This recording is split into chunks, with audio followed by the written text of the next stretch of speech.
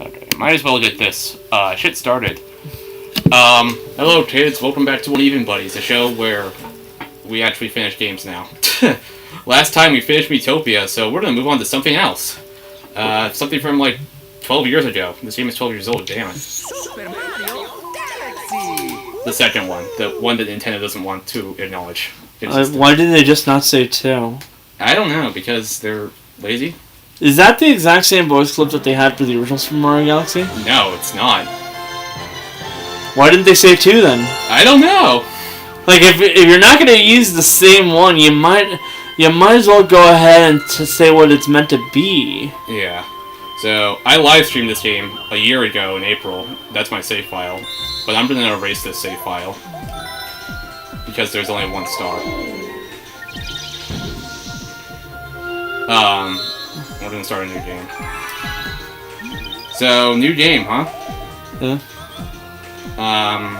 Might as well just do Luma. I was going to say, like, let's see the Luma for the thing. Alright. It's either that or if they had Rosalina. That's like after you beat the story, I think. Or, you have to... There is a Rosalina, but you have to fulfill a requirement to, unlock it. So yeah, it's a new week. I don't know what to say. This was the first game I ever 100% as a kid. I played that really hard level where you have to like beat it all in one go without getting hit once. So at this point, people are have joked around talking like how Mario and Peach the whole cake thing's an innuendo. But all I can think is, why does she constantly invite him for cake? Doesn't she ever like invite him for any meal other than cake?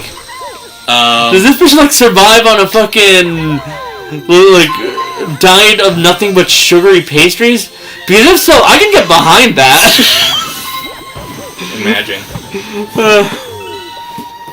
Alright. Just no fruit in the cake, damn it. Yeah. Like outside, fine, I can deal with that, but inside, no. Wow. You know, unless it's like strawberry shortcake, I don't really eat that.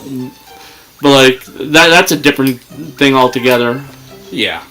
I'm just sick and tired of having things like peaches inside my cake. I don't want that shit. I want nothing more than a vanilla or a chocolate cake, man. Broccoli cake. Ugh. That's probably a thing. It is. Oh, I didn't. That was a joke. Look, anything that can be made that can be made into like a bready type thing will be used in a cake. Even cauliflower. Damn. You'll probably find it in some like vegan fucking website. Oh my god. Well, you learn something new every day.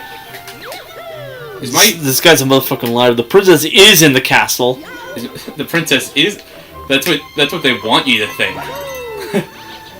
That's what if only if it was ever that simple. What's also happened recently?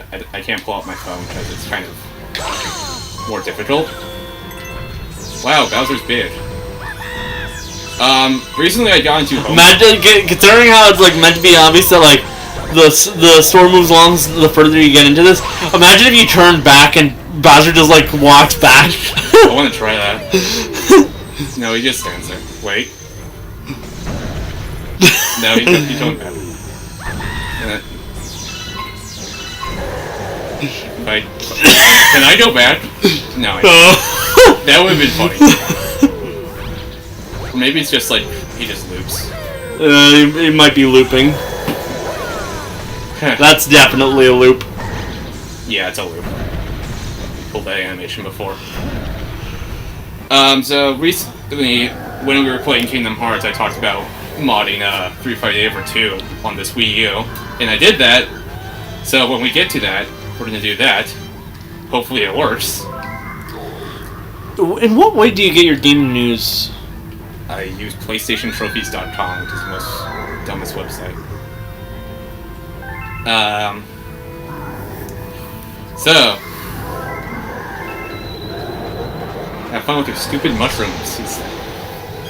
So this is what this is what kids call a classic, because it's 10 years old. Which makes me have an existential crisis because I'm old. I played this in 2011, I think, which is maybe the 2010 year it came out. So before I do something even equally stupid and like go on Reddit or something, let's talk about something I can talk about without having to bring up my phone.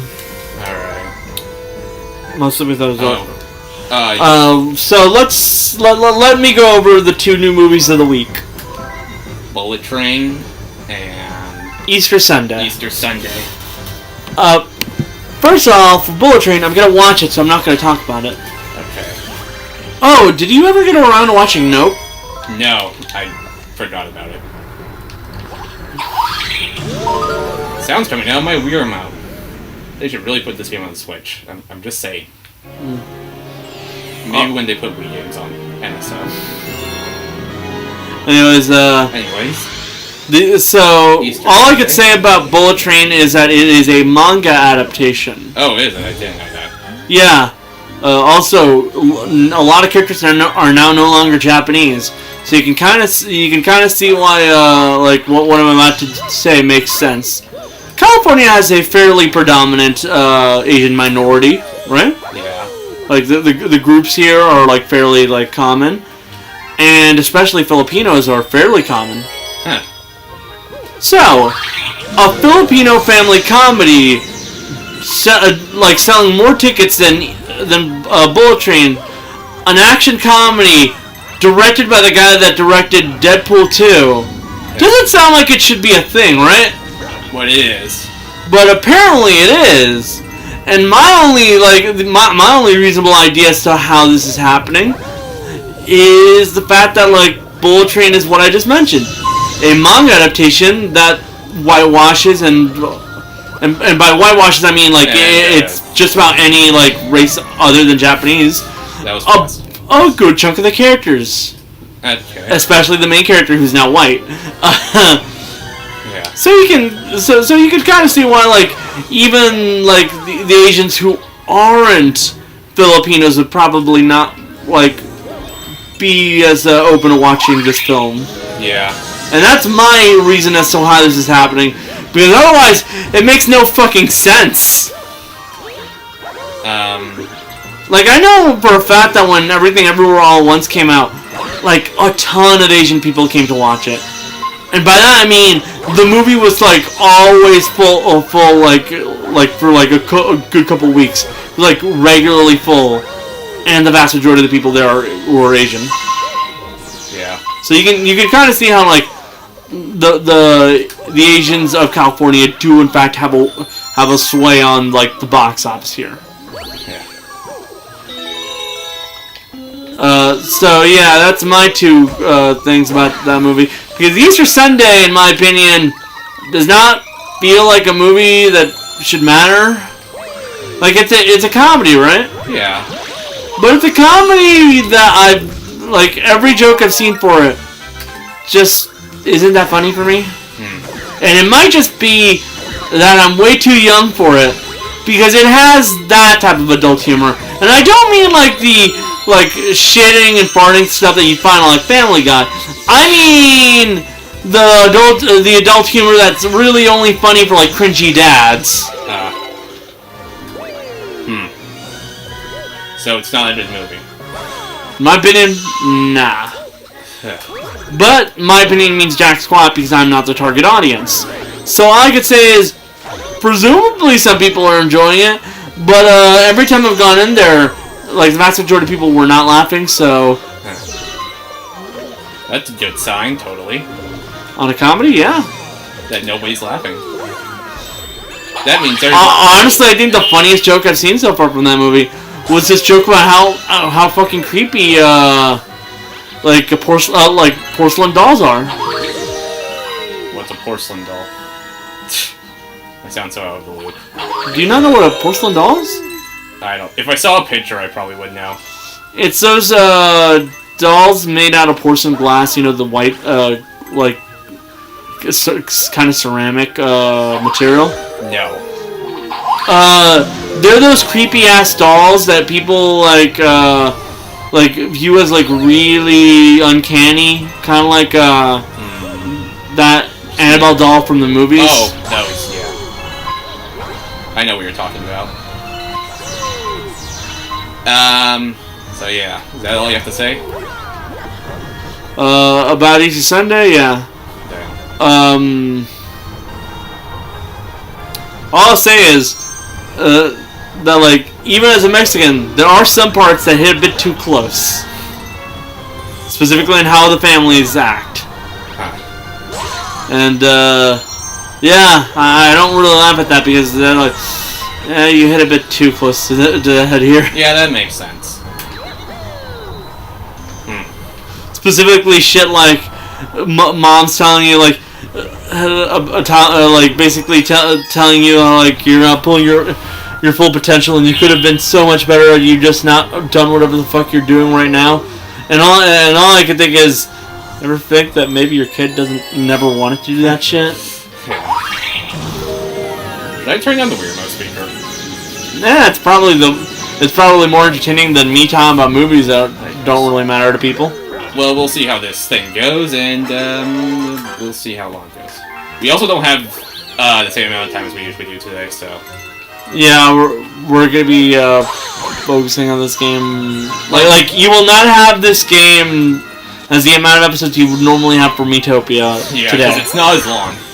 Well, you say today, but... No, but I mean, Metopia would come out with like several episodes over the course of a week. Yeah. This would have significantly less episodes than that. Maybe like 2 or 3. Yeah. On average. Because, unless you split the episodes up by world. Not world, I mean like level. I'm not a psychopath. So, wait, that's a lie. Well, I'm not that greedy. Maybe like 2 or 3 episodes per world. We'll just see how, if I feel like pausing and stopping, you know what I mean. Another news, yesterday I picked up Nintendo Switch Sports, because I'm a loser. How was it? I used the leg strap and I accidentally kicked my chair. My foot hurt after. So, that should share my opinions. So, I don't want to play with the leg strap ever again. Okay, but It's pretty good game. Why do I have the feeling you immediately switched over everything to Mii's? I didn't, actually. I used whatever the Sportsmates, the new avatar. I played the bowling mode where, like, people get eliminated. I got first by over 100 points. Because I am that good. I played... What else did I play? I played badminton. I won. First round. I played Chambara, sword fighting in Wii Sports Resort. And I won. So if you ever see me online in Nintendo Switch Sports, start worrying. Remember this guy? Nobody does. Believe it or not, we're on a spaceship right now. Doesn't really look like one. What even was the point of this guy again? He's just there. I don't know. You know, I never really understood. What was the point of making a Galaxy 2 and not having Rosalina be a main character from the start? I don't even remember she's in this game. She is. Like, at the very no, like the plot. Oh. Well, she sends letters throughout the story. And they made Galaxy 2 because... This is the same answer. They made Galaxy 2 because they had so many ideas from the first game. Yeah, I understand that part, but I'm talking about, like, why not have Rosalina be, like, a main character from the very beginning, like she was in the first one? I guess to try something different. I guess it just feels like everyone automatically like looks at the Galaxy games and like associates it with Rosalina because Rosalina was easily the most popular thing about this game. Yeah. So much so that she's now a main character that'll a face chip. That'll appear like in any like spin-off for Mario. Yeah, she was in the new Mario Strikers, which is bad. Yeah. Not a good... Well, I haven't played it, but... Like, ever since Rosalina's been introduced, I don't think there's been a single Mario Party without her, or something like that. Well, has there been? Ever since... She started in 10, and then she's been in every one. Yeah. And then she was in Mario Kart Wii, and every Mario Kart since. And then after that, she started invading Mario Tennis. I pretty sure she's in Mario Golf. I'd be surprised if she wasn't. Yeah, but like Rosalina has basically just kind of joined the catalog of like really important Mario characters, you know, along the lines of Wario and stuff like that. Yeah, and she was also playable in 3D World, which I recently finished with some friends. Good game. A lot different. They changed a lot from the Wii. Ironically enough, even though Daisy's meant to be like, you know, the second princess, the one everyone thinks is like the secondary main princess. Yeah. I think in most people's eyes, Rosalina's kind of supplanted her. Yeah. But mostly because Rosalina actually does shit in the mainline games. Yeah, but so when was the last time Daisy appeared in the mainline game? Super Mario Land on the Game Boy Advance, on the Game Boy, I think. Well, damn. And then there's also Rosalina in Smash 4, which I think helped make her more popular. I don't know logistics. Well, I do, but like she was like the princess for the Land games because of the fact that they were GBA games and they were taking place in a different thing. I think most people like the games originally say Mario, but I don't remember if it was a retcon or if it's just like everyone's idea that like instead of Mario being the one that was saving the day during those games, it was actually Luigi. Mostly because people associate Daisy with Luigi nowadays. Yeah. I remember people were pissed when Daisy didn't appear in Mario Strikers Battle League, and then when she was added through a free update, nobody gave a shit. Except for like here's the true like way to show like how important Rosalina has gotten to the Mario lore in comparison to Daisy. Rosalina came in as a character all on her own with Luma, because that's her way of attacking, and she's the mother of the Lumas. Yeah. Daisy came in as an Echo Fighter. Yeah, of Peach. Yeah. And they even updated her, like, post-launch Ultimate, so that she plays exactly the same as Peach. So, yeah. Like, down to statistics and everything, except for animations, so playing Peach or Daisy is a matter of personal preference. Also, if I remember correctly, Rosalina had been in the game since Smash 4. Yeah, she was in Smash 4. Yeah, Daisy got added in as an Echo Fighter in Ultimate. Yeah, she was like the first new Echo Fighter. Yeah. Rosalina was the first newcomer they announced after the E3 presentation that showed off Smash 4. Yeah. Really showing just how, like, popular Rosalina has gotten over the years. My most wanted character for Smash 4 was Bowser Jr., and I was like, oh, I sure hope that doesn't affect his chances in any way. But he got in eventually. He did get in the same game. He got in, and, like, you were probably really happy. Yeah, I was.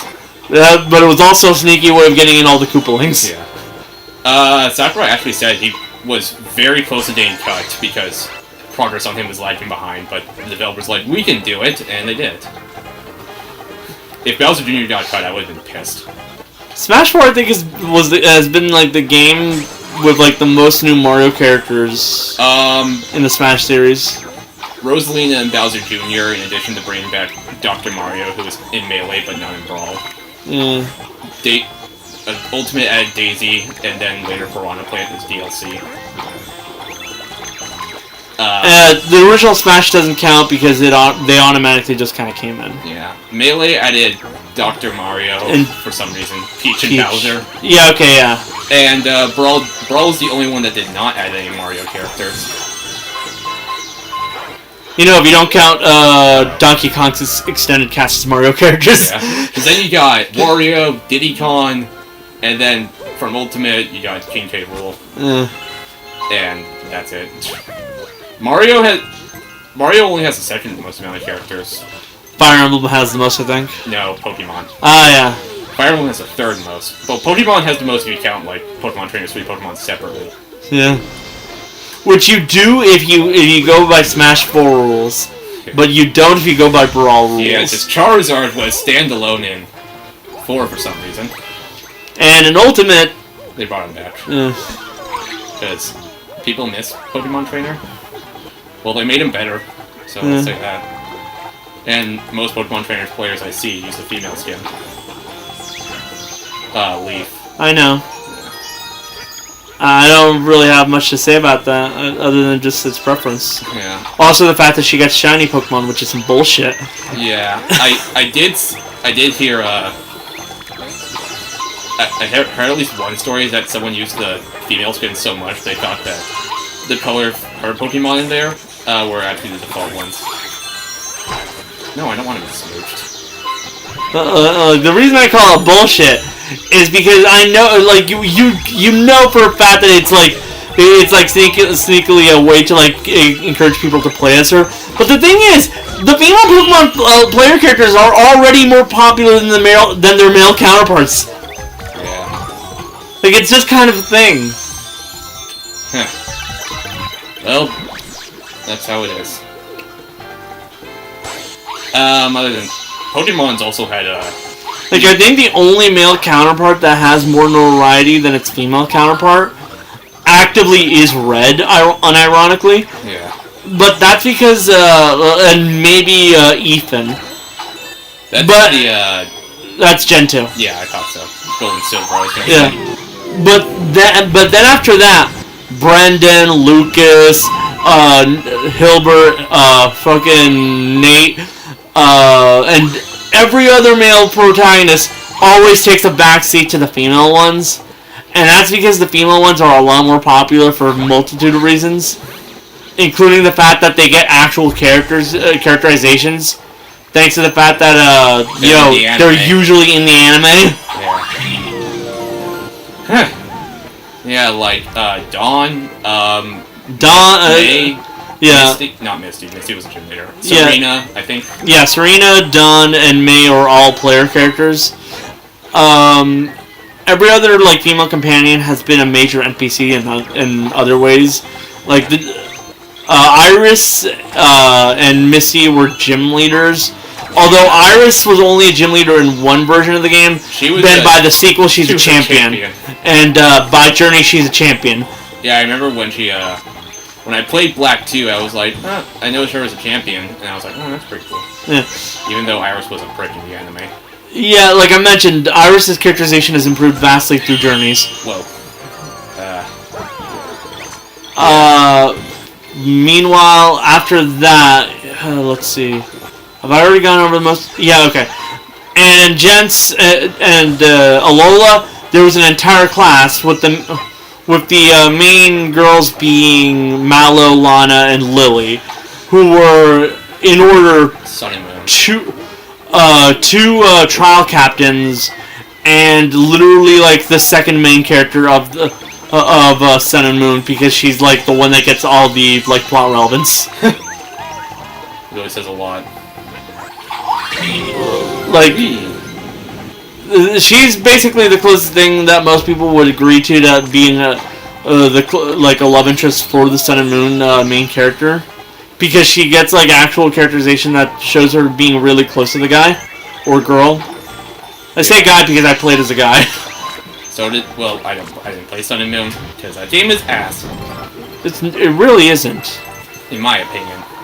Well, I played Ultra Moon. I didn't like it. Oh yeah, no, Ultra Sun and Moon were deliberately made harder. Well, I didn't like it because it was hard. I just didn't like it. Fight me. Okay. That's my. All I can say is the other thing they did was make was start the trend of changing. Gyms? No, Lucamine's characterization to make her less terrible. Yeah, I was gonna say gyms for version, but I think that was a different game. No.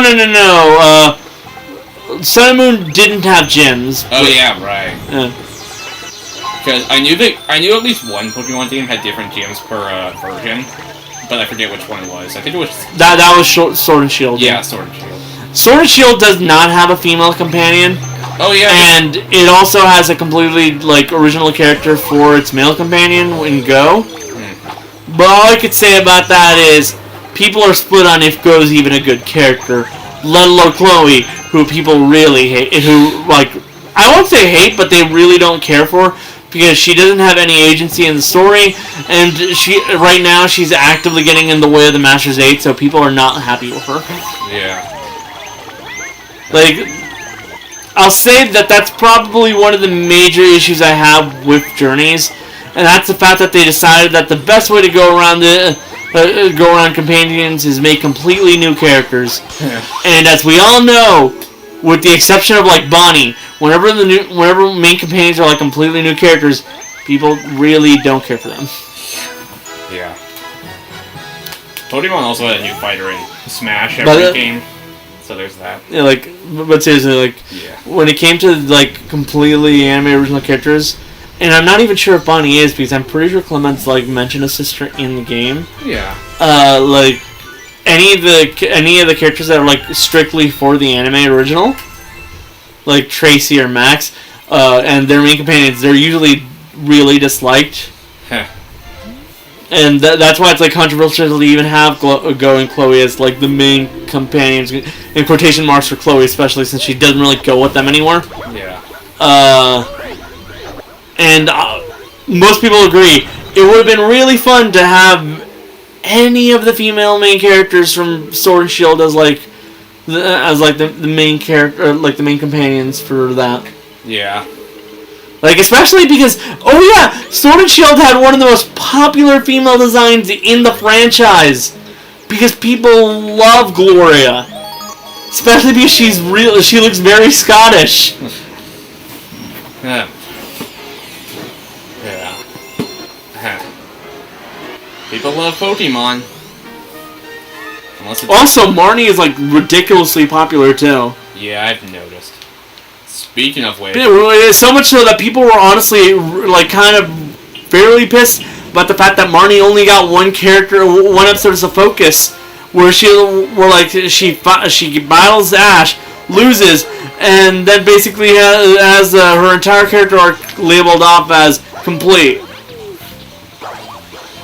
Huh. Well, I was going to mention how Pokemon also gets a new fighter in Smash every game. But there was also a... But it's also the most it's the franchise that sells the most in the entire world, so... Yeah, because, like, Smash 64 had Pikachu, which I guess was an obvious pick. And then Aren't you meant to be eating those or something? I can do this. I missed. But I can do this. That's how you do puzzles. Yeah. They also said they added Jigglypuff because its model was similar to Kirby, and... Honestly, yeah, that sounds about right. And, I don't know what else. Melee added Mewtwo because I guess in the first movie. Pokemania was a major thing. Yeah. And then when they decided to add clones, they threw in Pichu because why not? I'm dead. Yeah, and then in Brawl, they threw in Pokemon Trainer with Squirtle, Ivysaur, Charizard, and Lucario. Because, you know... Lucario got really popular off that one movie. Gen 4. And they actually said Lucario barely made it in.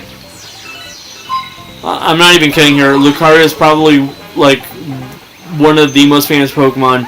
Yeah. And not even for furry bait. No, there was an entire movie where, like, Lucario, like, Mew and the Gem of Life or something like that.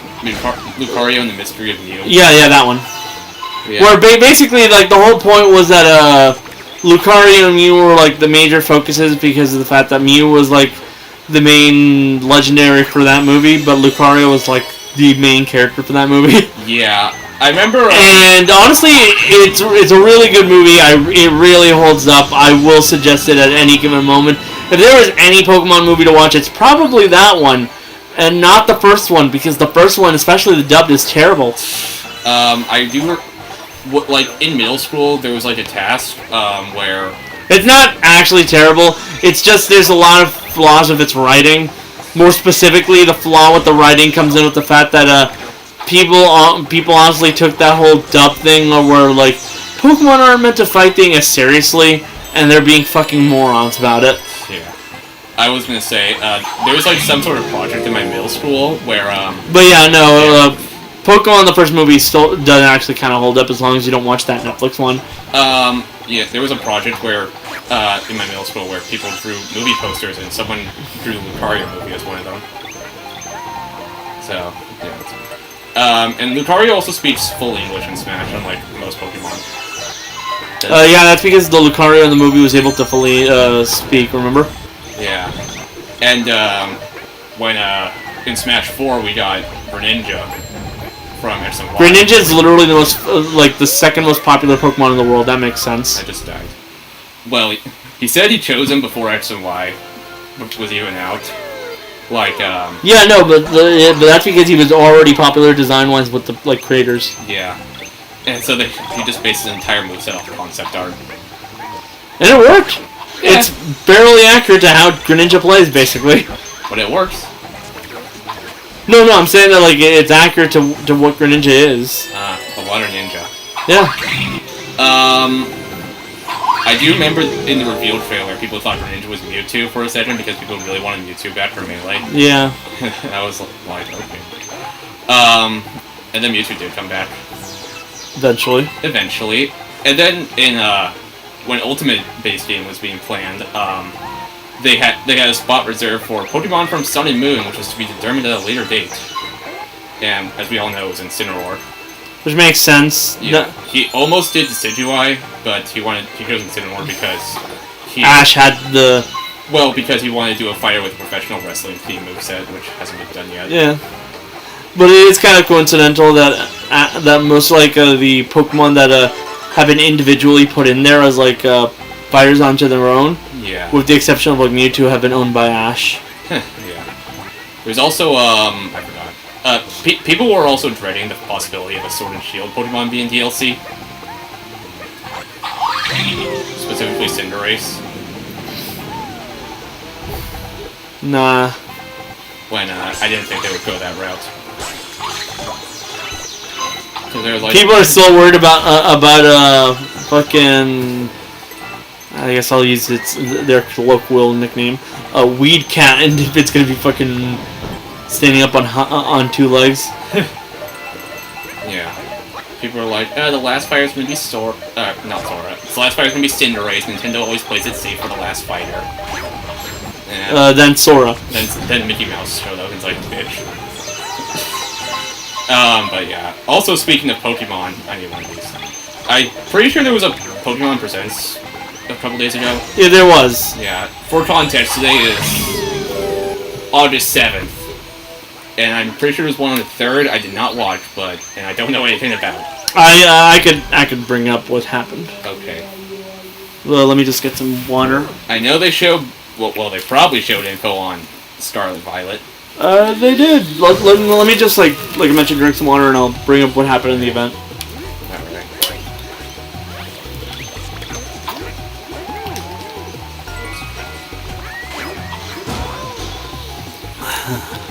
Alright. Okay. Okay. The event started with some mobile shit. Okay. Perfect. Everybody cares for mobile shit.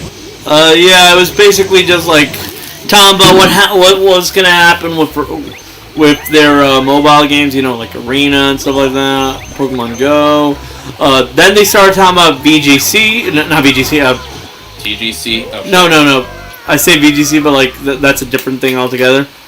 I meant PWC, the Pokemon World Championships. Oh, that.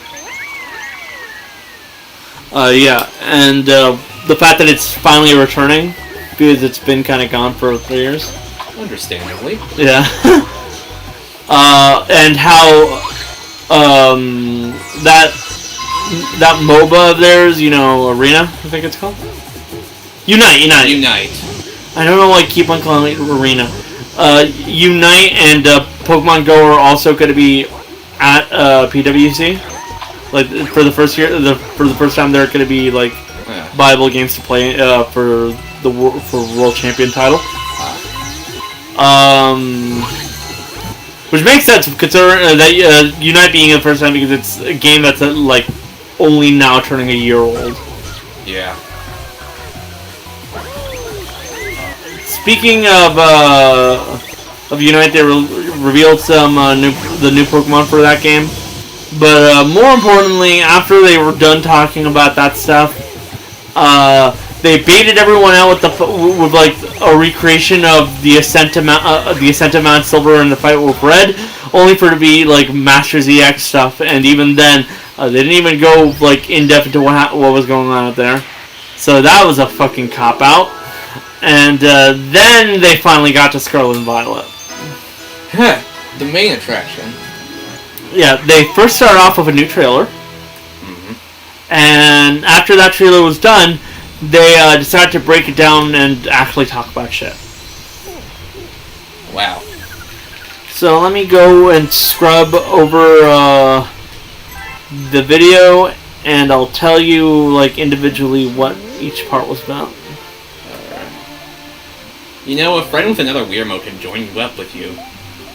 Oh yeah, this game has cooperative multiplayer, but the multiplayer in this kind of sucks, so...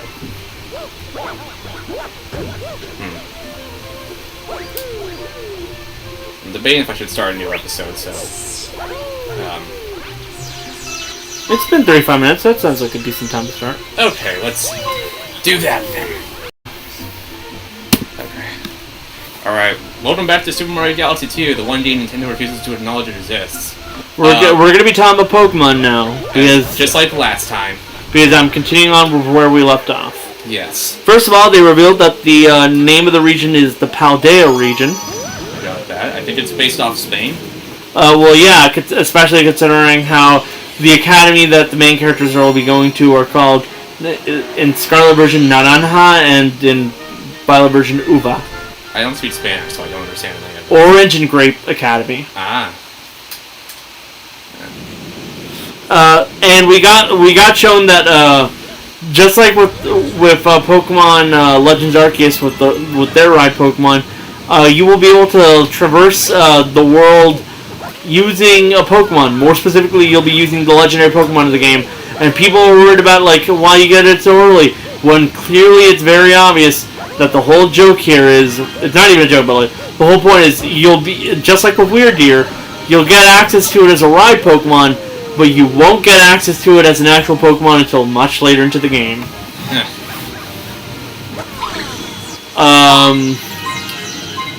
And also, even though the legendary of Scarlet version looks like it could in fact like have wheels on it, it doesn't. It's actually like an inflatable sack for swimming. And in reality, the only one that works like a motorcycle is the one from Violet. Huh, that's funny. But yeah, they have the capabilities of flying, swimming, and climbing up walls. We got introduced to some new characters. These characters are a cook. There's like two new professors, not actual professors, but like teachers that we meet. A cook that's like an upperclassman, I think. Yeah. A shy new student who wouldn't be looking out of place in a Todoroki family picture. And then we got some new Pokemon. First of all, Paldean Wooper. Oh, I saw that. That's the one thing I saw. It's basically a Wooper that is part ground, part poison, making it the first ground and poison type since Nidoking. What generation was that? Gen 1. God damn. Like the only other line outside of playing Wooper was the Nidoking / Queen line. Yeah, I know someone on. One of my friends said that Wooper looks like a steel type. I think it was Camden who said that. Camden is a fucking moron. That's a bit harsh, but okay. Dude, it's very obvious that like they mentioned lives on the ground, covers itself in poisonous film, and oh yeah, the website updated to have information of these Pokemon like less than 24 hours later. Huh. We already knew from like less than an hour after the fucking present happened that it is a ground poison type. That is why I can call him a moron here. Well. Okay then. The next Pokemon that we got to meet was Fido. What's about Fido? Why do you say it like that? Fido, which let me just like fucking zoom over to what it looks like. If I can. Fido is a dog Pokemon, obviously, right? Have they ever made one of those? Yeah, but more specifically, Look at this. It's adorable. Oh yeah. It's a bread dog Pokemon. I think I've seen that actually. Also, it's pure fairy type. Kevin wants it. Of course he does. He loves fairy types. He loves the idea of this Pokemon, especially the fact that its name is a pun. Huh. Interesting. And the last Pokemon we got introduced to for this direct was Satitan, a land whale Pokemon that's ice type. It looks kind of cool, and we also first got a look in the trailer about it by also getting a look at Grusha, the ice type gym leader of the game. And some other information before I move on to the last thing is the fact that this is an open world game while Legends Arceus. I think that's been known. Yeah. Not a lot of people apparently knew about it because apparently no one fucking goes to the website. I knew that when they announced it. Yeah. I also know it's going to have online co-op for up to 4 players. Yeah. They covered a bit about that. Not much, but they even showed you can ride your legendary motorcycle with your others. But more specifically, we've now found out that there is 3 stories in the game that you can take on in any order. Inflation. And by any order, I don't mean you have to stop. You have to do one and then just stop and finish it and then move on. No, you can just do the story beats of those stories at any given moment in any order. I thought that's what you meant. So yeah. Yeah, and along with that, this is another thing people were dumb about. As usual, it's here now. Yeah, it's some people thought that you could only do one of these and then you're locked out of doing any of the other stories. No, morons. That's not how it works. Well, I don't know. Nintendo makes decisions by throwing darts at the board. Yeah, no. They have clarified. No, you can just do all 3 of them in the same save file and all that. Yeah, because I know. I think Kingdom Hearts Birth by Sleep also has 3 protagonists, same story. I think is it 3 protagonists, same story, or 3 protagonists? 3 protagonists, ongoing stories at the same time. So separate stories per protagonist. Yeah, the stories are slightly different. Here's the hint. You already know what Terra's like, right? I've played a bit of Aqua. When I played the Cloud version Switch demo. Okay, so here's the thing. Aqua and Ventus here's how I'll describe their stories. Ventus will just kind of hang out in these worlds trying to find his friends. Aqua... Well, actually, I should cover Aqua last. Terra will fuck up and trust the villains of each story. And Aqua will fix the messes that Terra started. Oh my god. So is that the ideal playing order? I don't remember what the ideal playing order is, but basically all of these stories kind of happen sequentially. And you will actually encounter moments where the stories will line up in both playthroughs and stuff like that. I see. So it's best to have 3 save files. No, don't do that. So I'm pretty sure after you beat one, you're allowed to just start the other ones. Yeah, I think it would be pretty stupid if that wasn't the case. Yeah. Though Square is kind of a stupid company. I'm gonna go ahead and die. Yeah. But I do remember that there is meant to be a set order, and after you beat all 3 of them, you unlock the last bit of the story, which is basically the end of the game. Because this is a dumb comparison, but Sonic Adventure, the original, has 6 stories, 6 characters. Yeah. Once you beat all of them, you get the super ending story. Yeah. And that's because the story basically. Nice. Yeah, I'm pretty good at this game.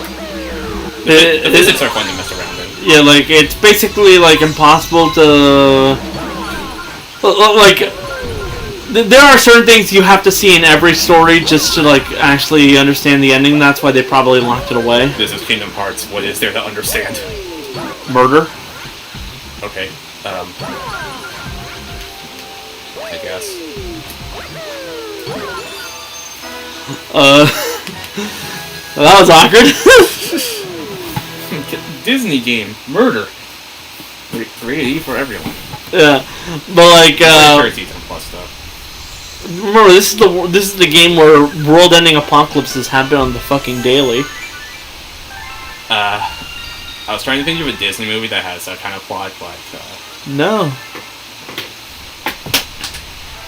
I guess any that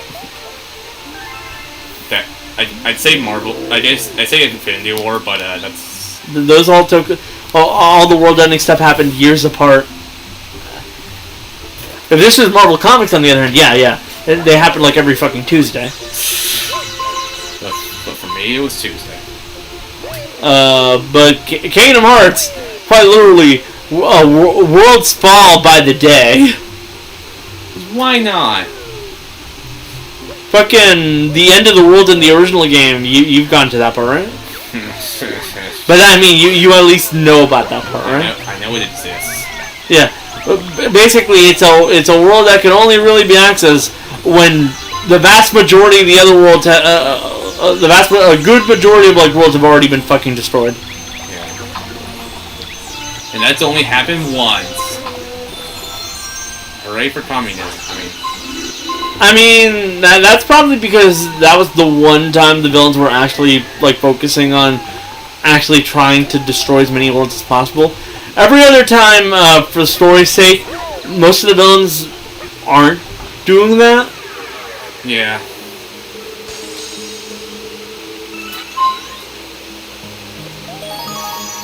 What else? Oh yeah, and funnily enough, like people were like making jokes about when they found out that Grusha was a guy. It's like, I bet there's at least one artist who already made a big titty Grusha without realizing that it's a guy. And like there was like a post right now like showing like a tweet from like someone who made a big titty Grusha, and then found out that they were a guy afterwards. They're never retconned by saying it's a gender bend version. Trust me. Yeah, probably. But no, the person actually admitted that they fucked up. Well, at least you admit to your mistakes. Yeah. Like some people. Yeah. But yeah, it is something that was kind of funny that happened. Yeah. Basically, I'm trying to see how long I'd go before bringing up the gimmick of the game. Because we got revealed what the gimmick of the game was. Which is being good. Voice acting? No, it's Damn it. That's never been. It's basically a... I have to remember the name because the name was something that I don't remember very easily. Terrestrializing. Oh, yeah. I heard about that. It's like... turning your Pokemon into gems, essentially. That was stupid. But, more importantly, what the actual gimmick does. It kills them. It basically, when you terrestrialize, depending on what type the Pokemon is,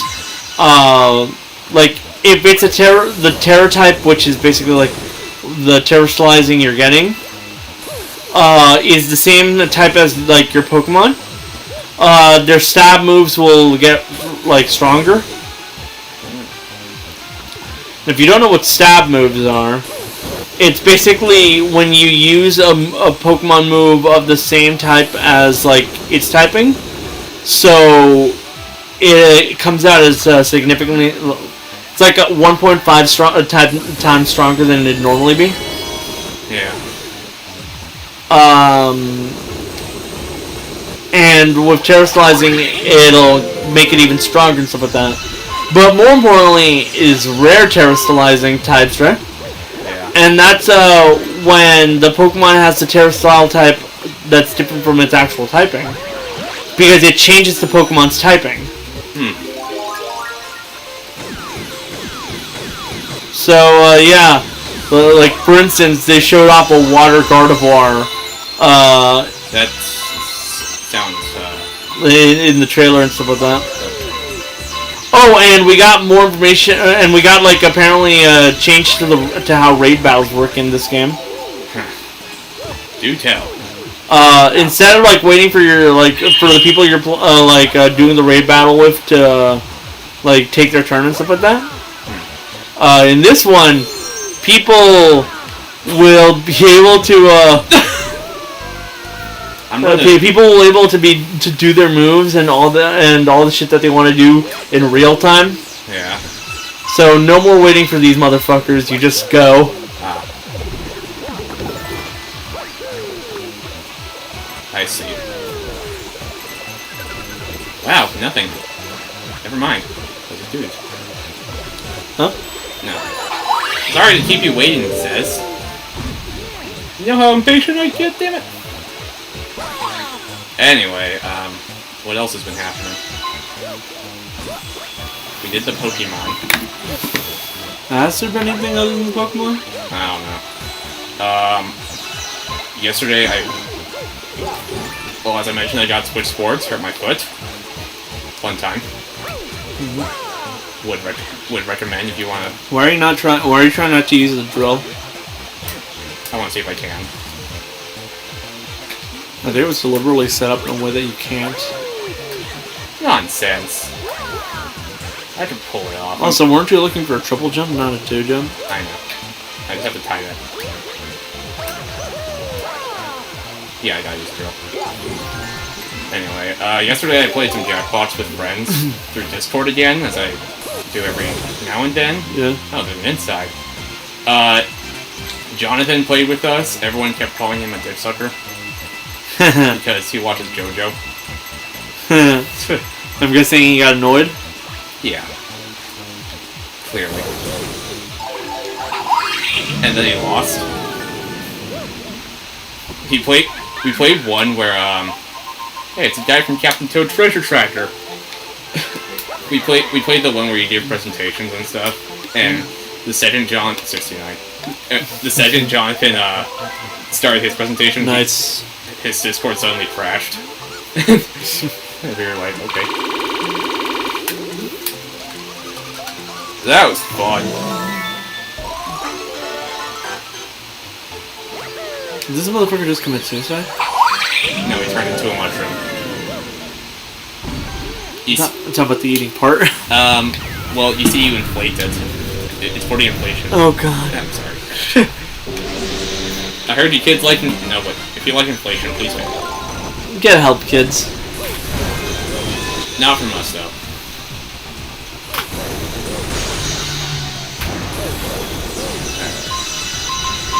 Fighting this guy.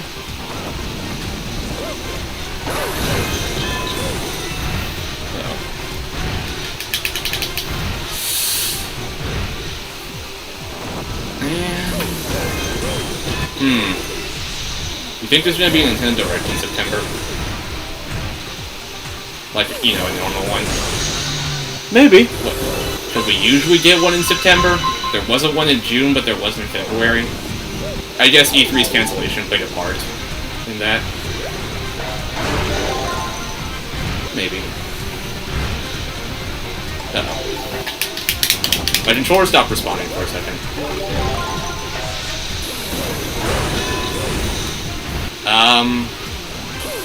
Oh yeah, I completely forgot to mention this, like, last time.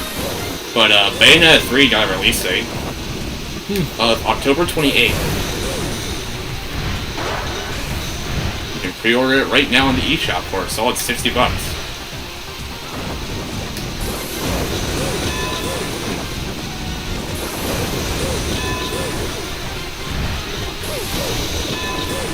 Okay, that was bullshit. There we go. My ankle. Not my ankle, my, wrist hurt for some reason. I guess from flicking around the Wii remote. It's 2 o'clock. I should order my food now. Probably don't say my address on camera this time.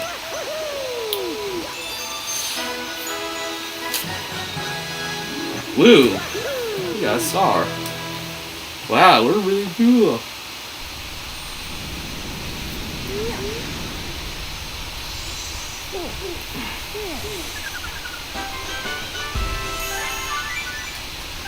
Comet Medal. I've gotten every single Comet Medal so far. I'm that good. Oh boy, a choice of galaxies. Sergeant Mario from now on. Oh, one of my little guys is back. And they brought the toes along with them. So now those things aren't orbiting. If you ever want to visit that ship, use the warp pad. Thank you. This is also the only... Galaxy is the only 3D Mario game that did a direct sequel. If you realize. Like a direct numbered sequel. Yeah. And because of that, the Wii is the only Nintendo console that have 2 original 3D Mario games that aren't ports. So, yes, rub it in. Yeah. That really says a lot about the Wii. And why the Wii is superior. I don't know. Scott made a really damn good argument for the GameCube yesterday. That is true. I say yesterday because I watched it yesterday. Was? Oh yeah. I watched it when it came out. I didn't have the time to watch it when it came out, so... Ah. I mean... Also, I watched Scott videos while eating, so... Also, the Wii was my first system, so... So was mine, but I always wanted a GameCube more. I just never could get one for some reason. Well, now their GameCube games, at least, are kind of... fucking rare. expensive. Unless it's like one that nobody wants. Because that can't happen. But yeah, he made a damn good argument for its legacy. Yeah, we got Pikmin 1 and 2. Honestly, most of my argument was for Coliseum, but... Pokemon Coliseum, Pokemon XD. It's a joke. In reality, I've always kind of viewed like the GameCube as one of those consoles that gets more of a bad rap than it deserves. The Wii U. But it gave us Melee, so fuck it. It gave us Pikmin, it gave us Melee, Metroid Prime 1 and 2. The joke here was me saying that like the GameCube was a mistake because it gave us Melee and Melee fans are a mistake. Wind Waker. But yeah, no. Wind Waker has always been like one of those games that like kind of cemented the GameCube as something that honestly deserves a better reputation than it got. Oh, I don't want to deal with this part. Do you need the Fire Flower to do it? Well, you get one, and you have to destroy all the bosses within a time limit. And I just don't want to do that mission right now. Maybe in a later. Well, I do plan on just, like, doing the story and maybe going back to 100% eventually, but, I don't know. If I 100% it, I would want to, go back to my live stream file and 100% it there. So, which I've been thinking about, really.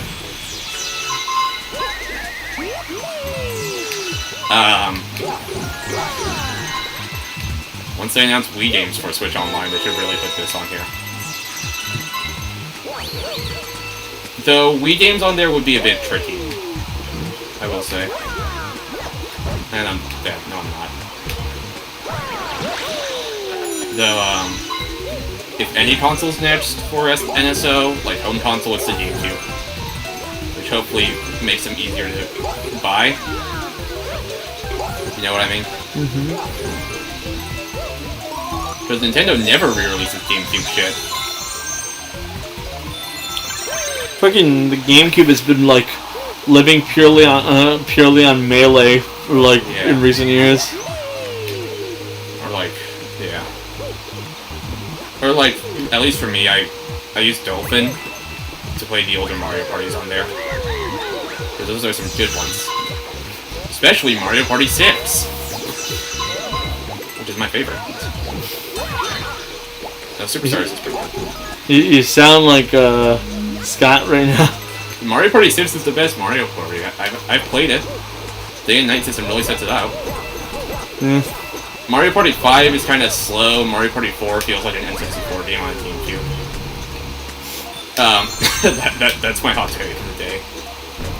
Hot take of the day. Well, apart from Ultra Sun and Ultra Moon being not good. That's not a hot take at all. The people are divided fairly fairly commonly. Honestly, me defending it is more of a hot take than you.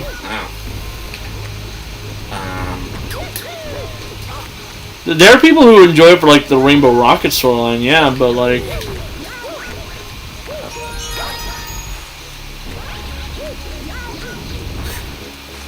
I would have been smart. And then there's Mario Party 7, which is also on the GameCube, which, the one thing that sticks out to me is, the fact that you can play with up to 8 players. And you may be wondering, how? The GameCube doesn't have 8 controller ports. Well, it's simple. 2 people share a controller. Teams of 2. It's as chaotic as it sounds.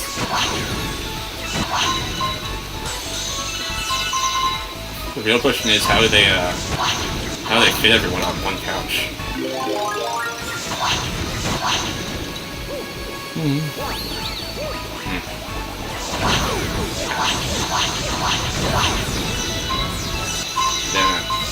But yeah, the GameCube Mario parties are pretty good. What else did the GameCube have? Mario Golf? Toads to the Door? Which I've heard decent things about. Mario Power Tennis, I think it was called. Something along those lines. I got an updated port for the Wii with motion controls, because that makes sense. I don't know. I don't know what else to say. Mario. Yeah. I'd say Twilight Princess was on the GameCube, but it was also on the Wii. But that was a last minute decision. There's also the Four Swords games. Four Swords Adventures, everyone's favorite Zelda game. I say everyone's favorite. Sarcastically.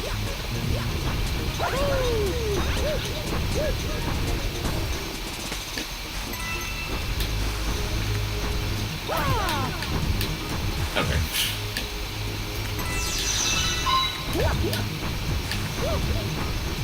I don't know what I'm doing.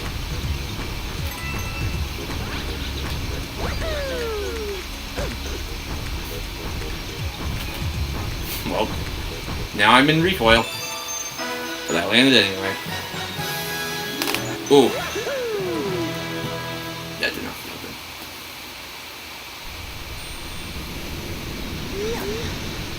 What else is new? Yeah, I think this is a good amount of food. We're getting Wendy's again. Oh, nice. I didn't ask if you want anything, but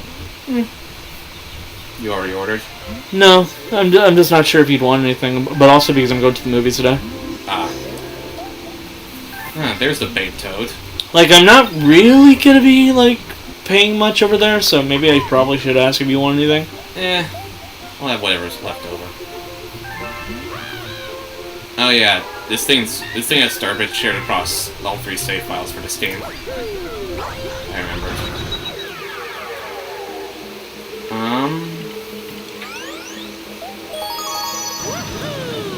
I mean, I was gonna get a combo. Have you ordered yet, or? No. I guess I'll have some nuggets. Why not?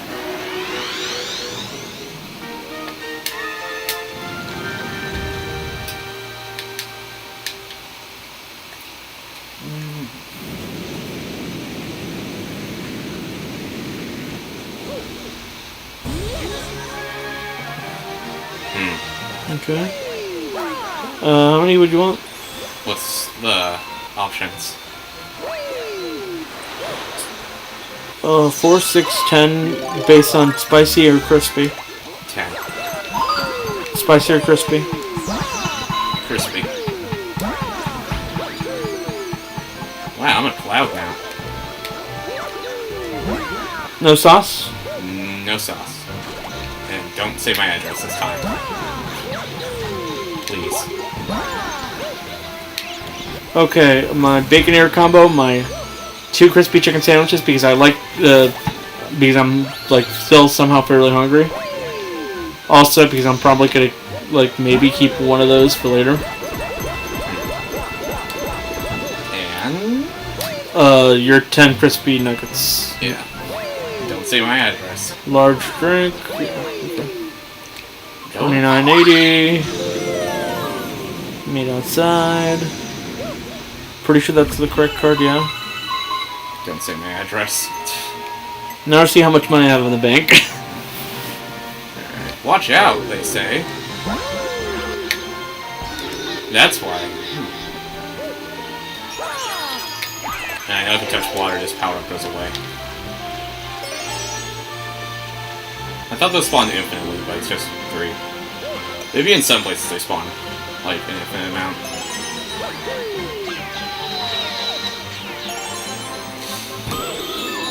Imagine 3 of those shadow things following you and repeating every action you do.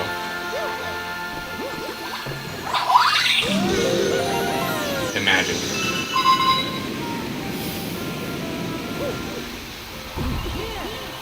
I don't know what to do. No, I mean, like, I wouldn't know what I would do. Well, I'd maybe, like, kick in front of me and then just move. See what happens there. Get it? yeah.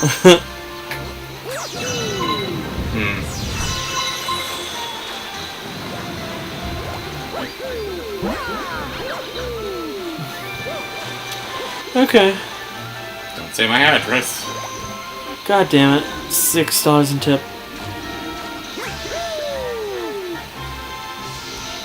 Maybe move one of these. Would that lower substantially? Some monkey with sunglasses ran off with something. Damn, I didn't know they had NFTs in this game. Okay, that's better, yeah. That's good enough. I'll like, if I'm still hungry by the end of this, I'll just get myself some Wetzel's pretzels later on. Yeah. Ooh. Standard delivery. In the Milky Way galaxy. I said your address. Fuck you. Where else would we be? The Andromeda galaxy? Wherever he's in.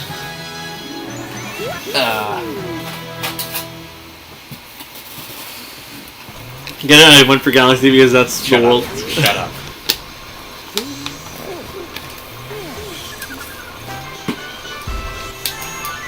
Alright, we got one more level in this world, and then that'll be a good place to switch. If I have enough stars. Now, look at that. See, boss. Floaty souvenir. Get souvenirs of stuff. Whatever they were called. Power-ups.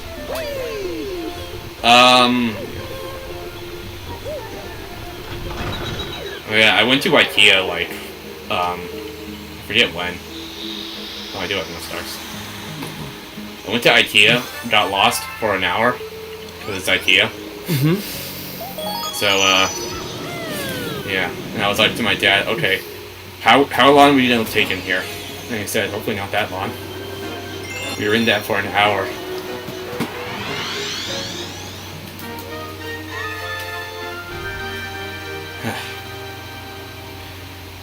IKEA shopping speed run. What's the world record? Curious now. What? IKEA shopping speedrun 80%. Yeah. If someone can get get their shopping done like under 30 minutes, I'd like to know who that is. Wow. You're getting your ass kicked by a bunch of fucking... I noticed. What's the best way to describe these motherfuckers being? I don't know. They were Helmet heads. Helmet heads, metal heads. Yeah. Okay, like that.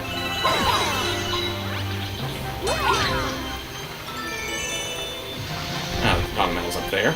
I love how Bowser Jr. expected Mario to, like, be coming around here, like, bouncing on people, but he didn't expect anyone to actually be punching. Yeah. Well, I maybe should have timed that more efficiently. Whatever. Going up. It's got I can skip all the way over this. See, it worked.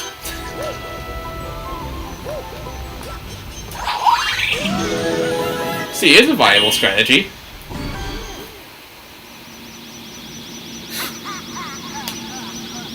There he is in his little drone thing. I won't be needing my dad's help to finish you off. Or will he? Now we got Hungry Hippo. Maybe that's a snake. Or a Chinese dragon.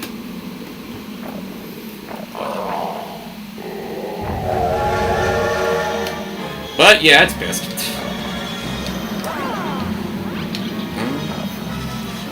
Gotta remember how to fight this boss. Thing has giant pimples all over its fucking body. Yeah, and you have to like hit those. I'm gonna say this right now. The weak points in this game specifically, especially because most of them are like made out to be seemingly like physical, like body part shit. Kind of gross. Huh. Alright. Well. You're just popping his pimples. If anything, you should be thankful. And I missed that. Or did I?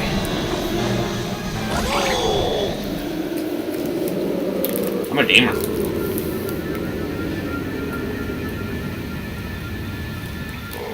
Chinese dragon. Yeah. I don't know why I said hippopotamus.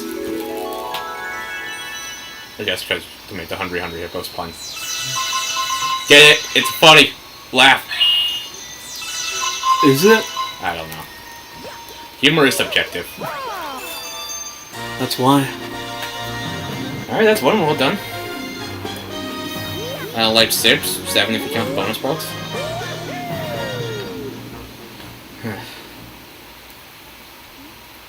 Utopia wrapped up after 35 episodes, so we'll see how long this lasts. It won't be as long because it's not that long of a game. Now that Randstar goes and explodes into a portal.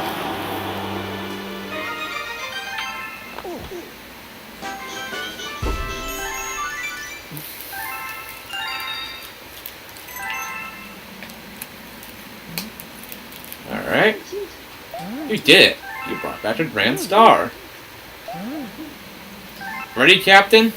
No. Apparently so.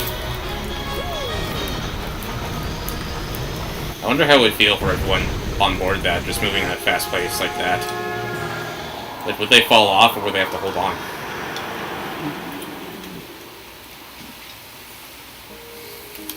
Real questions. Alright, different world. Alright, it's a solar system.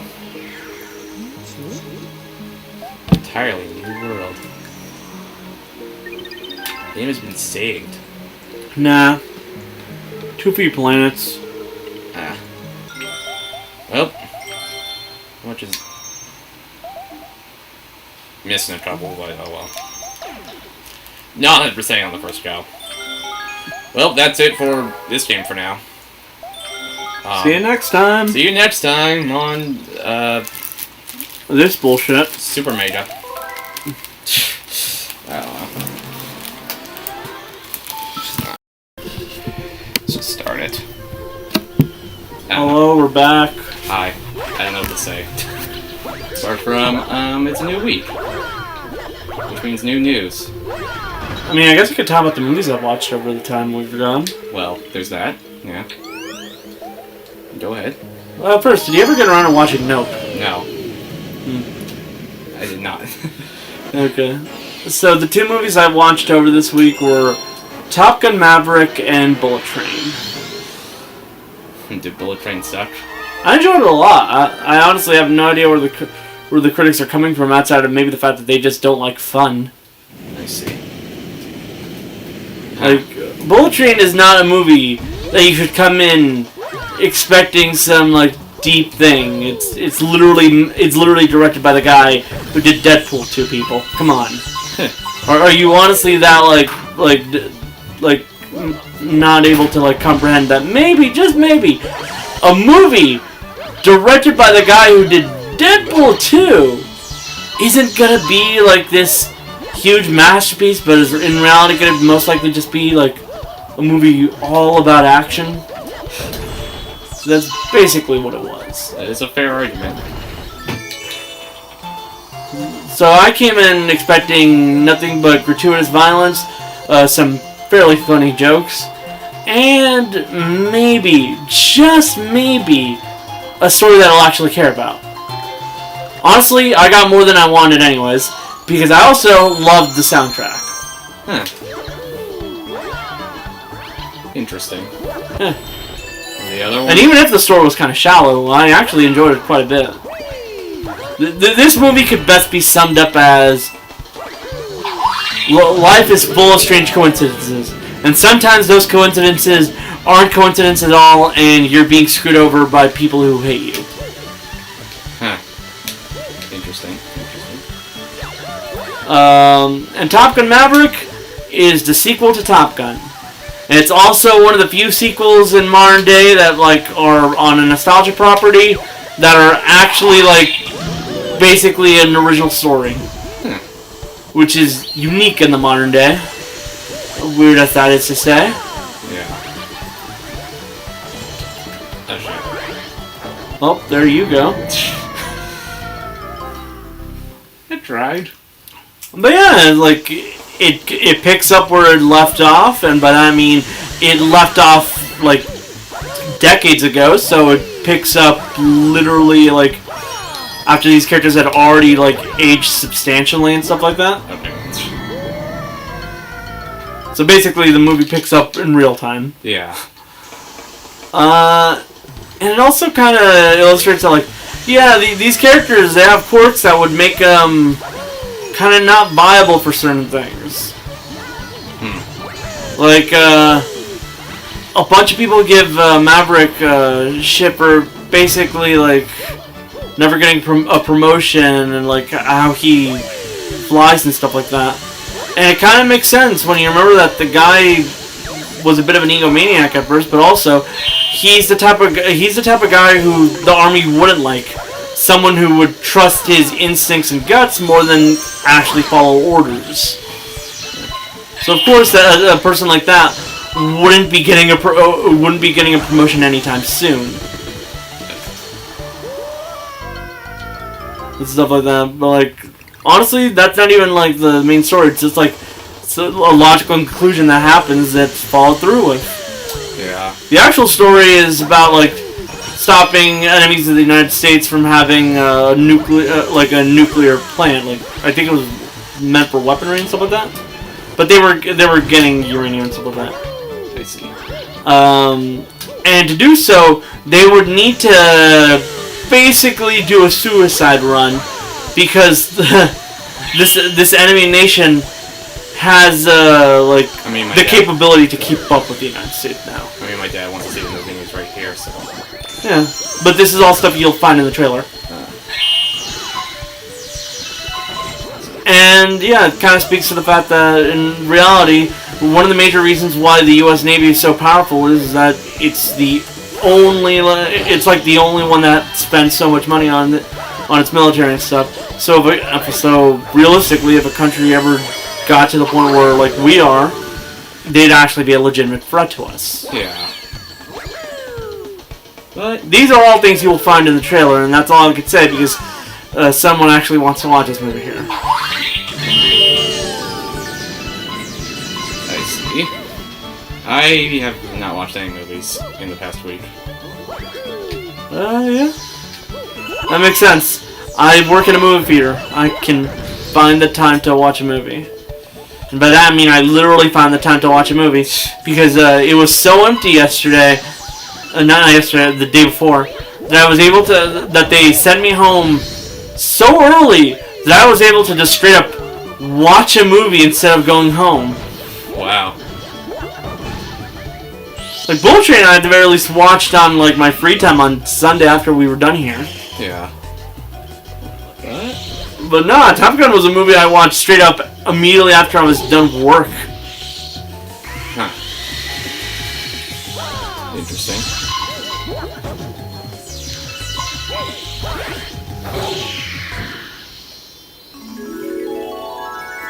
Dang. Well, there's all that. I guess I can talk about anime unless you have something to talk about. I'm gonna take a brief glimpse at what's happened over the past week, which I'll be doing every now and then. Most of the actual news will probably end up showing up in Kingdom Hearts. Well, yeah, because I don't watch it on my phone, but I'm not gonna do everything in chronological order this time. You're just gonna go over the stuff that you find it most interesting or something? Yeah. I mean, Hogwarts Legacy got delayed to next year, but good. Who cares? Isn't that the movie that? Isn't that the game that like that like doubles down even more on J.K. Rowling's stereotypes against Jews? I don't know too much about that game to answer that. So because the main villains are the goblins. Anyway, oh shit. Multiverses Season 1 got dated. And the addition of Morty. So Rick and Morty are in the game separate? Yeah, that's honestly kind of weird. They're separate fighters. How'd that work? Oh wait, they'll probably just have Morty go like insane with rage or something like that. Yeah. He does that a lot. And Rick is going to have a Pickle Rick skin. Take that as you will. Oh, for fuck's sake. Yeah. The sad part is, the people over at Rick and Morty are way too proud of themselves for that stupid joke. Unfortunate. I don't know what else to say. I mean, it's a stupid joke, but people like it somehow. Mostly the types of people who would yell that shit out at a McDonald's. I remember that. I think everyone does. No one's ever forgotten. I try not to.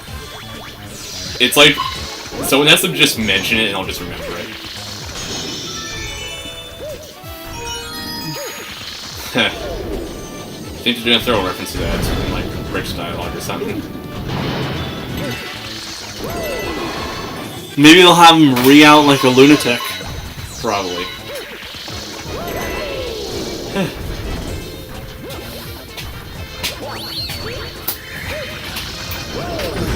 I don't know what else to say. I know they said Morty's gonna use like some sort of thing that looks like a sex toy in his moveset. I don't know. Plumbus? Yeah, whatever it's called. I don't know how they got away with that, but okay. They just kind of have it in every episode. Supposedly it's like an actual in-universe thing that like has an explanation, but they'll never explain it because it's basically treated like a noodle incident. Nice. Whereas as long as it's there, they're just gonna have it there, but they're never gonna like acknowledge what it's actually there for. Yeah. Human Neutron got added to Nick All-Star Brawl. They're still updating that game? Oh wait, this was not so while ago. Never mind. Yeah, and they still have to add Rocco. And an Ultimate Edition of the game got leaked through an Australian rating. I think it was Australia. Oh wow, you can definitely tell they're done with the game now. Yeah. Like when a fighting game announces an Ultimate Edition, that's usually a sign to say, okay, yeah, we're done updating this game. Well, if anything, I think it would be smart if they like invest more money into like a full sequel, or if they just give up and license their SpongeBob to Multiverses. Which they've done. I did see that happening. Which they should, by the way. Warner Bros. Actually knows what they're doing. You see, the issue with that is the idea that Viacom knows what they're doing. I mean, they just saw All-Star Brawl as a cash grab, so they barely gave it any budget at launch. It took like 6 months, well, more than that to get like full voice acting in the game. So take that as you will.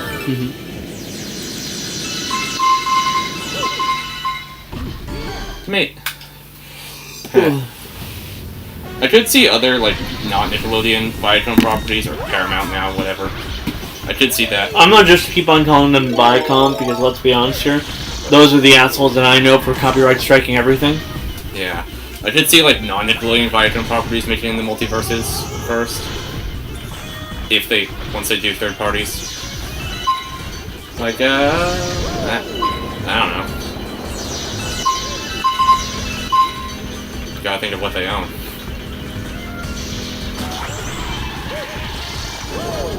I miss.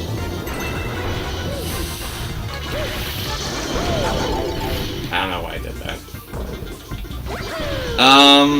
Because you believed in yourself when you shouldn't have? I guess that's an answer. I don't know how I survived that. Frames. Hitboxes. Hitboxes, yeah.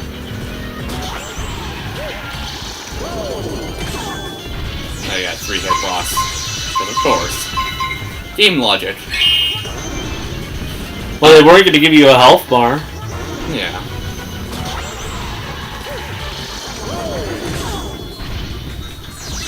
Four hit? Interesting.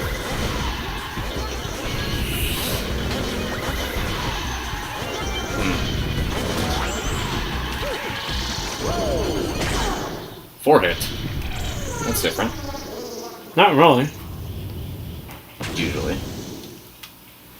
Anyway, what else? Oh, there was a Splatoon 3 direct, like a couple days ago. Oh yeah, I haven't watched it yet. I've seen it.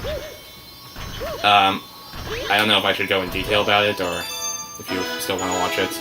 I'll watch it. I just keep forgetting to do so. I will say, they had a dabbing. Honestly, that makes sense. Yeah, and, it feels like a Splatoon thing to do. Yeah. The one thing I will say is that there is going to be an open beta, like the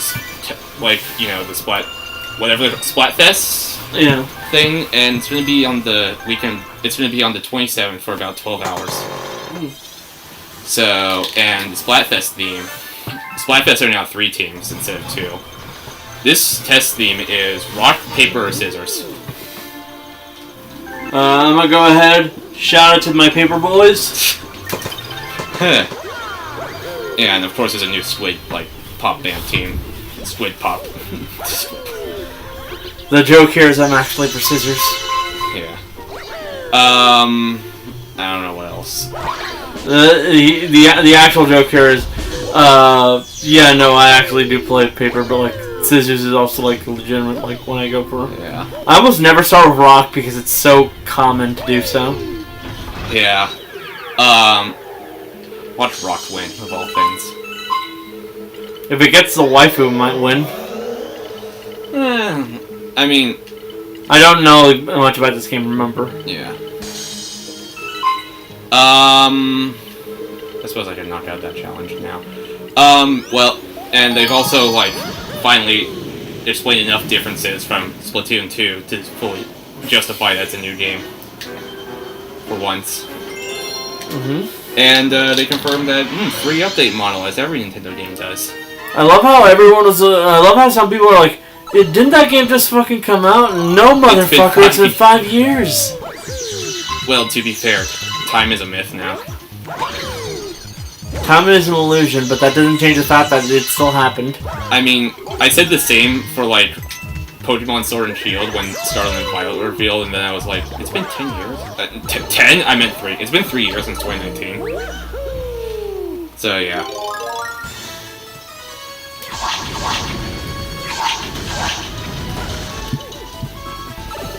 So yeah.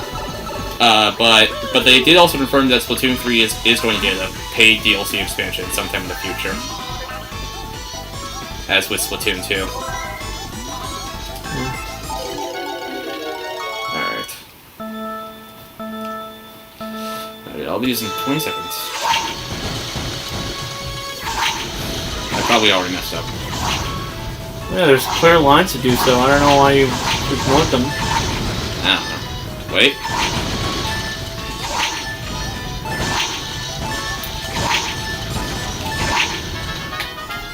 I did it.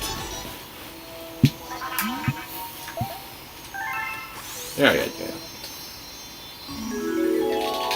That was easy. Define easy. What else has happened?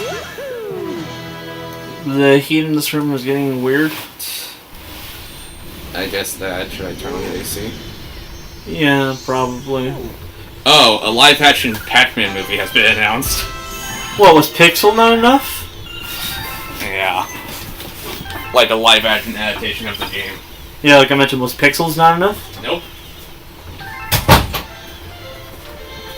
That's gonna be weird. What, having a live-action Pac-Man movie compared to Pixels? Nah. I mean, like, oh, this is unplugged. I forgot because it was making a weird noise yesterday. We had to unplug it. Yeah, that's happening. The third Sonic movie got dated for 2024, December 20th, which is my birthday. Fun fact. So, All I could think is, man, we're really not gonna have Pac-Man Tim Curry anymore. Tim Curry? I said Tim Curry, I meant, Jim Carrey. yeah. Jim Carrey and Tim Curry are names I constantly mess up somehow. I say somehow, but they're very similar, so that it makes a lot of sense for me to mess them up. Yeah. Okay, this is not turning on. That's just... do these plugs just not work? I think you have to press the button, the reset button. Maybe those outlets don't work. I have to, like, do this. Welcome to the show where I just fiddle around with outlets for like a solid minute. There it is. There we go.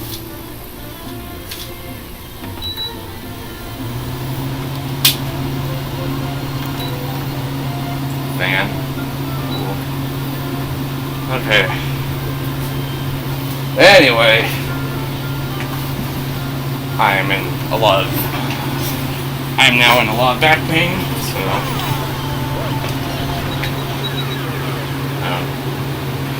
Yeah, like I mentioned. Was Pixels not fucking enough? Why the hell would you want to make a new one? why not? Because Marvel's Midnight Suns has been delayed again. It's the Marvel game from XCOM devs. I know. After discussion with the team, they delayed to make the best possible announcement. When are we getting Wolverine like info? That's a good question. Maybe later this year. Hopefully. And it's also confirmed that game will now have two release dates. It'll launch on PC, PS5, and Xbox Series X sometime this fiscal year, which means before March, and it'll come to PS4, Xbox One, and Nintendo Switch at a later date. That way you can truly make the next gen of current gen comparisons. See how bad it gets. So there's that. And It feels like a Sonic course. it does. I mean, there's an orchestrated remix of the Super Mario World theme in the background. Going fast. Gotta go fast. Oh, and other news, THQ Nordic held a showcase yesterday. Well, not yesterday, but... Was it yesterday? No, it was a day ago. 2 days ago. I can't talk. They showed, like, info on, whatever they're working on. You know, the stuff nobody cares about. Except for the new SpongeBob game. And whatever else THQ Nordic is working on. And they're like, you know, we still have 26 unannounced games in development. But then all of a sudden, the number 26 was crossed out at the very end. Well, yes, what we meant to say was 28. No. Or 27. What we meant to say was 25, because they showed the logo for South Park Digital Studios, which confirms that they are behind the new game. Why was that? Why was that mystery one? Well, THQ's gonna publish it. Probably better than Ubisoft. Yeah. So yeah, that's the publisher behind the new game. It's now fully legitimately confirmed to not have Ubisoft's involvement at all. So, if it was up to you, what would the story of this game even be about? Sci-fi. So, finally gonna like listen to Kevin Stoley, I guess. Yes. I would go sci-fi. Oh yeah, but yeah, fuck with it by making it sci-fi, but not Star Trek. Yeah. Yes. Speaking of sci-fi, I watched the movie Alien for the first time recently. How was it? It's not that scary. I mean, it's an old movie. It's kind of cheesy. Yeah. But, that's called the, fucking... what was it again?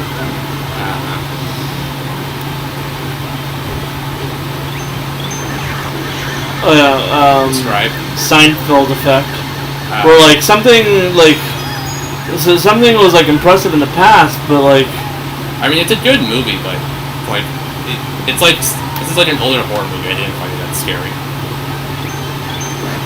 Basically, like something that was like impressive in the past no longer looks as impressive to someone from the modern day because there's things that are based off of it that kind of do it better or more uniquely. Yeah.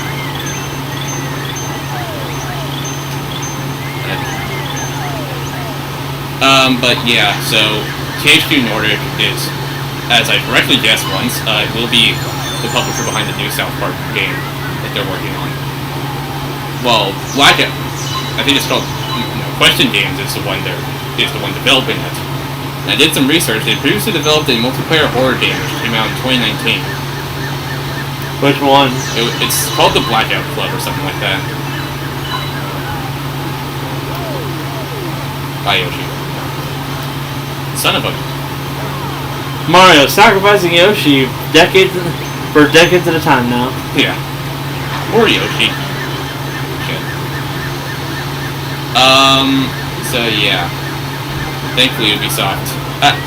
I mean, I get the people over at Ubisoft are very talented with what they did in the their South Park games, but I probably wouldn't trust them today. Yeah. Considering their intelligence. Yeah. I think they put all their best people on Mario Rabbids. Yeah, that's like the one Ubisoft game I'm looking forward to now. Like, literally the only one. Wow, mail toad.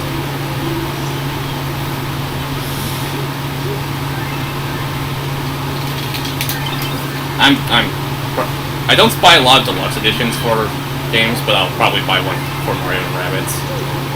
Even though it's like $90. I will pay full price.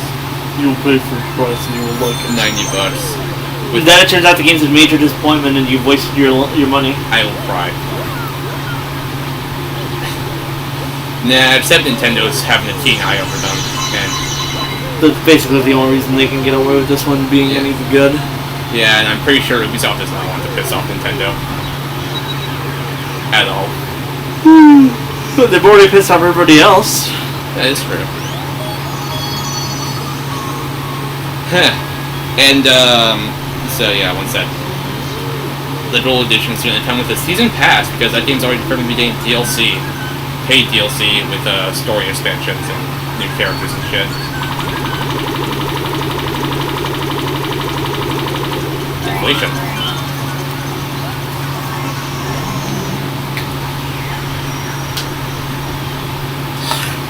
Yeah. What else has happened? I'm gonna take another glimpse of this here.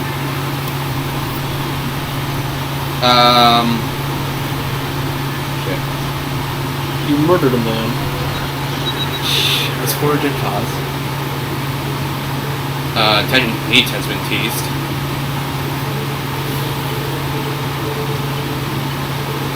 So... That's the thing. Shit. And... Multiverses is also getting classic mode, like, you know, the Smash Bros. Or classic mode. It's getting arcade mode. It should be fun. Well, and I don't know what else is happening lately.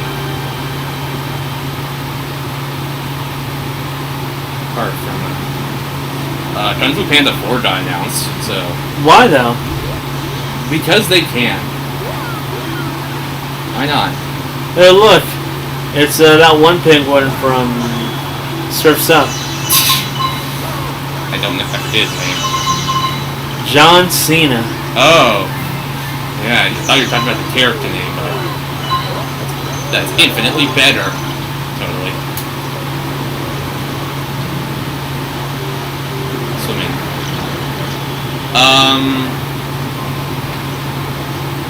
So yeah, Kung Fu Panda 4 got announced. Congrats to all the Kung Fu Panda fans out there. They only said they'd make a fourth one if they had a good enough story. So I don't believe they do. we'll see. Ouch.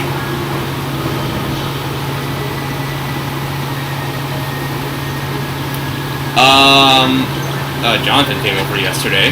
Huh. We finished up Danganronpa V3 Chapter 3, and then we came to How many years has that been? 2.5. And we came to the realization that we're only halfway done with this game. Damn. We unfortunately had to witness the incest shit. As an anime fan, I'm not weak to this kind of bullshit because I see it happen so regularly that people just find it normal. Jeez, I don't know what I'm doing. The Hungry Luma there.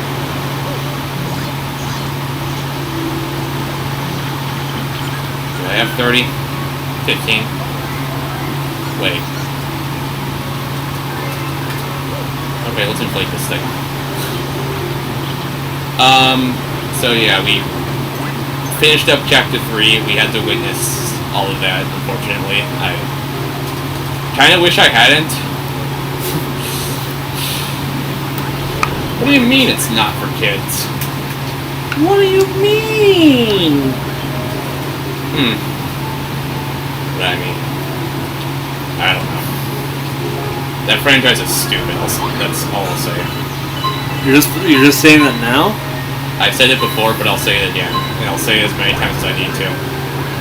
How many times until your sister realizes that killing Toko Fukawa is not exactly a good thing? Or did she finally say stop that? She's trying to insist that she hates the series now. Keyword's trying. She dressed up as Chiaki for a For a what? For a fucking Scott the Woz thing. Oh yeah. That is true. I mean, to be fair, nobody hates Danganronpa more than Danganronpa fans. That's a fucking lie, and we all know it. It's a love-hate relationship. Like, Homestuck fans could say that shit. Danganronpa fans are so obsessive that they still haven't reached that level of self-hatred. Yet. Yeah. How long are you gonna give them? When they actually grow up. Fair enough. How long you didn't give them to grow up? When did the last game come out? I guess S came out a few. Not S. V3 was 2017. 2017. So it's been like 5 years. Give them the vast majority of the fan base another 2 or 3 years before most of them reach 21. I see. But I didn't mean grown up like an actual age. I meant growing up as in mentally realize that they have poor life choices. Yeah. That's never gonna happen. As a Homestuck fan, I can tell you that much. That's accurate. Yeah. I I mean, they just came to Switch. New one, S just got ported to multi-platform, and they're slowly in the process of bringing over all the games to Xbox because Sony's a dumb company now. Sony's been a dumb company for a while, but dumber. Dumber dumb. More likely to fucking suck the West dick over making actual good games. Yeah.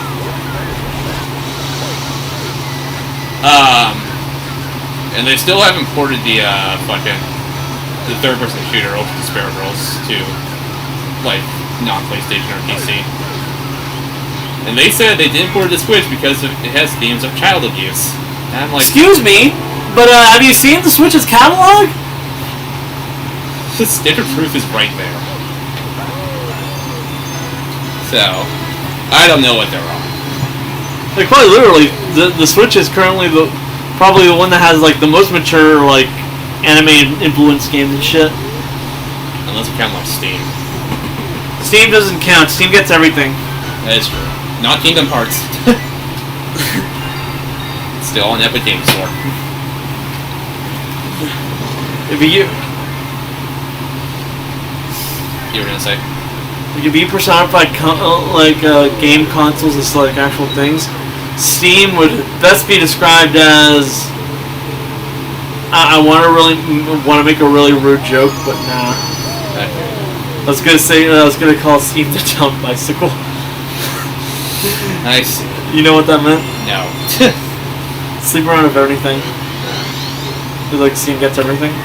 Ah. But no, that'd technically be well, no, actually no. Epic Game would probably be the correct one here. Yeah. Even though Steam is far superior. I'm not saying that because I'm biased. I'm saying that because it's the truth. Yeah. It took them 6 months to port Final Fantasy VII Remake to Steam from Epic Games. So. To be fair, Square is also like doubling down on the whole NFT thing. Yeah, that's true. Square be a smart company challenge. Well, they decided to make a figure based off of cloud cross-dressing. Really? That's gonna sell a lot.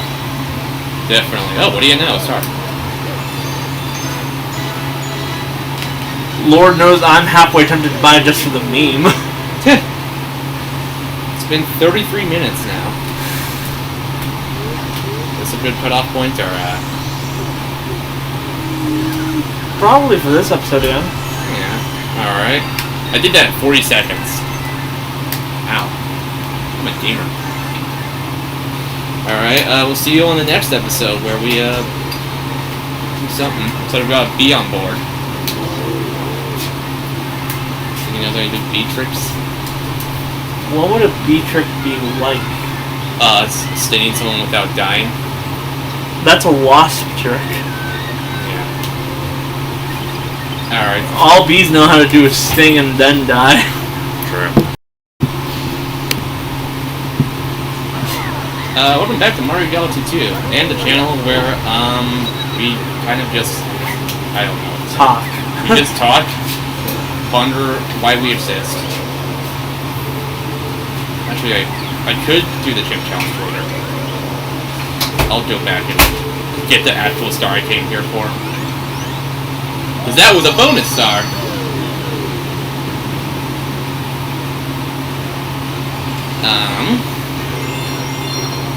Bumble beginnings. Get it? Bumble. Very fun. Funny pun. Oh, funny.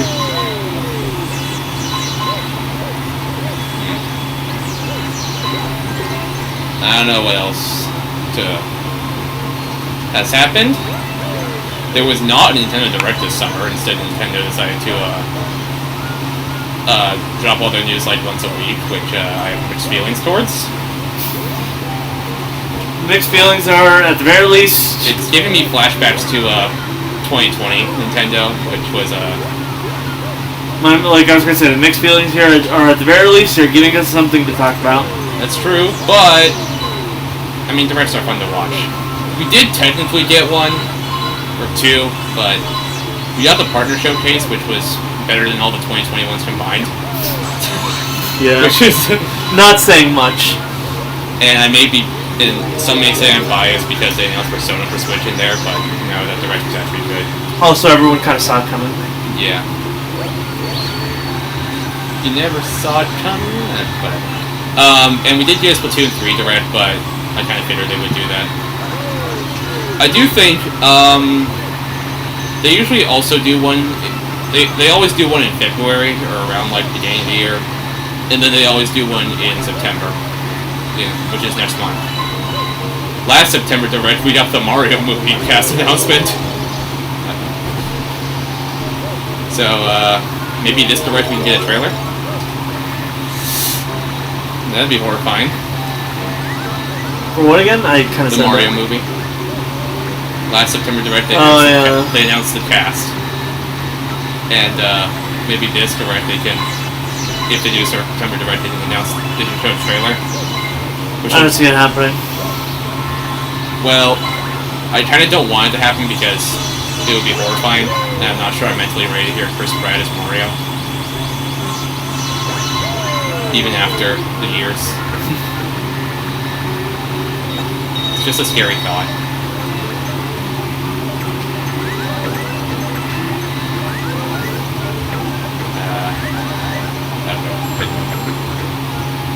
But yeah, Nintendo still has like a bunch of stuff they could shed light on. And also directs are fun to watch. This gives me an excuse to actually... Damn it! I'm not. Directs are fun because they give me an excuse to actually live stream for once. So I usually live stream my reactions unless it's... Yeah. I'm gonna do some running around with Lily. We'll be back in an hour or so. Okay. Maybe 2. Okay. Because usually, unless it's at like 6 in the morning, I live stream my reactions to them. And sometimes people join me. Like the person sitting right next to me. Yeah. I'm also kind of dead on the inside. And by that I mean, I should probably, like, order the food now so I can get some caffeine in my blood. Because seriously, I'm like falling asleep. Yeah. I don't know why, but I've been more dependent on like caffeine recently. I've never had caffeine. You've had Coke, you've had caffeine. I've never had Coke, actually. It's one of the few drinks your household has. Only my dad drinks that. And sometimes my sister.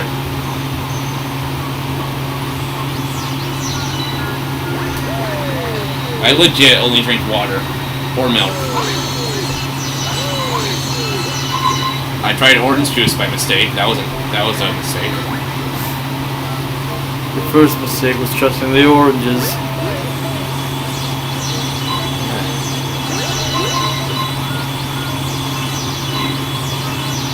I mean, Bayonetta 3 comes out in October 28th. That's cool. So, if they do it direct, they can do like one final look before the game comes out. Doesn't everyone hate that kind of stuff? What? One final look? Yeah, I've seen a ton of people like outright hate it whenever like Nintendo would just like have, here's one last look before for the game that comes out fucking tomorrow. I mean, I guess they want to go into it as spoiler free as possible. I'm dead. Which is why some people were kind of pissed at the idea of a Xenoblade 3 direct 2 weeks before the game came out. That game came out. Yeah. So yeah, I wouldn't put it past them. But from what I heard, that direct did not spoil too much. Unlike a Xenoblade 2 direct, which did. So it looks like they learned their lesson. Though,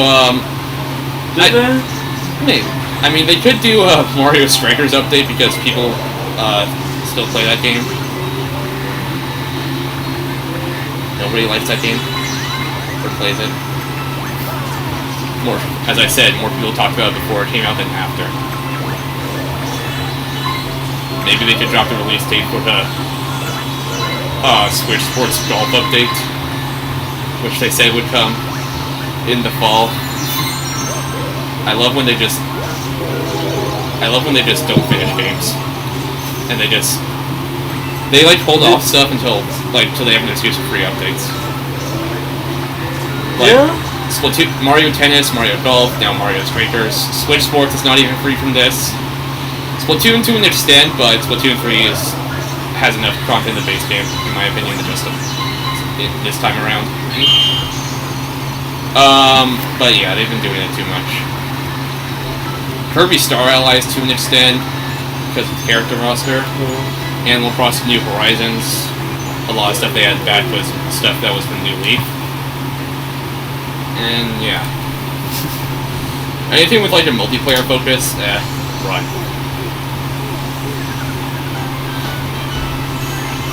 Mario Tennis Aces is still $60. It's been 4 years since Nintendo.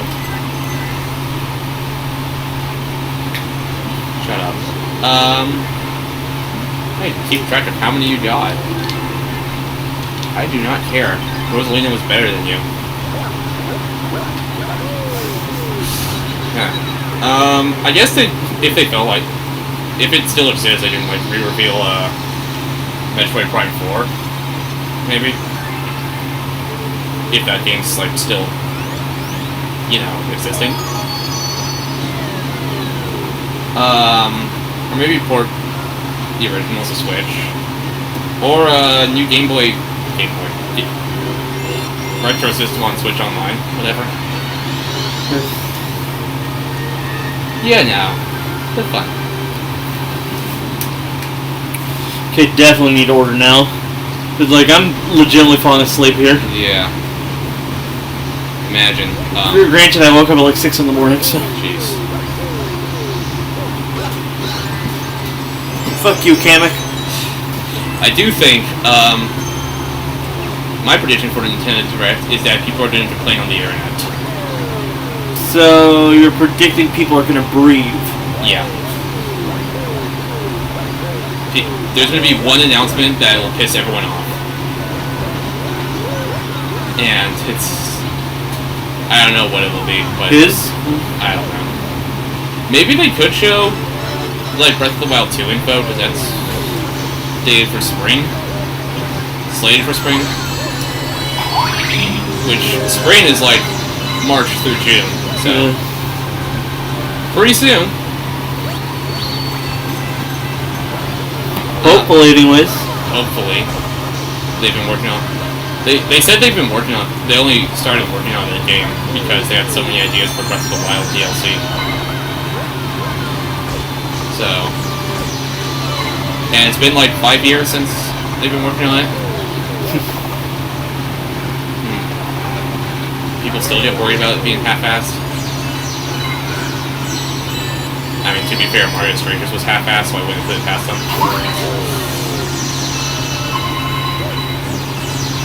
What is the worst game Nintendo's ever made? That's a question.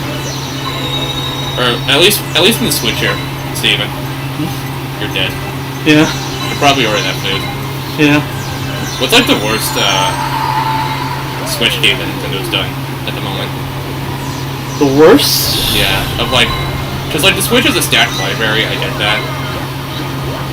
Probably, what was that? Probably either Strikers or that Mario Party game that they had. Those Super Mario Party? Yeah, the one that before Superstars. Yeah, that one forced you to play with a single Joy-Con. Super Mario Party. I played it recently after like playing Superstars for 20 hours. And it's bad. It's like so slow paced compared to Superstars.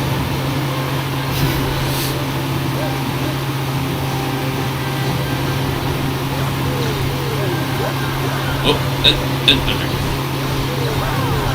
Why are you? Uh-oh. I lived. You should order that food, really. Yeah. I guess, yeah, Strikers was, what you'd call not good.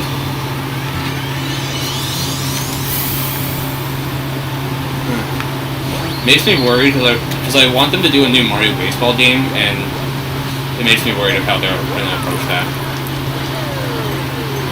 It's like, Mario Tennis, at least got a full year of updates. Mario Golf, they gave up, Yeah. Because nobody liked that game. Will the worst game be 1-2 Switch? Oh, I forgot about that. I legit forgot that game exists. Which should say a lot. Yeah.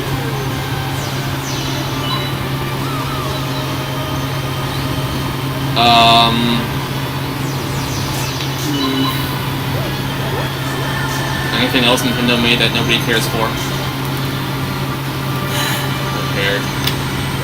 And like, I don't have any. The NSO like plus thing. I guess there's that.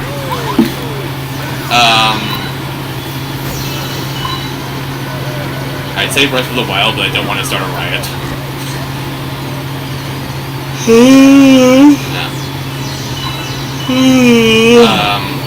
Age of Calamity. No, Age of Calamity's fun. I mean, I know. Fire Emblem Three Houses. No, Fire Emblem Warriors Three Hopes. That's one. Oh yeah. I hear no one talk about that. I heard not everyone liked the story of Age of Calamity. That's because it was. Most because it involved time travel. Yeah. But at the very least, it didn't butcher main characters like Three Hopes. I have never played a Fire Emblem game in my life, so. Well, they basically wrote the original main character out by having them get possessed by the bad guy, and then like kept them out like, even though it's like necessary to save them to get the true ending, right? Yeah. By having them be incapable of having a single interaction with anyone outside of the game's main character. Which is stupid when you remember that, like, what's the fucking point of even having them if they're only going to be there for this one character? Yeah. Well, I don't know, Nintendo can be stupid sometimes. They make decisions by throwing darts at the board.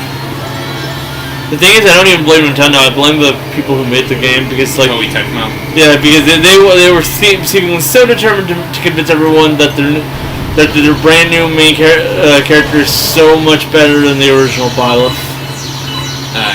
Even though they gave them fucking neon purple hair. Oh, and I also hear people did not really like Paper Mario or Origami King that much. I don't know, I just straight up haven't heard anyone talk about it. I've heard... Kevin actually has it. He's played it. I remember when you like talk about Paper Mario, it's always a play more about Paper Mario 64 is good, Thousand Year Door is the best one. Super Paper Mario is, well, you either love it or hate it. Cinder Star is ass. Color Splash exists. That's what I usually hear about Origami King. It exists. I mean, everyone likes the 64 one and Thousand Year Door. I've heard people either say Super Paper Mario is a complex masterpiece or the worst thing they've ever witnessed. Thing is, I had more fun with the Mario and Luigi games. I've never played that either. Always wanted to though. Like when it comes to the Mario RPGs, it's either Super Mario RPG or like fucking Mario and Luigi games for me. My favorite Mario RPG is Mario and Rabbids. That's not an RPG. That's a friggin' It's an RPG. real-time strategy game. Yeah, but it has RPG elements. It has a skill tree. It's not real-time. It's turn-based. You forgot the new one. The new one's turn-based. Is it though? Yeah. Is it when you act more like an RTS in that game? Well, sure, the combat's been overhauled, but I don't know. Well, the combat's immune to potatoes and cabbages.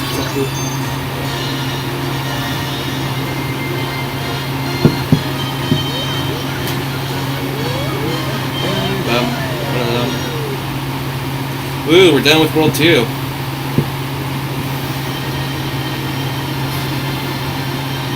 I'm wondering what I should eat. Food. You know what I mean.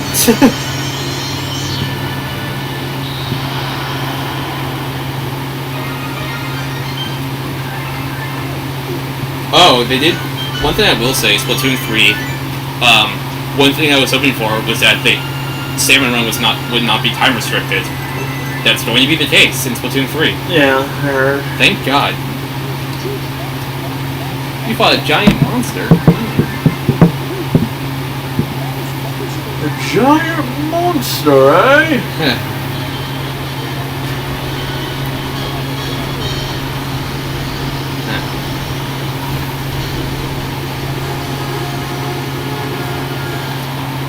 Wait, this is the wrong place. I just realized I never changed it over to this place.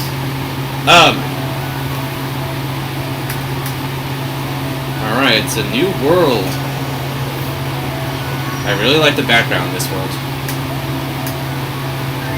Just looks nice. And because it's a new world, might as well start a new episode, because you gotta have some shorter every now and then. Yeah.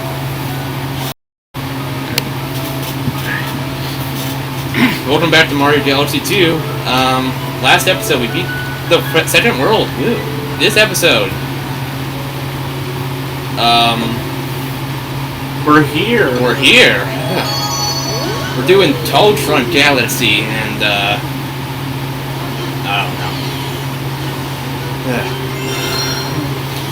Here we can see Yoshi undergo inflation. Please no. I'm sorry. Summer's almost over, which means the weather should be cooling down, like, soon, ideally.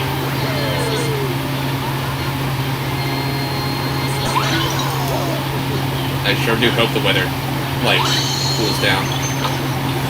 We can all hope. Yeah.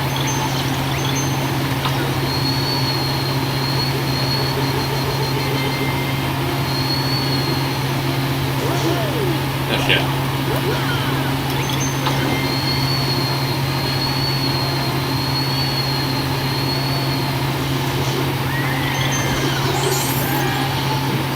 That mushroom. Not really sure what else has been going on in the world.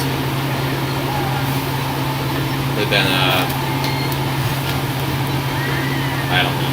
I'm going to I just drop down to oblivion.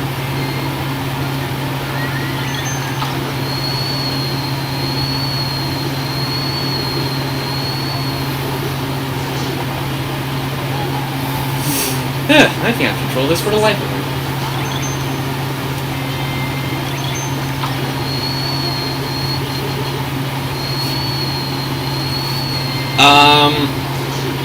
What else?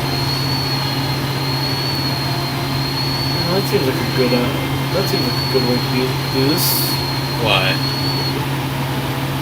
Going with one deuce. Because honestly, it has the highest ratings for like a place that would give me a ton of soda. Could you give me some nuggets? Possible. I could. Could you? I mean, if you're broke. I'd have to check how broke I am right now. Yeah.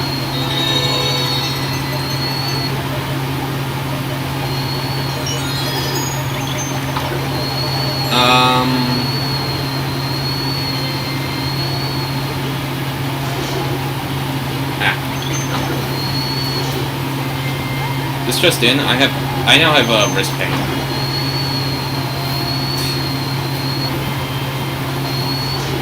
Shit.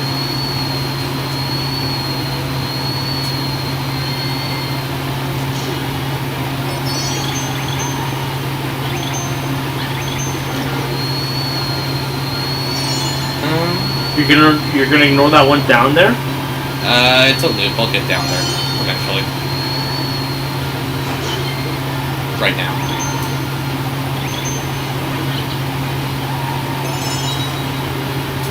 Like so. Easy peasy.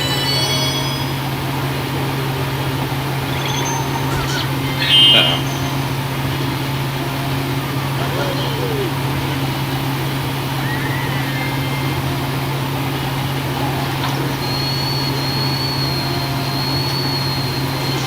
Oh shit.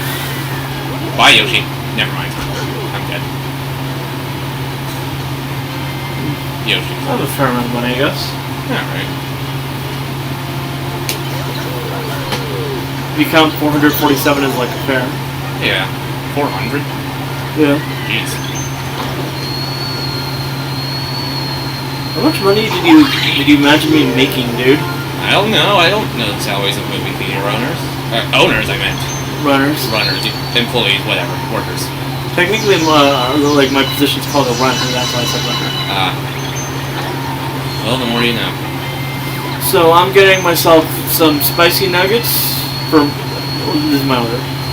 2 crispy chicken sandwiches and a Coke. Yeah. I'm guessing you wanted some crispy nuggets. Yeah. How many? 10? Yeah. Okay. No sauces for both. And no address doxing. I live on planet Earth. I know, shocker.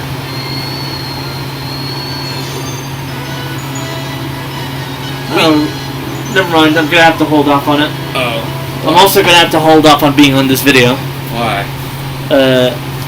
Actually, wait. No, I can hold it. I see. Yeah. Sometimes my stomach will just hate me. Nice. But if I ignore it long enough, it'll go away. Yeah. Also, I don't know how much like toilet paper you guys have. Check. And every time I see your toilet, it looks kind of small. So. I see. Oh, mail from mail. I have a letter for you. There it did. It just got out. I hope. 31.90. That's not bad at all. Probably because I'm not ordering a Baconator. Alright, time for gambling. 30 Starbits for 1 spin. I don't know. Alright, inflation. Alright, here we go. I just don't want to own the fucking. I doubt. A Starbit. Try again.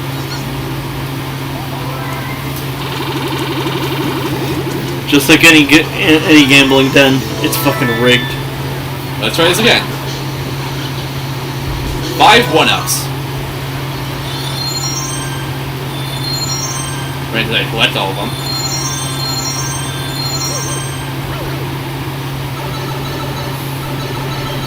If you fall asleep when we get to Ace Attorney, I'm gonna cry. I'd be more awake through that because I'd actually be reading it. It, like, when we do get to that, should we, like, because we usually play this first and then Kingdom Hearts, should we, like, swap it around to do Kingdom Hearts first then Ace Attorney? Because Kingdom Hearts, we can catch up on all the news, and Ace Attorney, we can just be stupid. Yeah, that actually would work. Yeah. Because think about it this way. I struggle to stay awake from a combination of boredom and like energy loss. Yeah. So keeping me like forcibly entertained by making me play a game would probably keep me awake longer. Yeah. And by Ace Attorney time, it'd be time for me to go eat to be going and get my food anyways. Yeah. Plus, the world can hear our beautiful voice acting. Which is basically just us screaming. Yeah. So let me check this order again. 2 crispy chicken sandwiches, no lettuce, American cheese slice and bacon added, a large Coke, and 2 different types of 10-piece nuggets, 1 spicy, 1 crispy. Time to go down this slide. Here goes. And now. It's an orchestrated Mario 64 slide. Okay, you can stop now. Stop. I said you can stop. Stop.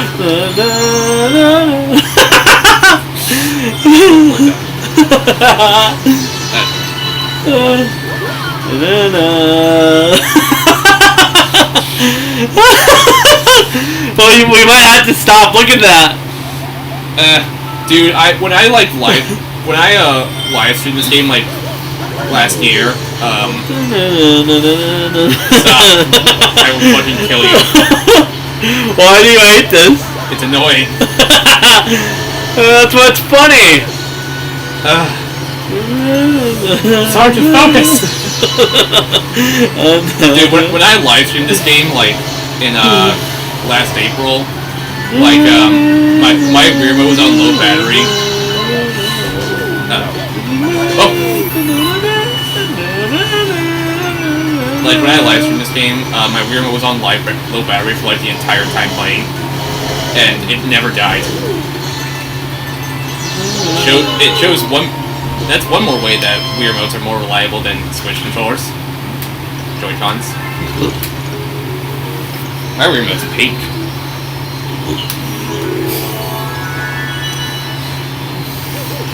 Always be aware of breast cancer, people. Yes.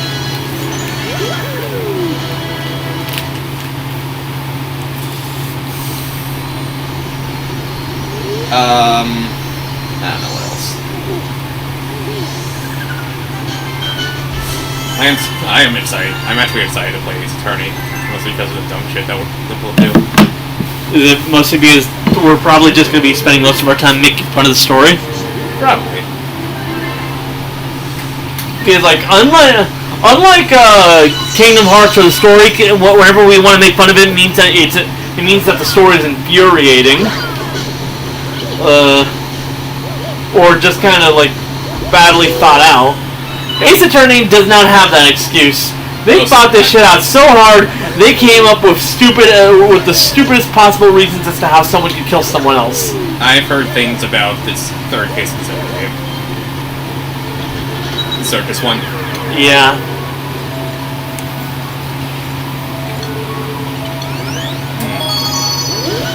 Max Galactica deserved to go to jail is all I'm saying. Damn. What? Him and that puppeteer were hitting on a teenager. Oh. That's the character Kevin is used for in the parodies. The irony here is that Kevin's an asexual. Yeah.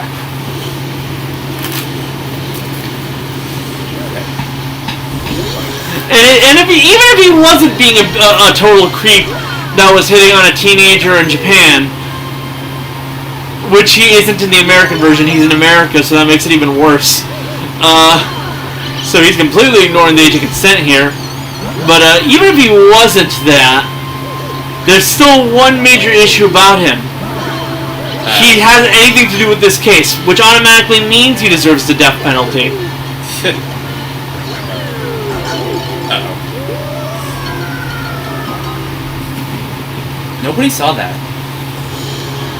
I unironically enjoy Big Top Circus's appearance more in Ace Attorney Investigations 2. Right. Interesting.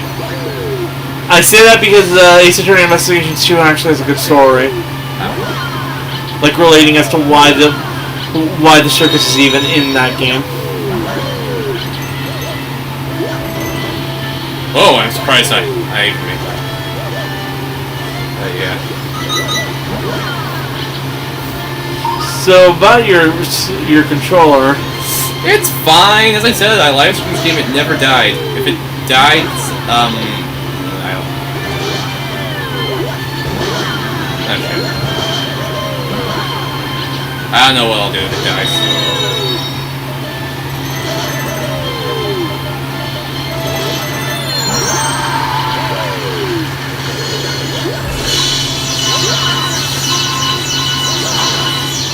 Something me? No, it's just Best Buy. Hungry, Luma. honestly, I've been finding a lot of enjoyment when I found out about objection.lol. Oh, that's a site used for the parodies. That's a fun site. Yeah. The second I found out about that, I started having a lot more fun just watching stupid shit on the internet. Yeah. But there's a person I've been following on Tumblr for a while, and he was the one that actually made me stop and think, hey, wait a minute, yeah, they're actually right. What? When it came to the whole Max Galactica thing, Yeah. I was like, excuse me, but sir, that's a 16-year-old. Well, Why aren't you grabbing a single one of those? You need them.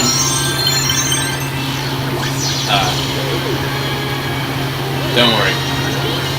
I have a good excuse. My good excuse is I don't have an excuse. I have enough now. I can go back down. Wait, where'd he go?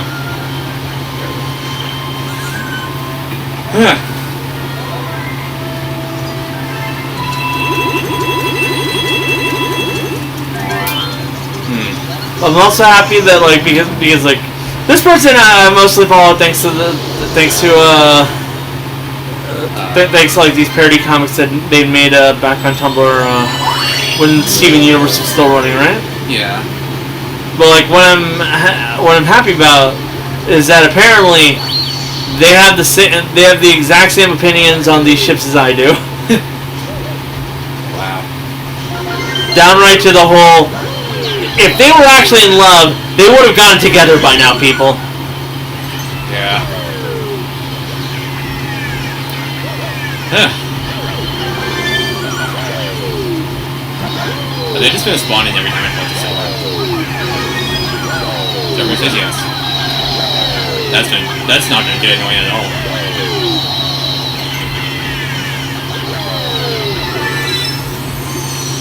I do wonder which characters are we gonna like play in Ace Attorney. You know.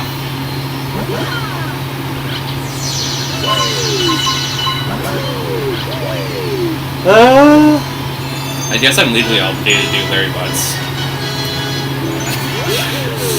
I guess I'm legally obligated to make sure that I'm the one doing Will Powers. Yeah. Now the question here is, who are you going to be taking? Miles Edgeworth or Phoenix Wright? That's a good question. Because let's be honest here, the only way to do this properly is to have one of us constantly play the prosecutor, one of us constantly play the defense. I guess I'll be Phoenix. It'd be a fun challenge. Hey, it's Luigi. Do you honestly have that much like confidence in my British accent? Because it barely exists. I do. I have enough, I guess. I also don't think I can do a reasonable Franziska. I do not think I can. Like, just... Well... non-stop. We'll see.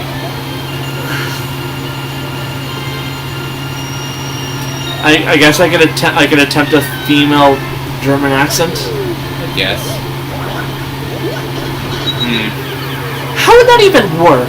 Like, just straight up, how would that even work? I don't know. It just does? I don't even think I can do a regular German accent. Huh.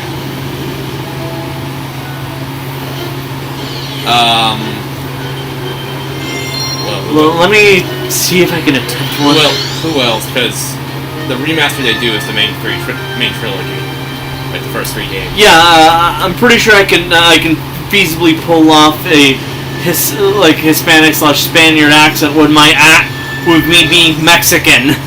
Yeah. Like, I don't even have to put on an accent. I'll just fucking speak as Gato. Yeah. I will probably use my natural voice for Larry because reasons. Yeah, Luigi. Like, Gato's like one of the few tanned male characters. Automatically, I'm just gonna have to voice him as myself.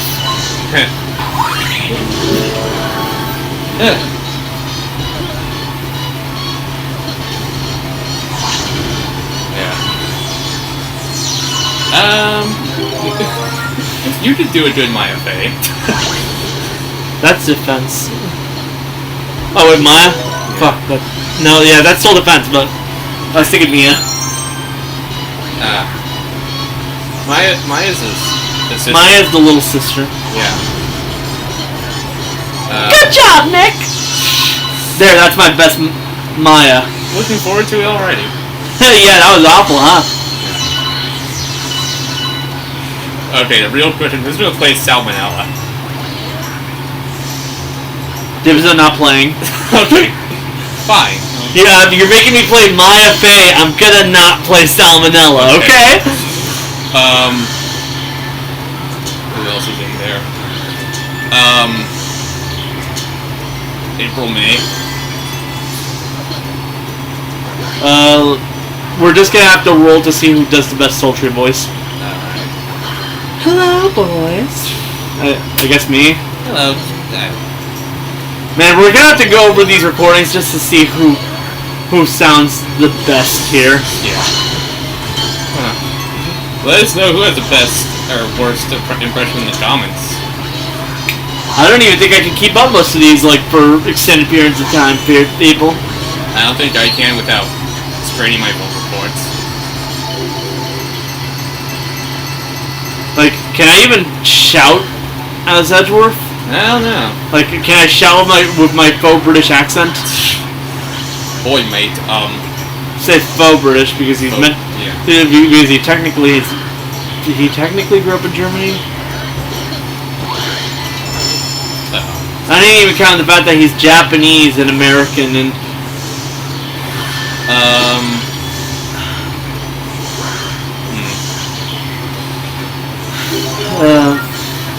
We'll see. Objection!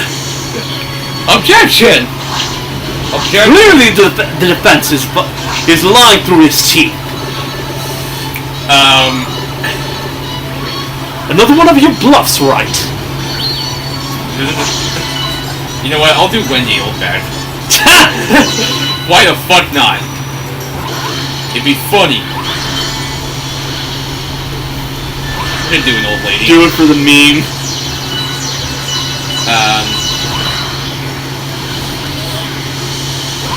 What about Cody Hatkins, the 6-year-old? He's 6, right? Or is he 9? All I know is he's a huge fan of, like, the Silver Samurai. Steel Samurai. Steel Samurai. Get it right, that's an amazing. Man, I haven't played those early games in a long time. Okay. I mean, fair, but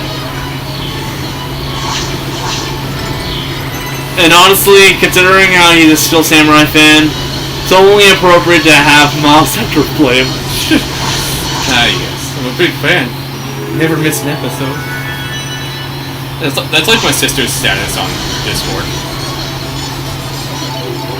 Huh? That's my sister's status on Discord. Oh. She also has a low quality Miles Edgeworth profile picture.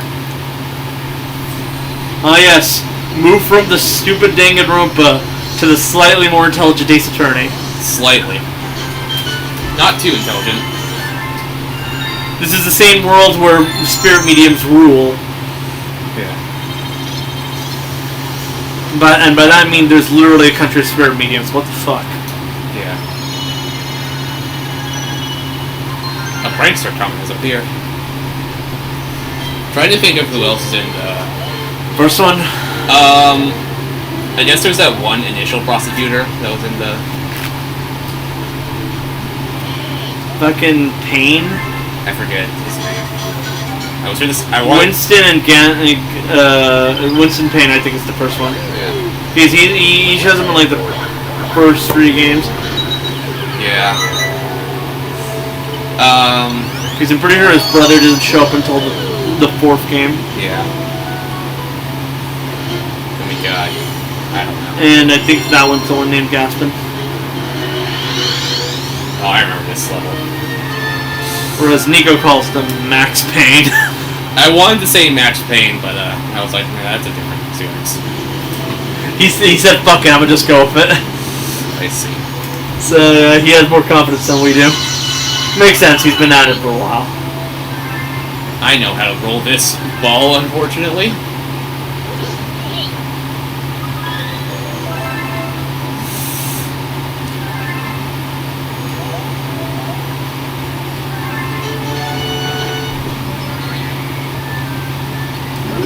I hate how the music speeds up, like the faster you go.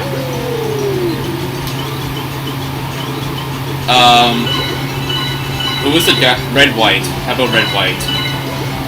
Who's the most American hair? Me. So can you pull off a conceited asshole? Sure. Just try to make him not. Try to keep him like talking like he's not up his own ass, but I mean like He's definitely up his own ass, but he likes to talk in a way that like makes it seem like he's trying to be friendly.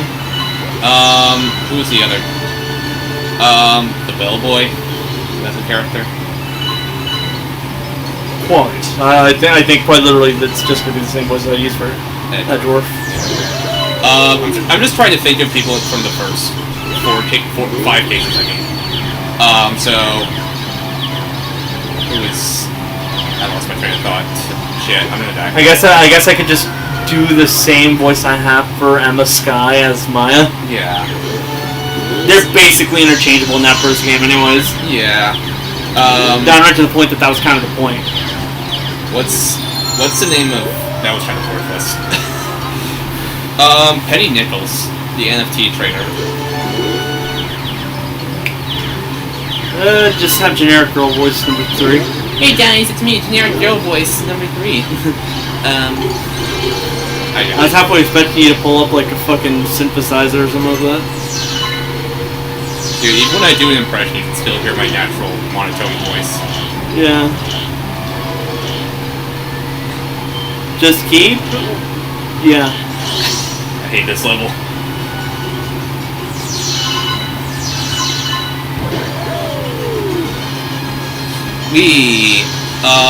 I forget the producer's name. The Doth chick. Yeah, I don't. I forget her name. I don't remember her name either. To be honest. What's his name? Marvin Grossberg? The guy who constantly talks about his fucking hernias. Yeah. Let's see. That guy's just a sexual harassment lawsuit waiting to happen. Probably. Lada Hart. The Australian fish-looking character.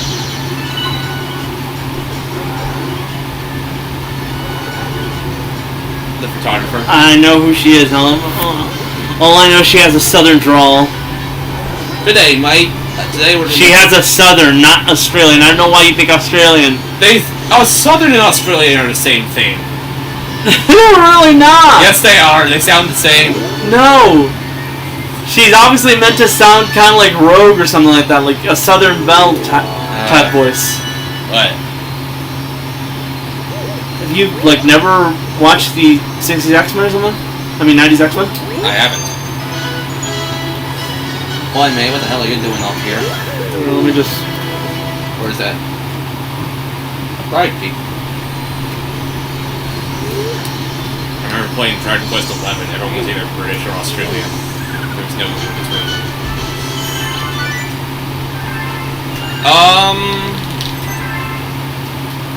Who else was in there? Yanni Yodi, the old. Who has a good old man voice? Because it's not me, I can tell you that much. Manfred von Parma. That's just. I'm pretty sure I'm gonna be forced to do that one anyways. There's Rosalina, technically. Let me see if I can get to the point. 50 stars.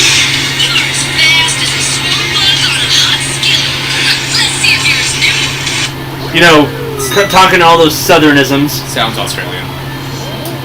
You really never met a southern person, have you? It looks like your batteries are running low. I'm fine. No, you ain't. How many? We need 6 more. Basically, big sandy cheeks from SpongeBob. That's what a southerner sounds like. Texans. Yeah. Which makes sense considering how it's meant to take place in California. I can't even say that with a straight face. Japanifornia. Japanifornia. Good old Japanifornia. Yeah. Alright, well, Steven's off to go somewhere, so I'm here on my own. And so I'm gonna have to think of other random Ace Attorney characters that exist. Oh, when I streamed this game, Luigi was in this level, but since I guess I didn't Frosty Flake, what's it called? And then I guess he wasn't. I'm thinking of going back to live stream this game again and 100%.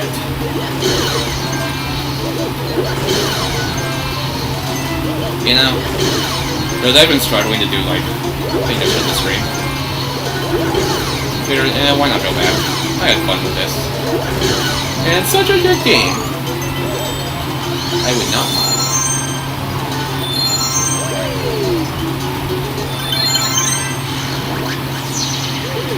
Alright. Damn, Super Mario 3D World really borrows a lot from Mario Galaxy 2, and to an extent the first one as well. I say 2 because that's the one I'm playing right now.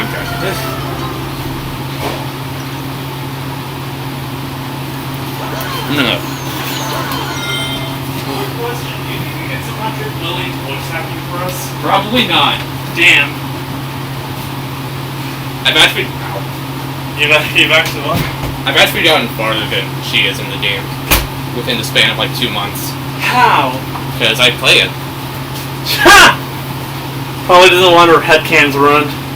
Nah, she's just like, it requires reading, but she's like, I've been wanting to play it. I don't know. I was rambling while you were gone about, I was gonna think of other, outside of the first 5 cases characters, we still haven't done case 5, that we could do, and, what are the, I don't know, I was talking about other stuff. So, you already said you do in the sky, so we got that out of the way. Yeah. The cowboy looking guy. Pretty sure that's another southern accent. Alright, mate, don't come to Texas. Well, Howdy, y'all. I don't know why you believe that all Southerners sound like Texans, but you clearly don't fucking listen to anyone ever speak. That's terrible by Southerner expectations and horribly stereotypical, but it's definitely not fucking Australian, Logan. It sounds Australian. No, it don't. They sound. It ain't, man. They sound the same, in my opinion. But then again, Australia doesn't exist. So, Just like Ohio. yeah. Australia is just Canada, but upside down. So Canada. Hey, buddy. Thank you. I'm dead. I've gotten 3 1-ups and I've died each every time.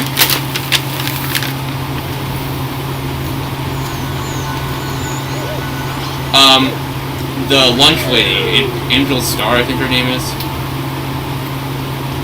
In case 5. I barely remember her at all. I only say that. I only remember her because I'm playing for case 5.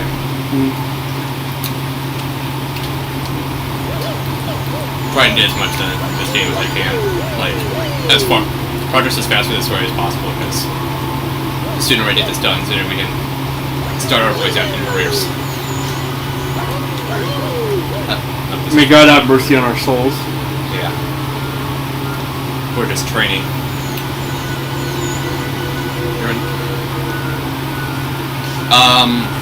Who's in the second game? We've already gone over Francisco Moncarno. Yeah, we got that. Maximilian Galactica. Fucking. Call up Kevin and have him do it. Nah, I don't think that would probably. I don't think that would work out. Do you think we could get our Discord to do it? To do some like voice acting on the side? Maybe. I completely missed that.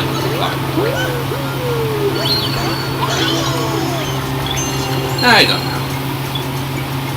Part of me thinks it'd be funnier if it's just the 2 of us do it. It would be funny to see us fail, I guess. Yeah.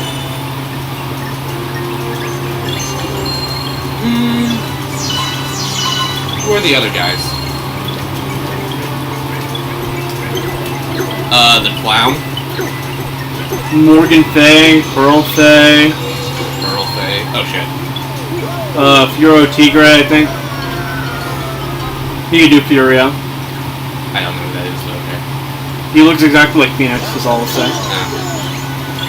Oh, is he red? Uh-huh. I know who he is.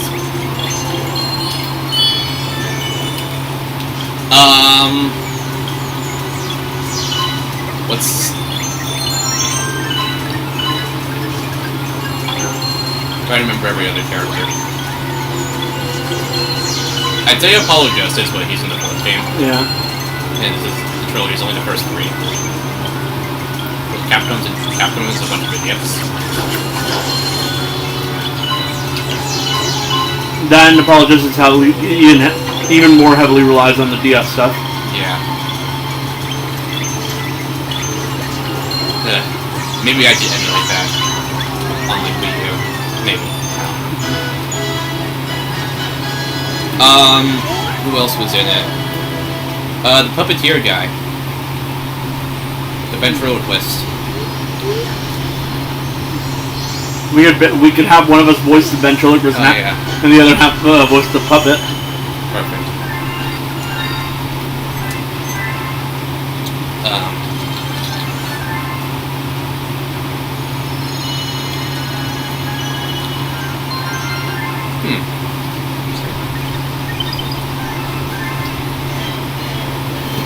Alright, 5 more stars.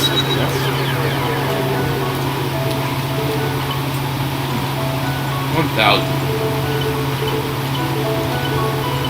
Given it's 30 minutes, I'll see you on the next episode, I guess.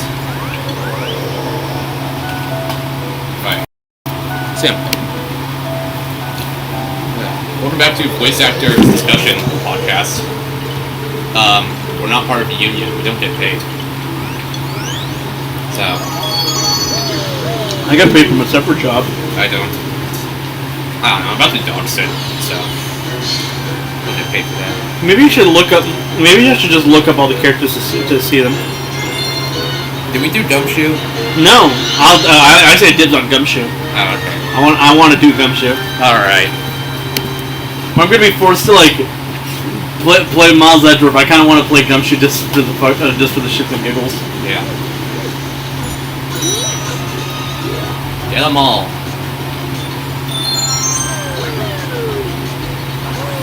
Okay, need a rock.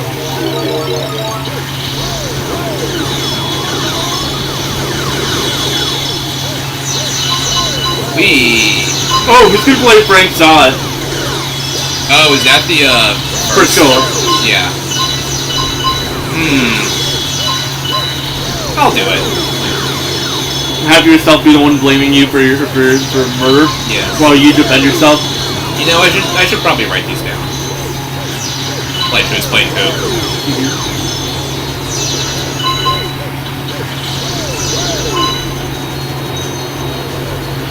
Come on, it's just two. It'd also be appropriate since I have more experience with the Ace Attorney franchise. Oh shit. For me to play Mia for that role, I guess. Yeah. Sad, but fuck. Just one prep.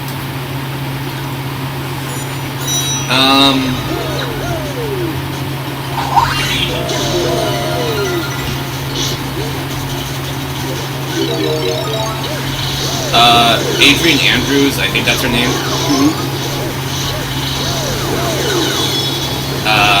Without her. I'm already gonna play Francisca Bentarma. I'll do that then.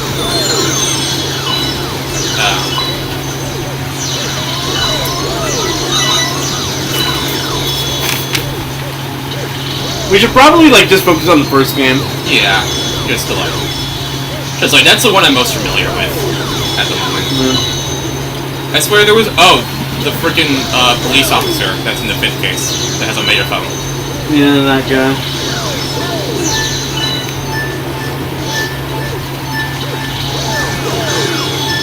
Two more crabs. One more. Dude, the timer ran out right as I was about to hit that damn crab.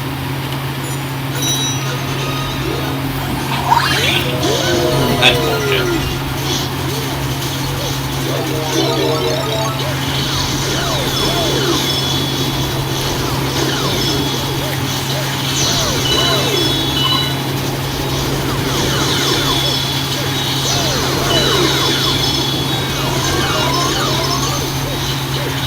That was the smartest idea you could have made. Why the fuck would you make Turnabout Sisters the first case?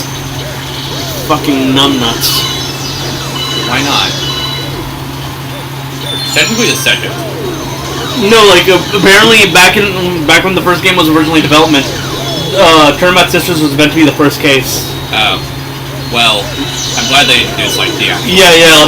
Like I said, why the fuck would you have it that way? Capcom's a bunch of. Who's gonna play the judge? Oh shit. I forgot about the judge.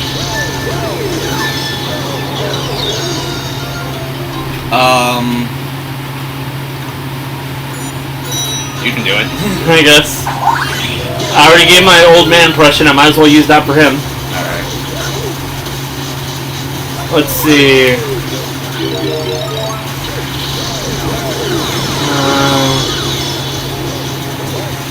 We've already talked about everyone in case 2.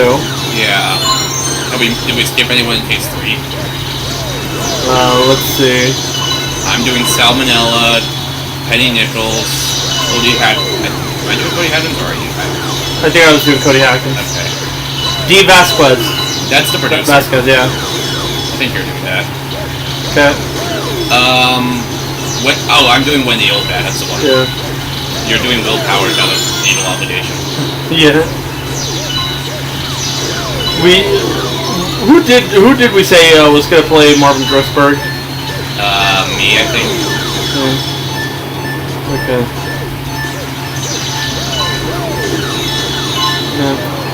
Oh my god. Who's gonna play Polly? Oh, the parrot. I don't know. We should probably write this on the Google Doc or something. So that we don't have to keep reminding ourselves. Who's gonna play Damon Gant? Is that the first game? That's 5th case. Oh. And the guy you're thinking is Mike Meekins, by the way. Oh, the police officer? Yeah. Also, who's gonna play Lana?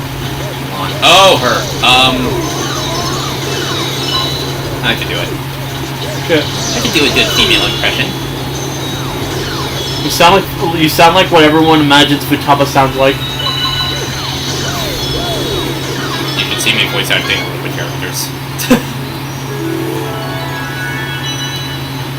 Anyways, I'm pretty sure we've gone over. Actually, who's gonna play Maggie Bird for Bride? Is that the 5th case? That's Maggie Bird is the 2nd case. The second game, first case.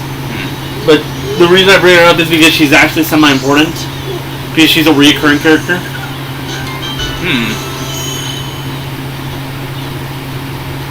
I don't know. Once we get to Kingdom Hearts, I'll start writing down a doodle doc. Fair enough. Because then my hands will be free. A letter addressed to the baby Luma has arrived. From Rosalina. Oh, Rosalina. Where the fuck are you? Watching. Watching's no excuse for abandoning your child like this, Joss. How many stars do we have? Okay, we need 4 more. When I live stream this, I intentionally skipped over this galaxy for reasons. My guess is you didn't want to play it. There's a reason why.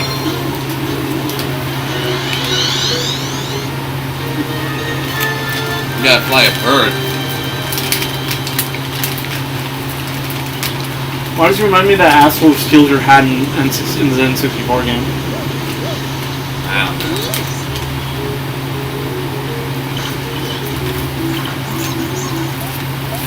You know, in the desert level? Yeah. Holy shit, it's Skyward Sword.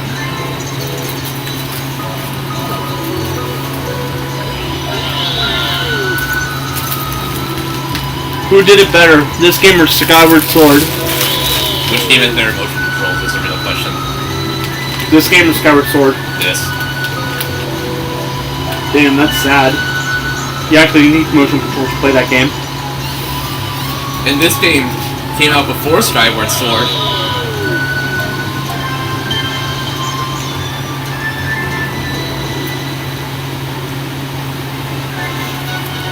By like 1 year. game was 2010. Skyward was 2011.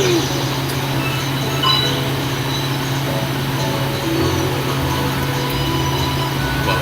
Okay. Okay. One. Yep.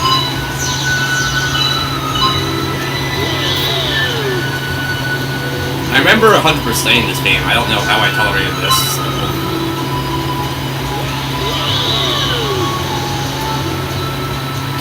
Whoa. Nice and slow.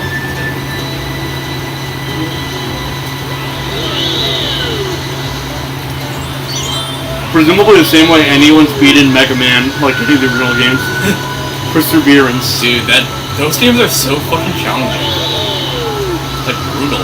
That and having absolutely no time in your life to, like, for anything else, so you might as well just do this. Though the final level in this game, I will say, is one of the hardest challenges I've ever accomplished. I missed that.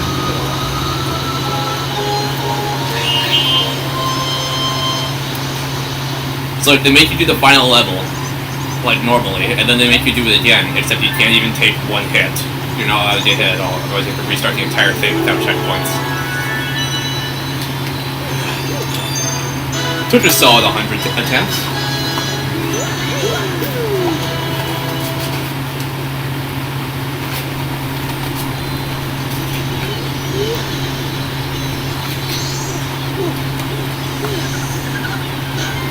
Blue.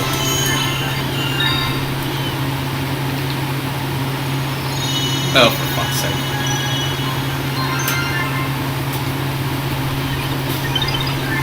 Can I feed that hungry Luma?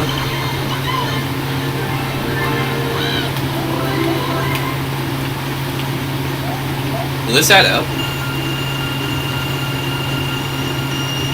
No. Damn. So I need 1,000.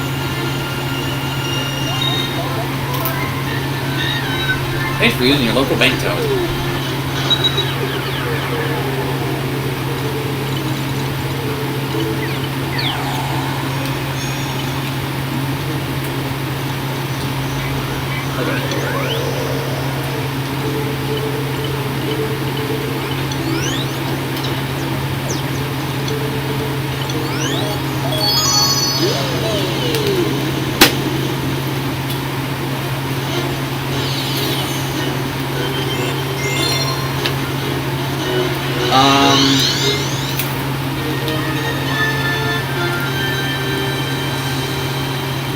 I do wonder how many people are going to complain about our base attorney skills.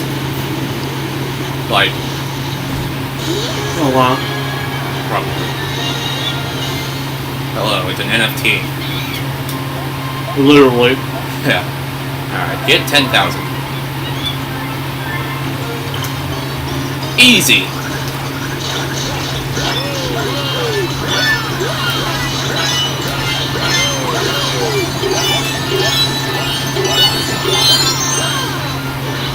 That was pretty safe, I will say.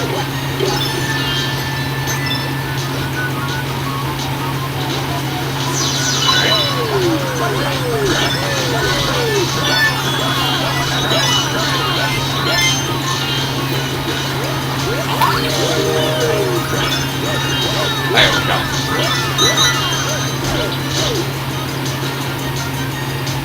I think that might have fucked my entire chances.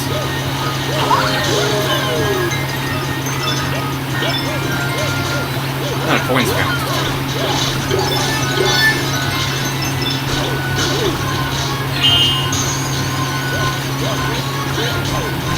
Ow.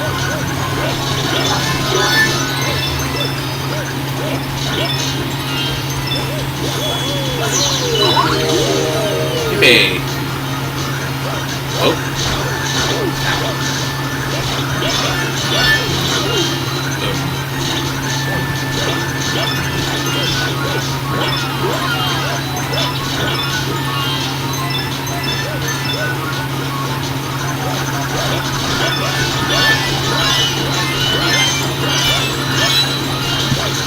Damn it.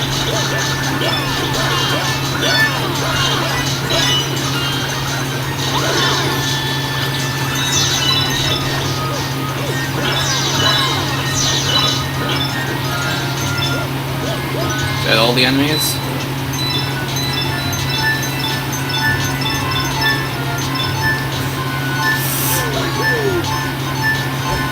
I'm gonna try. So close. And then Mario just dies. Rip Mario, cause of death. NFT.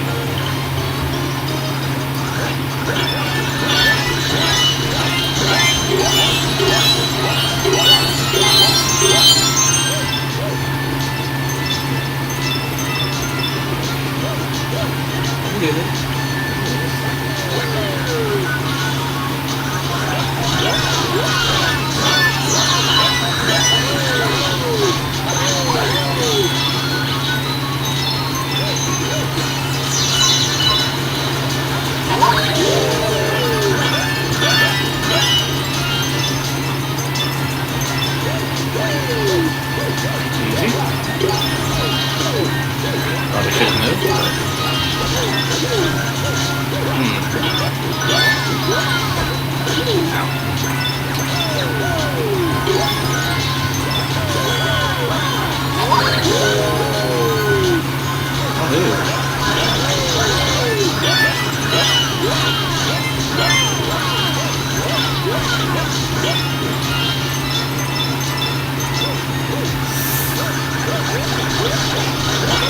It's the stuff like this that makes me question how I was able to learn this when I was younger. Oh, I got it. Well, I can constantly help myself.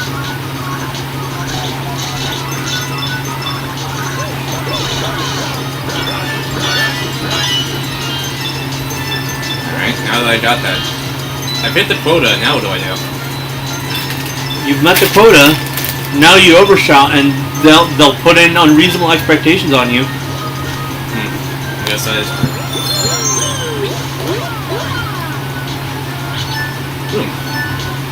Wait a minute, did that just give points? If you just climbed up that tree, you would have gotten the final points. Oh.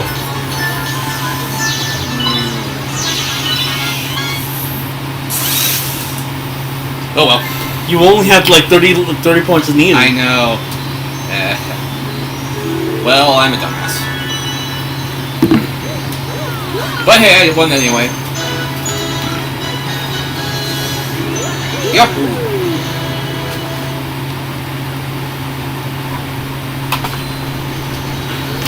What else is that? Give y'all your last food. Mario dies.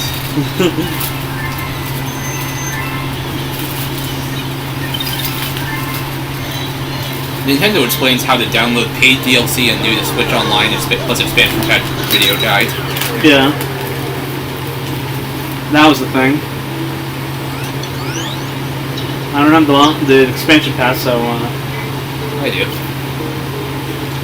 I'm a loser.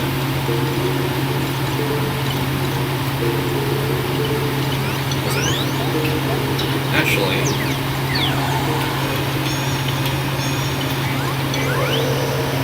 Masahiro Sakurai has reminded people about the Wii U and 3DS eShop discontinuation. Huh?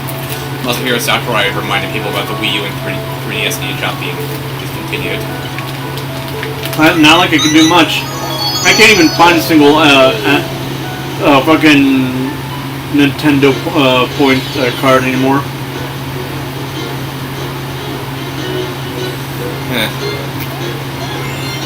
Well, the ability to redeem those are going to be disabled this month.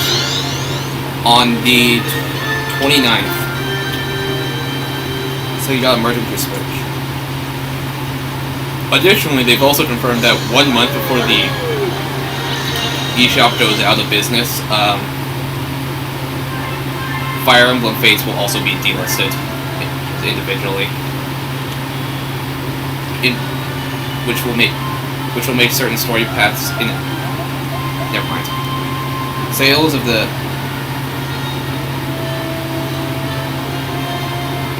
Well, sales for the DLC will be available until after the eShop closes. On the bright side of things, at least, Nintendo's not pulling, like, what Sony did with the PS3 and Vita shops. They gave like a full year of like advance time. They gave a full year of warning in advance. Like, Sony was like, okay, the shop's closing in like 3 months, take it or leave it. And people were so pissed off about that, they reversed the decision. That really says a lot. Now yeah, Crunchyroll's gonna stop working on older game systems pretty soon. Specifically PS3, 360, and Wii U. And Vita.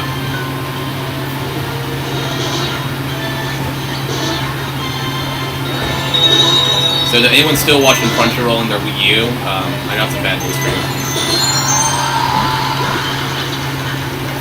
So you? No. I'm honestly surprised I have not been banned from Nintendo's online servers on Wii U yet.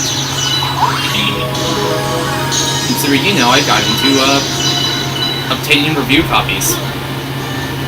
Winky face. If you get what I mean.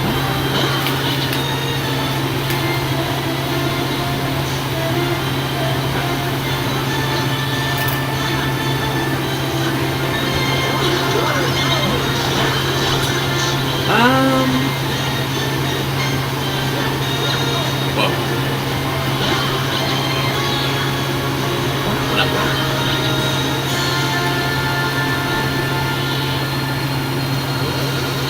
I mean, Nintendo ported most of their good Wii U games over to the Switch, so I guess the only thing that's left is to port over their good 3DS games to the Switch.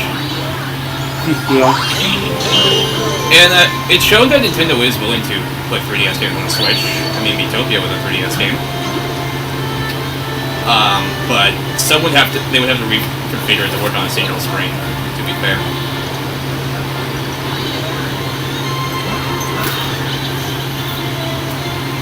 Which is why, I'm dead. What hasn't been ported to Switch yet? Any of the DS titles? I see. Like a Wii U game, I say, as I look over my Wii U library. Well, a game doesn't... And let's not count games that, like, got full sequels. Like, Batman Arkham City? that's a third party. I was talking about the first party, but yeah, they did work in Arkham City. I think that's up to Warner Brothers, though. I was gonna make a joke like, now's your time, Square. We know you don't like making money, so put out fucking 358 over 2 days on the Switch. They did, technically. Technically, and Talking about like a full remake. I mean, maybe as I mentioned before, like they could like for like when the next gen systems, they could do like a full ass a complete collection, like complete 1.8, 1.5, 2.5, 2.8, and 3 as a single package, like single disc.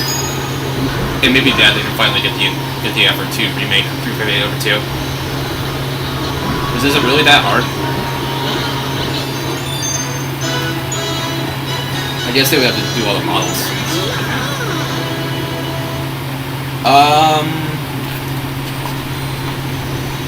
Mario Maker is not getting ported, it got a sequel.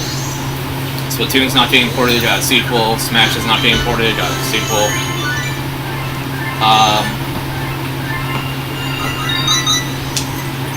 I don't know.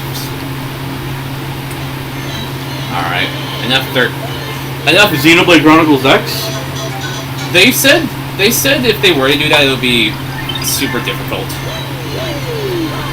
Because they said because the open world in that game is like bigger than Skyrim, Fallout 4, and Witcher 3 combined. That's a statement, but it's true. I get 100. Yeah, that game is a big world. Because it had such a big focus on exploration. But I'd like to see it from the Switch. Shit, wrong way.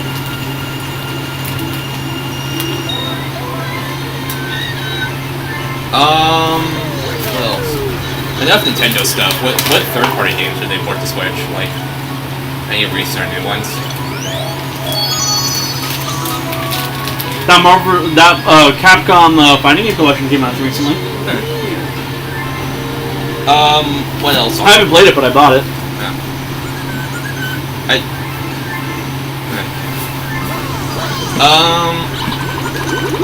Digimon Survive came out too. Yeah, that's also on Switch. No, I'm talking like games that came out recently. But like, what other games could they put to Switch that they haven't already? 'Cause there's a lot. Like an older PS3, 360 title, or like a more recent game. Super Mario Galaxy 2. Please. I would buy that and probably 100% again.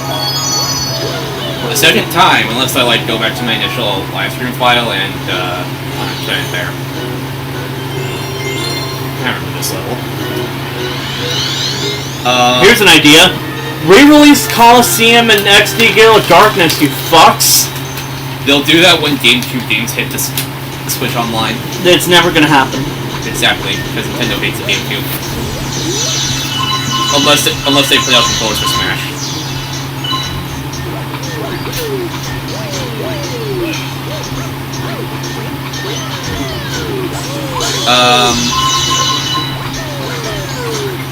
Port over.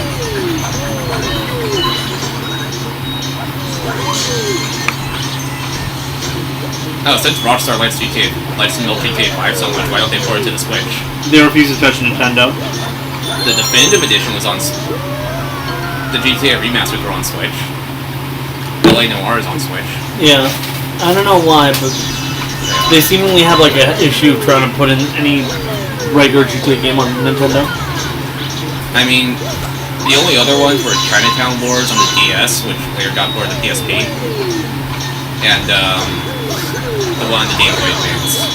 Yeah. And there was also one on the Game Boy Color, if I remember correctly. Yeah, but that was never released. Really? Thought it. I forget. I think it was also.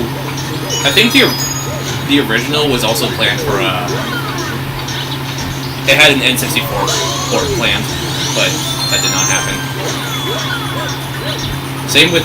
It also had a plan for Sega Saturn, but you know, it's a Sega Saturn.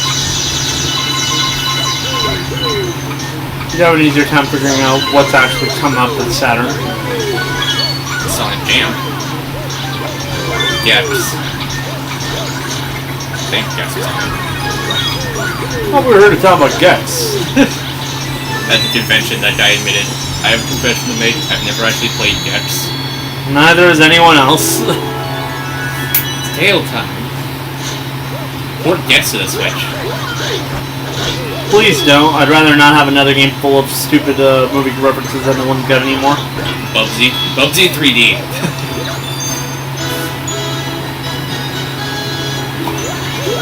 Actually, no, I think everyone wants to forget about that game. Literally. Even the people who made Bubsy. It killed the franchise for 2 decades. Maybe it should have stayed dead. Definitely should have stayed dead. Yeah. What else?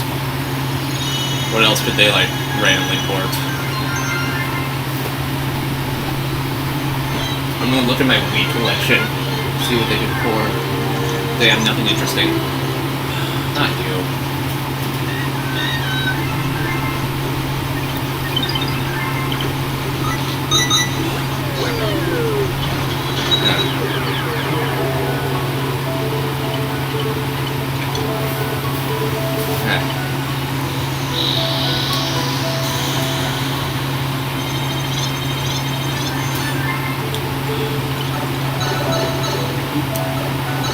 Piranha Plant. Piranha Plant.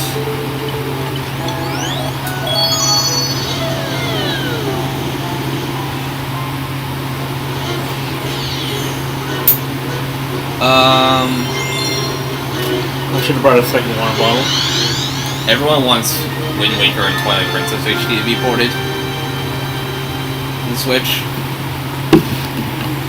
Here's an idea. Just package them up in one bundle, and like that'll be a decent way to do it.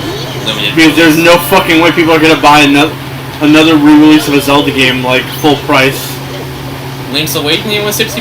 People bought that. Skyward Sword was $60. People bought that. Yeah. You see, Link's Awakening was a full remake. People excuse that one. Yeah. And you say people bought Skyward Sword, but I'm talking like that's the exact reason why they wouldn't accept another one of those. Yeah, the Skyward Sword, it was. I'm not saying it's a bad game because I can't really judge it. I haven't played it, but a $60 Wii port in 2021 with like hardly any improvements, quality of life features, occupying the Amiibo. I mean, they did improve by like allowing you to not have to do motion controls. There is that.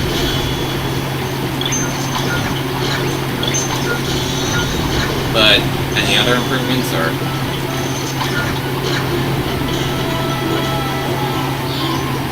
That it?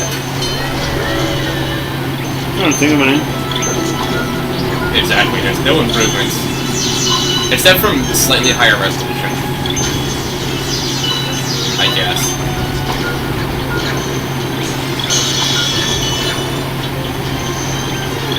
Because, like, the Wii was not HD, but the Switch is. I don't know, I feel like they put the same amount of effort they did in porting Galaxy to the Switch, and that was part of a collection, and Skyward Sword is a standalone. Yes. But But seriously, if you do re-release Wind Waker, make sure that it's the HD version, because that actually did have quality of life improvements. yeah. Okay. Guess I should have seen that film. Wait, I haven't. Maybe Kirby's Return to Dreamland from the Wii. We already have 2 Kirby games on the Switch. Star Allies and, Yeah. I forgot. Actually, well, more if you count the download titles. Oh, wait. Here's an idea everyone's already had. The Metroid Prime trilogy. That would be pretty smart, and it would be a good way to build up. But I don't see them releasing those games anytime soon until Metroid Prime 4 is ready. Yeah, I was gonna say that would be a smart way to build up hype for Metroid Prime 4. So instead of that, how about we have like a collection again? But this time for To older Metroids, like remastered, whatever. yeah, like basically like have most of the original Metroid games come out with like How about the most modern versions of those games. How about the good Mario collection? Although that would just give them an excuse to not do Game Boy Advance games, so no, fuck that.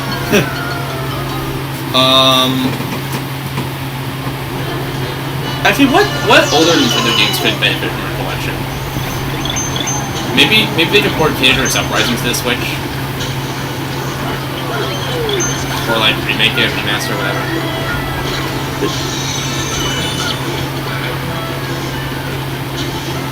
You know.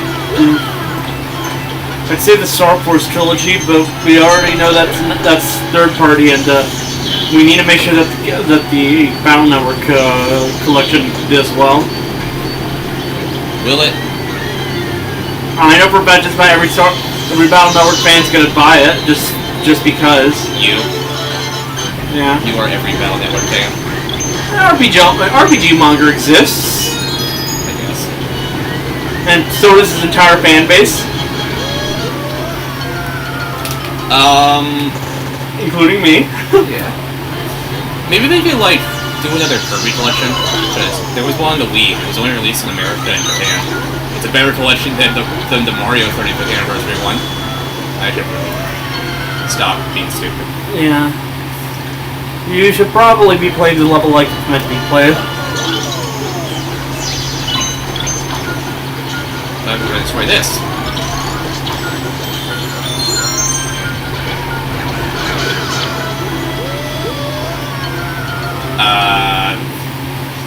Yeah, the Kirby 20th anniversary collection on the Wii had 6 Kirby games on the disc. It had Kirby's Dreamland, Kirby's Adventure. I just killed Yoshi. That's fine. It's right there. It had Kirby's Dreamland, Kirby's Adventure, Kirby's Dream Land 2, Kirby's Dream Land 3, Kirby Superstar, and Kirby 64. And as well as some unique, like, brand new challenge stages, and a whole fucking museum where they showed, like, history of Kirby and whatnot. And they even had 3 episodes of the anime viewable on the disc. Right back at you. Yep. I remember thinking that was the coolest shit back in the day, and I tried watching it again years later, and I was like, I thought this was cool. I mean, it's a good anime, but I like it. I mean, I also watched Pokemon, so I didn't have the highest of standards. And this was during the black and white era. And I thought that was good. So interpret that as you will.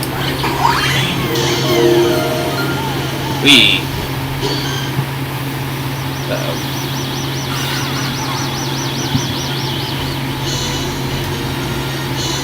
That was a junior. Alright. Now he's gonna get a giant fucking robot.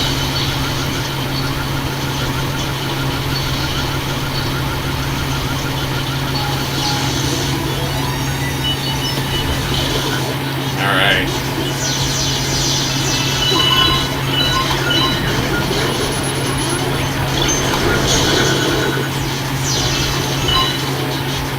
Should this oversized Buzz Lightyear toy knocked off? Titties.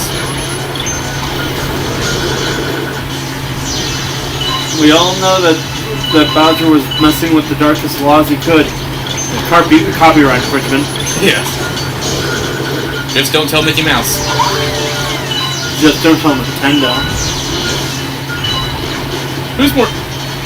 I mean, both Disney and Nintendo are both pretty strict about copyright infringement. So, it's a miracle that they can get on good terms with one another at this point. What are you talking about? Disney and Nintendo have had a long history. I know, but, like, they've become more strict over the years. No, like with each other. Yeah, but...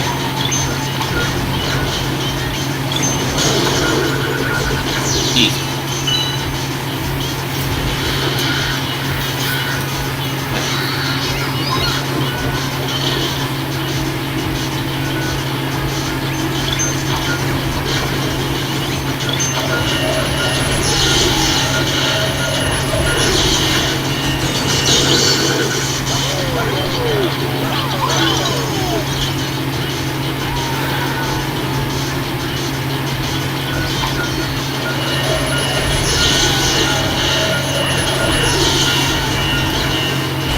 Dead.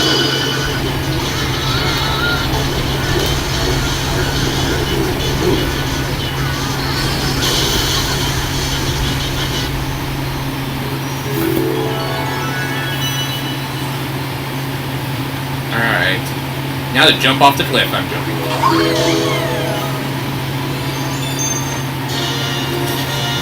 Woo! That's another world in the bag.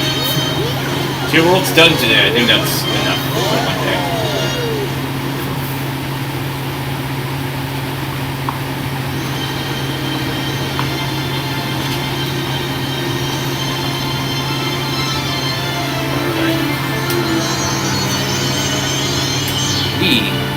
And that's what happened, folks, and I'm sticking to it.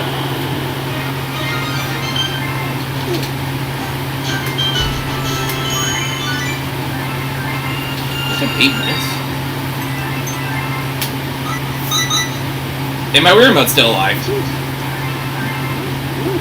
I'll probably do change the batteries after I'm like done recording.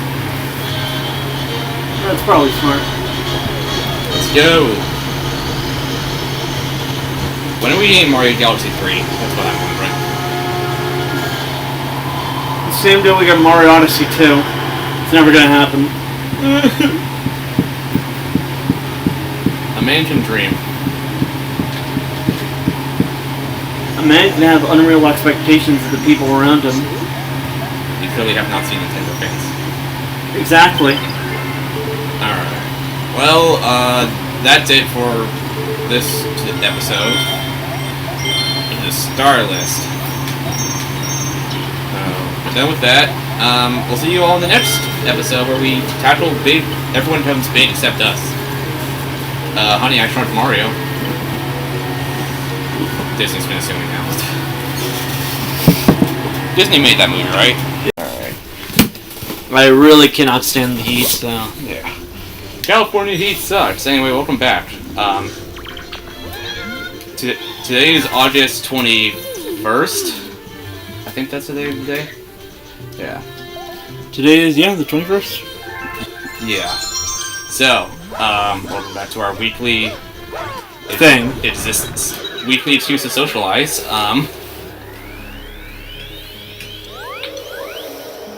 Last time we did the third world and second on the same day, but you know. This time we're gonna just continue on and see how much I can get done within this playtime. Faster I get this done, faster we can get to Ace Attorney, which I am very looking forward to. That's weird. You didn't sound very excited for it on the first time around. I mean, I gave it some thought, and I was like, this is gonna be beautifully stupid.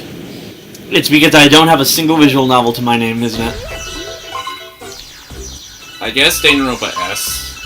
Danganronpa S was more of a puzzle game than... Well, not puzzle game, I mean board game than anything else. That's true. So, it doesn't count. And we only did one episode of that. 2. I split it. Yeah, we were gonna do more, but then I lost a cartridge, and then I conveniently found it right after we stopped. And then we was like, okay. And by that point, we were already doing like something else. It was Kingdom Hearts. Yeah. Honestly, I think most people would say probably the right decision. I mean, we could always go back, but Kingdom Hearts is kind of... We'll see. We're way too far into it to abandon it now. I mean, yeah, but... Just sunk cost fallacies keeping us playing. Yeah. Right. I mean, we could always go back as, like, every now and then. Yeah, like, it could very much be one of those, like, one-off games. Yeah. Like, Jonathan and I recently adopted the, focus on 2 things at a time style that we're doing. In addition to Danganronpa V3, we're also doing Persona 5 Royal. Oh, so that's why, like, now instead of, like, a bunch of random games, Jonathan has a similar, like, update schedule as me, where, like, for the most part, we're just playing 2 games and that's it. Yeah, for the most part. Although, he came over yesterday and we did that, and in between both of those, we, took a short break and played some multiversus matches. Because they have local play now. I'm dead. Kevin has returned to Fortnite. How fun. Because, Goku. Yeah. The Dragon Ball event is literally the only thing that has managed to make Kevin go back to playing Fortnite. We live in a society. Honestly, I don't blame him. It's like the only thing in Fortnite that's ever actually managed to make me kind of want to play it. I only play it if a friend asks me to play with them. So, other than that, I don't really play it that much. I'm dead.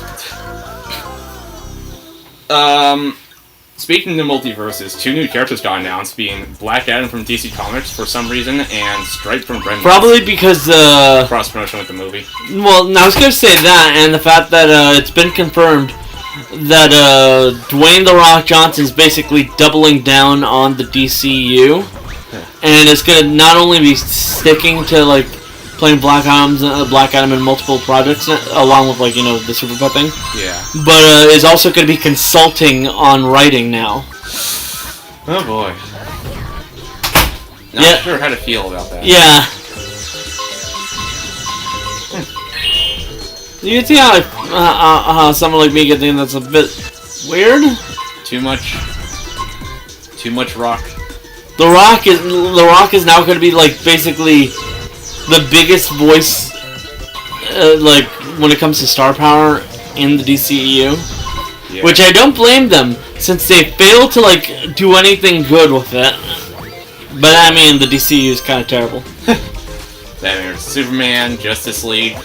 We will have to talk about the whole HBO... oh yeah, HBO Max is being kind of more so Warner Brothers It's- highlights, but They basically fused with Discovery is what I'll say right now. We'll get back to it, people. But first, let's talk about things that are less insulting, anger-inducing, and in general, just terrible decision making. there's an infinite one of trick here.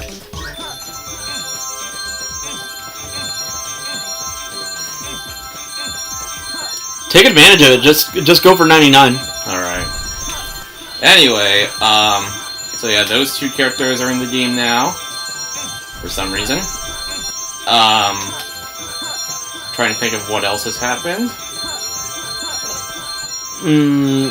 Well, we were talking about the whole Dragon Ball Fortnite event, There's that. which according to Kevin is like the first time Fortnite's had to put in some actual effort into their shit, which is why people are into it. They put in effort some. No, like I said, in a while. I mean, Oh, like they've obviously put effort into things like Star Wars, yeah. but it's been a while since they've gone all out with an event like this. To the point where Fortnite is canon in the Star Wars lore. For some reason.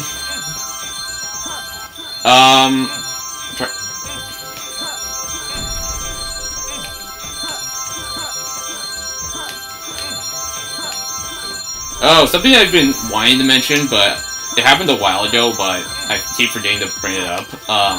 Nintendo is acquiring some animation studio with the intent to rename it Nintendo Pictures.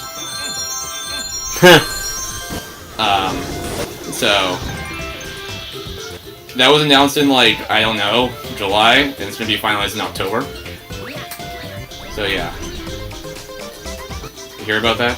I did not. Yeah. Nintendo is acquiring some animation studio. I think its name is Dino Pictures or something. Gonna have to look into it just to see why. And once it goes through, they're going to rename it to Nintendo Pictures. I'm guessing the reasoning here is they have zero faith in the Illumination film, and it's been consistently proven that other companies cannot handle their properties. I don't think that's entirely the case. I mean, they have enough faith in the Illumination film to actually keep it on track for release. Yeah, but I'm talking about most other corporations. They just straight up have no faith in. They have faith in Ubisoft for some reason. That's because Ubisoft knows that they can't fuck with Nintendo. That's true.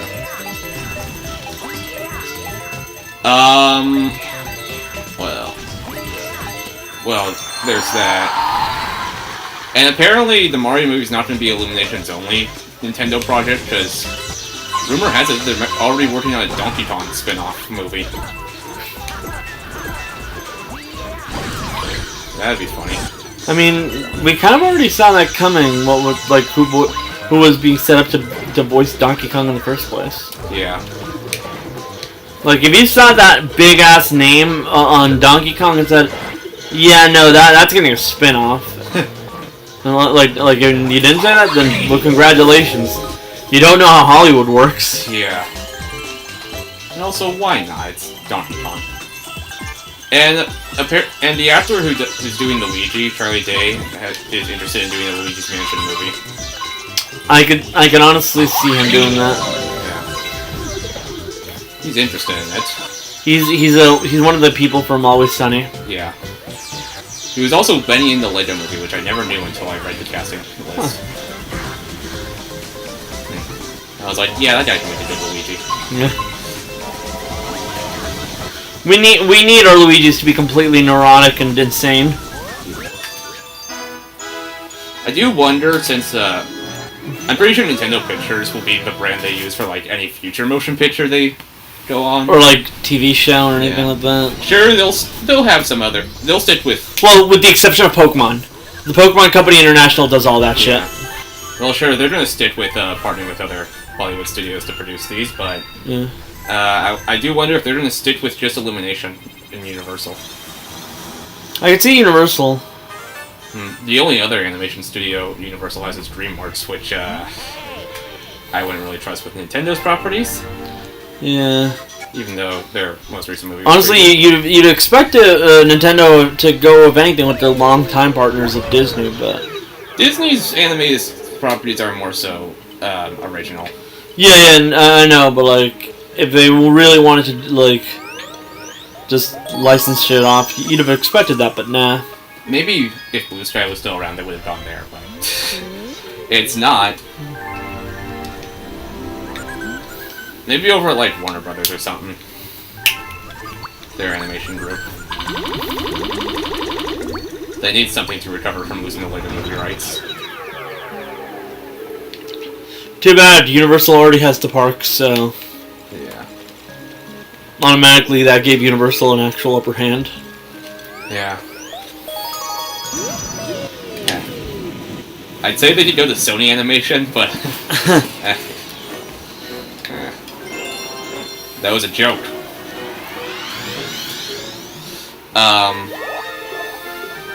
And then there's Paramount Animation, which I don't know too much about. This isn't counting. Paramount would screw them over hard. And this isn't counting like all Hollywood mini major studios like Lionsgate, STX, whatever. Imagine a movie like animated, like a Mario movie. No, wait, not Mario. Probably a better like one would be Zelda. No, I wouldn't say Zelda would be the best. Kirby. Honestly, yeah. By Laika. Yeah, that would take forever and a half to make, but it would. But it would work. Especially with something like Kirby. Yeah. Although Laika releases their movies through Universal. Yeah, that's why I said. Maybe. Earthbound movie? Earthbound could work. Literally, how a lot of like the character modeling for Earthbound was done was through clay figures, if I remember correctly. Yeah, that would work well with stop motion, and it would also work well if it did a full remake in the Link's Awakening art style. In my opinion. But they decided to buy out an entire like animation studio. Yeah. Imagine like waking up one day to realize that the company you work for has been bought out by fucking Nintendo. Yeah, Nintendo rarely acquires anything. So the last time they like bought out a game studio was Next Level Games, which was last year. And if you don't know, they developed Mario Strikers and the two most recent Luigi's Mansion games. They are located in Canada.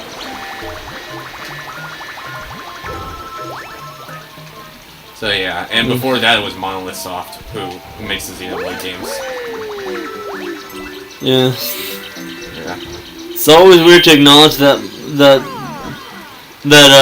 Monolith, like Monolith Soft's games are straight up Nintendo properties. Yeah, even though the copyright mentions both, so I guess they consider it second party.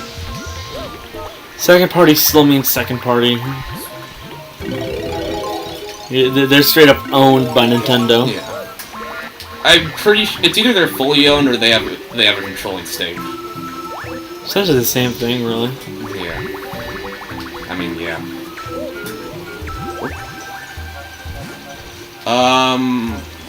What other Nintendo properties could work as a movie? I'd say Zelda because of everyone wants one. I think my main issue with a Zelda movie would be. Do you honestly think Hollywood would be okay with having a silent protagonist?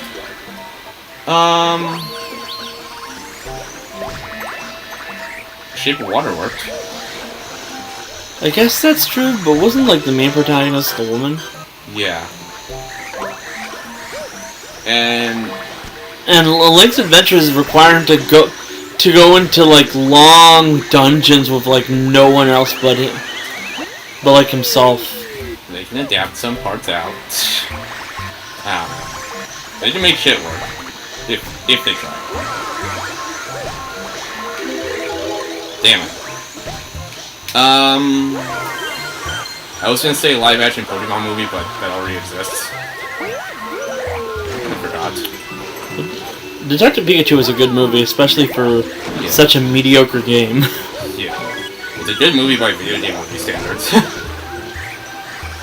It's a fairly decent movie on its own. Yeah. Like just I haven't even played the game, and I still like the movie.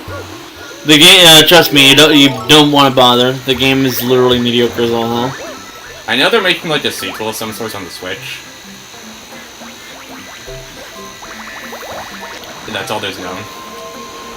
There's one of the flowers that there's one of the things right there. Yeah,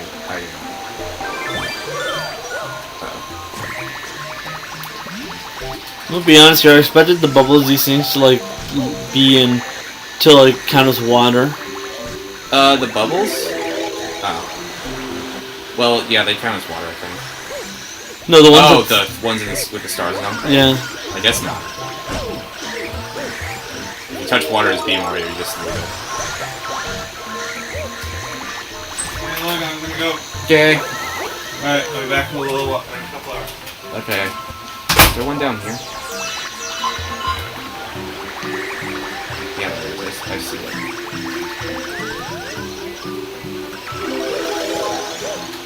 Luckily, that one doesn't require you to have it. Yeah. That's true. I think there might be one up there. Would an F-Zero movie work?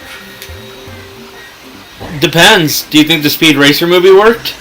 I have not seen that movie.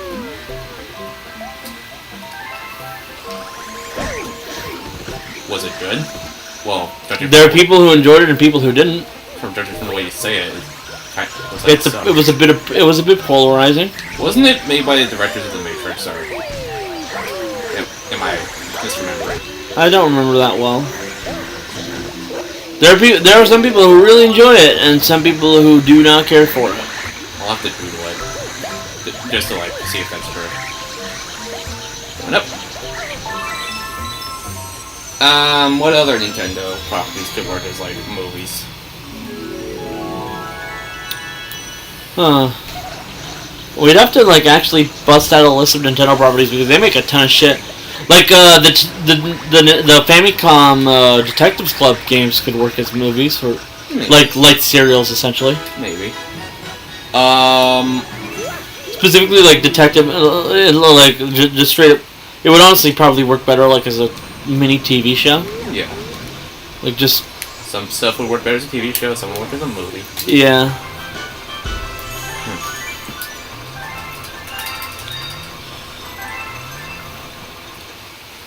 Huh.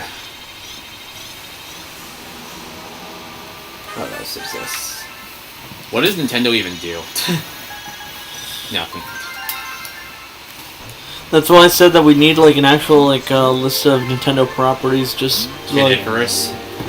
Kid Icarus would make a good animated movie. Yeah. Not live action. Duck Hunt. Duck Hunt. I don't even think that could be adapted into anything. It would be funny, but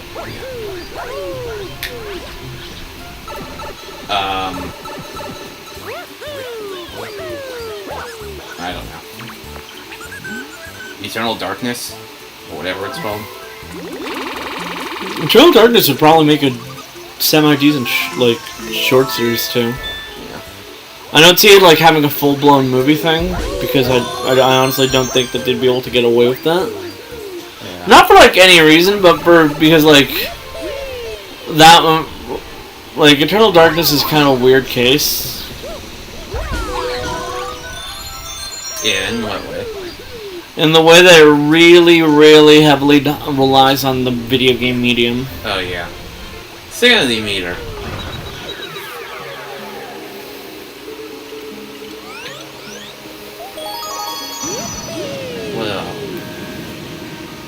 Oh, speaking of Nintendo, a new N64 game was added to their Switch Online, being Wave Race 64. Remember that game? That was one of the earlier N64 games for Crow. Yeah. So it looks like they're sticking to their one N64 game a month. Stiff. They need to. The N64 essentially had one video game come out every couple months. Yeah. Alright, where's the N64 South Park game? That's a joke. Like the N64's release schedule was god awful if you actually stopped to like look at it. Yeah. But it had some good games. It had a lot of good games, but this is very much a case of I mean, it had quality over quantity, if you know what I mean. Yeah, it had heavy competition from the original PlayStation, which had over 1,000 games, and the N64 only had like 400. Yeah, that's because the N64 had like no third-party support. Yeah, but when it did get third-party support, it got third-party support. I'm saying that the N64 by catalog is essentially the Wii U. The N64 is when Nintendo stopped caring about being family friendly. So I'd say that was actually the GameCube. well, ESRB was introduced around then, and there was plenty of M-rated games on the 64. I failed. And Most of them were just rated M because they had guns. I mean, that is true to an extent. I mean, GameCube was the one that had things like fucking Resident Evil. oh yeah, Mortal Kombat was on the N64. Mortal Kombat was on the SNES, dude. I know, but it had gore on the N64. Yeah, like, I'm saying, like, if you really want to make an argument on, like, when Nintendo stopped caring about their family-friendly image, the correct argument here would be either the SNES or the GameCube. Because the N64, their mainline games kind of doubled down on their family image. Perfect Dark. Oh, that was Quest 64. Yeah.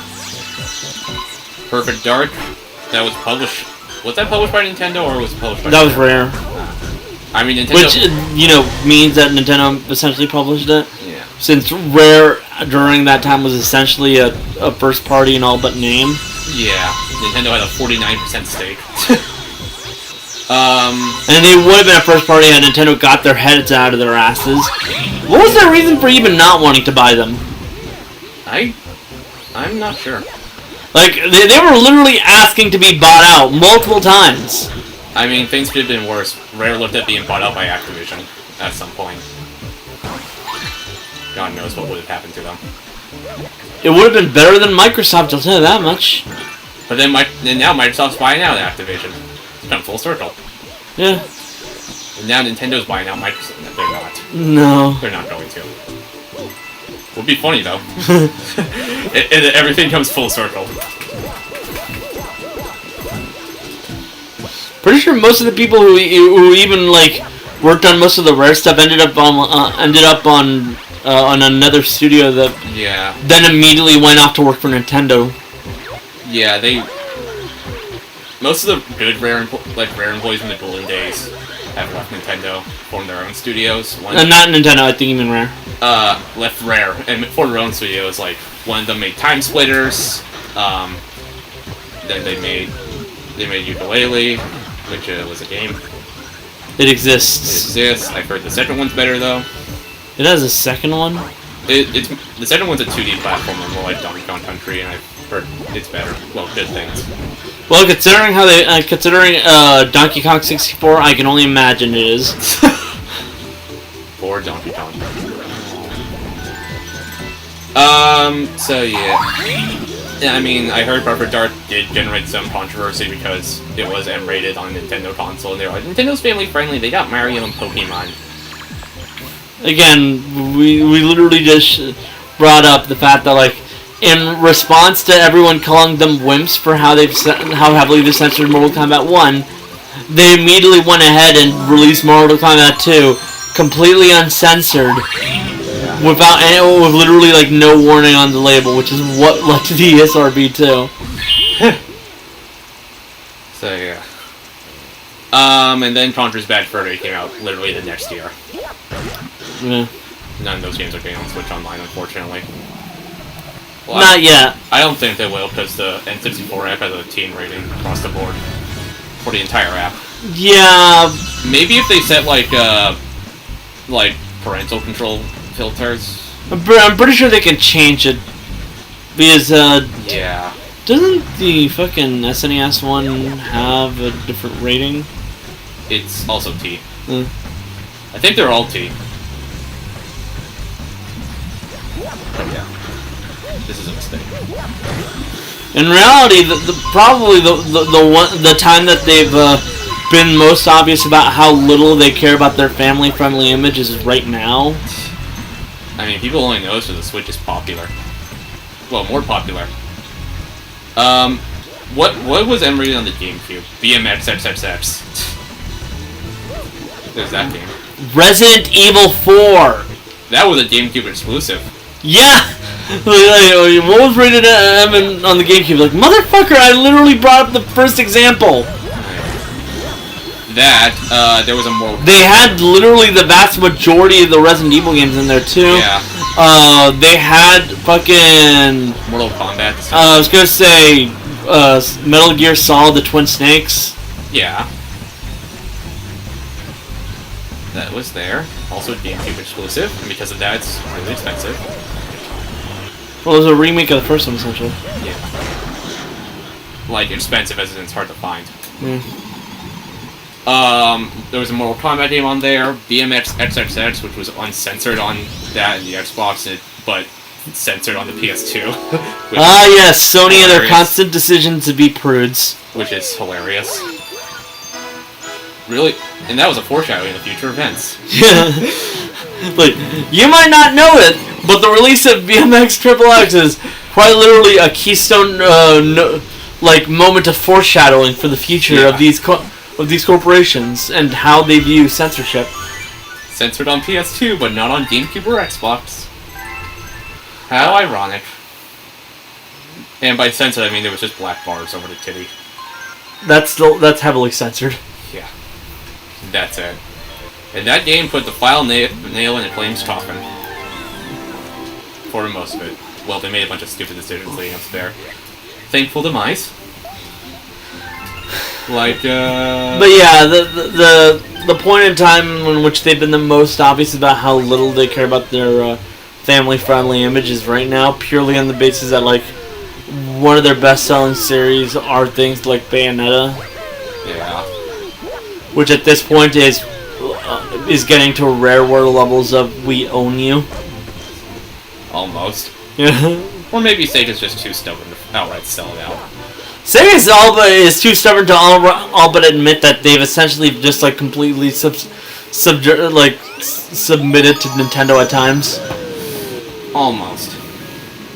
They have Atlas to handle their multi-platform business. Yeah, but like if it weren't for certain franchises, they quite literally would have been absorbed by now. I mean, Yakuza's not on the Switch yet, though. So there's that. Yeah, no, like I'm saying certain franchises, Yeah. Yakuza and like. And the like are basically the things keeping Sega like from being like fucking absorbed by other companies. In fact, they're coming out with Soul Hackers 2 pretty soon, and that's on every platform except Switch. Yeah. Is it on PC? I know it's on both PlayStations and Xboxes, but I don't know if it's on PC. Yeah, they spent an entire like they've spent most of like the fucking Wii U era essentially like completely under contract to Nintendo, which is why they've been doing so much as they can to try and get out of like being pigeonholed as one of Nintendo's companies. Sega even published an M-rated game that was exclusive to the Wii. It was called Mad World. Yeah. Developed by Platinum, Bayonetta developers. And then people were like, no, the Wii's family friendly, they can't do this. And Nintendo was like, the Wii is for everyone, even adults.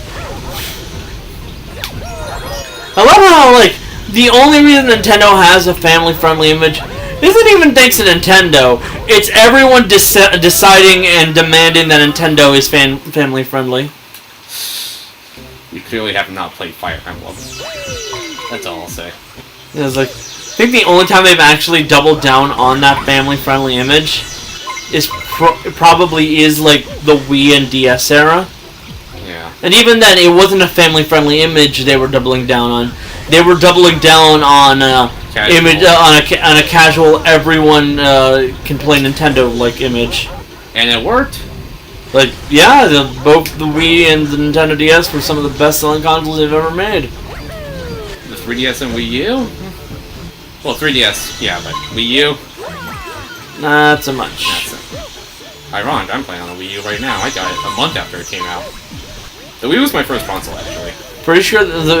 I'm pretty sure like fucking 5 of the reasons why people, 5 of those numbers for how like much the Wii U is sold has been Scott the Woz. 13 million units, only Wii U. Probably, yeah. I'm dead. All that for a 1-up, was that? That was not worth it. I don't even know where they're meant to go. Me neither. Yeah, Call of Duty was on the Wii, which somehow sold well. That's because it was the only like shooter game for that console. Yeah. Other stuff was on the Wii. Manhunt was on the Wii, which I find funny. People are like, people should not promote the Wii. It has this game. It's so violent. You can use motion controls to strangle people with a plastic bag. And all I could think of is, have you fucking seen any other game console? Yeah, but the Wii took it. The Wii had motion controls. You are the killer. Even more so. I don't know what I'm saying.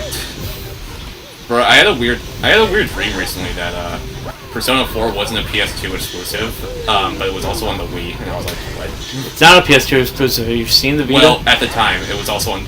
I had a dream that it also came out on the Wii, and I was like, okay. How? I don't know. The PS2 was the GameCube era. It came out in 2008. The Wii and PS3 were already out by then. Because, you know, people still make PS2 games after the PS3 came out.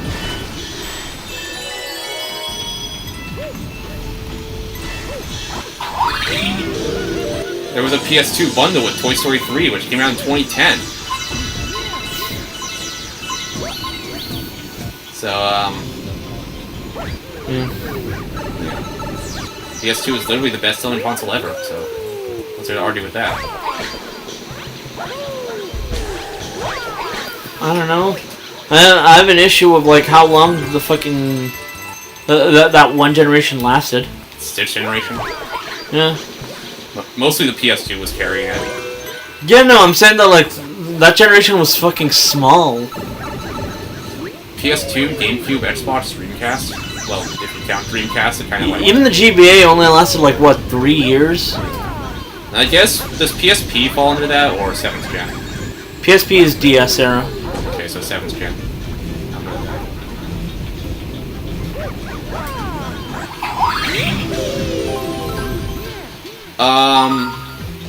Thank you, Wii Remote, for telling me how to work these things.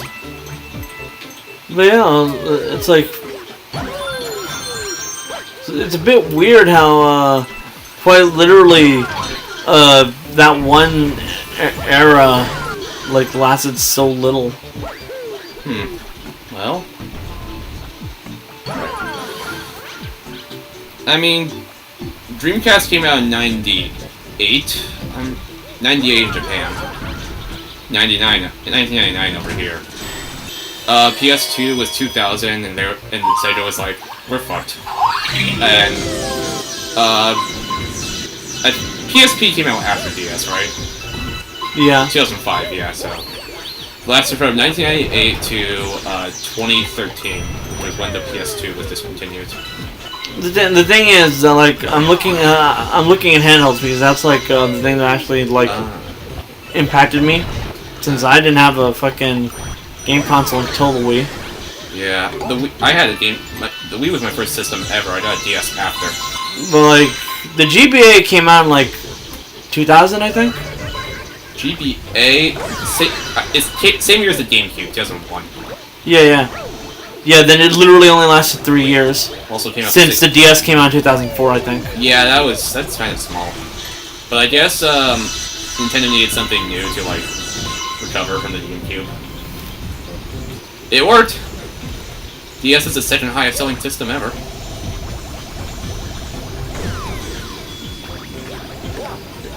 Even the DS has some M-rated games, but not a lot.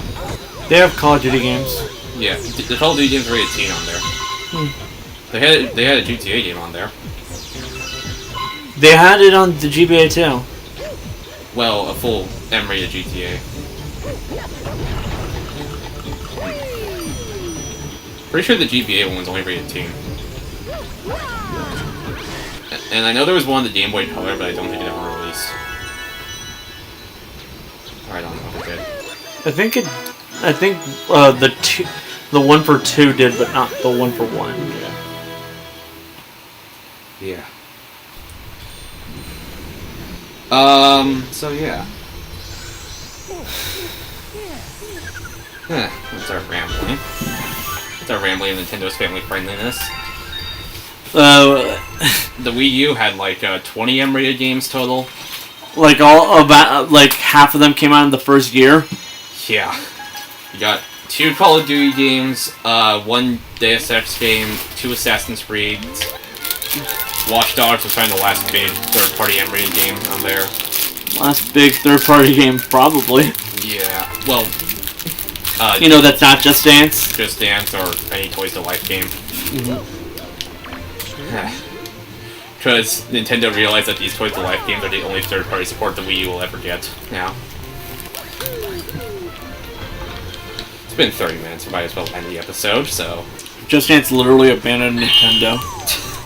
Well, the Wii U anyways, it was still on the Wii. On the Wii, but not the Wii U. It was on Wii and Switch, but not Wii U, that's fine. Alright, see you next episode for...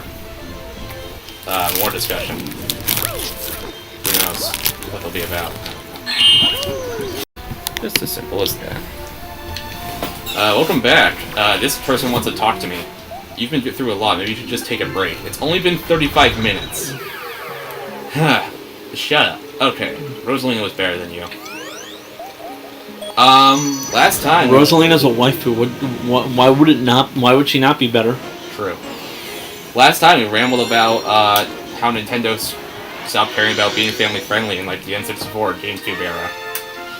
I still hold up that it was the SNES era where, like, they got so much shit for the Mortal Kombat thing that they just fucking said, fuck you. Yeah. ESRB was formed in 1994, I think. Or was it 93? One of the major, like, things that led to the ESRB thing was literally the Mortal Kombat 2 thing. Yeah. Sega had their own age rating system, and I remember, during the court hearings, then President Nintendo said Night Trap will never come out on Nintendo consoles. That's because Nintendo, that was one of the few times Nintendo actually doubled down on their family-friendly image. Yeah. Specifically so they could throw Sega under the bus. 25 or so years later, Night Trap is on the Switch. We played it on the Switch. It's a game. It's not very good. It's a bad game, I'll say that. I don't even remember. Like, it was... I'm pretty sure it was, like, with me, right? Yeah, it was with you. It's like in June 2021. We had to wait for it to install. We played something else in the meantime. What was that day's game again? We played Star Wars Fallen Order first. Oh! I played Angry Birds to pass the time, and then we played Portal. Yeah, it was back when we were playing Portal. Yeah. Will we ever finish it? No. Good question. Good answer. I'm sorry, but I'm gonna be honest here. I don't want to have to turn on that PS3 ever again. Yeah. If I buy it on Switch and we play it on there, we'll probably just do the co-op, if anything. If you ever want to see that again, let us know in the comments. Do we even get comments? We're lucky to get views. I don't think we even get comments. On occasion. Not often, but it happens. Huh. Speaking of which, this series has been doing pretty well in views. Episode 1 is like 30 views. Well, wow, that's pretty well in views. Yeah, pretty well by our standards. Our standards, yeah. Huh. So yeah, the weirdest shit gets the most views. That or things like Danganronpa. That or things like Danganronpa, yeah. I mean, Danganronpa Let's Plays are popular. To be fair. I'd like to believe that, like, people look at the Danganronpa playthroughs here and, like, are in this channel and then, like, see things like this and say, yeah, sure, I'll watch it. And then they hear that you're with somebody else and they're wondering, where's Jonathan? Did you not read the channel description? Is what I have to say. And all I can say is, I'm surprised you even care enough about Jonathan to even bring him up. Yeah. Sure, he's probably a substantial amount of, like, the reason people view those Danganronpa videos. Maybe. But that doesn't change the fact that it's Jonathan. People were probably wondering that throughout a majority of 2021 where he was in Arizona. Or better yet, people probably look at our, like, Mario Party playthroughs and play through and see it and think, man, these guys must really hate Jonathan. Oh, no, we just like touching them. He's just our bullying target at this point. The thing about Jonathan is, he's not consequential enough to actually hate. It's just dumb. Well, all of us are to an extent, but... He's just kind of the one that embodies some of the negative traits of autism. He's special. We all are. It's just that he embodies the worst of it. We should say that. We all embody different parts of it. That's our slogan. No, it's not. I know it could. I know it sounds like fucking hard to believe that 4 people on the same channel all have autism, but believe me, it's true. We literally, most of us met in an autism class. Yeah. Actually, I did not meet Jonathan in that. No. Said most of us. Yeah. I met Steven in that. Then there's Anime Club. Jonathan and I were both part of Anime Club. Yeah. So was Kevin. I remember last time Kevin was over, he theorized that Jonathan was still pulling the strings behind the Anime Club, behind the scenes. I can see it. Yeah. Yeah. Motherfucker somehow managed to get JoJo. Which is wrong in all sorts of ways. I tried to get JoJo played. The teacher gave me so much shit for that. Well, I guess they changed their minds. Assholes. It really says a lot. Granted, it might just be because of, the transfer of power was really negatively done. Yeah. Don't know. I remember that, during my final year, I was essentially all but in charge of it, right? Yeah. But at the same time, that's because there was, essentially a fairly bad argument going on between the rest of the leadership and the new leadership. And then they just gave it to Jonathan. And everything was in peace.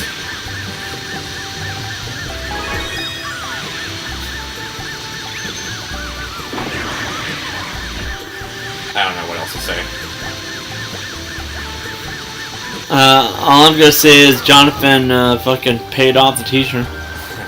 I think they considered showing a Persona anime in there, but that didn't go through.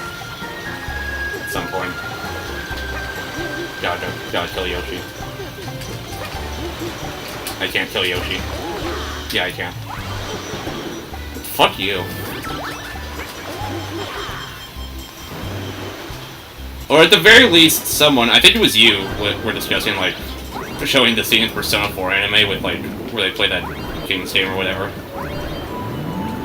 Back when you were in high school. No, I think what I was trying to do was, show the funny moments of that show. Yeah. But I don't even remember if that was me or not. Because it sounds like something I do, but I don't remember actually bringing up Persona 4. Yeah, but... What I do remember is that, the fact that, after essentially a year of not being there, after I'd taken over, I brought back Nichijou. I don't know what that is. It's a comedy anime. There was a couple of traditions that were essentially in place from my first 2 years. That the previous leadership held up. Then the leadership from my third year took over, and they were essentially newbies for the most part. I'd been in the club long before them, right? Yeah. And they basically didn't really feel the need to do that kind of stuff. But they were also the most family-friendly leadership, if you noticed. I know they showed My Hero Academia. They were very normal, yeah. Yeah. Which is how I learned about that anime's existence. It doesn't really help at the start watching the view.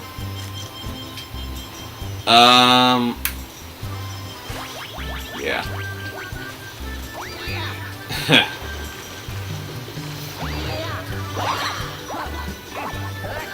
They really should have shown like a hentai as a prank on April Fool's Day. It would have been that would have been the perfect senior prank. You see, the thing is, I wouldn't put Jonathan to have done something like that, because I swear he would be the type of person to like just like roll up on one day and then just randomly throw on Boku no Pico. Yeah. I watched that. Like in my Why would you do that? I wanted to see what all the fuss was about, and Pedophilia. I kind of regret it. Well, kind of regret it. I do regret it. The fuss was about pedophilia. Yeah. Don't be pedophiles, kids. Well, what am I saying? Don't be pedophiles in general. Just don't. Do you not need? Oh, there it is. The star. You were saying?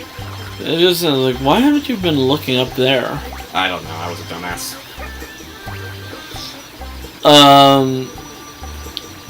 But yeah, it's like, I feel like on some level, What the hell? our teacher didn't really trust me. I had to fight with the teacher over to get me out of the class we even met in. That lasted a whole semester. And then the second my dad like joined my side, they just gave up and let me have my way. Which I guess would say a lot.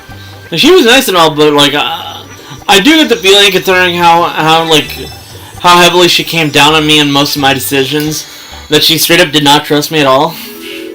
I would be surprised if she trusted me. I would be surprised if any of the teachers trusted me, actually. Like she literally stopped JoJo like at the end of the first episode because she was like, "This is too violent."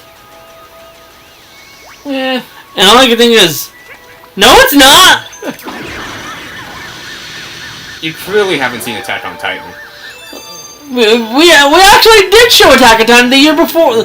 Like I don't think it was the year before, but it was definitely the year before that. We showed the first episode that had people dying. Well, some people. Apparently the dress code over at school has been abolished. So. They got so much more freedom ever since we fucking left. Yeah.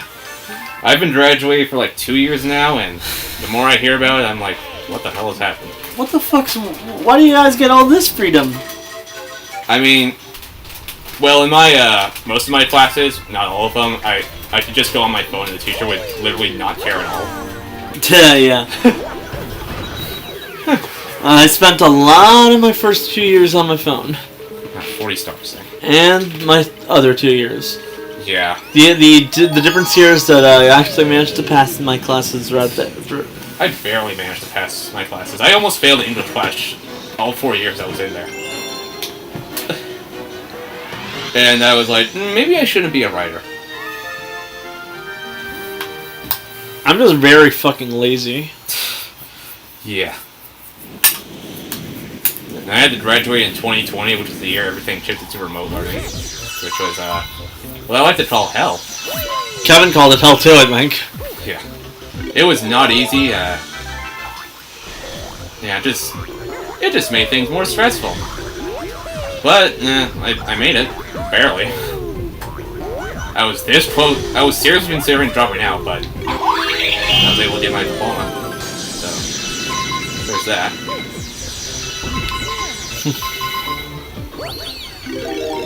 There was this one kid I knew since freshman year who was like 2 years ahead of me, and even in senior year he was still in school there. Just thought that was kind of weird. I also met him in that autism class, funnily enough. Which person? His name was Ted. Oh, Ted. Yeah. Whereas Kevin calls him Tedophile. Yes, I remember the Tedophile story.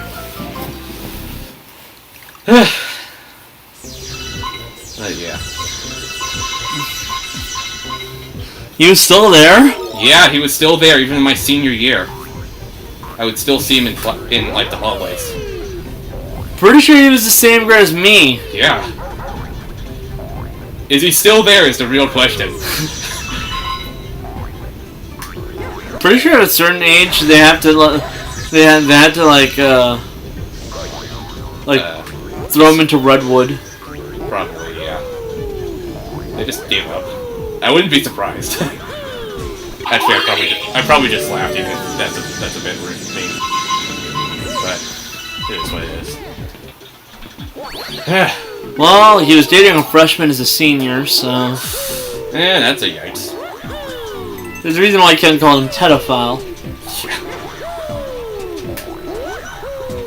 I do remember one day in high school, Kevin was pulled out of class for some reason, and then when he went to me and when he came back, he was like, "Hey, by the way, I'm autistic." I'm like, okay. Because that day he was also assigned that one class, effective next week or not immediately, but I'm pretty sure they basically had him marked as a flight case because they'd already marked me down as someone with autism. Boy. Yeah, that's all I have to say. When I first went into that class, it was in my first day of high school, so I was there since the beginning. Well, it was an even more, trying to put this nicely, less intelligent version. Yes. Back when being autistic meant you were in the special class. Yeah, but then my dad realized this ain't gonna work, so they swapped me out to a version that was every day, days later, not even a week, I think. And I was like, is this really better though? Well, to the most part, the people there were slightly more intelligent, but not a lot. And then Steven transferred in second semester in, and he was like, I think I was the first new person he talked to. Can you? I don't remember. I don't know. I'm gonna be honest here, I don't really remember those days. I do. I try not to. Yeah. Well, Steven transferred in and we, bonded instantly, I guess. And now here we are. That was 5 years ago, what the hell? Where did the time go? The Switch wasn't even out then. That's what I ask myself every year. The Switch wasn't even out then. Yeah. Where did the time go? Hell. The time went to hell. I guess that's fair. That class was, also hell. Slightly warmer because there was no air conditioning. I love how I'm pretty sure the only classes that had air conditioning in our entire school were in the Digital Arts Academy. Yeah. I do remember one time in that, I also had this study skills class in there, which, if you didn't know, that's where you can do your homework in class. Same classroom. I ended up getting that class in my final year. Yeah. I had it in, second period. For those that didn't know, study skills, you can do your homework in class, because, the teacher doesn't think you're... the school doesn't think you're bright enough to do it at home. Which, to be fair, they were right. To be fair, they were right in the assumption that I wouldn't do it at home. I did. I'm basically physically incapable of caring about doing my homework at home. Yeah. But I remember one time the teacher was trying to get something, and they accidentally knocked down the entire power for the entire B-wing, I think it was called. So they were like, "Whoops." That was a fun day. And once I got assigned to junior year, I was just so done with it that I would just willingly ditch it, and they would not care. They would encourage me to show up, but no matter how much convincing they did, I wouldn't budge. Even after they brought in a whole Switch just for me, I still said no. And after that, they gave up. I don't know what I'm supposed to do here. Pretty sure you're meant to climb up to the top of the tower. I see. I'll go this way. That work? Probably not. I see what you're supposed to do. Got it.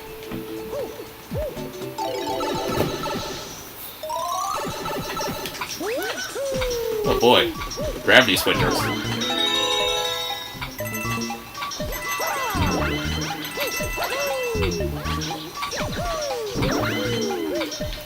I have a lot of stupid stories I could tell from that class, but asking where to start is like a whole nother... I don't know. I don't know how to describe it. I would have to really think on it.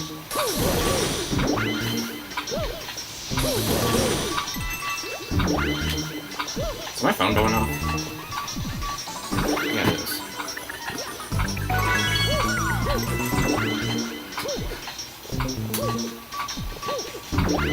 Oh, I do remember,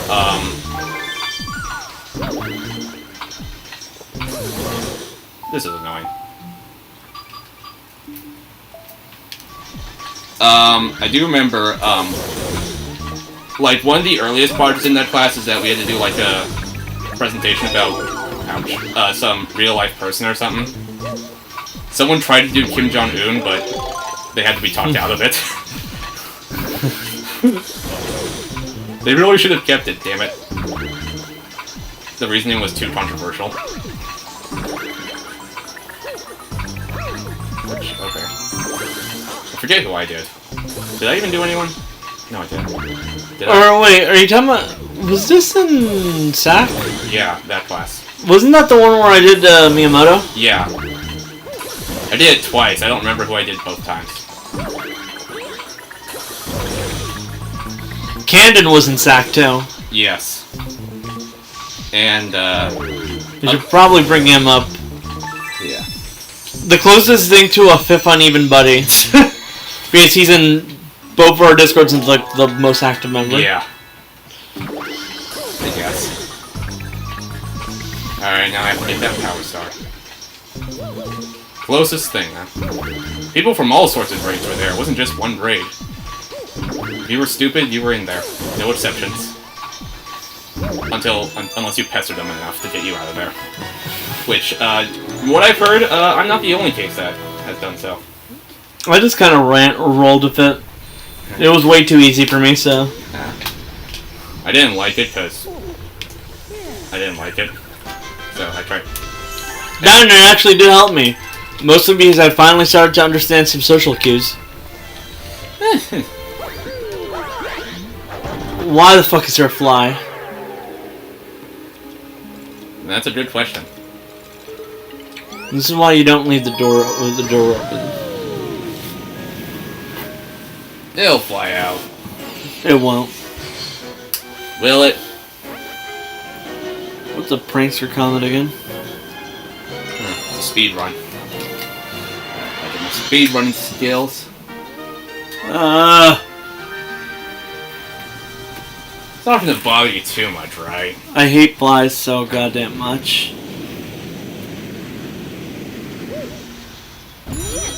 Well, I don't hear it anymore. Alright. 2.5. I do. I hear it. Where are you?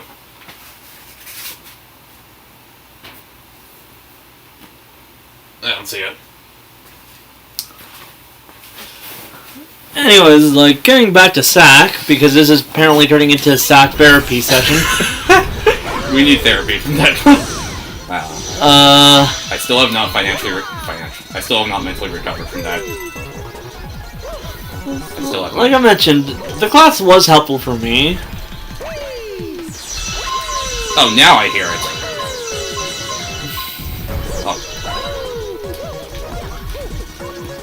Oh, I see you. Oh, I hit it.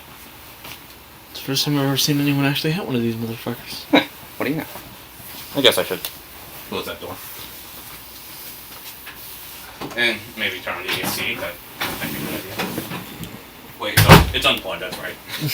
Because recently, whenever I leave it, we let it plugged in, it makes a weird buzzing noise, so... Maybe you should clean it up or something like that. I wouldn't That would be a smart idea.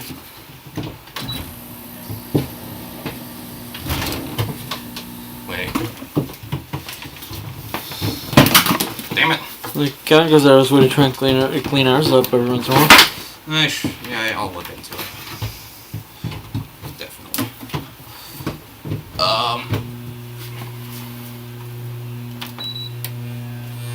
Yeah, it makes that noise.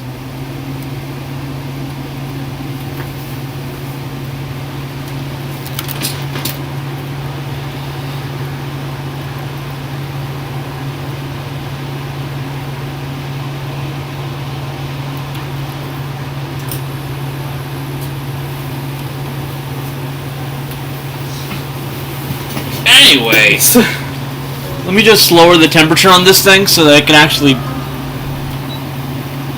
take effect.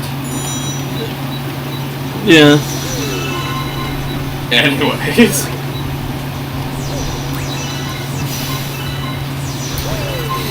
Going back to Zach.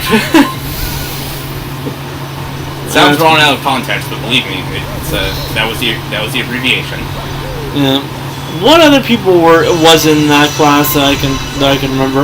I know there was a largely uneven gender ratio. There's a lot of boys. Yeah, because apparently girls aren't that stupid. That or because of the fact that they went out of their way to try and find people by figuring out who was good at social cues, and girls kind of naturally are better at social cues than boys. That is true. A lot of them were not on the best terms with me, I will say that. I'm pretty sure I ticked off at least like 90% of those. Pretty sure you've ticked off most of the people. Yeah. Like, I was on fairly good terms with Emily for the most of the semester. I've known at least 10 Emily's in my existence. I remember because she was she and I were decent friends throughout our final year. Yeah. Same with Zoe. Oh yeah, that one.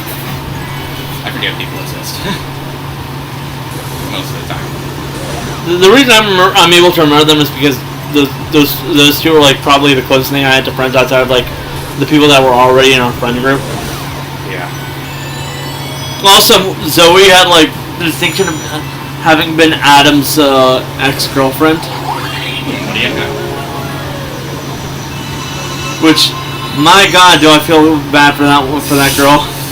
Yeah. Like, imagine having been listed off as Adam's ex-girlfriend. Like, fucking the people in our friend group didn't even like Adam. Ouch. That's well, I'm not gonna question that. Adam was the Jonathan of our friend group as well, so. And to make matters worse, he was kind of a smug asshole. How fun. You know those people who go like PC Master Race? Yeah. He was unironically that. That's good. He was legitimately the type of person who thought that if you didn't like Rick and Morty, you just didn't get it because you weren't smart enough for it. To be fair, you don't have. He was the Redditor of our group. Oh boy. That sounds. He unironically, legitimately believed that you need to be really smart to understand Rick and Morty.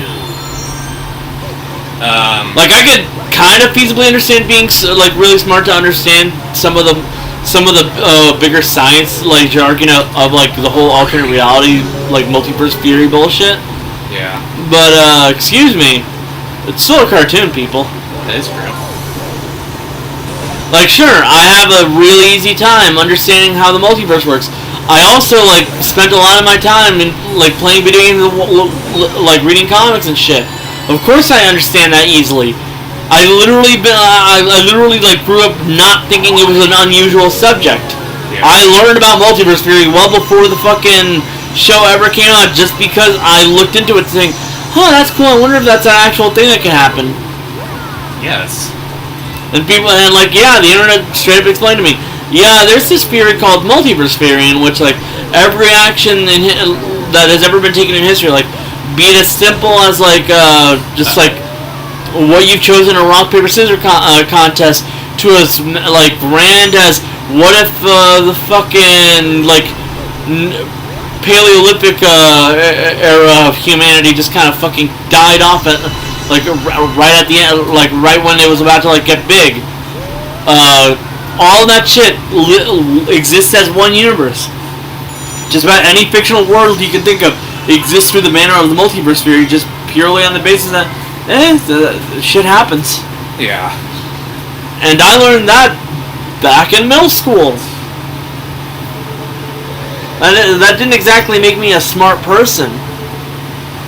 Well, I mean, jury's out on if I'm considered wise, because some people didn't think I was wiser than I probably should have been, but even then I didn't believe them for a moment there. yeah.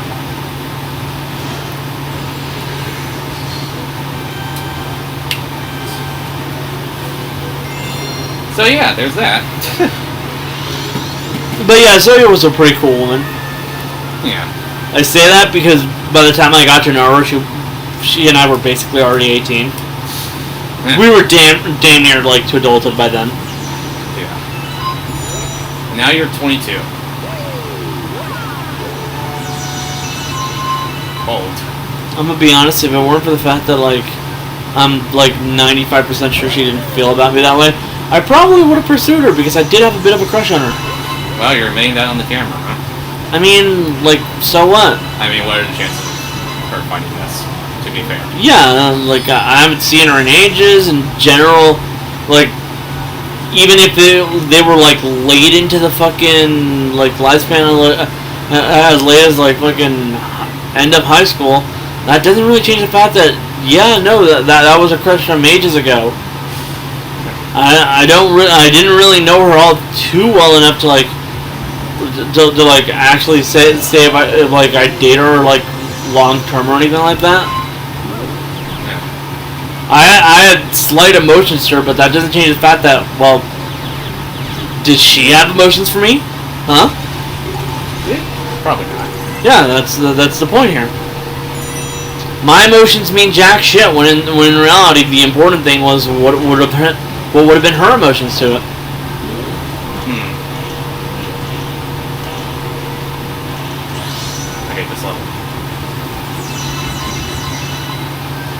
Who else was in that class? There's that one guy who was really into Suicide Squad. I don't remember his name. I just remember that he'd show up in Suicide Squad shirts and stuff like that. I don't know. Yeah, I don't remember. Don't know. Oh. Kevin was in the class, but he was in an alternate version of the class. I was transferred to that alternate version after I complained about the class having a rushed atmosphere, and they were like, okay, let's put you in the longer version. I'm pretty sure that I was not in that version of the class. You weren't. I'm dead. Right at the end, even. You were in the version I was first in. That I transferred out of.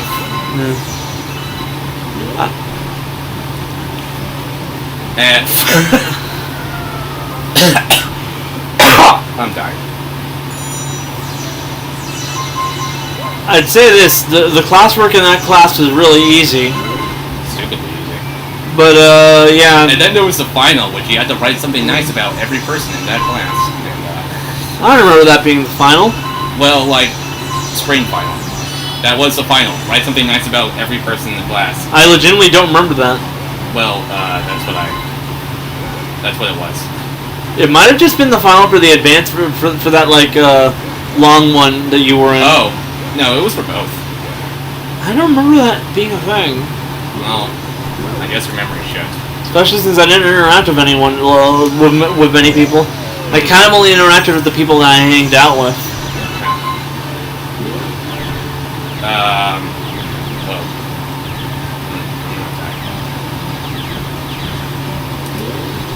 Like, Zoe and Emily were people I hanged out with outside of school. I hanged out with you all the time, just mostly in school. And still here. Yeah, and fucking Camden was a regular member of the TRC crew. Yeah.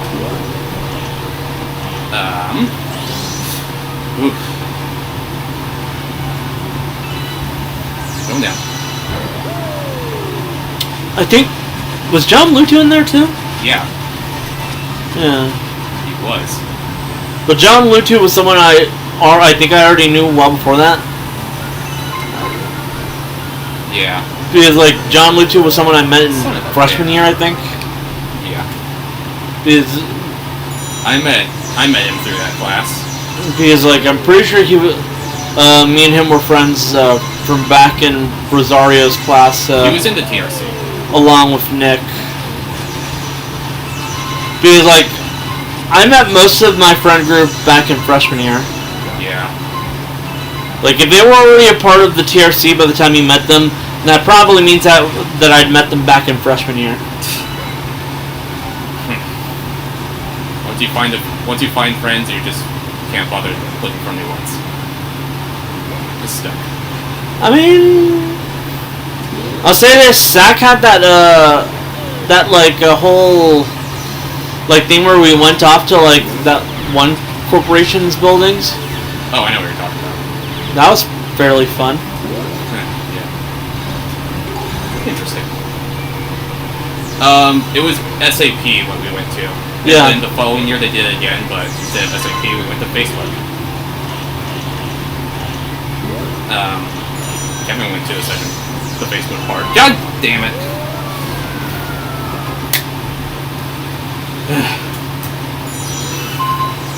SAP was nice. It was a nice place. They had nice food. Yeah. I'll say that.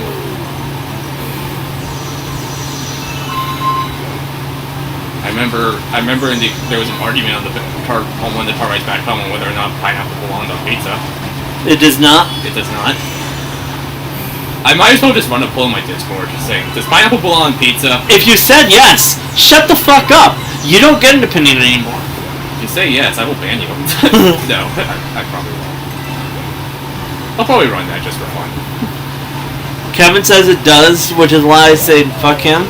There's now 3 buddies now. Pretty sure Jonathan might say yeah too. Yeah, I'll have to ask you next time I see you. I say Kevin says it does, but I'm pretty sure I've seen him take it out too. Yeah. He's just okay with eating pizza that has had pineapple on it.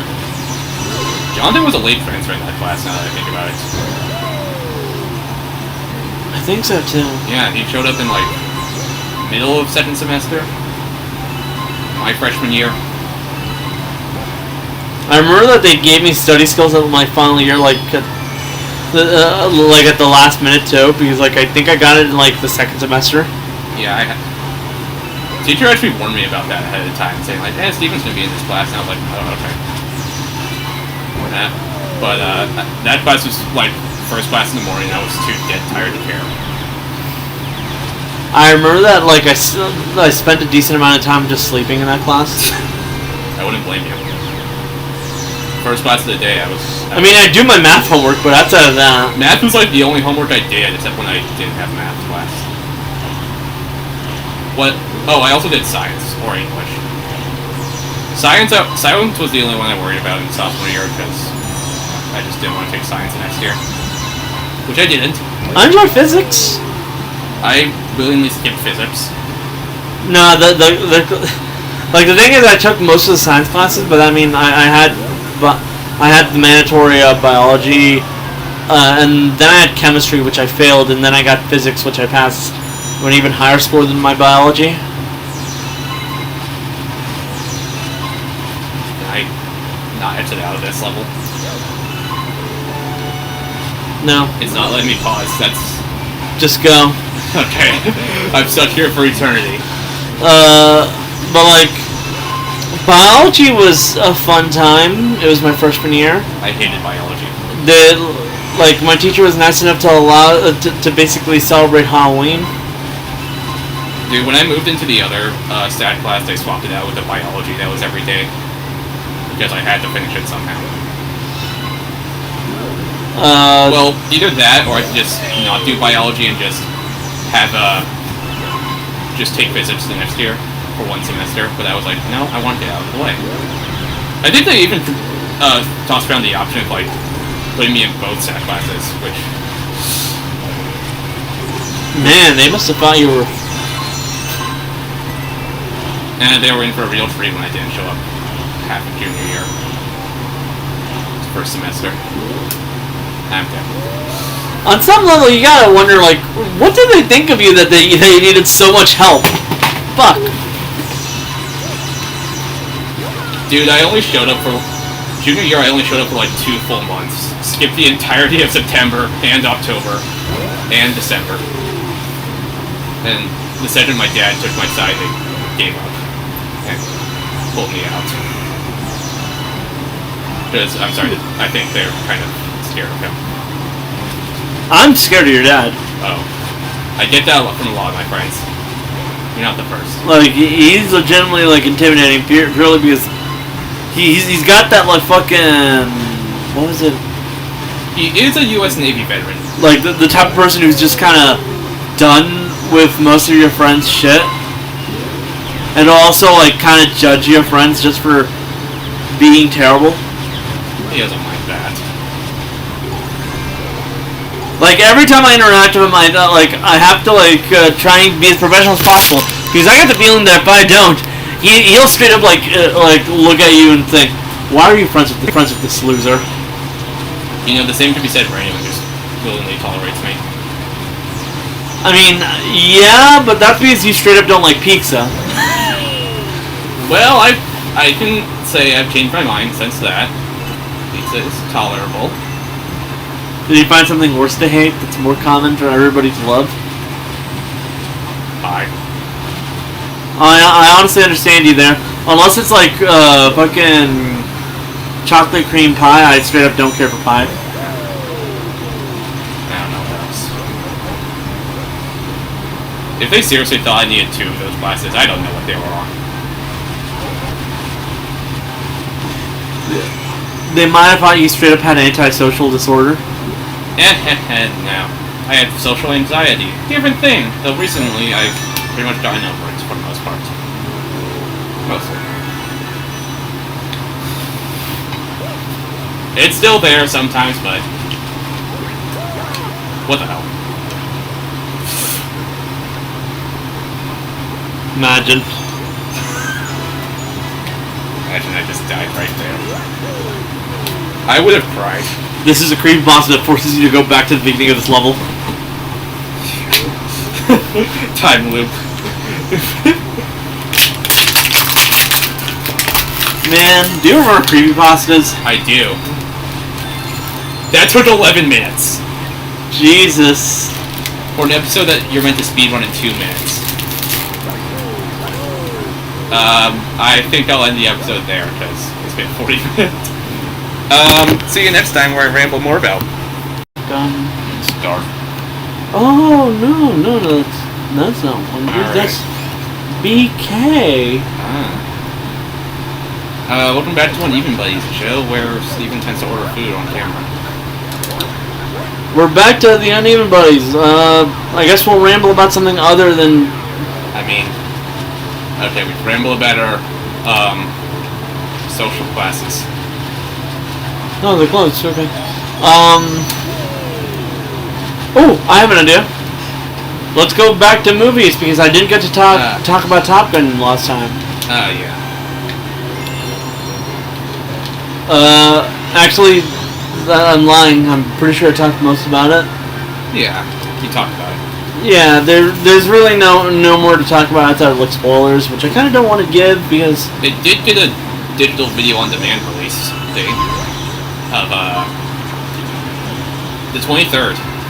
You'll be able to buy it on demand. nice. But there is one thing I'd like to bring up. Dragon Ball is sweet. Dragon Ball Super Heroes this week. Apparently, the best-selling, the highest-rated movie, like Highest grossing movie of the weekend. yeah, that's amazing. It's not the first time it happened though. The last time that happened was Demon Slayer. Yeah, but like, I'm gonna be honest here. I didn't expect people to like go out and watch a movie starring Gohan. Well, The joke here is I'm actually going out to watch it myself. yeah. But anyways, speaking of unlikely miracles for the anime industry, Fucking.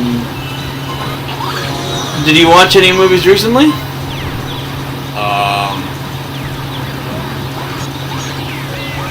No.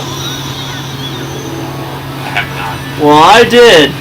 And by that I mean I rewatched South Park.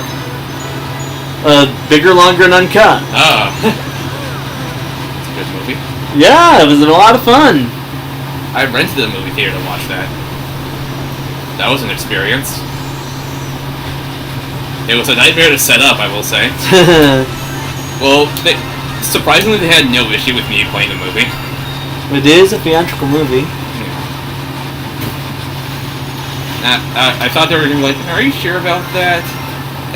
But I insisted. But no, they were supportive overall. But dude, getting it set up was a fucking nightmare. All I could think about that movie is like, man, It's relevant. this is really out of date with the continuity. It was made. It came out during season 3, so Yeah, that's what I'm saying. Like, this really does feel like early season South Park because there's a lot of early installment weirdness here. yeah, Like the whole Brian Boitano thing. yeah, Like that was something that like had been a thing from like even like the fucking short pilots. You know, like yeah. the Spirit Jesus of Christmas. Yeah, like and all that. Yeah. But man, they stopped doing that a long time ago. Yeah. Because like I completely forgot about it. And also, everyone's voices is kind of different. Oh yeah, no. Especially the women Yeah. of like the show because Mary Kay Bergman voiced them back then. Yeah. And then she committed suicide. May she rest in peace. That was 5 months after the movie came out. Yeah. Yeah. But like, you can kind of tell, especially when you listen to like Wendy, because Wendy's still like a very prominent character, and like so is like Stan's mom. Yeah. And in both cases, they sound more high pitched. Yeah. Like the current voice actress for Kyle's mom is Mona Marshall. yeah. Like I was gonna say, she actually does a fairly good impersonation of Mary Kay Bergman's.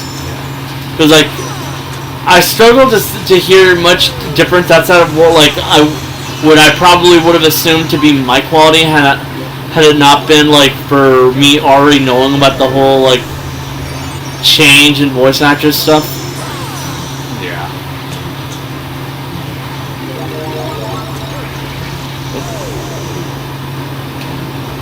Yeah. Meanwhile, Season 2 and 3 of the show are worked on back-to-back with the movie. A process which the producers described as hell. meanwhile, this movie goes out of its way to treat it like it's a huge big deal that like the kids swore with the F word. Yeah. Which notable, they did that back in season 1 too. It was censored. No, it was bleeped. Though this was the first time that anything from South Park has ever been heard not bleeped. That's fair. Hence the uncut title, which is also a reference to something else. Yeah. But like, more importantly about that is like how much prominence they give to Kenny's death. Because like I do remember that like in the case of this movie, it was treated with importance because throughout most of the early seasons, Kenny's death would be basically centered like near the end of the episode, and wouldn't really be brought up unless it was plot important, like that zombie one. Yeah. But outside of things like that, Kenny's death would be more like a running joke where it would happen at the very end of the episode just because it would. Yeah, and then they got tired of it, and now they do it whenever they feel like it. They got tired of it like fucking back in season 5. Yeah, that's when they killed him off permanently, replaced him in season 6, and he came back. But like the reason I say it's like so notable is because like they make such a big deal of it, downright to the whole going to hell and then being sent off to heaven thing. And then he comes back the next week. Yeah. Because, fun fact, the movie's theatrical release was actually in between 2 episodes. So, like on June 23rd, 1999, an episode called Tweet vs. Prey aired. Ha! Which, a couple, like, so many seasons later would be relevant. 16 seasons later. So speaking of early installment weirdness with Tweak and Craig, And, I'd also like like what led me to decide to watch this movie was the fact that I also decided, like, out of boredom, to start playing Stick of Truth again. yeah. Because, like, I hadn't touched that game in ages. And, like, I did have a recent conversation about, like, how I'm, like, really up in the next South Park game is just as good as the Stick of Truth and Crash and Butthole. Yeah, especially since it's by a different company now. Yeah. And that led to me deciding, like, I'm bored. Coincidentally, THQ was the original publisher of Stick of Truth before they went bankrupt. Yeah. So I was like, I was looking for a game to play. I was originally thinking maybe Final Fantasy, like, remake or something like that. But I decided, fuck it. Like, or maybe GTA. Fuck it. Let's play this. I haven't done this in a long time. It's a good game. Yeah, like, I love how early on there's like a Facebook post by guys like talking about like a breakup with his girlfriend, and I'm like, Yeah. ha, funny. And then it became... And I think the funniest part about that is the fact that, like, the events of this game essentially happen, like, This was that came out after season 17, but before season 18. yeah, like, And the Tweet vs. Prey was season 19. so essentially it would only take like a year or two Yeah. for it to like happen. Yeah. So, like, June 23rd, 1999, Tweet vs. Prey aired on cable television. June 30th, the movie came out in theaters. Made like $60 million in opening weekend. Same day as... For the longest time, it was like the highest grossing rated R animated film. Yeah. Only to be beaten now By by Sausage Party. Which then got beaten out by Demon Slayer. thank God, Demon Slayer. So that movie came out in theaters. It was still had competition from Star Wars Episode 1, which was a movie. And then the week after the movie came out, an episode called Sexual Harassment Panda aired. Which they have said they have no memory of making. I kind of remember it, but I don't really remember much about it. It's often considered one of the weaker episodes. They were tired from working on the movie, so... They even said they barely finished it on time. This is giving me like Avan Jogia was so drunk that he doesn't remember ever making a single episode of Victorious level of stuff thing. They had to fight with the MPAA to even get an R rating, because... Oh yeah. They submitted to it 6 times, and 5 out of 6 they gave it an NC-17. I love some of the notes I know about like the MPAA fight. Yeah. First of all, if a movie has if the movie has like 400 or more swear words, it's automatically given an NC-17. At the time, they since abandoned that. Yeah, but like in response to that, the movie went out of its way to have 399 swear words. 136 uses the word fuck. Yeah. Was it 146? I don't know. Along with that, things like every time they'd like listen to the complaints of the MPAA, They just added something worse. yeah, they went out of their way to do something even worse. Yeah. And then they just... Which, you know, is kind of akin to what Adventure Time did. Yeah. In which they would go out of their way to like give something like horrible, and like they said no, and so they said, okay, how about as an alternative to that, we do this, which would have been like the idea they originally wanted in the first place. Yeah. But like more notable than all that is the fact that like the vast majority of the plot of the movie It's about that. Yeah, it's quite literally about their whole fight with the MPAA.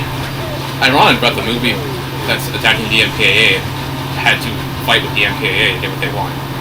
And I think the funniest part here is, you know how like there's this huge action scene like at the end, Yeah. like at the climax, Like, right? And the fact that like they have all of this stuff, And they didn't get a single complaint about it from the MPAA. To be fair, it's instruction paper, so it's fine. And like the funniest part is, like, remember the message of the movie, according to Kyle's mom. Gratuitous violence is okay as long as There's no naughty words. That was said exactly at the 1 hour mark. Yeah. Yeah. But yeah. By the way, a lot of those songs still hold up. Blame Canada especially. Somehow still relevant to this day. I still love La Resistance. That's a good one. What was I gonna say? Also, Kyle's mom's a bitch. Yeah. Some of those songs were performed at the big concert they had. Yeah. It's a shame that they basically never acknowledged the movie outside of like a few cameos. They do. There were 2 original characters that were only in the movie, never again. No, the mole made a cameo where he showed up on That's true. like a fucking talk show, weirdly enough. That is true. Which I guess implies that Survived. he's now alive, Yeah. having been brought back by Kenny's wish. Yeah. Kenny's wish was to go before the war. Yeah. Which technically would have been started during the whole like the Baldwin family murder thing. Yeah. Which, by the way, like, as someone who does not care at all for the Baldwins, that joke really did not land. Although it does land in one way. The fact that, like, the kids are all, like, worried about going to war, like Terrence and Phillip, and the only person who's at all, like sad about the Baldwin thing was Garrison. Yeah. How ironic.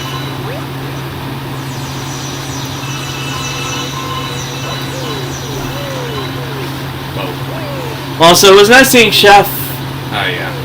since I haven't seen him in God knows how long. Killed off in the first episode of season 10. Rest in peace. Yeah, if only there were in Scientology. But he had a stroke and died anyway. Oh no! Like, so you know how Yeah, I know. Scientology quit on his behalf. yeah, assholes. So as I mentioned, I rented out an entire movie theater to watch that movie on the big screen because it was something I really wanted to do. You have it up for 1,200. Because you already gave them like 366.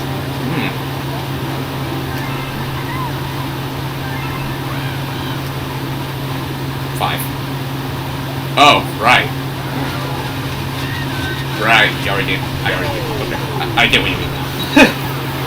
So, the movie theater I went to, it's a nice place, by the way. And, the one I went to, so they had a thing on their website where if you, like, brought a Blu-ray player, like a whole-ass Blu-ray player with, a Blu-ray disc. I hope you just straight up brought your like PS5. No. Blu-ray, I might have signed because of experiences. Okay, just the Blu-ray player, and a Blu-ray or DVD disc, and you paid them $150. They would let you play. They would play that movie just for you to watch it, up to 40 or so other guests. However many the movie theater fit. Nice. Everyone was busy, so I went alone. So I went there. I set it for like the Monday on August 2nd, and then I got a call from the movie theater like before, and they were like, "Hey, PG&E is gonna do like a planned power outage on that exact time. Maybe we can reschedule." And I was like, "Oh, okay. Does the next day at the same time work?" And they were like, "Okay, sure." So I got there. I brought a Blu-ray player from my living room, and I bought the movie on Blu-ray just for this. So I got it. I brought it there, and the theater was closed. And so I called them up, and I was like, "Hey, I'm here," and they let me in. Yeah, at least they let you in. Yeah. So I called them up, and so they let me in, and they're like, "Okay, let's get this situated." But then there was a problem. I forgot to bring the. I forgot to bring an HDMI cable to like put it up. Or, Oh my god. No, wait, no, they had an HDMI cable. I forgot to bring an AC adapter to hook up the Blu-ray player. And I was like, okay. But I spent $150 for this. I wasn't about to give up that easily. So luckily, I called my dad, saying like, I forgot the AC player. The AC adapter. AC adapter. AC player. And he was like, oh no, what are you gonna do now? And I was like, I don't know. But luckily, they had a backup AC adapter that they let me use. Because I think they were also like, he spent $150 on this. He's not gonna give up. We're not gonna give up that easily. How did they feel when they realized what movie you were playing? No, they didn't really care actually. They asked, what movie are you gonna watch? And I told them what it was, and they were like, oh, okay, that's cool. I was hoping that they joined you or something like that. I think they might have watched from like the higher up projector. And so that happened, but then another issue arose. They couldn't get the Blu-ray player to work with the HDMI cable. My God. It wouldn't display on the screen. And I was like, shit. And so they're like, okay, we're screwed, maybe. So they decided to use a backup Blu-ray player they had. With a whole lot of back and forth between me and the theater employees and my dad. And by the time I went, and then by the time they got it to work on the screen, I gave them the disc. Well, I gave them the movie disc when they inserted it. They got to the main menu, and then all of a sudden there was a pink filter on the screen. So they had to take care of that. Like the entire screen had a pink tint over it. And then finally, I'm dead. Finally, when they took care of that, I was able to sit back and enjoy the movie. After like 30 minutes of rambling. So yeah, that was A thing? a thing. And on top of that, I ordered regular M&Ms as part of the candy. They gave me peanut M&Ms, and I had to tell them give me regular. But yeah, overall it went well. The people there were very cooperative and supportive. Probably because they realized you would have shanked them if you didn't, if like they fucking said, oh well, too bad, no refund. Nah. Yeah, I guess they were that scared. God knows how they would have felt if my dad showed up. And then shortly after, shortly after, like, I did that thing, they stopped doing, like, pick out a time to rent out the theater thing. Now you have to, like, email them and make an appointment. And I'm wondering if I had something to do with that. You might have. But next time I'll probably bring like, my, something that one of my game systems that can play Blu-rays. Like, maybe the PS4, because I never use it nowadays. I still have my PS4, it's just sitting in one of those cool boxes.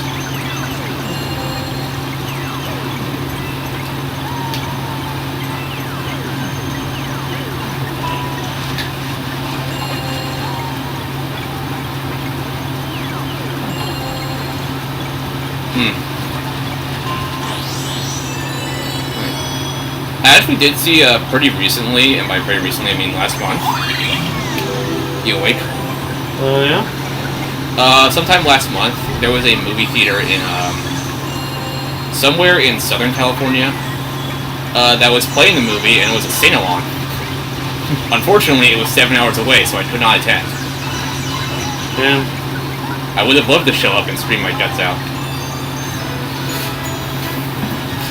And I posted that, and then I decided, I'll post this experience. I took a bunch of pictures during the, while I was watching the movie. Like, because I didn't think they'd care, I was the only one there. Yeah?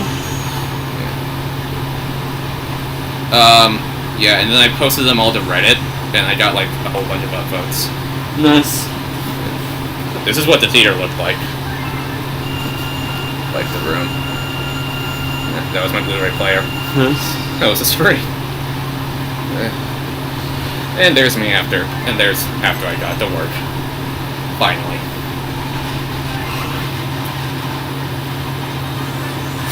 Sergeant Mario. Nothing else. Game has been saved. Oh, we have enough stars to advance the story now.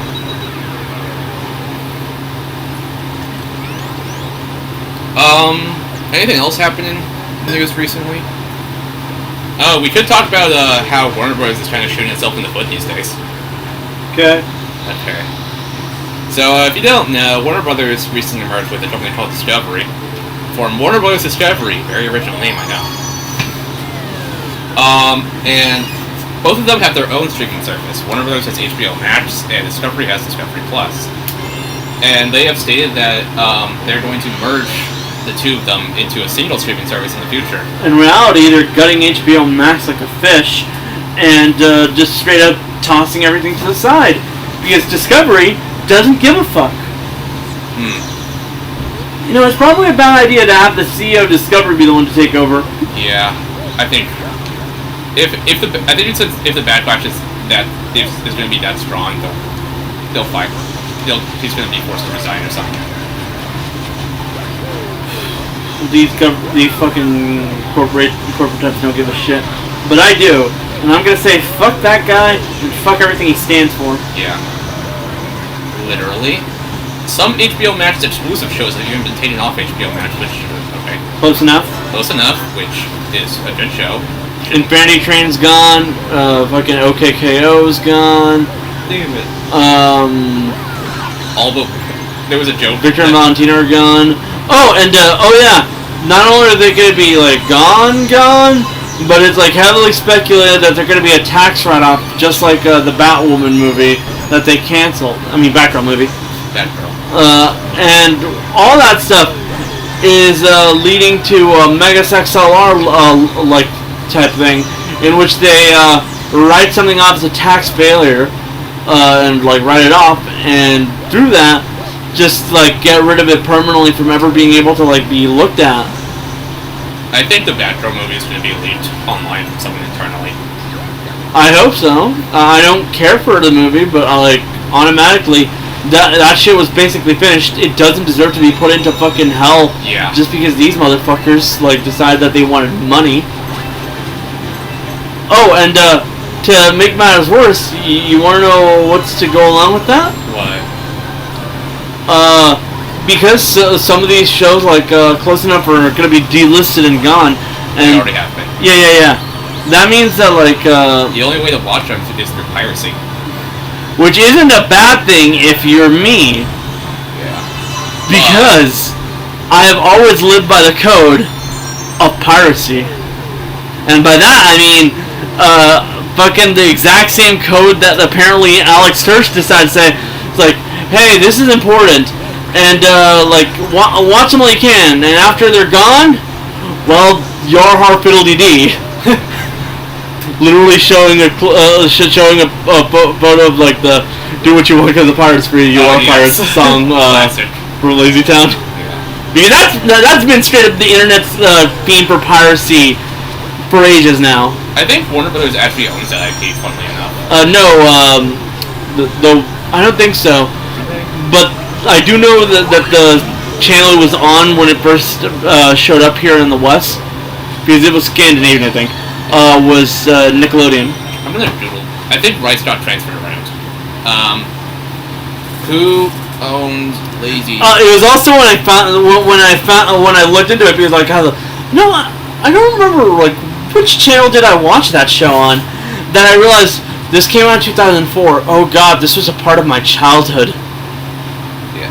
It's owned by Turner Broadcasting, which is owned by Warner Brothers. Damn. So yeah, they bought it out. So yeah, kind of ironic. What's next? Disney buying out Warner Brothers? No, antitrust won't allow it. Warner Brothers will buy out Paramount, probably. Make them a smart company.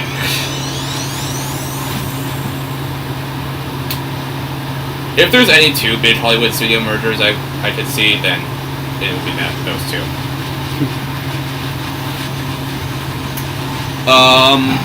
Yeah. There was a joke. I remember the thing got so out of control that the creator of Uncle Grandpa went on Twitter and posted this. I know you all can't see it, but it's a picture of Uncle Grandpa pointed to his head. And apparently one episode of Uncle Grandpa survived the Great Purge. It's not even the Steven Universe crossover, because that counts as a Steven Universe episode. Which just proves he is the most powerful character in all of fiction.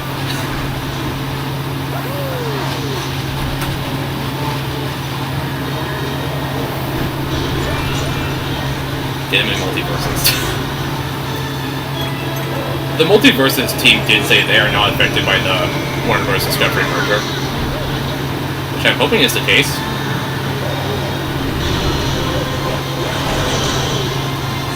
You ordering food? Or... Steven? You ordering food? Yeah, I'm just trying to figure out what the fuck royal sauce is. Let's see.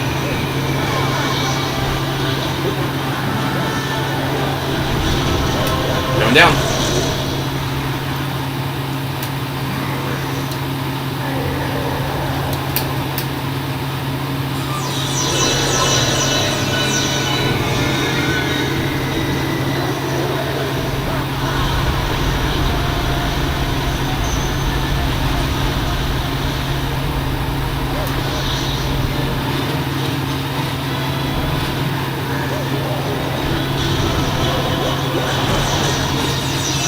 The reason is because Burger King apparently got rid of the King because of the fact that it was too labor intensive to like feasibly make.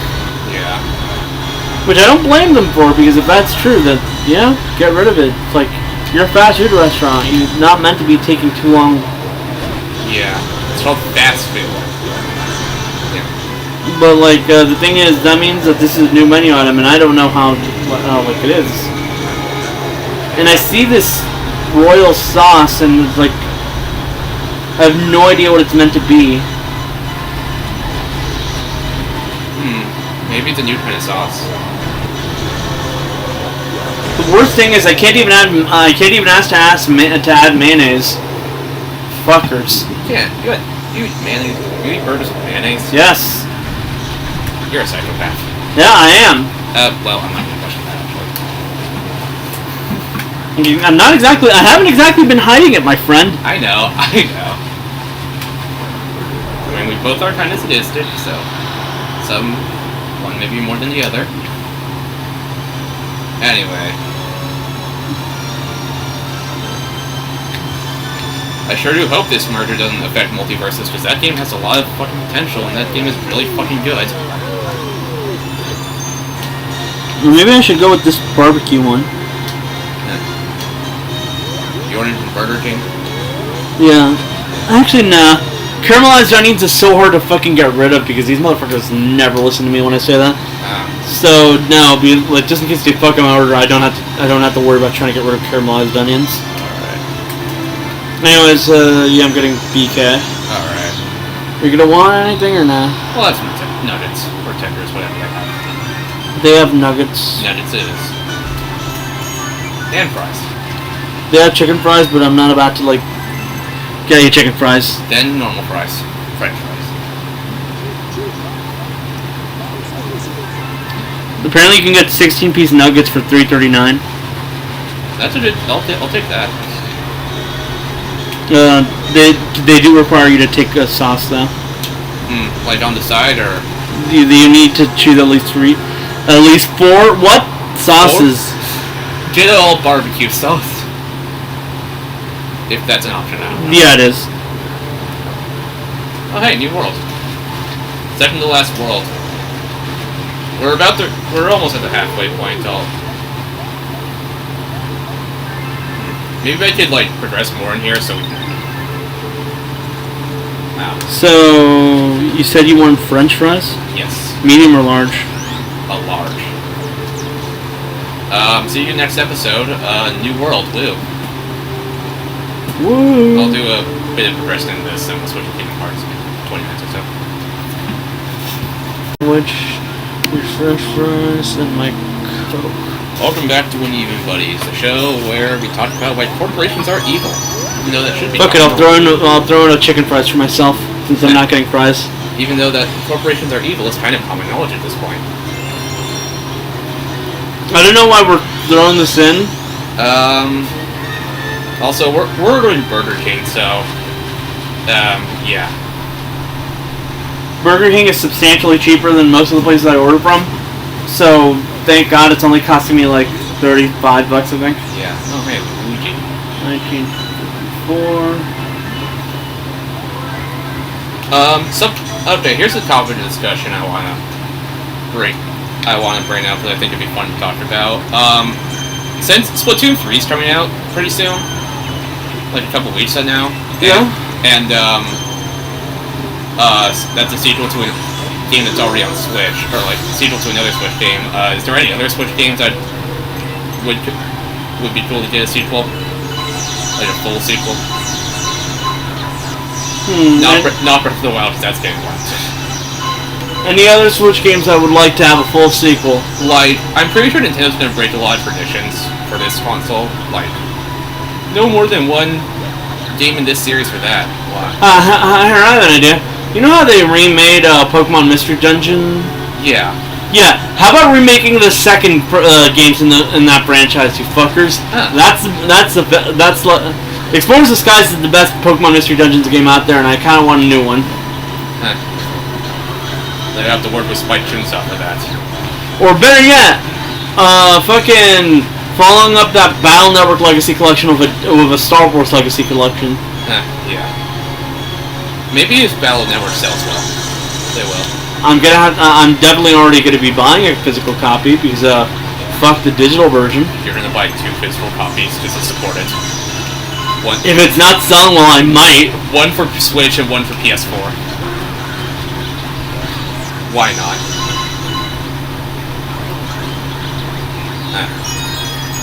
Sometimes I buy multiple copies of the same game on different systems. Not often, but I never buy it if it's more expensive than the one I initially paid for. Why are you not going for the thing? Good question. I wanted to see if there's other stuff to look at, but I guess not. I should really keep learning a sense of direction. But yeah, Splatoon 3 is coming out, Breath of the Wild is getting a full sequel, which... not my cup of tea, I'm sorry. I'm gonna have to apologize for every time I say I don't like that game. You do. Yeah. But... no, not that. Mario Odyssey 2. There's a lot they could do with a full sequel. If it happens. Because like they made Mario Galaxy 2 so they had enough ideas to warrant a full sequel. Or yet Mario Galaxy 3, where the fuck is that? I'm still waiting. Ooh. What? I know they fuck it up by making it like one of those limited time things, but how about a collection of some of the fucking like Zelda games that they haven't re-released?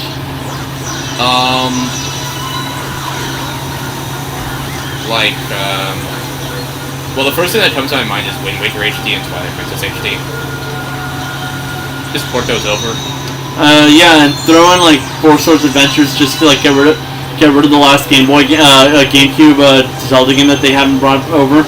Yeah, and also get it to work so it's like naturally supports 4 players locally, so everyone doesn't have to have a Game Boy Advance.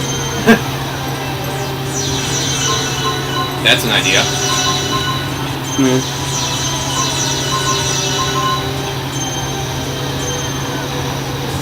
that game even good?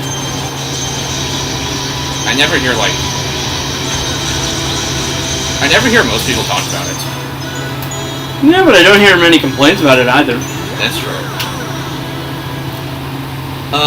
Anything that's already on Switch that should get a sequel? I don't see Smash Bros. Getting a sequel because it's really just not need one. Wait for like Switch 2 or something. Switch 3. Switch 4. Ultimate's enough to last like a decade. In my opinion. Maybe let's look at the Switch titles to see.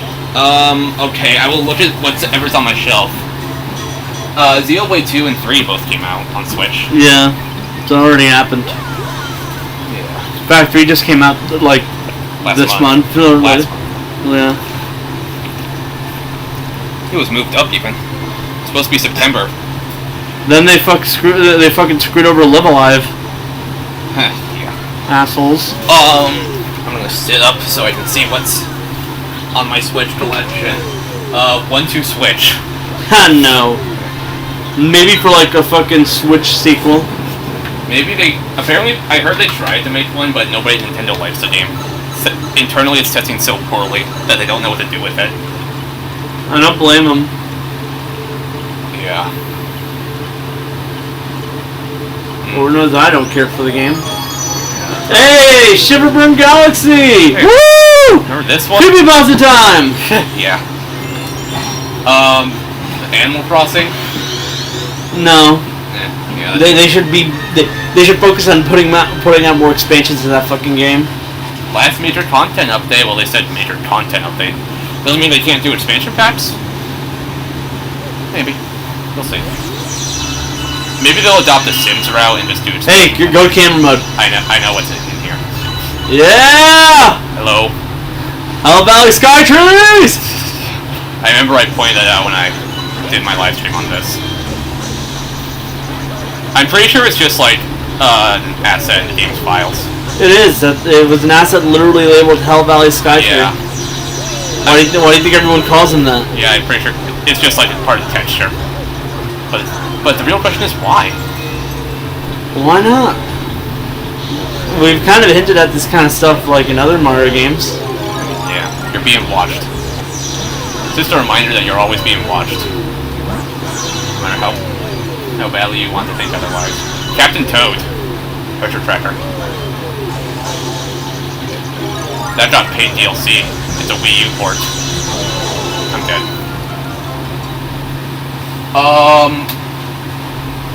Kingdom Hearts Melody of Memory. That's not a Nintendo game. It's not, but we do know when Kingdom Hearts 4 is a thing. It'll be on the Switch, but it'll be a cloud version. Calling it now. Yeah. Maybe the Switch Pro will be out by then.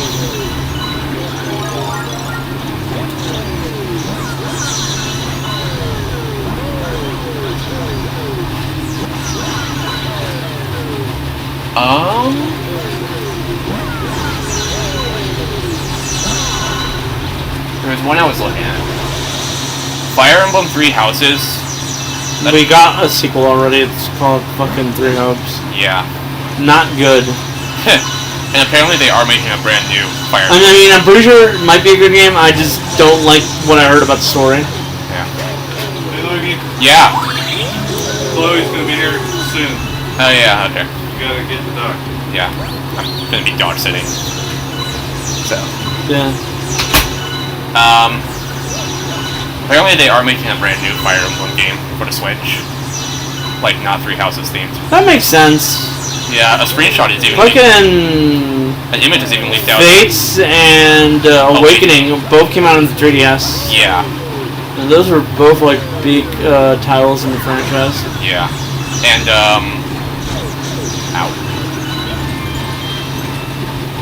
an image is even leaked out of the protagonist of that game apparently. They have 2 colored hair. I'm gonna die. There's already 2 Kirby games on the Switch. One that just came out. Yeah. And it's also like the first 3D Kirby game.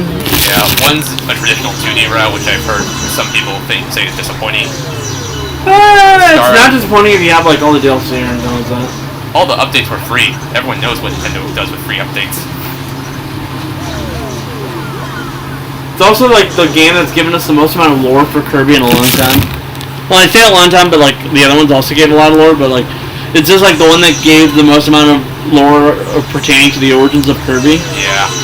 I also feel like it's like a better game when it's like played with multiplayer, because that's kind of the selling point. Ow. Ow. Luigi's Mansion? That series already has three fucking games to its titles. It doesn't need more. There's a lot they could do. Throw it in like an abandoned cruise or an amusement park. What are you, the Hotel Transylvania franchise? No. It was a hotel in the third game. I'm just saying they could do a lot with a sequel. There were 2 games on the 3DS. One of them was a remake of the first game. I don't know why it was on the 3DS and not the Switch. Yeah. Dog here. Okay. Come on out. I did, dog. We'll continue the discussion momentarily.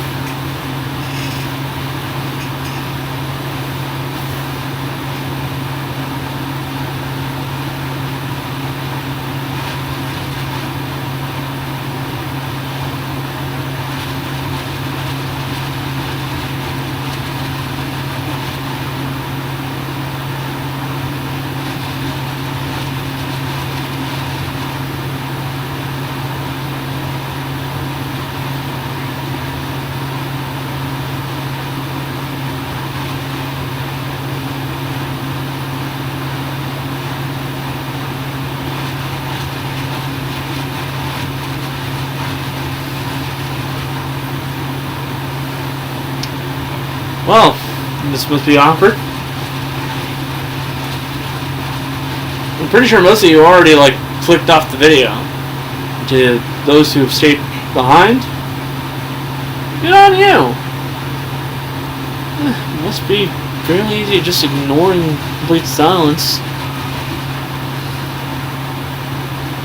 Now, you might be wondering why I'm bringing this up. And it's to make the editing harder on Logan so that he doesn't cut out most of this pause screen shit. If he even cuts any of it out.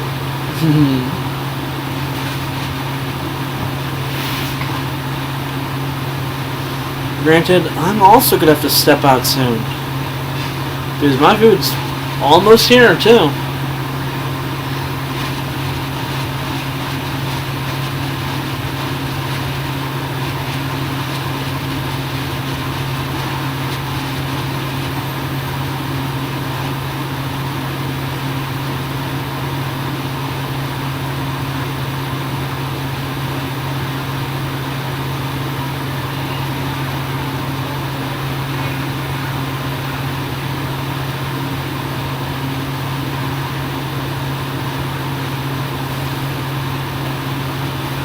Like, comment, subscribe, I guess, I don't know. Pretty sure most of you don't even, like, watch our videos this far ahead. Well, considering how Logan's, like, the one linchpin for this channel, I'm pretty sure he's the only reason you people watch this channel now. So, yeah. You can take my advice, you can ignore it. I don't particularly care. But it probably would be nice for Logan, so, yeah.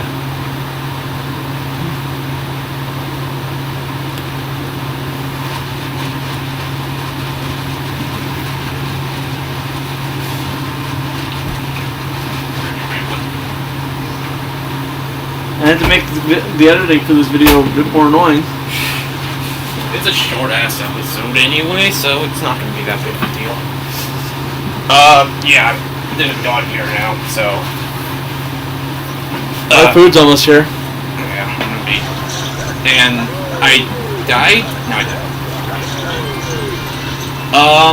So yeah. I'm gonna be dog sitting my cousin's dog for the next until August 30th, which is a Tuesday. I like paid back watermelon. Pretty sure that's a coconut. Oh yeah, right, the coconut.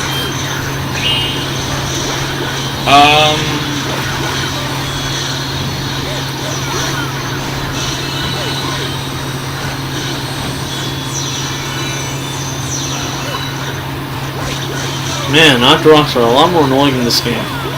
Yeah. They're in Super Mario 3D World and you have to ground pound them. And they shoot cannonballs instead. Oh, no, like, I was making a Octoroks reference. You know what those are, right? I do not. Zelda news. Oh wait, I think I know what you're talking about. I know very little about Zelda, but I might know that enemy. I'm dead.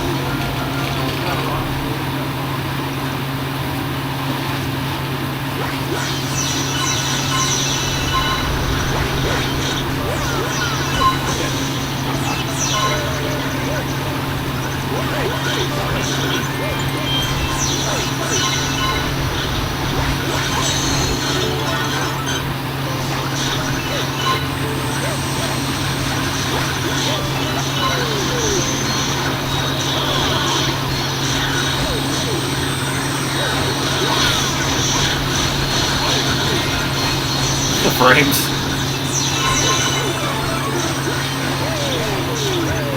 Whoa. I'm not learning that. I'm not making that mistake again.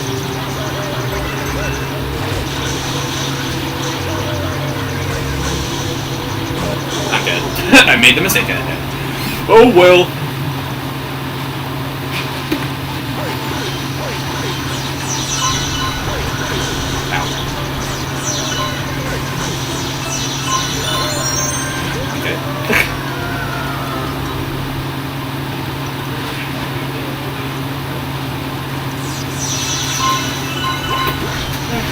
Alright.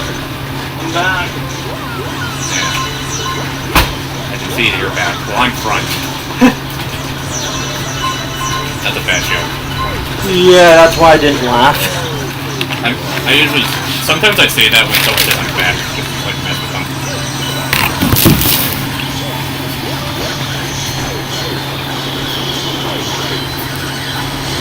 Funny how, like, you managed to make a joke that I didn't even, like, throw a fucking half-hearted chuckle at.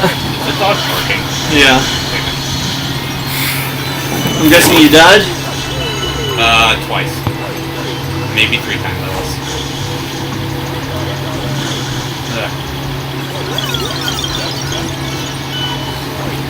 You should have grabbed that coin. Dog. Bye. Boy, come here. Boy, come here. Here's...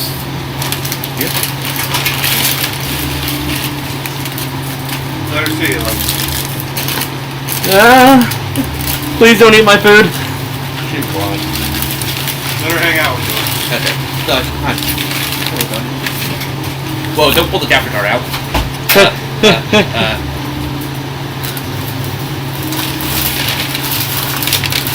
Hey guys, we have the fish. Hey guys, we finally have a fish buddy, Blue. Say hello to Chloe. Finally have a fish buddy. Say hello to the dog. They threw in a bunch of ketchup and barbecue, so... I'm gonna have to like restructure this. Chloe, get. Chloe, please stay out of the way. And don't touch my food. She won't. She will. She won't.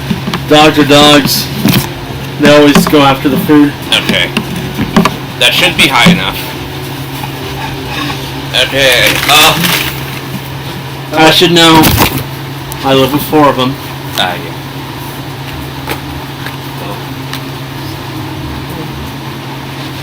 So, what else is on Switch? Mario plus Rabbids, that's already in a sequel. Which thank God it is, that game is good. I'll get the extra life. What else? New Super Mario Brothers? nah. Damn. I mean, the one we have on the Switch is a Wii U port. That's why. It's like, what, the 6th entry in that series? 5th. Technically, if you count the port, yeah. If you count the port as a separate game, yeah. It's 6 if you count Luigi, I think. Oh, yeah, I forgot about that. Pokemon Let's Go. Johto region. I wouldn't like it just purely on the basis that I don't care for the go mechanics, but I could see it happening. Pokemon Scarlet and Violet 2. The Pokemon actually does get sequels. I know. It would be kind of cool to finally get another sequel. Black and White 2, baby. No, they're gonna fund up the remake side effects. When that inevitably gets a remake, they're gonna gonna fund it up. Because Black and White are my favorite Pokemon games, well, specifically the second ones. It's a shame Black and White 2 got so little sales because it was on the DS a year after the 3DS came out. yeah, I was gonna say like backwards compatibility should have let it survive. I played it on the 3DS. Backwards compatibility. Did it really not sell that well? It's like, Or like those are some of the worst selling Pokemon games in the entire franchise. damn. Like of the mainline games. That sucks. Cause Of the mainline games. they're my favorite Pokemon games. Yeah, that's why I said it's a shame. Yeah.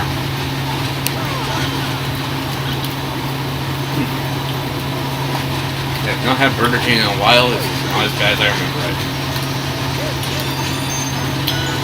PK has been improving. Pretty.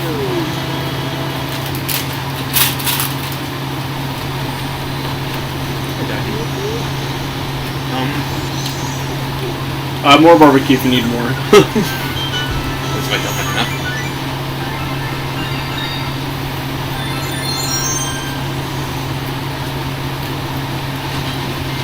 Also, a lot more ketchup. Hi, Rosalina. 50 starbits. Wow, worthless.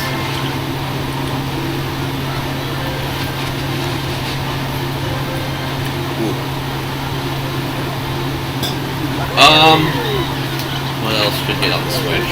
Or the sequel? I'd say Pokemon Sword and Shield 2, but that was Gen 8, right? Yeah. Gen 8 is done. 55 stars. Well, I just haven't played this.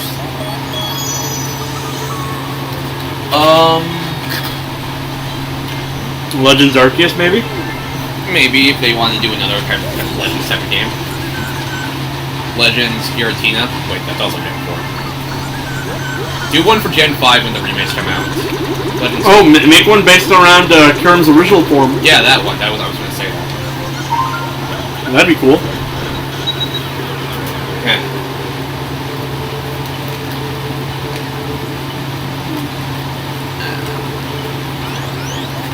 There's going to be a lot of Pokemon games on the Switch. Well, yeah, it's picking up the slack of consoles since it's also a handheld. Let's Go is on there. This ain't coming spin-off, by the way. Let's Go's on there. Sword and Shield. All the mobile spin-offs. Sword and Shield. I'm talking about like physical. What should I do with all the ketchup and barbecue? I'll put it in the fridge. Okay. We'll just... Well, that's 3, Sword and Shield. Brilliant Diamond, Shining Pearls, that's 5. Arceus, which is 6. Snap. Snap, right, I forgot about Snap. Token, 8.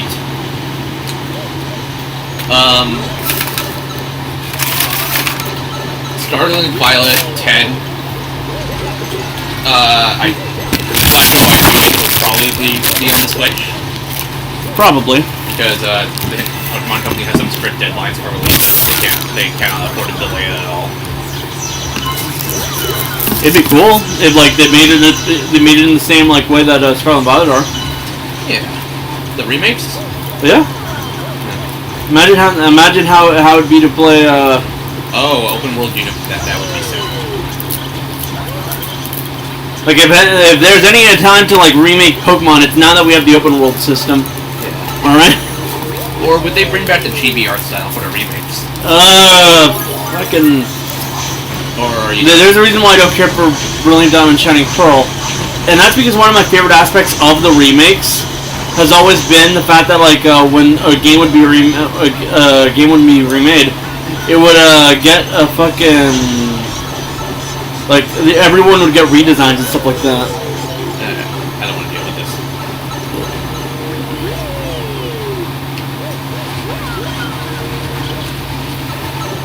So yeah. But I wonder if they'll also remake Black and White 2 as well. I'm hoping they do. They could combine them to one game. I mean, they could, but knowing how Pokemon has strict production deadlines and how much of a cash cow it is, they'll probably do it as separate games. Yeah. Either way, people will complain. Or they could do it as a DLC expansion, which people will complain. People will find a way to complain about Pokemon in any way, shape, or form. Yeah, Pokemon fans, we love complaining. That's essentially the motto, yeah. It's evolved from catch 'em all to be the best to complain as much as you can to get your way. Yeah. To be fair, in Japan, it's always been like be the best. Yeah. You don't need every single one of your legendary Mewtwo's in one game. Just saying. You don't need every single legendary Pokemon in one single game. Like, jeez. Yeah, that's kind of why Dexit happened. They said, you don't need every Pokemon in each game anymore, come on people. Well, let's treat the Pokemon world like an actual world in which sometimes some Pokemon are overlap and coincide, and sometimes some Pokemon are incapable of living in another region. That's true. Like a legendary would be exclusive to one region. That would make sense.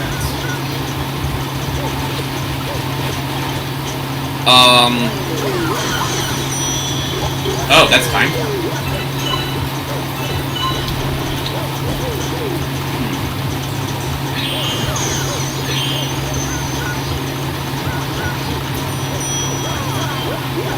And also, they'll probably make the games easier. I'm not listening as like a prediction. I'm listening as an expectation because I know they will. The thing about that is the fact that Black and White were the games that literally came up in easy and hard mode. Remember? Did they? Yeah, Black and 2 and White did. Yeah. I did. They had one like where like after a certain post game stuff, as long as you have both games, you can like basically kind of fucking force like the game. You can change the game to easy or hard mode depending on which version. Interesting. And if you have both, you can like you can unlock both for both. Wow, the benefit of dual buying. Yeah, Black and 2 and White 2 is like the one game where like having both actually is actually something you can benefit from. Apart from having complete dual types. Yeah.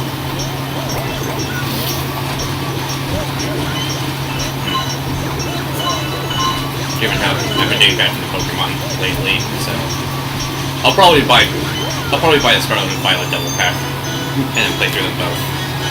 I'll do maybe one of them I can do like normally, and then the other I can do like a Nuzlocke or something. Maybe I'll live stream a Nuzlocke. Who knows? Everyone can see me fail.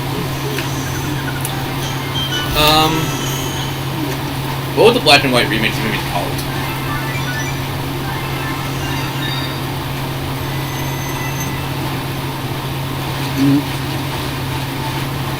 Truth and Ideals.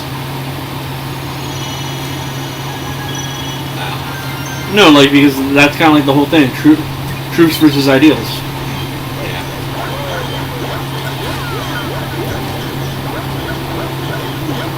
Rainbow is a Beta Ruby, Alpha Sapphire, Heart Gold, Soul Silver. Well, Brilliant Diamond, Shining Pearl, Violet Red, Leaf Green. The thing about the Troops and Ideals is that, like, Reshiram and Zekrom were the dragons of Troops and Ideals. Yin and Yang. I get it.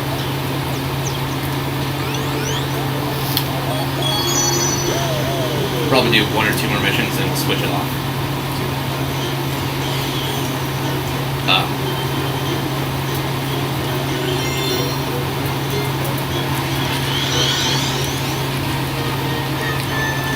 Wizard, not Squidward.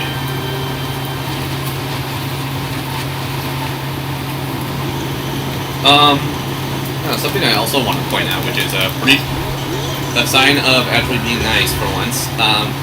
If anyone remembers, Persona 5 Royal, which is going to be a multi-platform game now, thankfully. If anyone remembers, when it came out on PS4, there was a whole bunch of everyone's favorite type of DLC, cosmetic. Hey, like... I thought that was just Persona 4. Did Royal also have it? Persona 5. Well, Royal had it, but any paid DLC that was in the original Persona 5 was free in Royal. So like Persona 4 costumes, SMT, other stuff. Anything that was paid in Royal was like Persona dancing outfits, Persona Q2 appearances, and anything for consuming the new character. So that's paid. Atlas has confirmed that the new multi-platform ports of Persona 5 Royal will come with all the DLC on disc for free. Nice. So yeah. Maybe that'll give me a reason to play on Xbox and play that one of the cheaty ones. But for every positive that Atlas makes, there's always a stupid fuck up to do. Namely, the PS5 version is not going to have a free upgrade from the PS4 version, and you will be unable to transfer your saves. Unfortunate. I'll probably still buy it on PS5 because I'll buy anything with the word Persona on it, Persona 5 on it specifically. Or maybe Switch, or both. Why not? I'm gonna go for the Switch. That makes sense. Kevin's planning on buying a Switch. Of his own. Yeah. I mean, I have 2 Switches and my sister has 1. Her own. That's actually her dock on this kickstand right now. I know. Or this kickstand, I mean. Would he get a light or a normal Switch? Or an OLED? He's debating on getting that Splatoon 3 OLED. That would be a good investment. But yeah.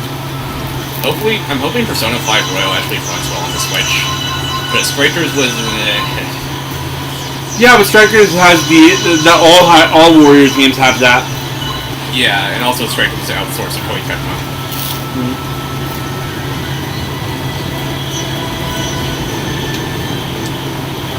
From what I heard, loading times on Strikers are a full minute. I play on PS4 through backwards compatibility. On PS5, loading times are a full 2 seconds.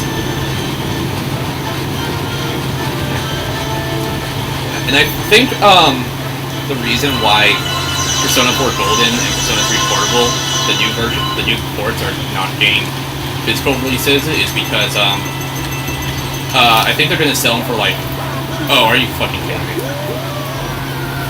I think they're gonna sell them for like $20, and most retail games retail for $30. So, though I do hope they do like some sort of special retail version, because that maybe comes with a few bonuses, like stickers or a character sheet or something. Because even... Because I was gonna... I can't talk. Because like, once Royal Golden comes to Game Pass, that'll be my excuse to finally replay it. And maybe play it on this channel. We'll probably start Or maybe over. actually... Let's finish it. We'll probably start over. when we get when that Oh happens. yeah, we're definitely starting over. Yeah, it's been too long. Oh damn.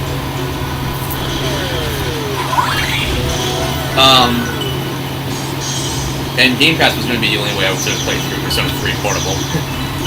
But if they make like limited edition physical copies, I'll probably pick those up on Switch. Why not? Show my love for the series.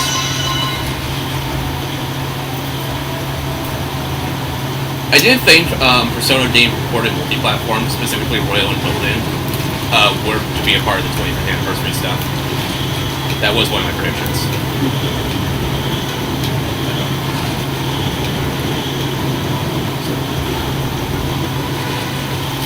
They did? Okay. Maybe I should learn the knock jump. I did learn that, well, they did post an image of like Persona 5, the Battle UI with Xbox buttons instead of PlayStation. I was like, this looks long. So yeah.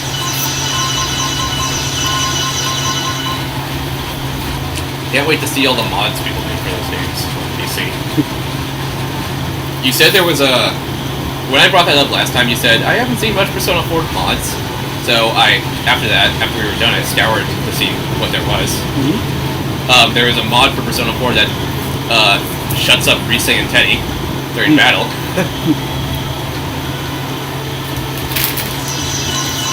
There's also a bunch of like shitpost mods.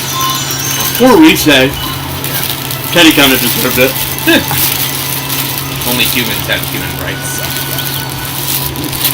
No, it's just that after a while he doesn't change what he says. Yeah. Well, Rise had more lines as a navigator because she was actually meant to be the navigator. Yeah.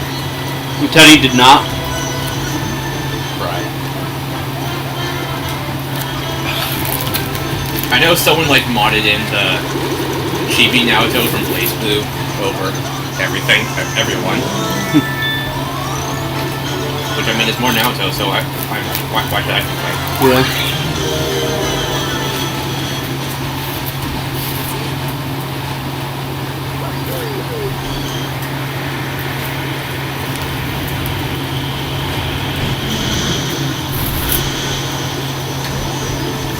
Good thing.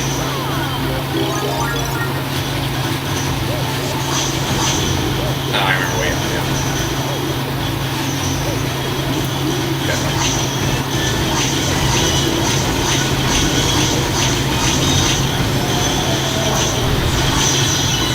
So yeah. Now the real question is, are they going to bother with remaking Persona 1 and 2 at this point? No. Sad. Unfortunate. Because if any Persona game should get remade, it's those. Damn it. And also 3, but 3 is being ported. Or remastered, whatever.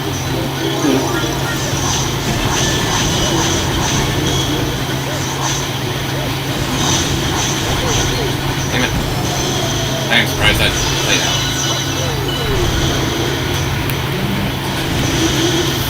Now he has guns. Because this game makes sense.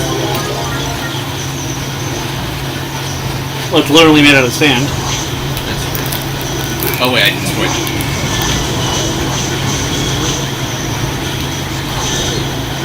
Come on. One more.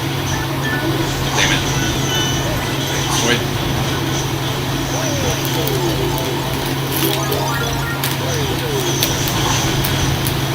Oh, that can be rebuilt.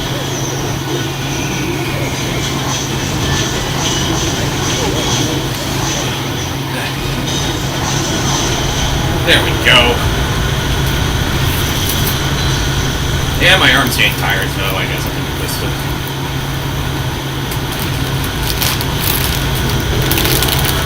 This, not much of this game is left. Interesting to know.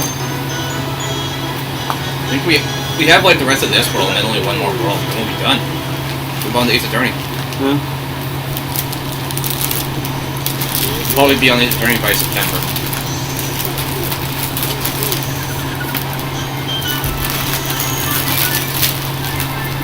Alright. So, that's it for now. See you next time. Yep. For...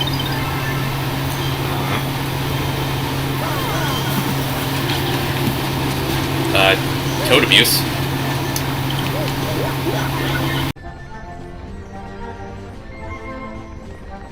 Ladies, it's getting hot here. Well, hopefully it should start cooling down. You know, because summer's coming to a close. I don't know what to say. Let's be honest here, it's probably not going to come to like, close for a while. Yeah. Last time, we got to the 5th world in the game, which is the second to last. If I try hard enough, maybe we could beat this today. In other news, my Wii remote's kind of sticky. I don't know why, it just is.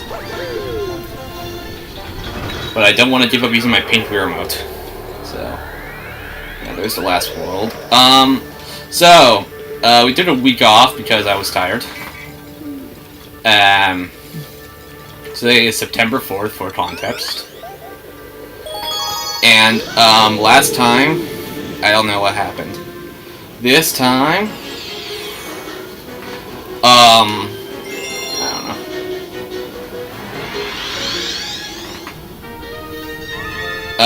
I will say I've been playing a lot of PC gaming on Steam lately.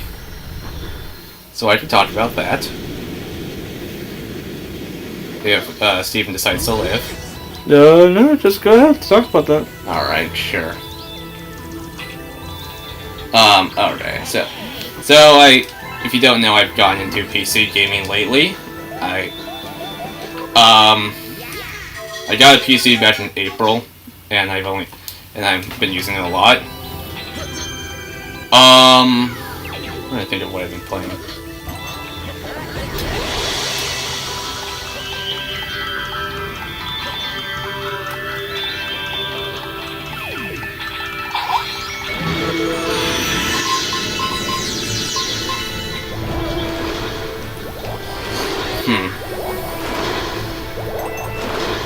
Yeah, this remote's really sticky for some reason.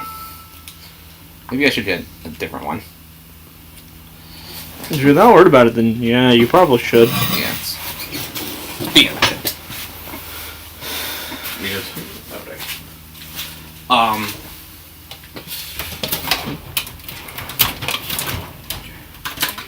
There we go.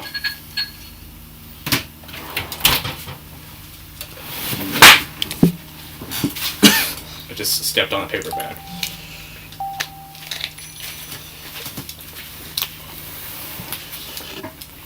This one also has a low battery, so I might have to change it later on.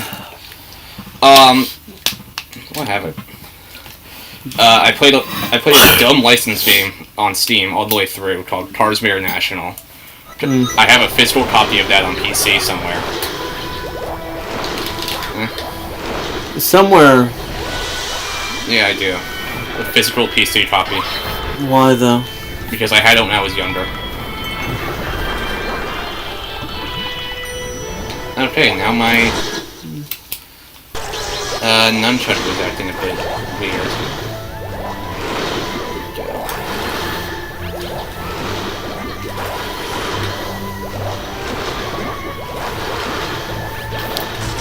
I'm not even moving the stick, and it's... No. Okay, maybe this weird one's a bust. Where's the... Imagine if we find out that all the Wiimotes we have are bust now. I'm gonna cry. The one game you're actually certain you can actually finish, and it's incapable of being done because all the Wiimotes are dead. Don't worry, I have 4 of them. I have Old Reliable. All Reliable turns out to be dead. I'm gonna cry if that's the case.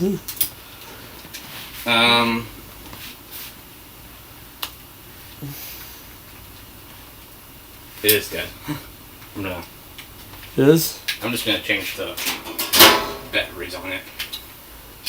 I'll be honest here. I didn't expect me to be correct about All Reliable. Well, I just have to change the batteries. It's bad.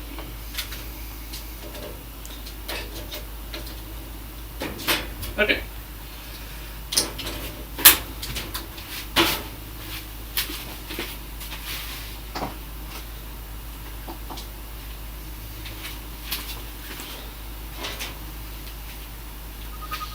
There we go.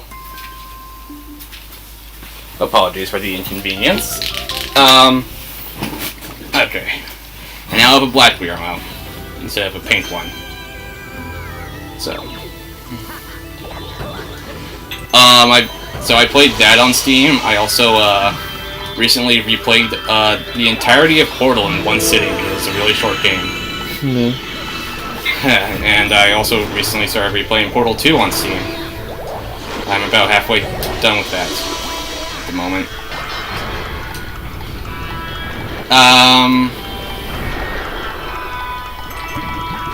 I don't know what else I've been playing. I'm dead. I've also been. I also got XCOM Enemy Unknown on Steam with all the DLC. Been playing that. Nice. It's XCOM, alright. That's XCOM. Yeah. But yeah.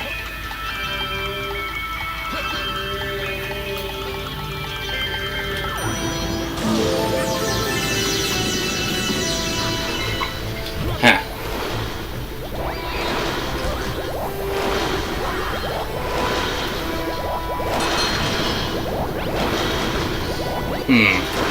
But so far in XCOM, none of my soldiers have died somehow. And I'm playing on Iron Man, which, if you don't remember what Iron Man is, you can't save scum. Yep. In other words, it's the true man's way of playing the game. Yeah. Or, you know, the true masochist's way of playing the game. And I haven't played Enemy Within. I'm playing the DLC expansion. That's what it's called. I haven't played it in like years, so. I have to I'm so used to the setting game, I have to relearn everything. But it's going to be fun. So far. Some parts can be a bit horrifying. Oh. The idea of a because like in Enemy Within, there's a some sort of mechanized soldier, but instead of like fully robotic soldiers, you fucking amputate their arms and legs and replace their limbs with fucking robotic replacements using meld. Yeah. Yeah, that's what I was gonna say. And considering how it's just like a buff and doesn't really go anywhere, since like the only true way to get anywhere is psionics, honestly seems kind of just cruel. Yeah, it's like so dark. No wonder XCOM lost canonically. Because the bad ending is a canonical ending. That ending's only the canonical ending because they knew perfectly well that in any reasonable world where you win, that shit was nothing was gonna fucking happen. Anyways, canonically they win in XCOM 2 anyways. Yeah, true. Where the fuck is XCOM 3? Hybrid Squad, dude. It's called Chimera Squad. Chimera Squad, yeah, that one. And I don't think that's I don't consider that's a full sequel. More like a spin-off. It's canon, but yeah, but like it kind of sets it to precedent that XCOM definitely won the second time around, which let's be honest here is fair. Yeah, XCOM is very fair and balanced. I was gonna say I like to say it's a joke. I was gonna say more along the lines of like, why wouldn't they win in a world where where they fucking get like swords and somehow manage to slice people up like that? Seriously, why is the best weapon in the fucking game a sword? Because like the fucking a lot of the enemies are really weak to swords for some reason. You see, that's the XCOM 1's true issue. Wasn't enough swords. They considered it. If you look in the files, you can find a sword. No, I'm saying that like the team. They didn't have they weren't smart enough to use swords, which apparently is the true kryptonite of aliens everywhere, since they're all apparently really soft and squishy to a fucking blade. Game design logic. How many stars do we need? I know it doesn't actually have like the the best damage, but it's like the one thing that'll consistently fucking hit. Yeah. Unless like some enemy has like dodge equipped. But yeah, like more often than not, the sword will hit, which automatically makes it the best weapon in the game. We ever gonna go back to XCOM 2 or? Weren't we playing XCOM 1? We were playing 2. Were we? We could play 1 sometime. Maybe. And wasn't that also being played on the PS3 or something like that? 2 was being played on the PS4. Mm. XCOM 1, I do have XCOM 1 on the PS3. Yeah, because I swear, like... We were playing Portal on the PS3. I know that one. But we fucked around too much on it so much, and I'm gonna be honest here, anytime I like stop playing XCOM, that automatically means, okay, I'm never gonna realize what the fuck I was doing beforehand, so I might as well start all over. Yeah. Alright. I've been thinking, I don't know, what... I don't know. Good to do. Well, I've been thinking, what do we do in the... I'm gonna die. I win. What are we doing, what? Let me just get... I don't know. Been thinking about, what... I hate that. What do we do with this channel after we're done with, like, this game and Ace Attorney? And what if we want to take a break from Ace Attorney or Kingdom Hearts? Oh, I have to jump on that. What do we do then? I mean, by then, Persona 4 Golden should be out. Yeah. Persona 4 Golden, we're gonna do that. I'm gonna die. On Xbox when it comes out. Because it's free on Game Pass, which is very convenient. But like I mentioned, I'm pretty sure that should be out by then. It's 2023, dated. Persona 5 Royal comes out next month, though. Well, automatically, I'm gonna tell you this right now. I'm not, like, fucking waiting around on, the hell game that is, fucking Chain of Memories. I'm gonna start it off immediately so I can get it done as fast as possible. Yeah. And then maybe take a mental break. I don't know. So Persona 4 Golden, we'll probably do that. I have been thinking about possibly playing XCOM 1 sometime. Maybe. Don't fall into the lake, don't fall into the lake.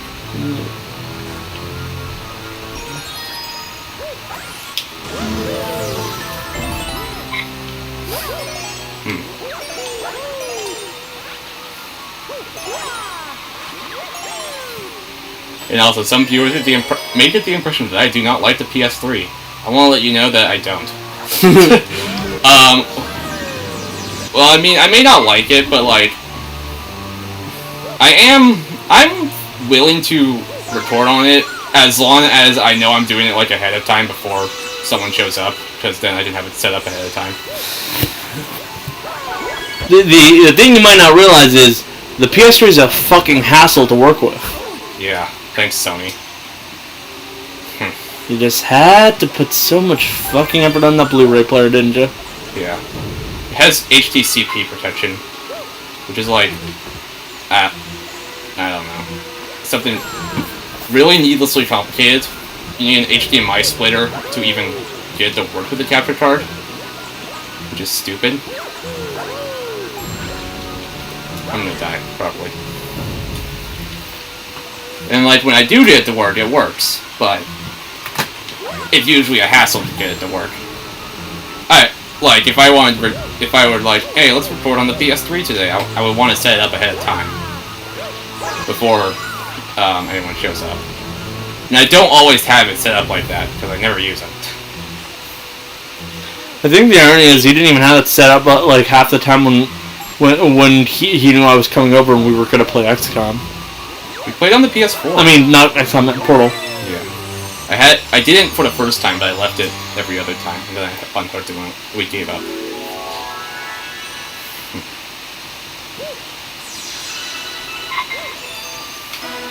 Honestly, I don't even know why we gave up. We just kind of stopped. Because the game's hard, and it makes my brain hurt. do I have. think we were all too obsessed with like moving on to another game. Yeah. I do have Enemy Within on PS3, so. We'll do it. I think my issue with playing XCOM on the PlayStation is that it really is just a PC game. Well, I don't really have a way of recording off a PC. OBS. I don't really have a way of recording off a PC in this room. I'm not bringing my giant hunter junk over here. Okay.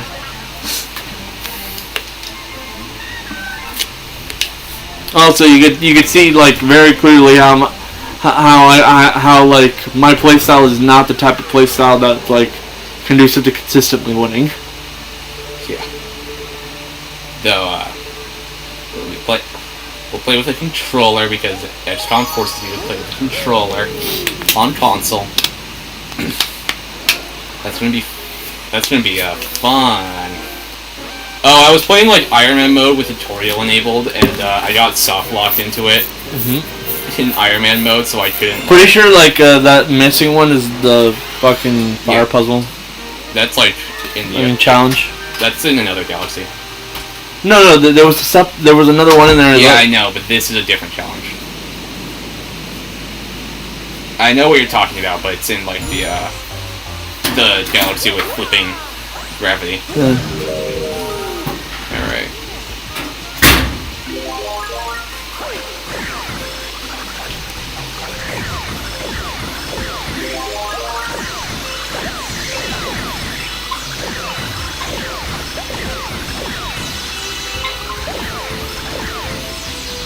Yeah. Question is, are we gonna do all Ace Attorney games in a row, or? I mean, at the very least, a trilogy. Yeah, I mean like the trilogy, because I know we're gonna do that. I don't know how we do the other ones. The other ones we could take a break, take a slight break, especially since. But are we gonna take breaks in between the trilogy games? Maybe for like a short one-off. Yeah, maybe. Any other short game I have? Or like just a couple of party games or something like that. That'd be fun. Like party games work best with 3 to 4 people, in my opinion. In my opinion. Yeah, but there are some like games that are just like 2-player ones. That is true. Oh, you could probably tag. No, I don't know if you could. Why? I was gonna say have like a Discord, like fucking what the Jackbox game ones. Oh, I do that every now and then. Yeah, but I don't think you can do it in this room, right? I stream it from this room to Discord. I guess we could always do one of those like in between a game. Maybe. Like just have it be done with like both people here. Maybe. Especially with how hard it is to get Kevin here. Alright. Maybe. Whoop, and I'll look into it. And yeah, there's a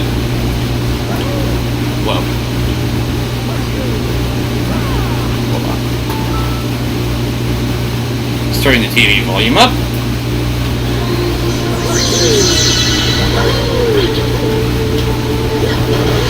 Now there's a pipe here that does lead to the challenge. Yeah, I saw the challenge before. Yeah.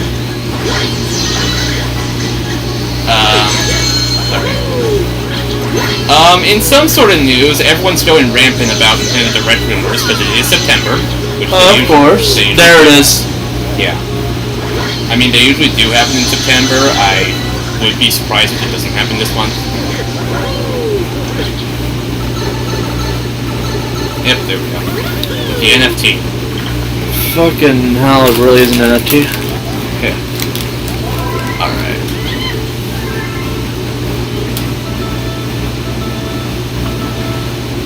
I only have to score 600.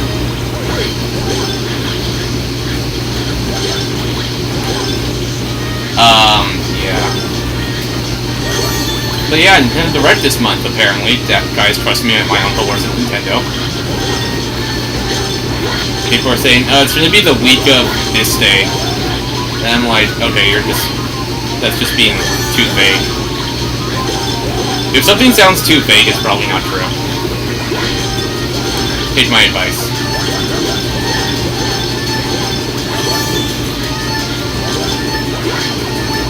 Whoa, whoa, whoa, whoa. Not even close. Well, but I mean, there is some stuff that... A direct would make sense. There's some stuff they could, like, think for early next year. Yeah. Breath of the Wild 2 info, maybe? That's like my one guess.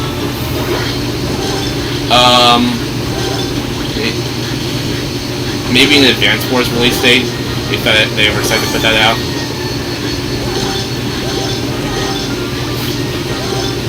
Let's be honest here, chances are they're not. Yeah. Rumor has it it's coming out in February 2023. Even though the game is basically finished. But, you know.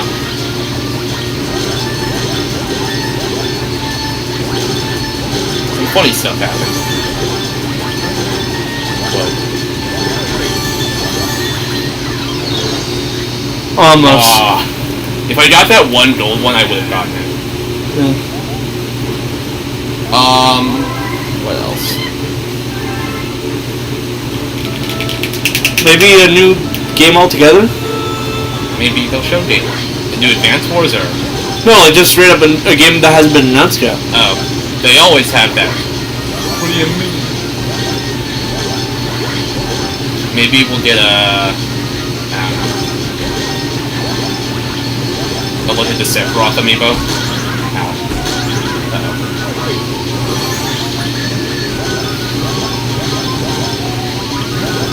Maybe they could port Final Fantasy VII Remake to Switch and announce it as a cloud version. Sadly, they would. Yeah.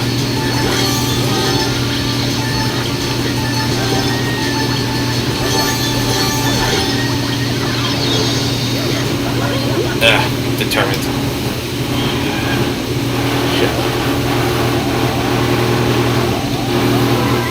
Maybe Square will announce something that'll destroy their reputation even further. Kingdom Hearts 4 confirmed for Switch as a cloud version. Fucking limited time release of Chrono Trigger. As a cloud version.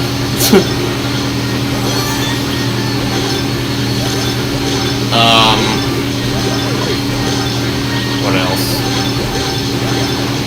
Ironically, Chrono Trigger would probably be one of those games that would do really good if they like got the Live Alive or like Octopath treatment. Yeah, that would work. They're doing that with Dragon Quest 3 as well.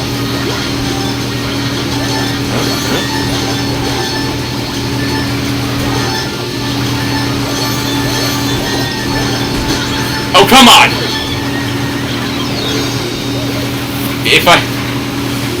It's seemingly always spawned in that one corner, too. Sure.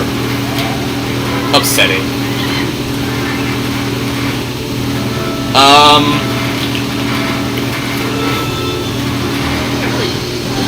Maybe they can announce Mario Party DLC. This is a hope. Maybe, okay, last September Direct they announced, the expansion pack for NSO, which everybody loved so much, especially when they revealed the price point. Maybe GBA? Maybe. GBA or GameCube, I could see either one of those happening. Or regular Game Boy in color. I think if they're gonna do one... I fucked up. Oh, you fucked up hard. I know. I think if they're gonna do one now,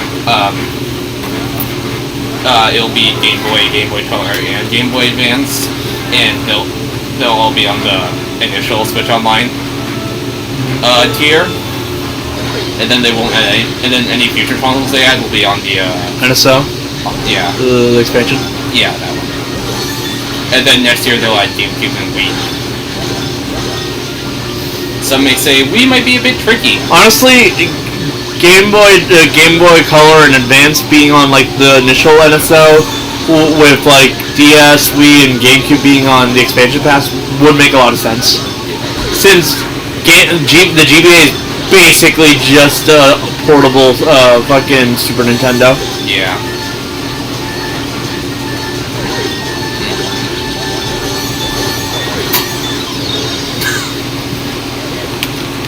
I'm determined. Yeah, because like if they stick with those three in the base alongside NES, then it could work. Yeah. That's enough. And currently, what does the other one have? N64 and Sega Genesis. Yeah. They'll throw in GameCube and Wii. I don't know if they'll do DS, but that might be a bit tricky. They might throw in Game Gear, yes. Game Gear, yeah, I can see that. You heard it from me, folks. Wii I could see them doing because the Joy-Cons have motion controls. That's an excuse to use them. Even if it might be kind of difficult. I got a question. What? How hard is this, like, motion controls wise? I have to, like, shake the room with the skate.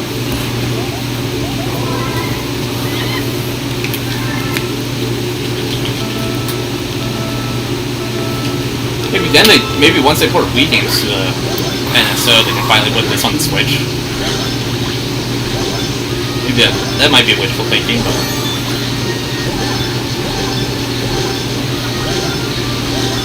I just want Tomodachi Life on the Switch. Is that too much to ask for? Maybe they'll bring up something that people have been dying for. Fucking themes or they'll update the fucking shop. They're never doing that. Updated shop UI? Yeah. That's wishful thinking. Or like update, or actually giving themes. I don't know if they will do that. I'm fine. This game fucking sucks.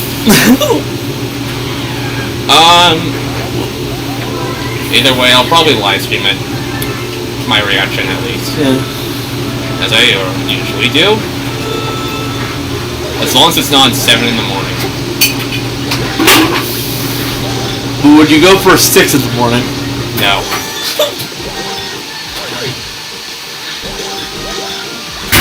I watched the freaking Direct Mini, the last one they had, from bed because I just woke up then. I woke up. I always watch them in bed. That's where my laptop is. I woke up like 10 minutes after it aired. That was at 6 in the morning. Because it was the day after I flew back home from Pennsylvania. So I was still kind of used to the Eastern Standard Time. Fuck it.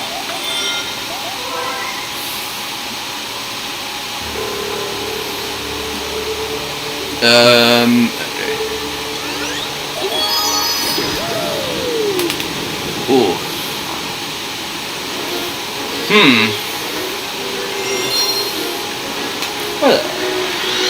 Well, in other news, Multiverse is getting a new character, being Gizmo from Gremlins on Thursday. Nice. He was supposed to come out Tuesday, but then they were like, he's too camera shy, he's coming out Thursday now, and I'm like, bruh. It's only 2 days, but jeez. Honestly, that's probably one of the funnier ways that you can announce a delay. Yeah. It's the second time a character got delayed. They also added Morty recently, for Rick and Morty. I heard about that. He is certainly a character.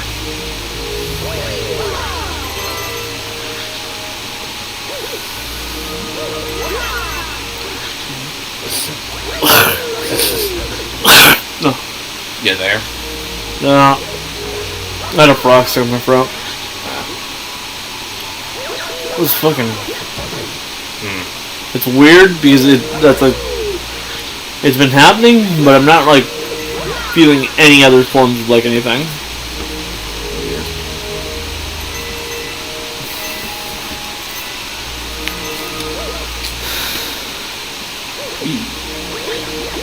What's this lead to?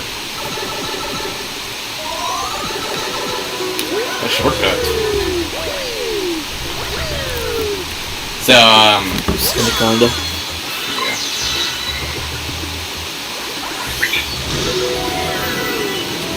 speedrun this weird was broken though. Danger, don't fall. There's one problem I have with well, one minor complaint I have is that unlike literally every other character in the game, none of Morty's voice lines are newly recorded. They're all reused from the show. Well, that's just lazy. And that's only in the English version, and like if you're playing another language, it's just silent. From what I hear. Wow, they're really hamming. They're just fucking not bothering with them, right? Maybe they just couldn't. Maybe the voice actor was just unavailable at the time. Maybe union contract bullshit. Maybe. You know, like with Cloud. Maybe. Well, it's the only one with reused voice lines now, and according to Datamines, Rick is also going to be the same way. No freshly recorded clips, just reused from the show. Wait, what the fuck am I talking about? Union? It's fucking Rick and Morty. no, like the fucking The creator of the show voices the character. yeah. It's like what the fuck am I on about? Do they just not afford him or something? What?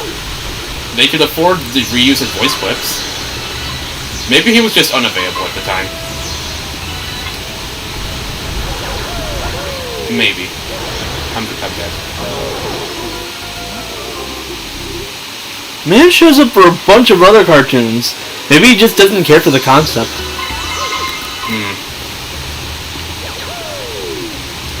Weird. I just think he was unavailable at the time they implemented him.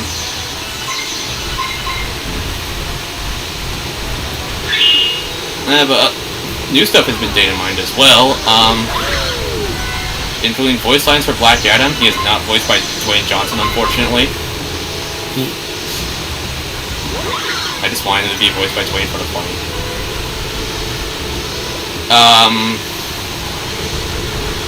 Who else got?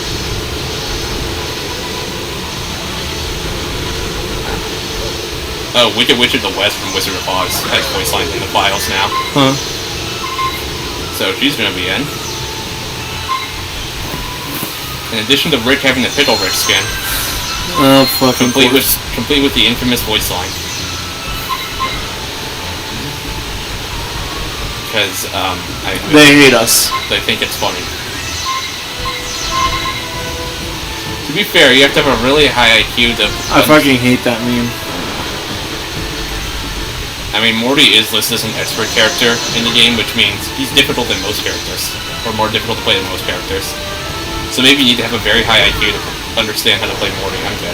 I don't know why you did that instead of like actually moving to the other direction. I don't know either. I'm an idiot.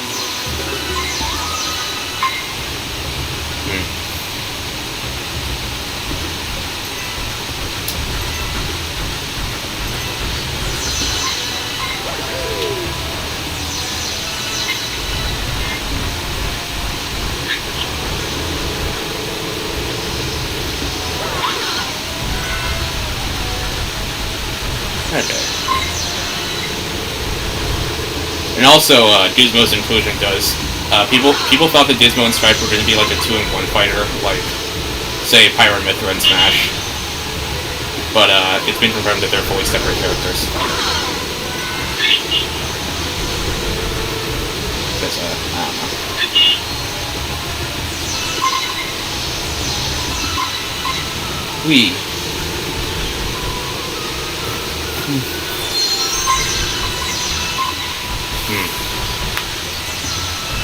Fucking what's his name? What? Still trying to remember the name of the creator of Rick and Morty. Justin Roiland. Yeah, that motherfucker. Yeah. They were able to reuse his audio, which means they got his permission somehow. Maybe he's just too lazy. Maybe. Maybe.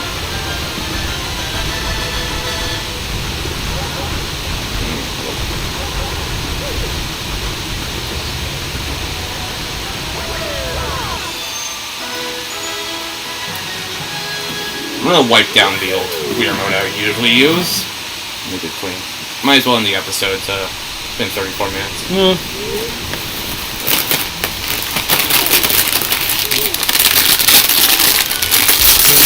50 stars. Wow. 5 stars up behind. There we go. I'll be right back. Alright, we're back. I cleaned off my pink Weirmo. Hopefully the game starts to work now. Anyway. Last time we did levels. This time we're gonna do more levels. Because that's what this game is about. Doing levels.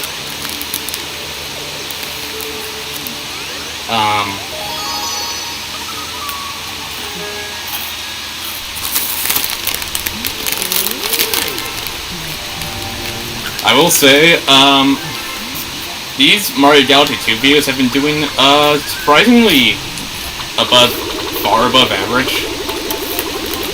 Like, if I ever looked on my YouTube studio, at least 3 episodes of this series have cracked the top 10 most views. Already. Wrong channel. Well, that's weird. Why? I know, I just didn't expect this to do anything. Like, the joke, like, the last 3 episodes that went up, I'll have over 100 views each. Which is concerning me on your guys' priorities. So yeah, this is doing rather well. Okay. That's weird. This is where the fire challenge is. Ah, that one, yeah. Yeah, thanks for the support. Please subscribe. And we've also been gaining some subscribers lately. I think I might probably be the most hated person here. We have gained 4 subscribers in the last month. No, because, like, I'm just guessing because I'm the person who always fucking eats. Like, ow. Okay. I remember this level. I don't know what other news has popped up. Ah, yes. The perfect new power-up. Boo. Being dead. You can now play as Luigi. You can now play as Danny Phantom. Shut up. Okay. Boy, that Wiimote situation. That Wiimote situation is going to be fun to deal with if we ever do, like, more than one person on the Wii. Yeah. I'm just saying. Maybe just check them ahead of time, I guess? Yeah. Like, I always be sure if I have like more than one other person over, I always make sure to have that every controller is charged just in case, even if we don't use them. It's always good to be prepared.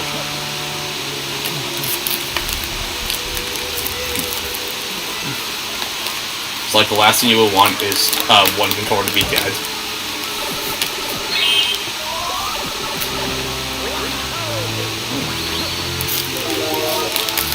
Wow, Luigi's his worst nightmare. He's dead. He's gonna catch him all because he's Danny. Shut up. I should have seen that point. Probably should have. Happy to float. A. I did say A. I misheard. I thought you said D.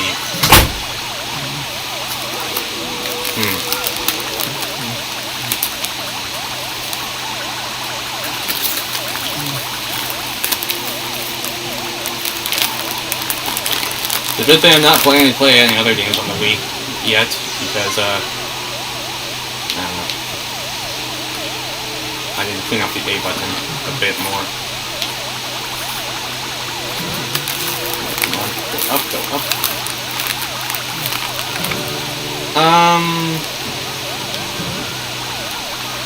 Oh, Last of Us Part 1 came out, I forgot that was the only thing.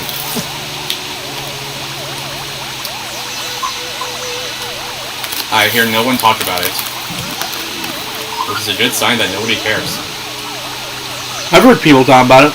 Most of them complain. It's like Mario Treasures Battle. More people talk about it beforehand than after.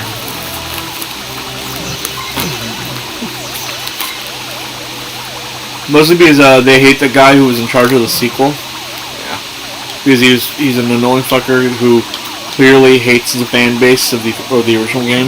Yeah. Oh, I'm dead.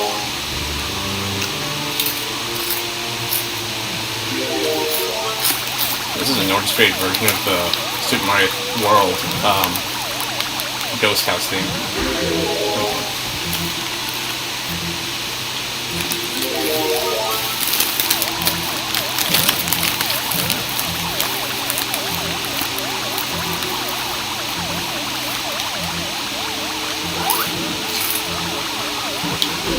I'm dead.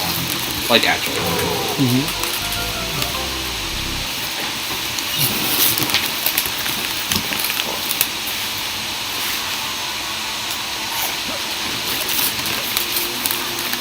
Okay, I cleaned the A button a bit more, because that was a bit sticky.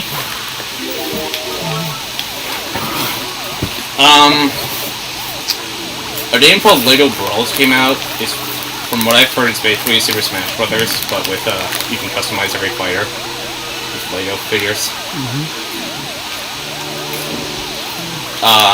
Traveler's Tales no longer has the exclusive rights to make Lego games, which is either a good thing or concerning.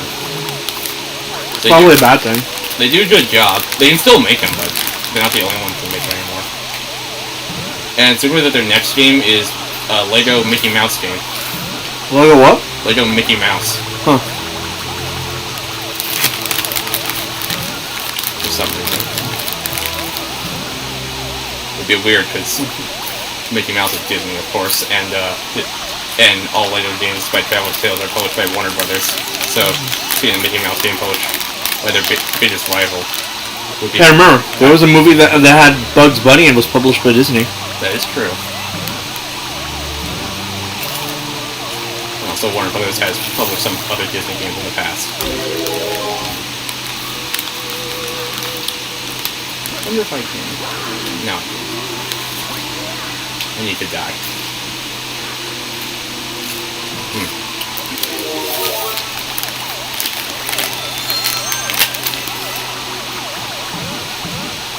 Wee.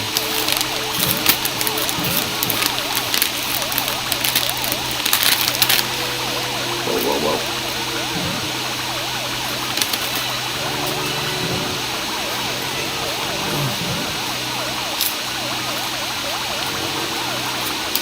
I just need to get past these two. The fools. Even if I don't hit a wall. Yeah.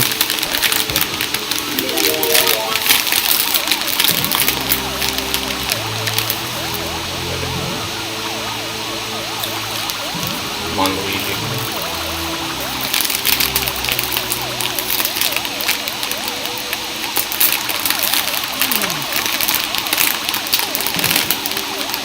Come on, Luigi. There we go. Oh, Matsuhiro Sakurai just started a YouTube channel about game design. Yeah, I heard. I need to watch it. It's interesting. I heard apparently he's been showing some wild stuff in there. Yeah. Yoshi was gonna have... Kirby was gonna have a Yoshi ton originally.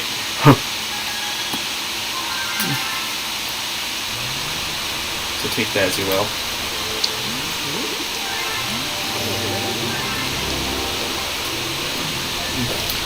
Alright. Shut up, Luigi.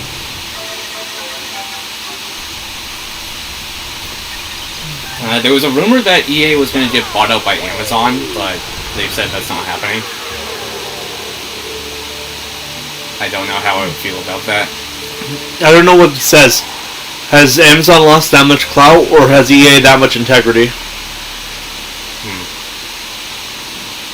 Let's go this one. How many stars do we have? 51.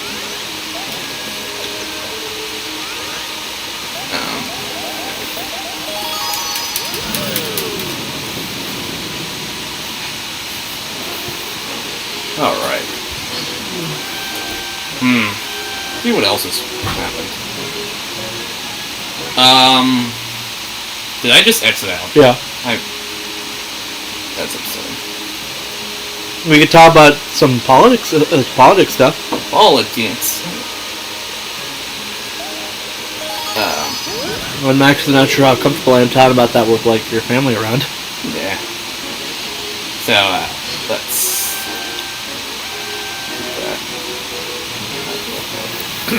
Okay,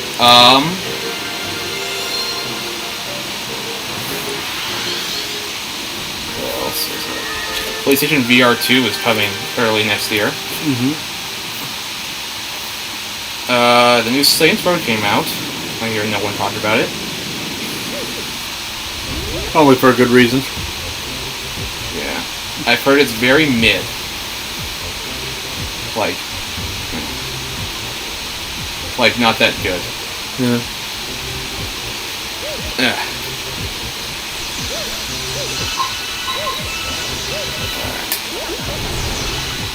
I remember this part. And now we have cosmic films chasing us.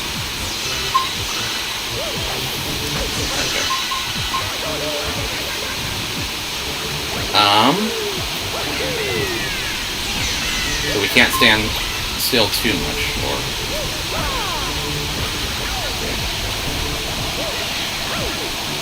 Oh, an infinite supply is showing up. And we have to start over.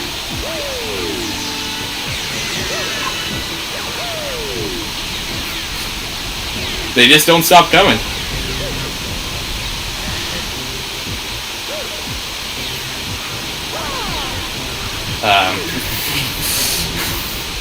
So you're just gonna have to accept death. Oh, I had a really weird dream lately. Like, I was at your house for some reason. Okay. And I was just with Kevin. He was there. Yeah. And then, we were gonna play something. We just decided to record there for some reason. I don't know why. But then all of a sudden, Jonathan burst into the room. And then I woke up.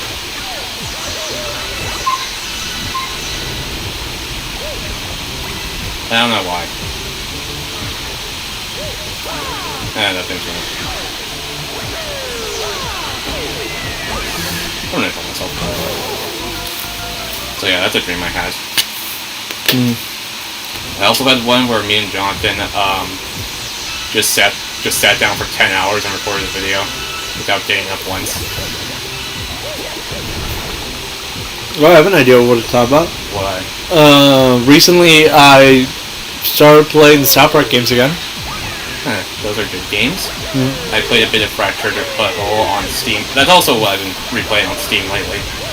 Well, yeah, that's actually the game I'm currently replaying because I've already finished my replay of Stick of Truth. So, are you gonna play through the N64 games? No. That was a joke. I don't even own those games. Emulate them. Why would I do that? Suffer. I'm not a masochist, so I'm not about to do that. Alright. PS1 versions? They're worse.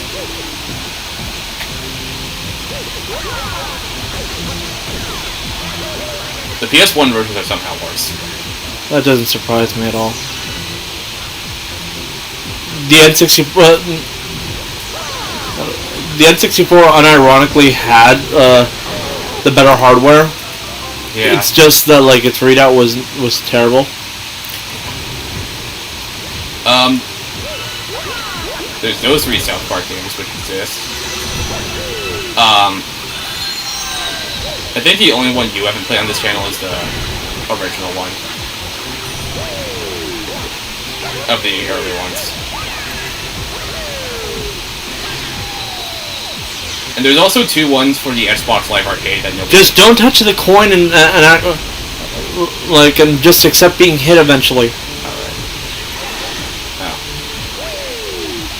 That's why I said don't touch the coin, because it regenerates health. I know.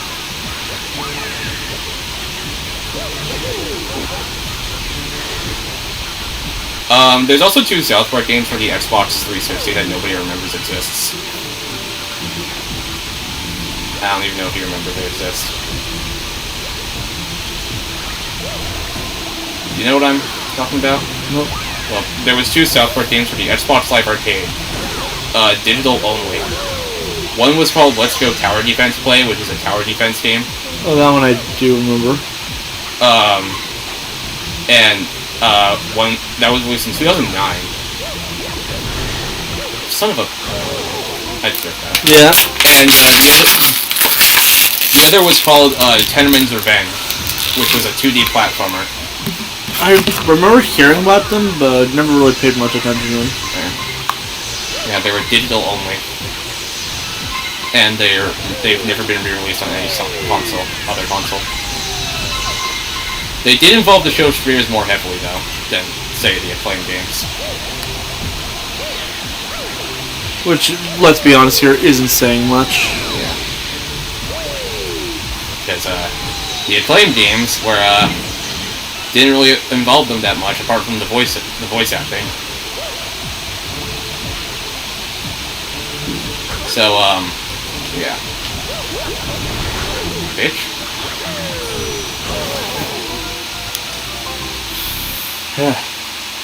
There's also a bunch of canceled South Park games that never came out. Can we please turn the AC on? Yeah, sure. Yeah. Just kind of, it sucks.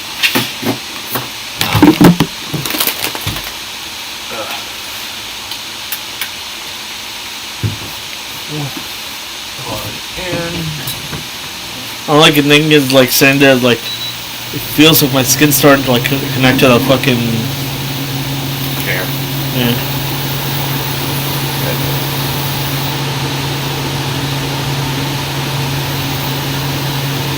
I don't even know if that's doing anything. Probably not. But this does.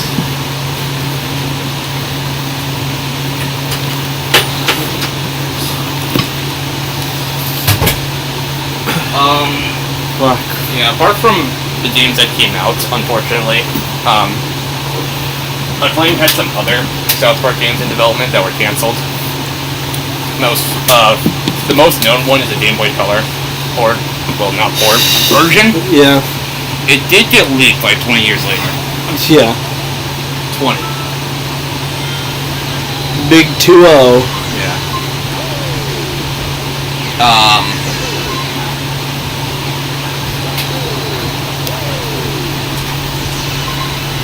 What did you do?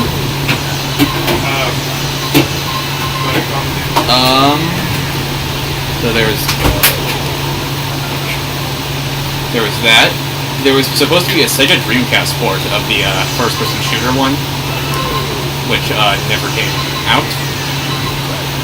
Making it the only early game that didn't come to the Dreamcast, because the other 2 were on the Dreamcast.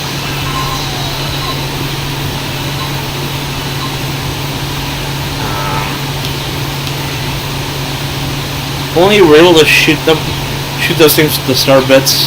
I wish.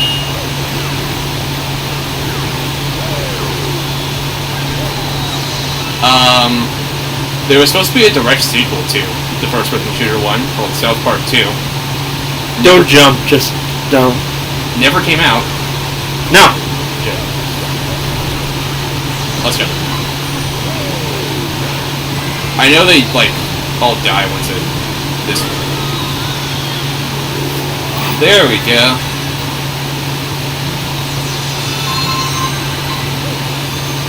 So yeah, there was supposed to be a direct sequel to South Park, the original game. South Park 2. Another shooter. Never came out. Maybe it was a good thing. Maybe it was for the best. Maybe certain South Park games don't deserve to see the light of day. You know, basically any of the South Park games that aren't the more modern ones. Yeah. And there was also a puzzle game in development. Hey, remember when South Park had a mobile game? Phone Destroyer. Yeah. That's still up. Is it? Yeah. Is it just as bad as like any other mobile game that demands that you fucking pay for everything? Yeah. The game has multiple endings depending on how much money you spent. Fucking hell. That sounds on brand, but why? I don't know.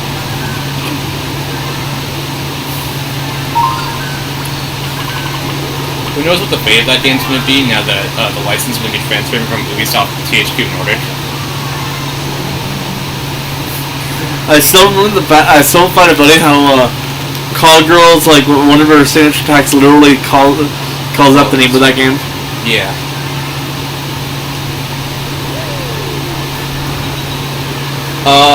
There was also a puzzle game for the PS1 in development called A Week in South Park. It was supposed to look just like the show, and it was about 15% done at the time. It was going to be 30 to 40 hours long. Did not see the light of day. Maybe that was a good thing. The amount of times we've said maybe that's a good thing related to South Park games. I mean, it would have been interesting to see what that like. They would have been like, but Yeah, it would have tarnished the brand even further. yeah, there's a reason they stopped at their rally.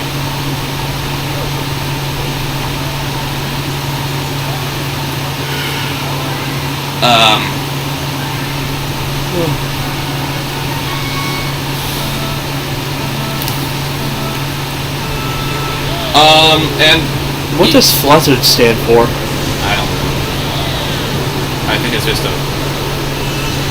name.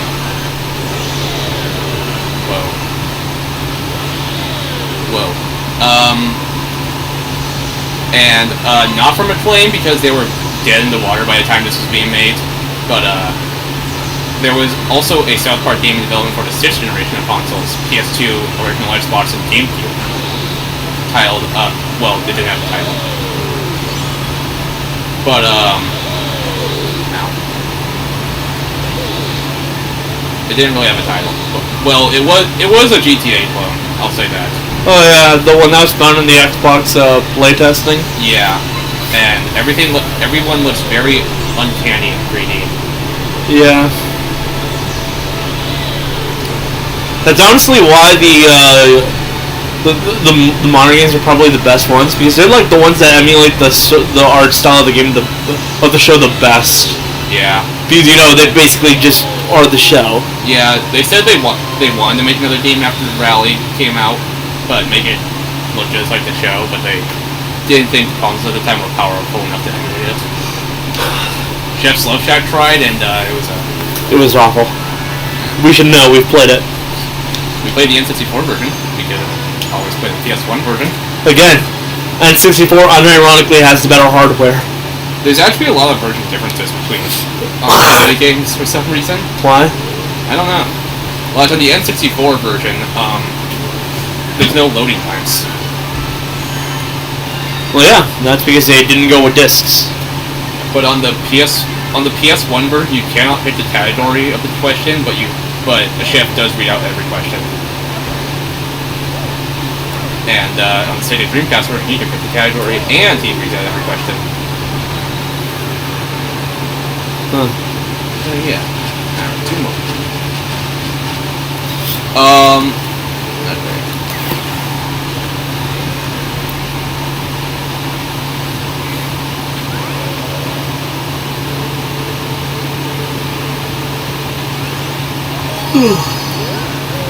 I'm debating what to eat.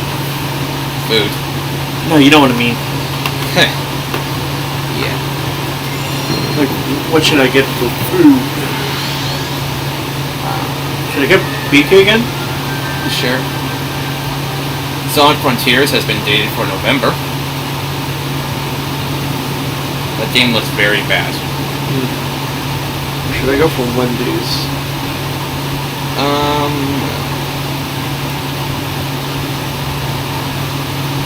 Dead by Daylight. No, Dead by Daylight. Dead Island 2 is actually coming out in February, apparently. The more you say that, the less I believe you. Well, it's been dated. For real this time, they say. For reals. It's up for pre-order now. If it actually comes out, I'll be impressed. When it fucking comes out, I'll be shocked. Shocked, I say. And it's gonna suck. Probably. No. Definitely. I mean, the last time a game built that much hype over a course of so long was Cyberpunk. We all know how that turned out. Do we? Do we really? Cyberpunk was... Yeah, no, I'm saying this could be worse. That is true. At least with CD Projekt Red, we all kind of had an understanding of how the games would come out. Fucking, what have the Dead Island 2 people done since Dead Island 1? It switched developers and publishers. So yeah, we know even less about that than them. Yeah. I don't even know who's publishing it now. I think it's THQ Nordic, because they buy everything. They recently bought the rights to the Lord of the Rings IP. Probably because of that Amazon Prime show people are boycotting. Maybe. Like full-on rights. They own it. Well, the company that does it. That owns THQ Nordic. And also, speaking of which, they have closed their deal with Square Enix, where they're going to sell off a bunch of their studios and make some NFTs. So, every studio's... the more I hear about NFTs, the more I want to punch someone. So yeah, that's Square Enix deal is officially closed. They're now part of Embracer Group, which is what they're called. If I were to ever meet an NFT bro, I probably wouldn't punch him because I'd get arrested for it, but I would want to. They tried to get you arrested for screenshotting their NFT.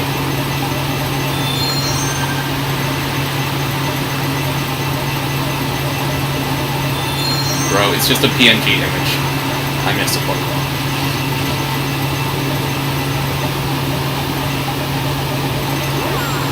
Damn it. The fact that people get so pissed off over PNG images is so funny. Yeah. Bro, it's just a fucking PNG. Oh, in other news, Spider-Man No Way Home has been re-released in theaters. Oh, I watched it. With an extended cut. Yeah. I have not seen it yet. I have. I have not. Do you want the details or nah? Nah. I plan on watching it. I don't know when, but I'm not fucking lazy. You should have gone watching it yesterday. Well, I thought about it, but I didn't seriously consider it. So, let's speak of, since we're not going to be talking about No Way Home apparently, let's speak about what happened yesterday. Oh, I did see a movie called Only Yesterday recently.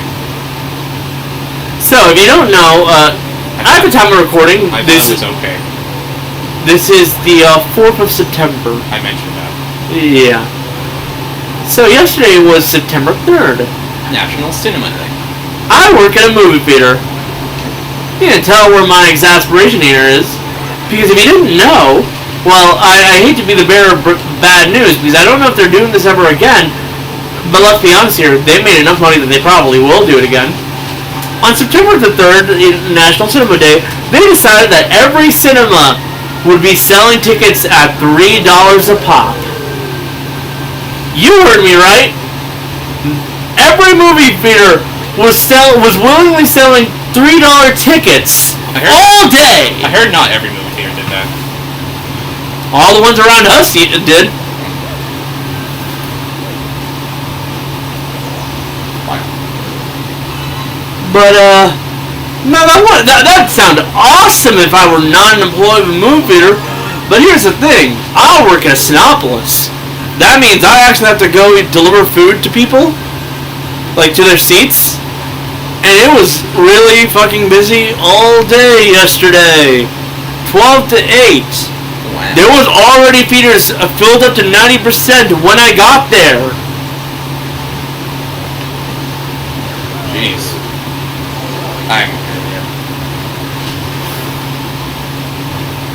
People like to go to the movies. Yeah, it was just a hectic day. I'm honestly, my body's still kind of tired from that bullshit. I can tell. My God.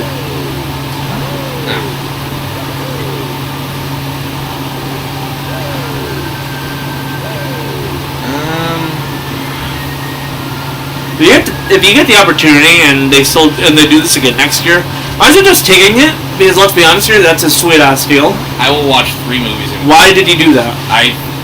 That is a good question. I'm going to hit. I'll just leave it here and I'll just run back.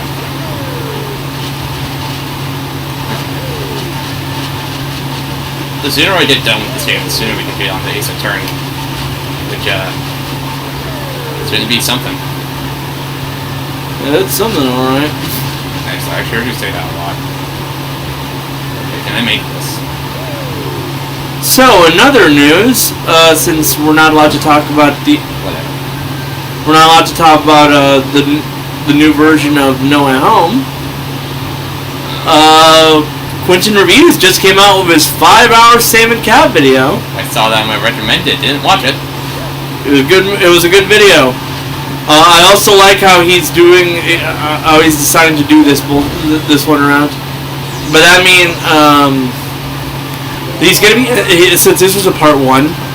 He ended this part off on going over how Ariana Grande ended her time at Nickelodeon and basically what the takeaway for her was and how she felt about it and all that, right? Mm-hmm. And how she had such a super positive experience and had a lot of fun and had a lot of time to do this, so much so that she outright extended her time of not being a pop star to continue doing this. It's actually accurate. He checked for stuff like that, and she quite literally held off on her pop career, to keep on acting as Cat Valentine a little bit longer. It's all but stated inside her letter of departure, right? Yeah. And this is all great, a great letter, talking about how much she loves everything related to what she's done and how much she loves the crew and stuff like that. And she ends it off with a letter giving special thanks to a dear friend of hers, Dan. You know where that's going. Yeah. All to say that this was basically this video was meant to come out a while ago. It got delayed because of depression bullshit, right? Fine. Yeah, but the reason it's important is because part 2 was meant to come out around now, for one very clear reason. Which is?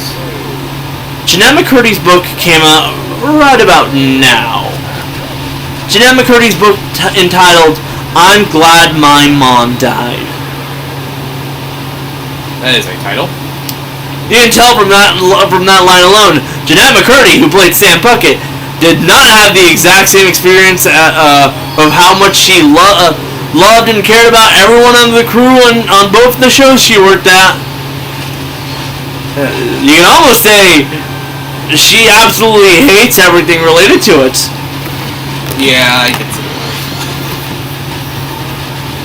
And since she's an abused child star who basically can't even watch any stuff she's done anymore, chances are she quite literally she had some actual confession stuff in there, downright to her talking about how she was jealous of Ariana Grande, for basically the differences in how their lives went down and shit like that. Yeah. While recording for Sam and Cat. So yeah, this book it doesn't tell a pretty tale.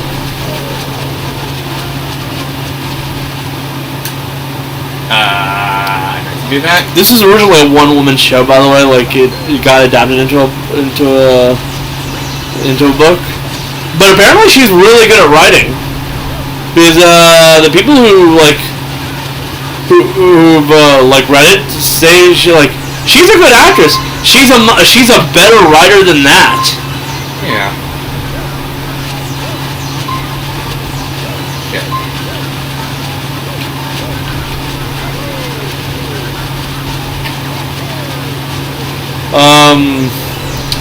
And to top it off, the audiobook, right?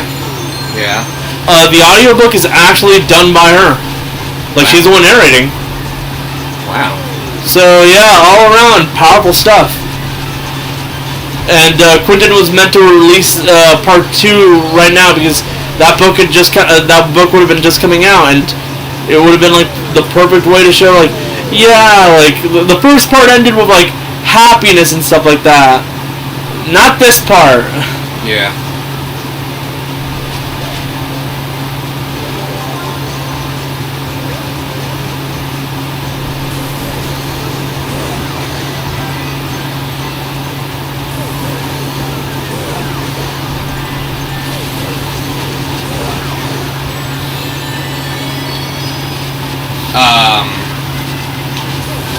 Is that all, or?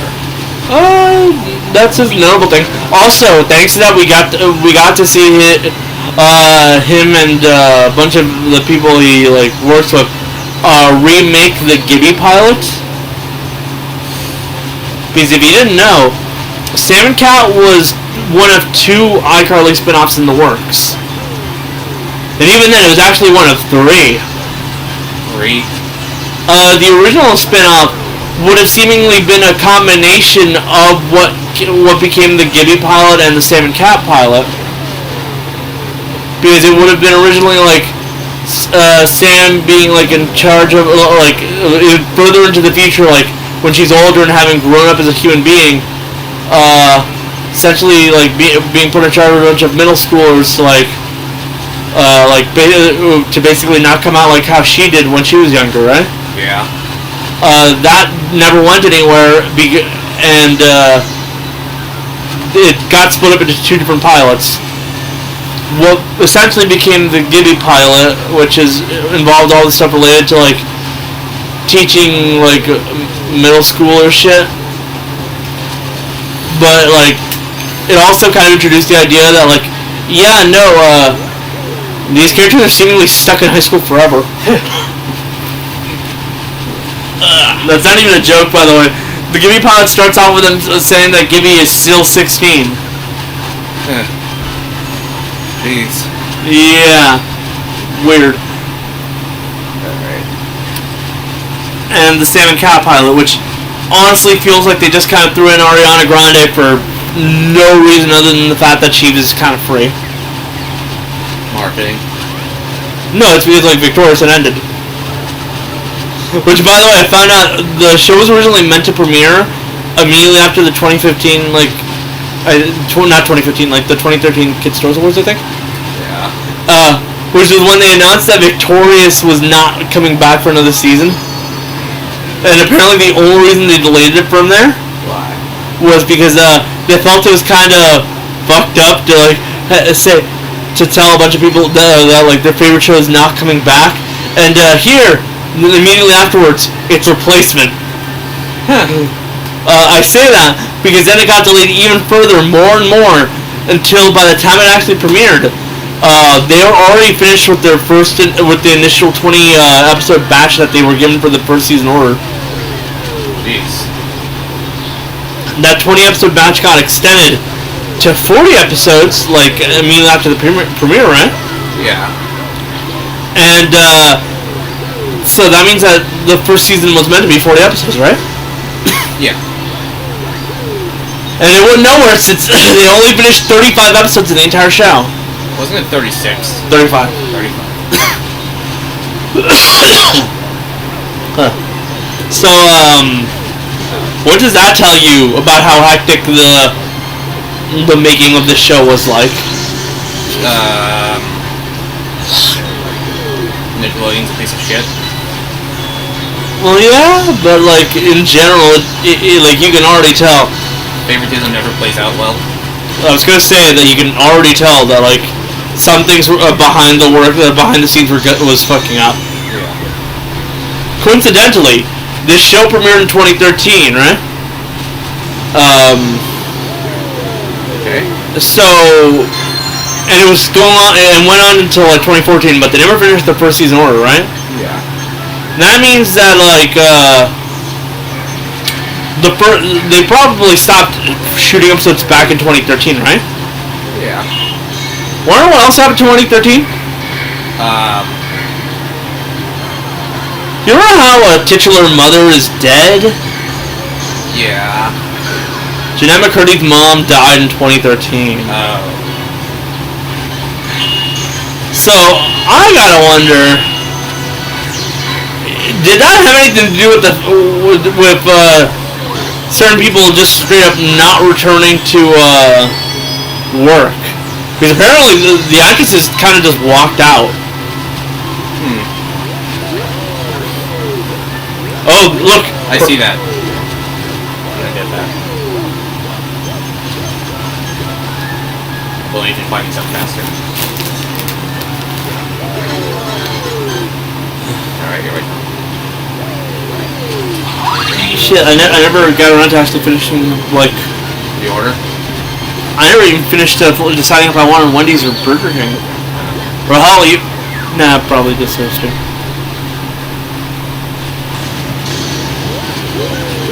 Woohoo!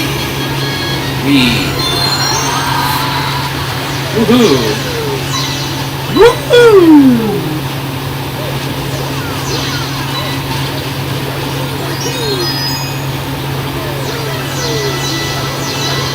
That was not worth it. Yes, it was. I mean, somehow. As I mentioned, I watched a movie called Only Yesterday by Studio Ghibli in theater recently. Yeah. I thought it was okay. I'm probably gonna get shocked for saying that. You honestly probably would. I don't know. The other ones were better. What other ones? The other Ghibli films I saw. And I've only seen like 2 others. Again, I'm probably going to get shocked for saying that. The next Ghibli film I'm going to see is Howl's Moving Castle, which is sometime this month. And after that, I'm going to see Spirited Away, which is the last one they're playing this year. For some reason, they're not playing My Neighbor Totoro this year, which my sister is very not happy about. I've already watched it. I haven't. Good film. And also... I won't say it's like the end-all be-all of things, but it's still a pretty good film. One local movie theater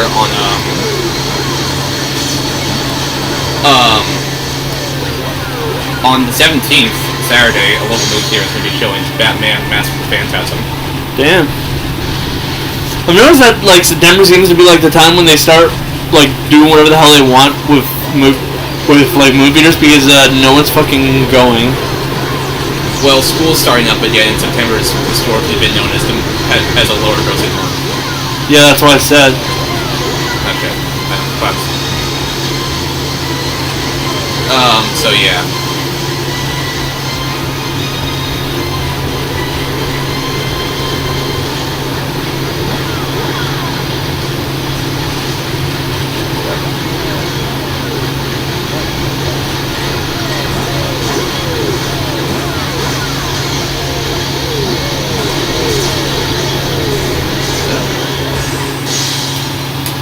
Bam! World 5 in the bag. How many worlds are there left? Just one. I could try to crank it out. So yeah, I'm probably gonna watch that Batman movie. It is a 2D animated movie in theaters, which never comes out anymore.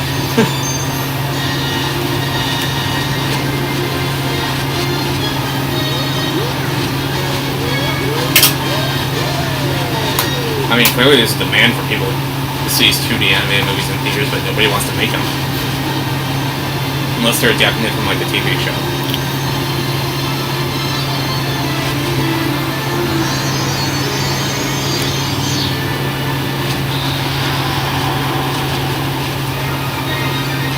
The portal to the next Well, world. I'm getting Wendy's. Don't want them? No, that's... So, a 10 spicy or crispy? crispy. No sauce? No, it's...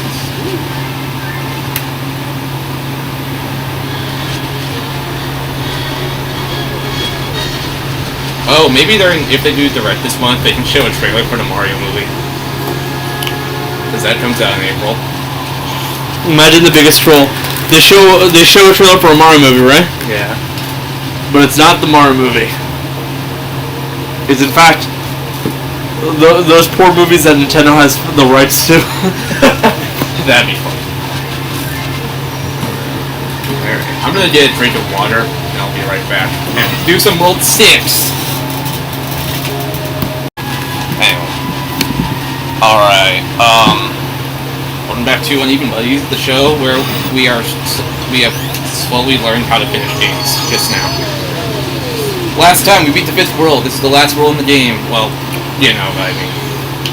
Within reason. World 6. I mean, there is a bonus world, but I don't think we'll get around to that. Ever. The Magnificent Magma Sea! Alright, Melty Monster. Fan favorite galaxy, from what I hear. Oh yeah, this one is the bowling level. Luigi.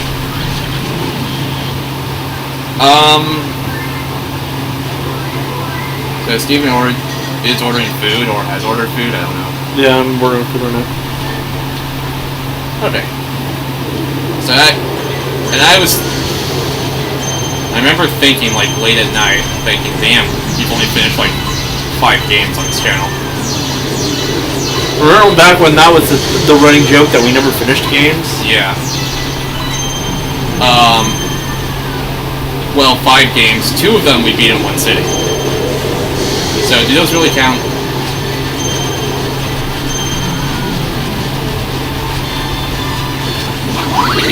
Do those really count if we beat them in one sitting? Maybe? I don't know. I'll consider it. It counts. But, like, we've beaten other games than that. Yeah. The only... Ow. Utopia and Stick of Truth are definitely done. Yeah, Stick of Truth is done. That was with Kevin. What were the other games that were finished? Utopia, we finished that. Yeah. Minecraft Dungeons. Yeah. The base game at least. Got shot. Apart from that, nothing else. Nothing else has been finished.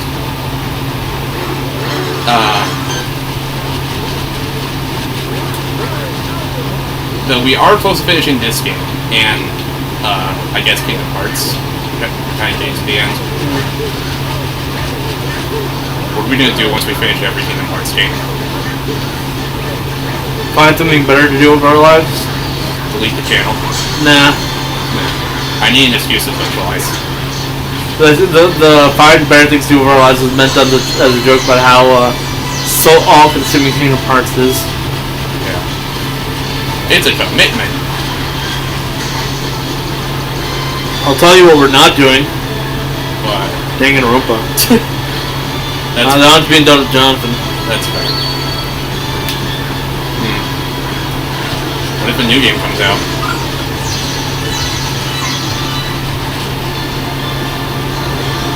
Well, Danganronpa kind of squandered any goodwill I had towards it with the ending of V3, so... I think they'll come out with a new game eventually. Trademark, eventually. They're in the process of porting the main code to Xbox at the moment. 1 and 2 are on, V3 is not on there yet. So, judging from the pattern, they've been doing it, could be this month. Because every Japanese game is coming to Xbox these days. Because, you know, Sony pissed everyone off. That is true. Timing. Yeah.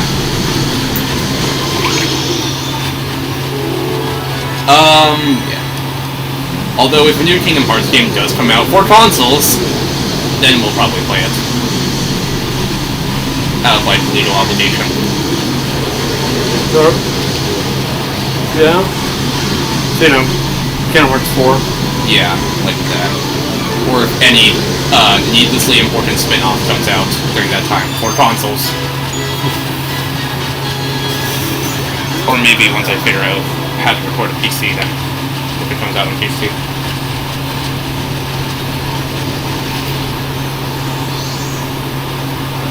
Kingdom Hearts 4 is going to be multi-platform when it comes out.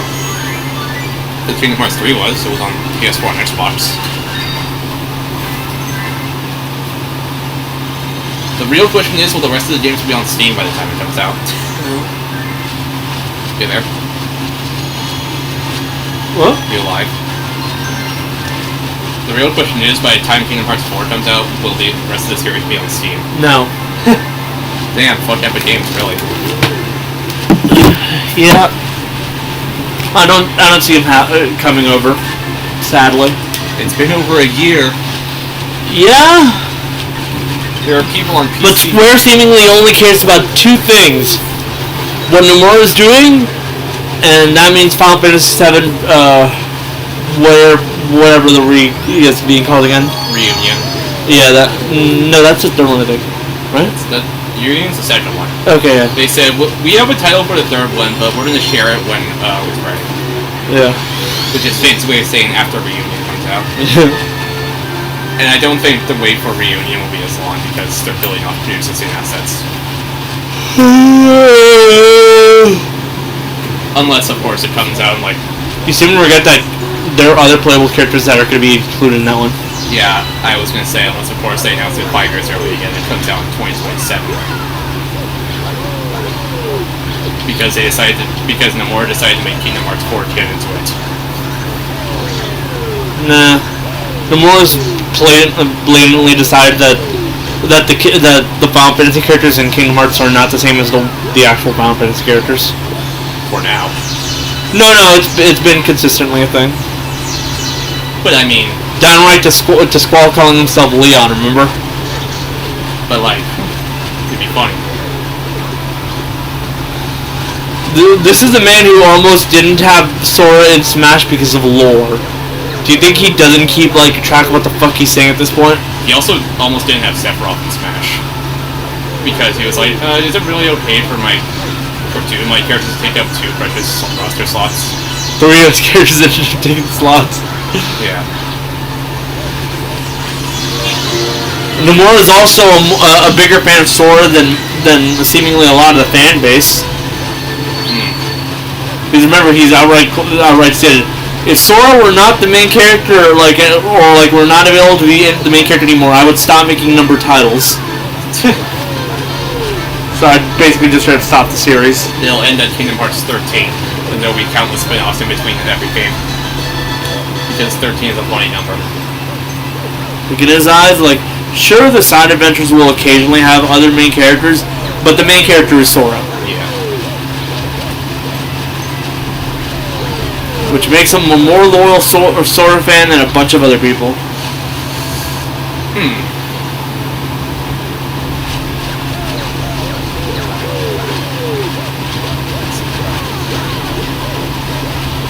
What's this do? Dangerous.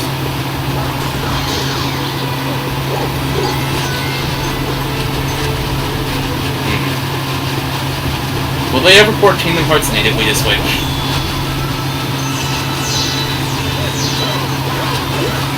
I'll probably get the same answer as is there a PC version coming to Steam? Yeah. The Square Enix is really fucking stupid.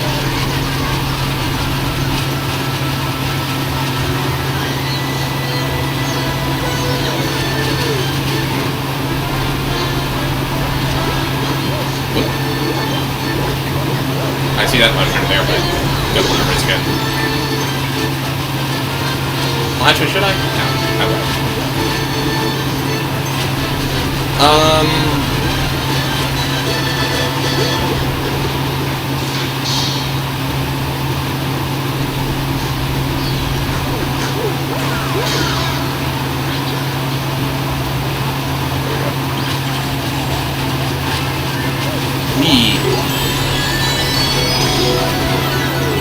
To collect that coin, even.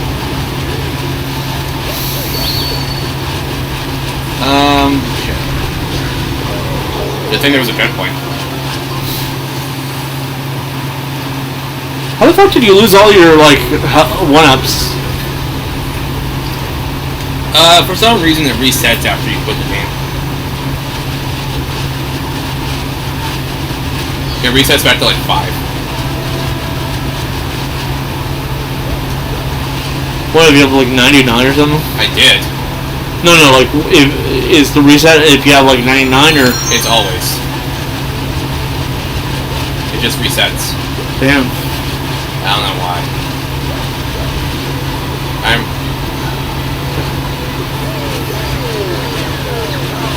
Woohoo! Do you think they'll announce a Switch Pro in this hypothetical direct that they announce only 24 hours in advance? No. Okay. I don't think so either. If anything, they'll announce it the same year it comes out, which will be next year. Or the year after. I do think Switch Pro is going to happen eventually. Because, why wouldn't it? I'd feel bad for Kevin. Well, it won't happen for a while. He's fine. Didn't they claim that they don't see like the Switch getting like truly like replaced until like 5 years from now? Yeah, but like I meant like a 4K version, not like a full Switch 2.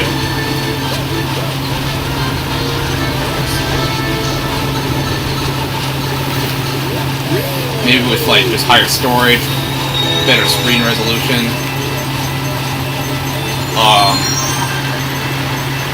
I'd say better online servers, but that's not gonna happen. That's wishful thinking. Yeah.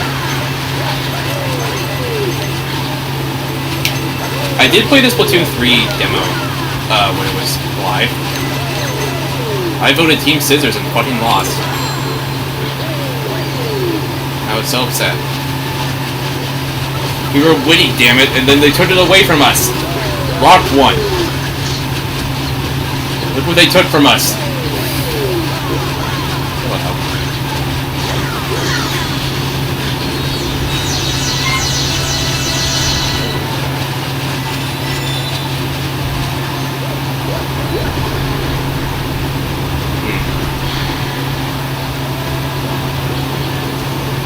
Oh, I see what we have to do.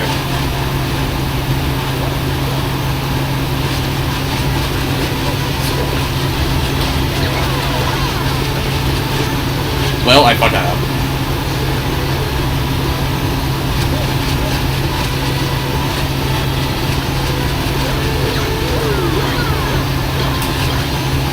Oh, I was... No, I left. Did I?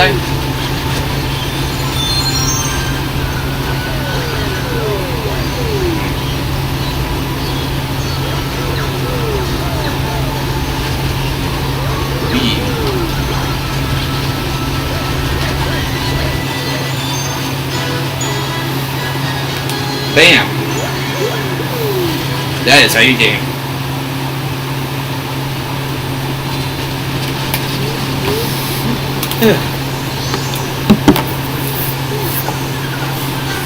Oh, the Wii U and 3DS got a firmware update. What did it do? Stability improvements is the official reason. That sounds like some BS.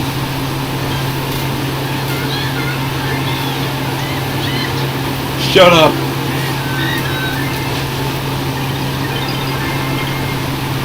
Probably is BS. Wait, can we go back to Melting Mountain? What's this? What's the gameplay on 60? And if we, unlock this, we can just skip ahead. Yes! Yes, we can. This next level is one of my favorites. I think it is. Yeah, it is. It's one of my favorites.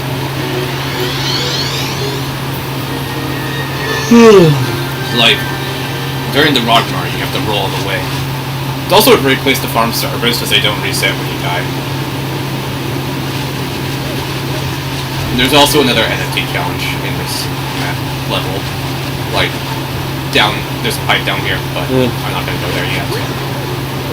I'll go there after. Wee!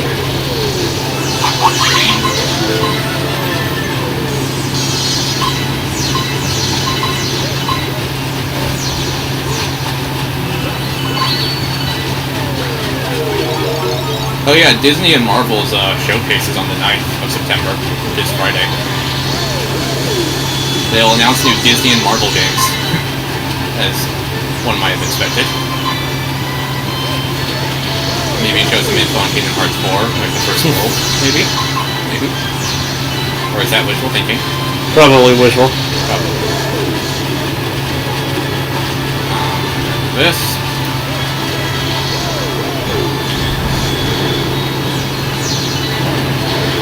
Yeah.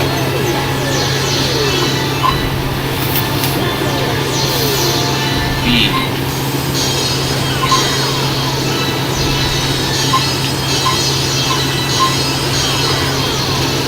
It's like the ball rolling level, but good.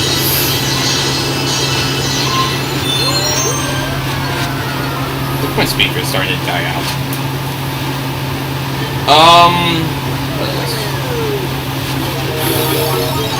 Like someone with insider knowledge says the Nintendo Direct will happen the week of September 12th, which is next week.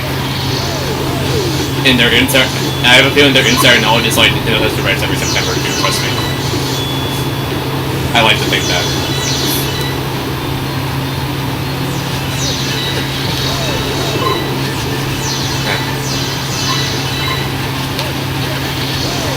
Either way, I've personally been waiting for the Direct just so I can like watch it with friends because that's probably the most fun part of it. Watching with people.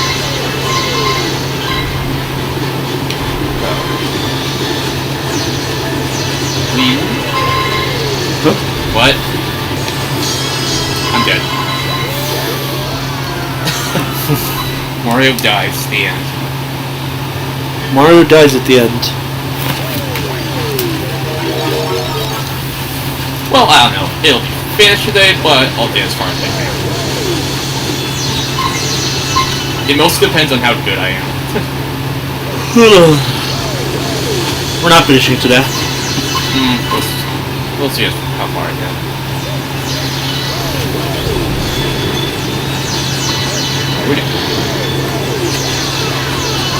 I'm also going out of town this weekend, so... Yeah, I did hear.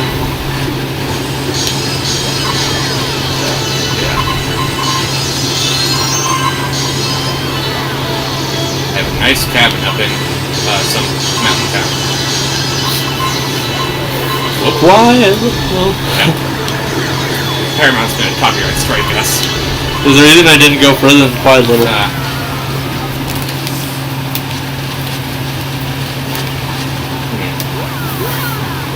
They really should make a new theatrical South Park movie. It would be nice, but what the fuck would they make it about? That's a good question. Oh, they're already meta running for their fucking specials. And they have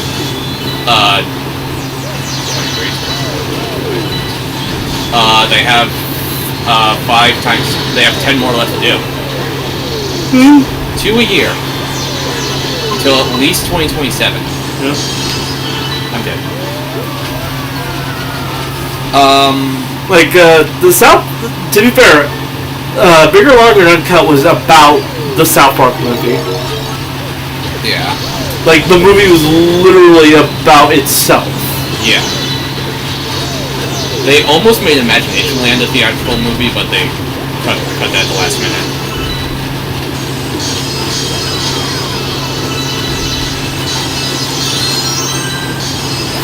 So yeah.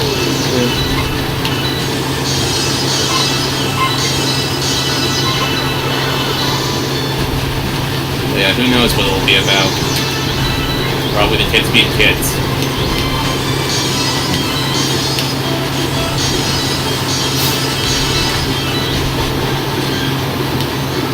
I have to jump at the right time. That was not the right time. Why didn't you just stop? Because you can't. Oh. Oh. This thing pops up if you die too much. It does level for you. Look how Rosalia said, bitch, you terrible. Shut up.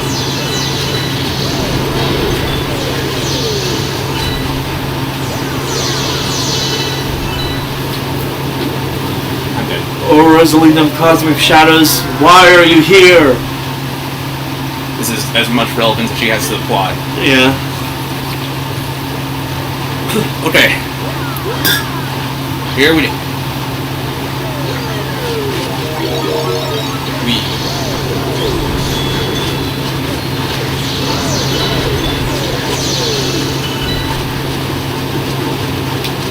What the hell? Food's almost here. Why did I not like zoom off? That's weird. It's my life counter. 17.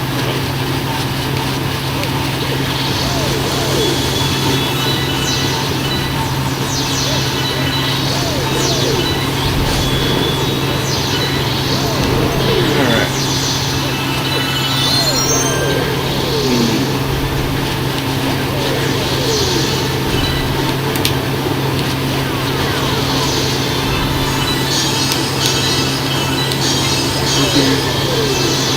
You know, they had an issue with getting the South Park movie down to an R rating. Yeah. And then history repeated itself when they made Team America. Because of very America! Fuck yeah! Because of a very notorious scene. Which one was it in? Puppet Sense. Ah, yes. There we go. They had to try it down 9 times. And they were like, the violence is fine, but not that scene where None of the sex or the swearing. Violence? Yeah, sure, whatever. although they did have issue where a puppet was being eaten alive by a shark. They thought that was too violent. I love how animal and human violence is considered way too violent compared to human on human violence. The MPAA does say far more movies are rated NC-17 for violence and then edited down to an R. Probably gonna make this thing.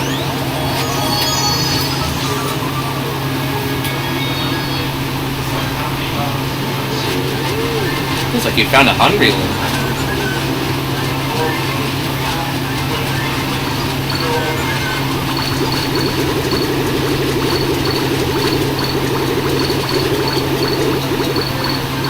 Or why have any thing?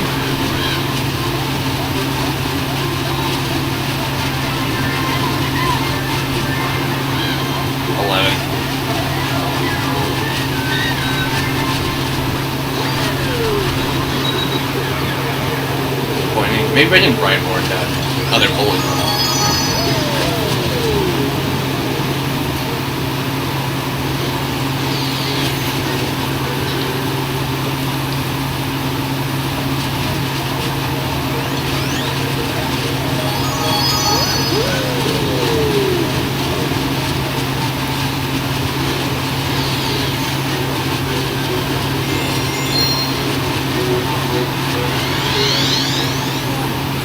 At least I think you can actually stay in this level.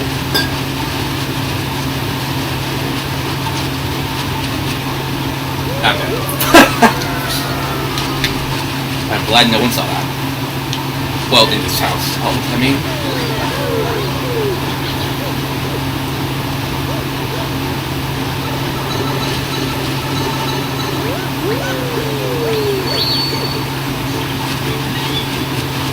What if you decided to show up? Mirror the monkey. Oh, that's what the monkey said. Alright. Time for bowling. Oh, sorry. My water! Finally, my skills in Switch Sports Bowling are paying off. What, do you play a modded game that, like, allows you to control everything? No. But I am good enough in Switch Sports Bowling that I've been placed in a league.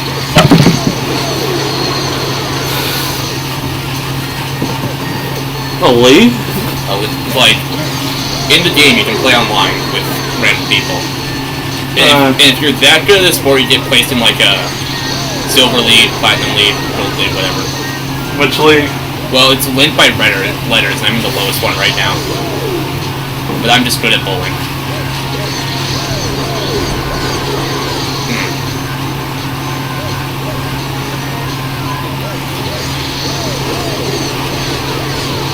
Made it. Take that, you dumb NFT.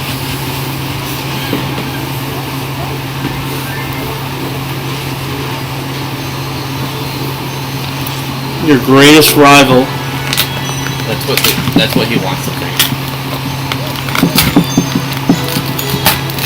My greatest rival is the king of his own nation, who constantly invades other countries. What makes you think a monkey is my greatest rival?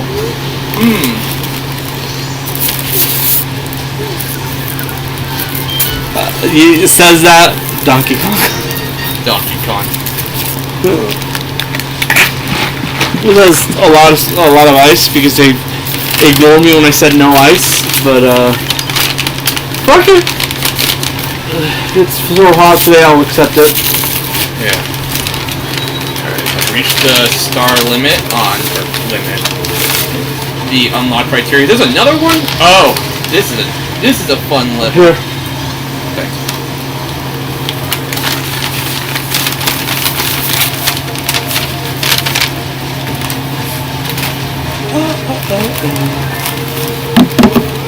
This one's called the Throwback Galaxy, which you may recognize the level design. You mean because it's quite literally just the original game? Well, it's similar. Oh, Splatoon 3 has been leaked online. You can download the full game through piracy now. Why would you though? Impatience. The game comes out on Friday.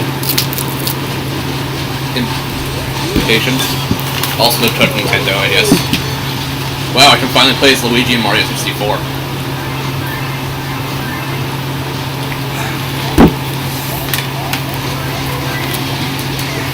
Guys, I unlocked Luigi. Oh, it's real! Oh, it's real! The fact that they found this like a Luigi model for that game 24 months and 1 year after, or 24 years and 1 month after it came out. Have you heard the good word of L is real? Yeah, it's literally the Mario 64 level. Should have been the whole castle and courtyard. To be honest here, probably the most like recognizable thing about N64.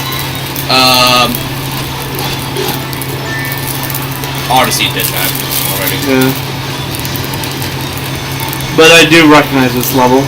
Yeah, I think it was This called... is the second level, I think. Yeah, it was. I think it was called Womp's Fortress. The first level was Bob-omb Battlefield. That one should have been the one that was caught back, to be honest here. I guess this is more iconic.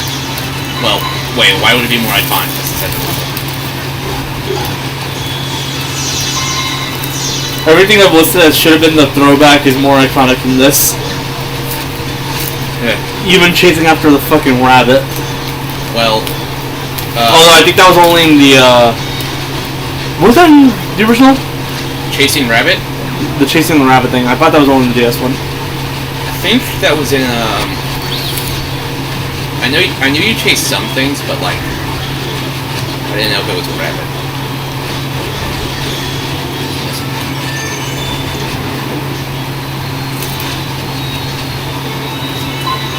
What's down here? I remember in the DS you had to chase after a rabbit to have the door unlocked. The castle. Yeah. We played DS, like, for a couple episodes. Alright. And this was a boss in, 64. Yep.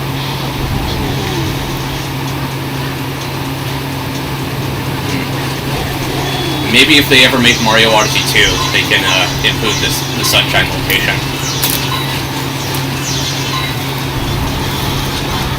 Yeah.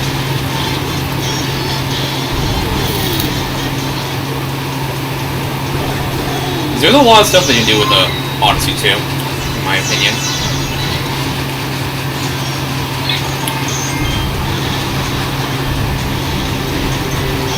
But I don't think it'll happen until, if it is going to happen, it won't be until like late 2023 or early 2024. Oh shit. Or, in other words, I don't think Odyssey 2 is going to happen before Breath of the Wild 2 comes out. Probably.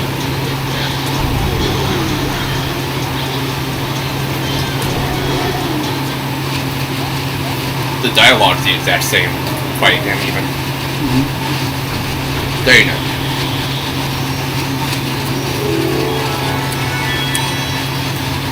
Ugh.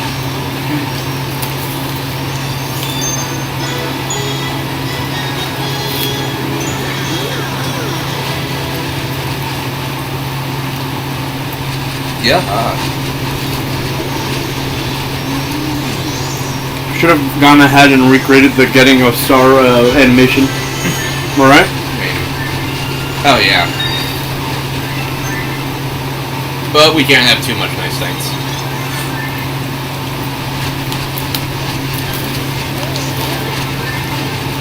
What are you doing bringing hazardous materials on board? That's a nice one.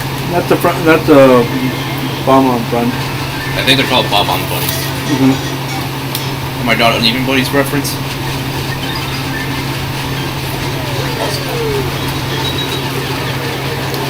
There appears to be another gate.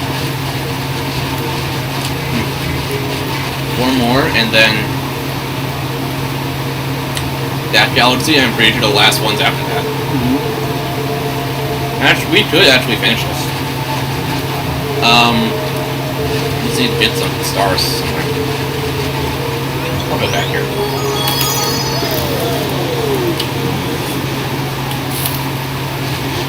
We'll play for another like 25 minutes or so, see how far I can get. Silver stars. Should have been red coins. That would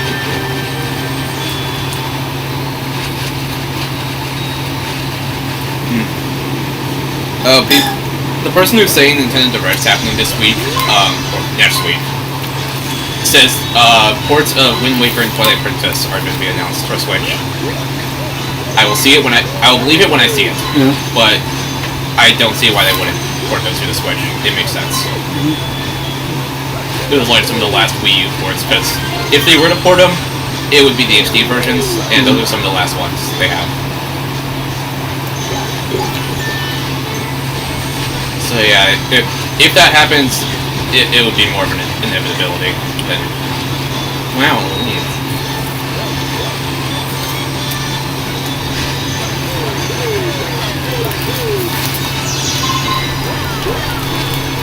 Here's my idea.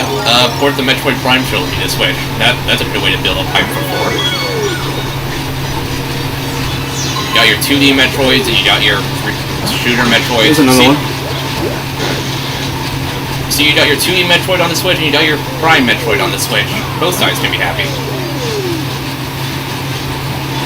And hopefully we don't get another Other M game type. I still need to get Dread. I really want it. I played the demo and it's so fun.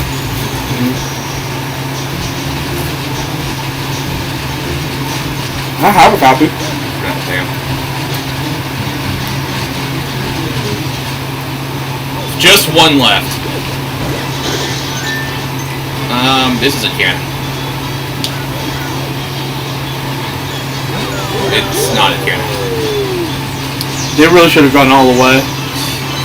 Well, it's a decade-old game. No use complaining about it. Nitpicking a game from over a decade. I do have a Kingdom Hearts. What am I saying? Yeah. Lucky. Hi. Lily and I are going out for a little bit. Okay. Wiki.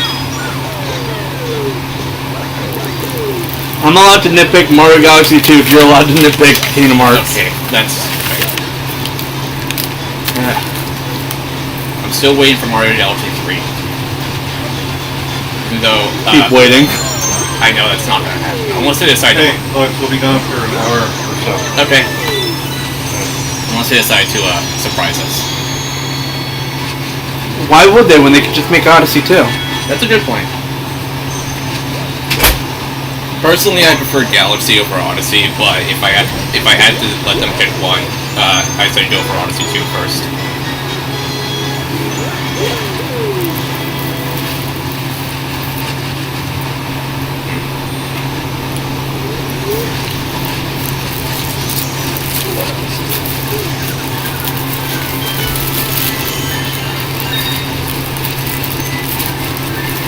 I wonder what new like 3D all 3D Mario game would be like.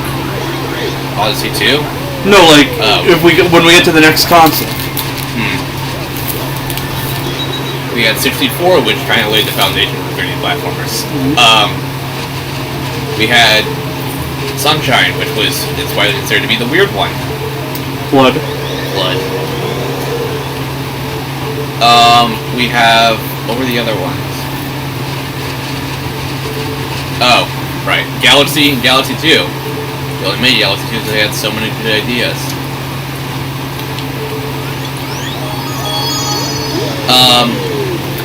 3D Land and 3D World, which are kind of 2D games in 3D. Technically, officially, the 3D ones are considered 64, Sunshine, Galaxy, Galaxy 2, and Odyssey. Yeah.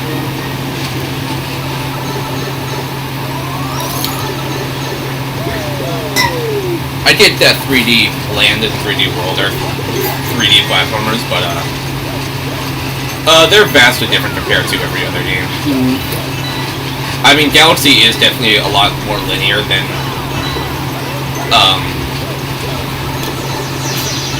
64 and Sunshine, but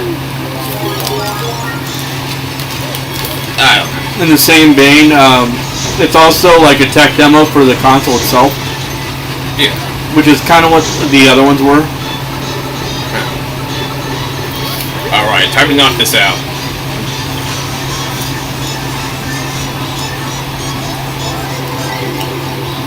Here we go. I mean, on the Switch, we have a 3D Mario game, a 3D-ish Mario game with 3D World, and a 2D Mario game with New Super Mario Bros. U Deluxe.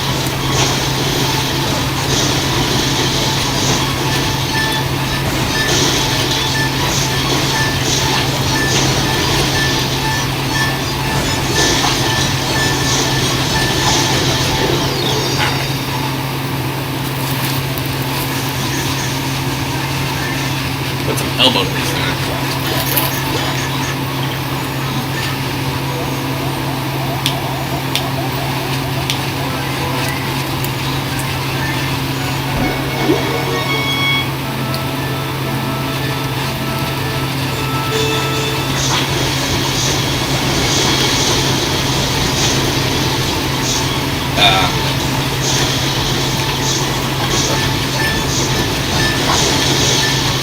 I messed up, probably.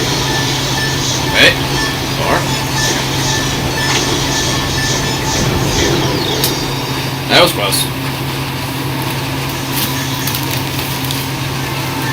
That was better. That is true.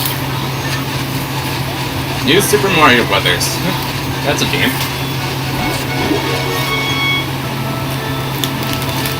I do like the idea of doing a new Super Mario Brothers playthrough with all four of us over and over. It's something I've been tossing around in my head.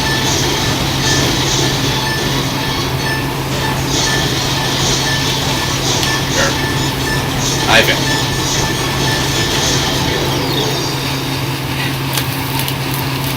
I'm gonna do this.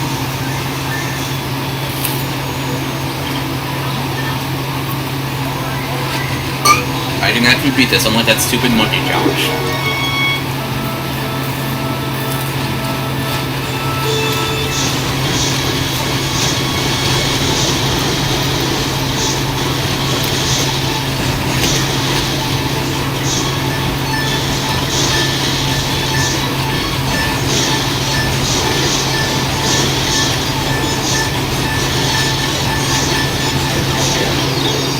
I think you forget that, like, if they're touching, it'll destroy both.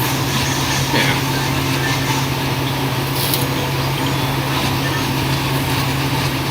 I think I have an idea.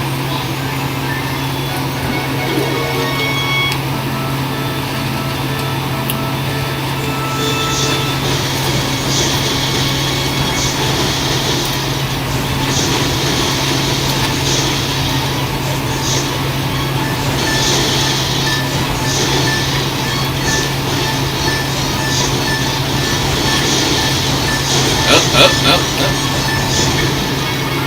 That worked. Yep.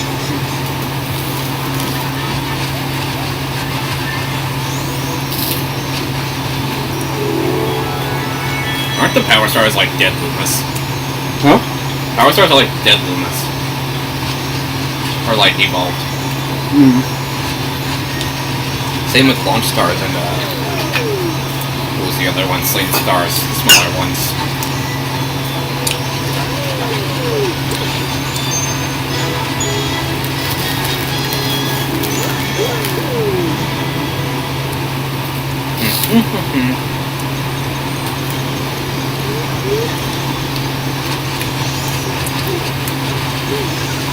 Alright.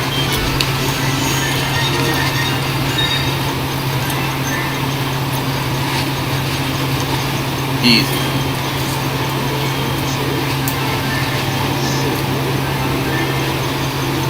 Missing one power up in the collection. Forget what it is. Pretty sure the Ice Flower wasn't introduced until, Ice Power was in this game, but they did not bring it back this game. But Ice Power was in the first game. They did I was gonna say, yeah. There was something else they introduced. Okay. Go. Let's check the Super Band. Okay. I could try that speed run. Oh my god.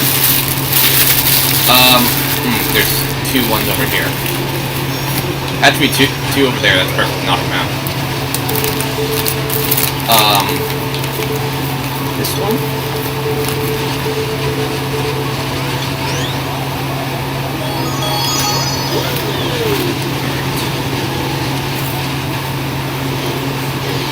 This is a long episode.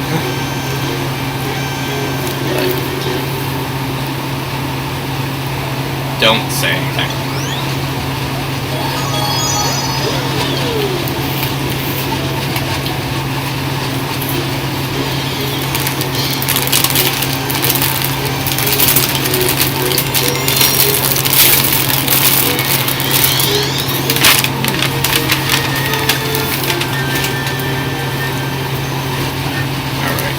Double time.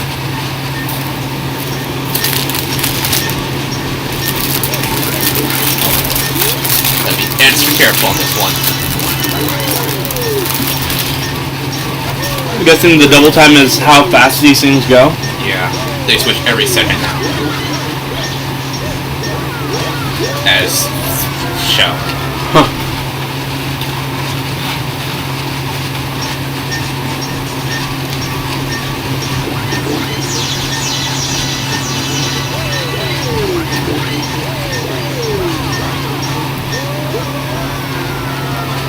You're gonna have to go to slow and steady, I'm gonna be honest here. I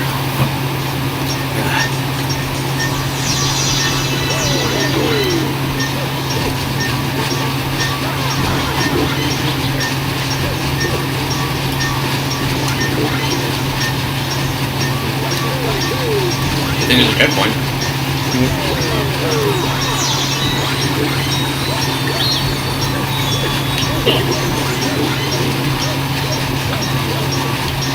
What the hell? That's weird.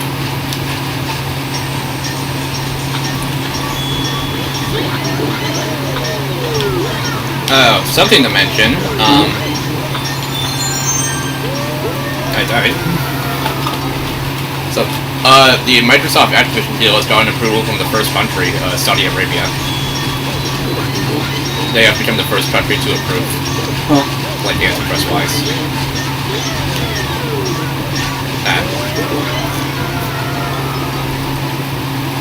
Okay.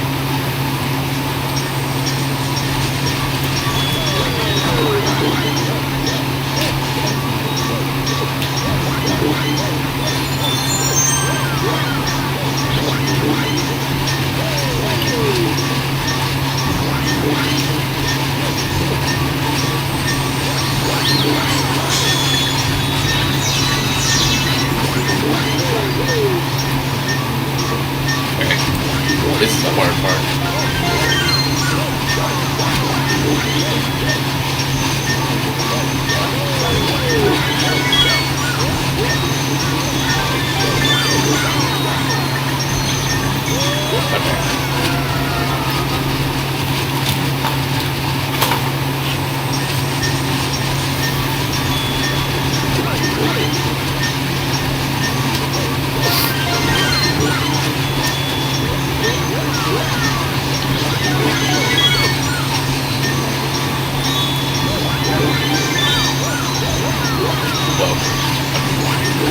See where they are.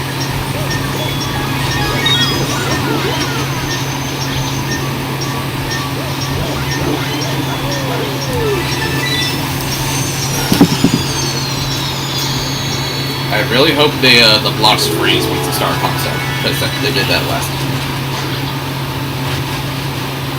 Yep. I just have to get up there.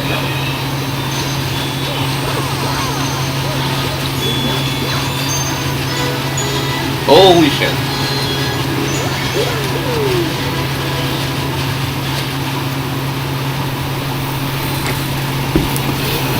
Ooh.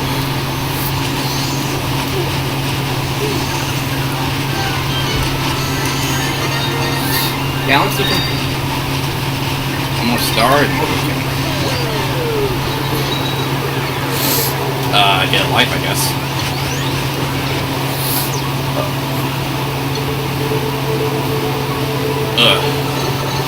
Let's see what else has been in the news.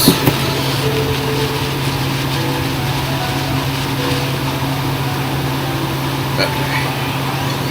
This, I remember this.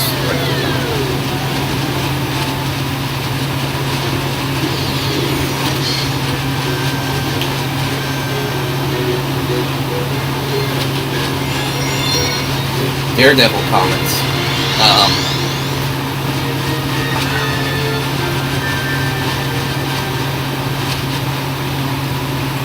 This one you can't get hit once.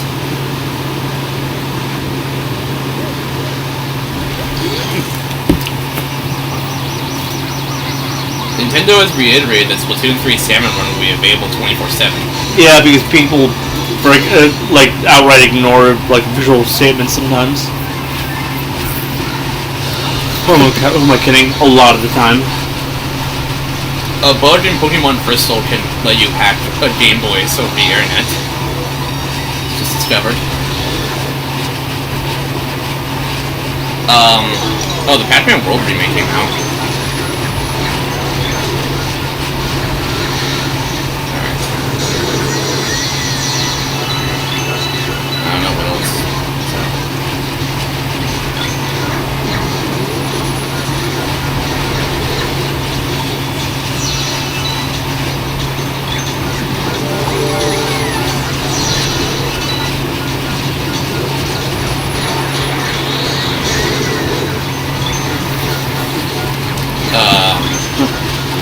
I don't know what else to say other than HBO Max continues to shoot itself in the butt.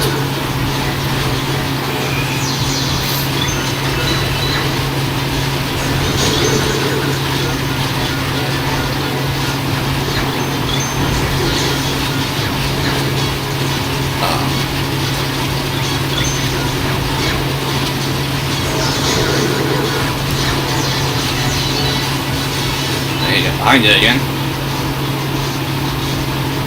Right there. I see. Got a bullet bill.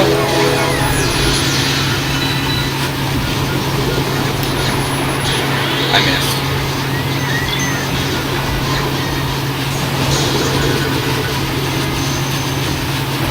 Now I need to shoot the head twice.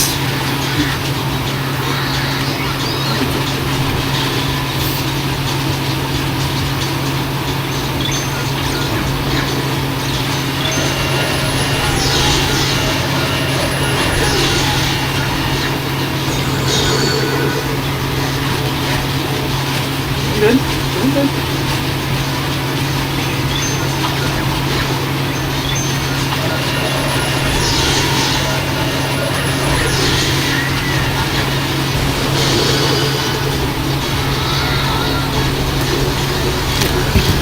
Woo! We might actually finish this today. Maybe.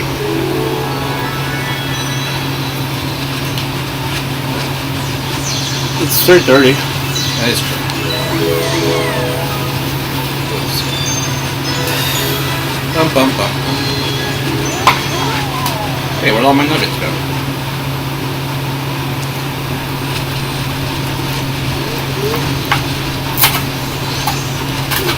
Oh, this box is broken. Alright, there we go. We can advance.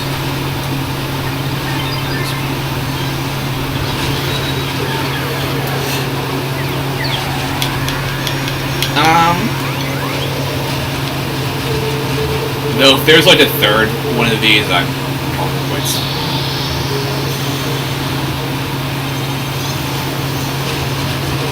that spooky pumpkin. Son of a bitch.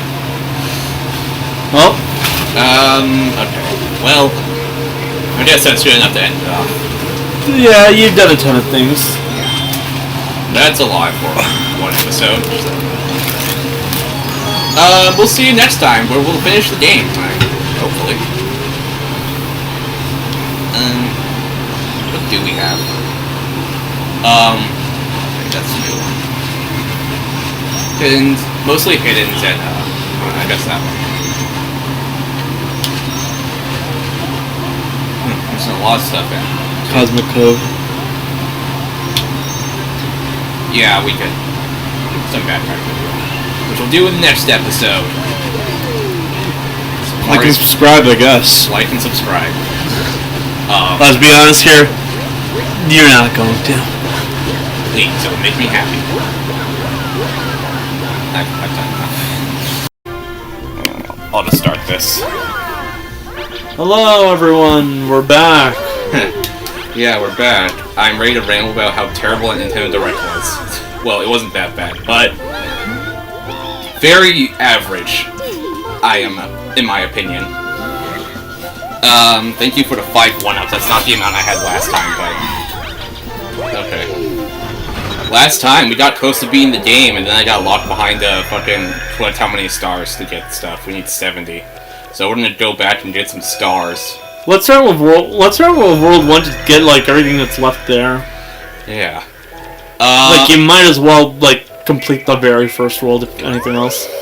So some stuff has happened, most notably the aforementioned Nintendo Direct that ruined my sleep. I went on vacation for a weekend and it was cool. And I don't know what else. If I think of something, I'll bring it up. I can't really look at my phone for this. I guess I can bring up what my plans for this week are. I did see 2 movies lately. What did you watch?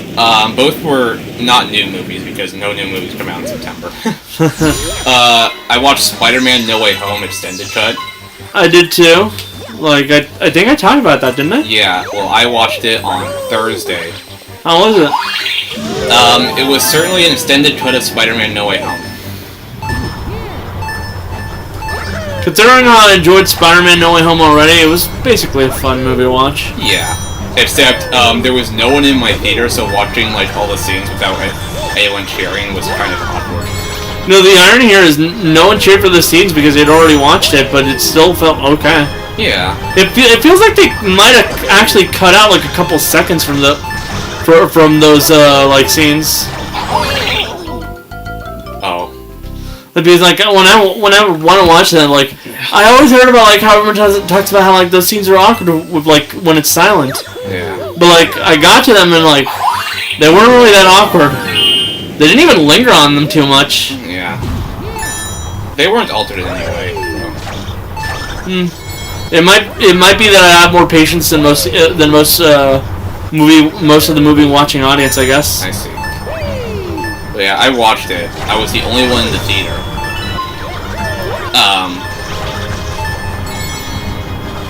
I don't know if I can do this one. I missed that. But it's fine. I think.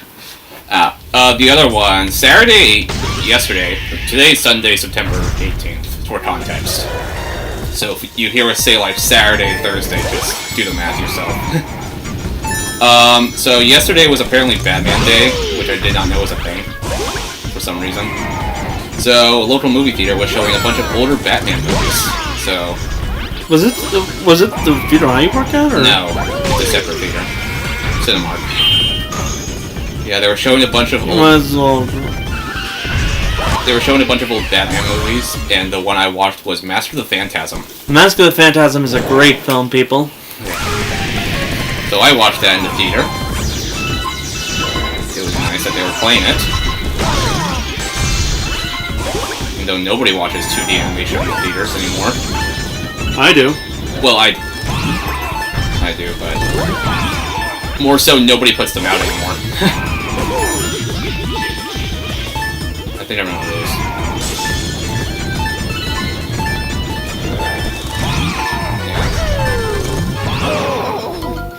Mario dies in midair. You probably should have grabbed that one last power, like timer that was right there before like you took that star. Well, you know, there's one right here.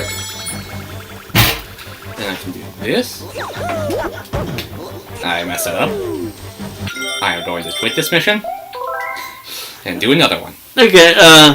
Anyways, the other. So you watched Master the Phantasm. There were like 5 other people in the theater. How'd you feel about it? I liked it. Yeah. I have never seen a single episode of the animated series. It's a good series. I'd suggest it. That's what I've heard. Just don't think too much about the whole Barbara Gordon stuff in Batman Beyond. I've never seen Batman Beyond. It's a great series. Honestly, probably my favorite of the Batman's successors. What else have I... Well, that's... Oh, and if you ever do get around to watching them, I highly recommend Batman Beyond's movie, Return of the Joker. Maybe. One thing at a time. I'm currently watching through Gravity Falls for the first time. And yet, Really? I've never seen it before. It's a great show, man. How did you... I'm uncultured. I'll believe that. Yeah, my sister's convinced me to watch it because... Thank you, Lily! I don't know. Man, you should have given it a shot a long time ago. It's a great show. Oh, I was lazy.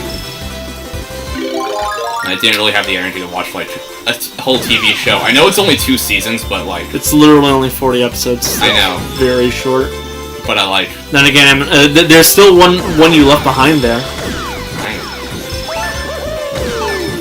I think there's more than 30, though. Probably not. And just like that, I remember how much I hated this mission. I don't know how I won 100% of this as a kid. Maybe you didn't immediately jump into the mud. You know, I could try that. So, how much do we have left to talk about before I rant about the Nintendo Direct? Oh, well, one thing I want to point out, the new versions of Persona 5 Royal are up for pre-order. There's a $120 special edition, called the One More Edition. Comes with like a briefcase. Me and Kevin are planning to go watch a concert on Wednesday. That's nice. Yeah. It's a concert for the band Gorillaz. Nice. And that's my favorite band, so it's gonna be a lot of fun. Danganronpa V3 has been ported to Xbox now, making the entire trilogy available. There's that. People are pissed that the PC port of Persona 5 Royal has some sort of anti-piracy protection, like a DRM. So they're pissed at companies being companies. Yeah. Like I mentioned, if you just avoid touching the mud, you'll be fine in this mission. One more try. Yeah. But, and it's not that big of a deal for me. I'll probably still replay it on PC, because I have this feeling to replay it. And then I'll play Golden on Xbox, because I don't want to pay for it. And, Portable on Xbox, because I also don't want to pay for it. Are you guys still in the water? Yeah.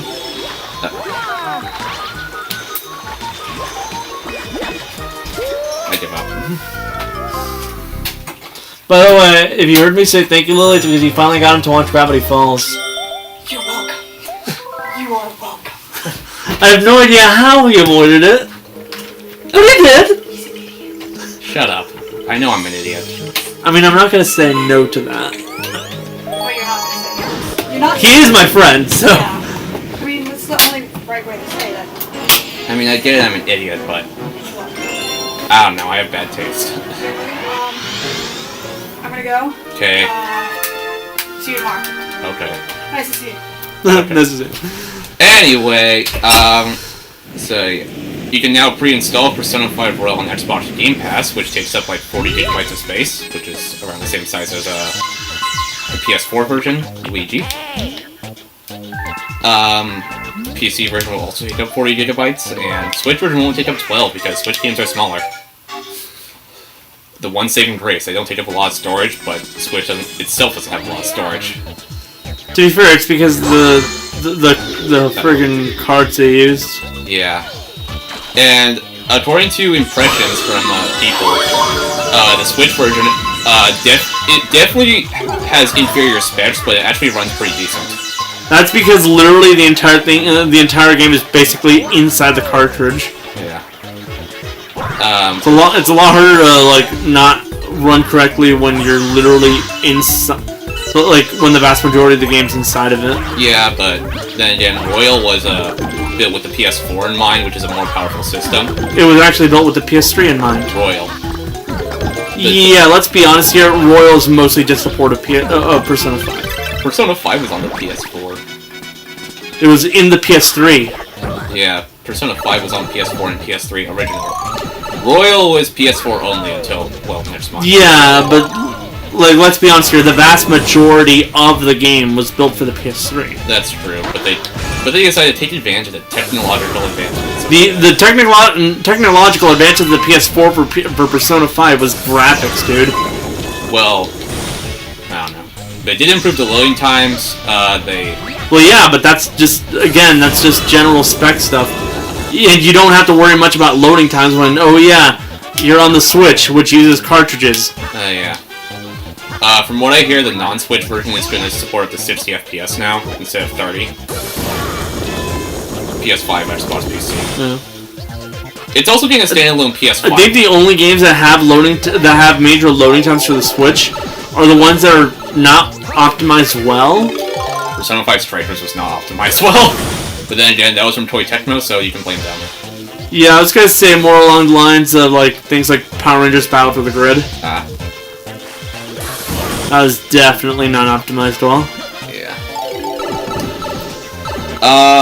And like you mentioned, games that are way too huge, like Strikers, but that's mostly because of the fact that Strikers is a fucking Warriors game, which, you know, has tons of enemies on the screen at all times.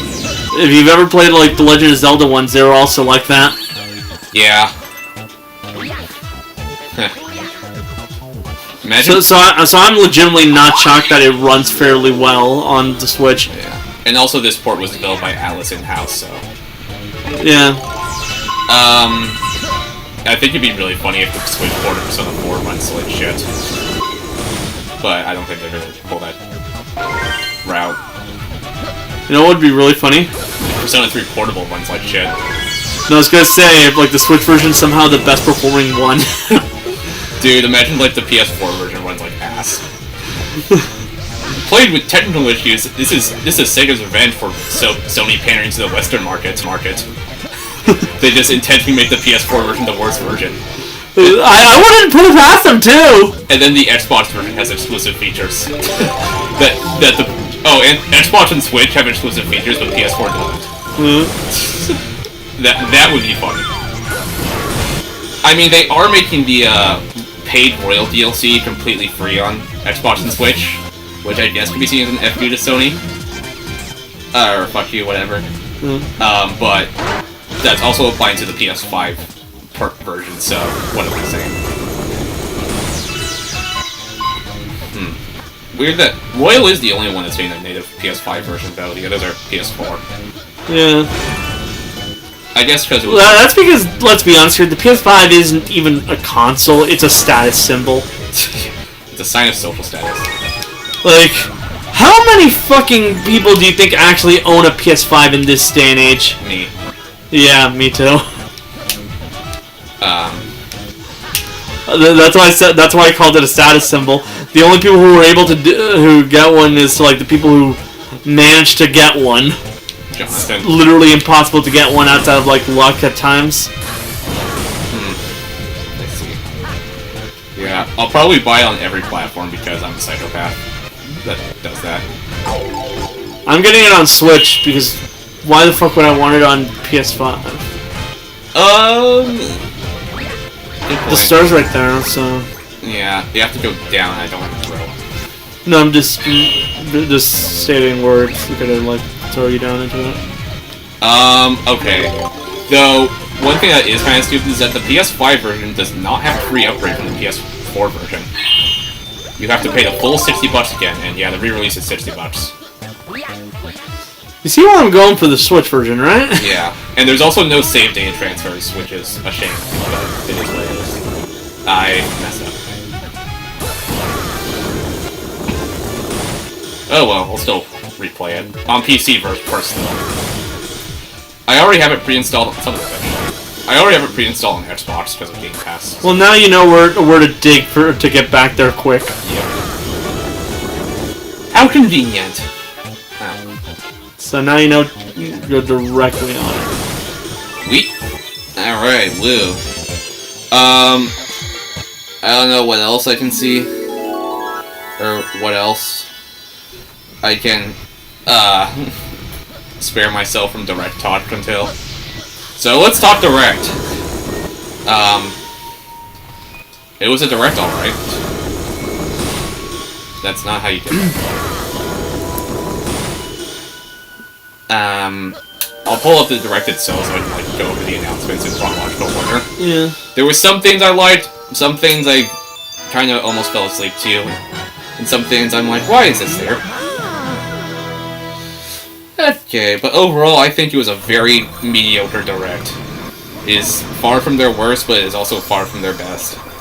The mini direct that they had for E3 was significantly better. Yeah. Well, the E3 replacement, because E3 did not happen this year. Yeah, no, it was a mini direct, remember? Yeah. Somehow, that was better, which is, surprising, because it shouldn't have been.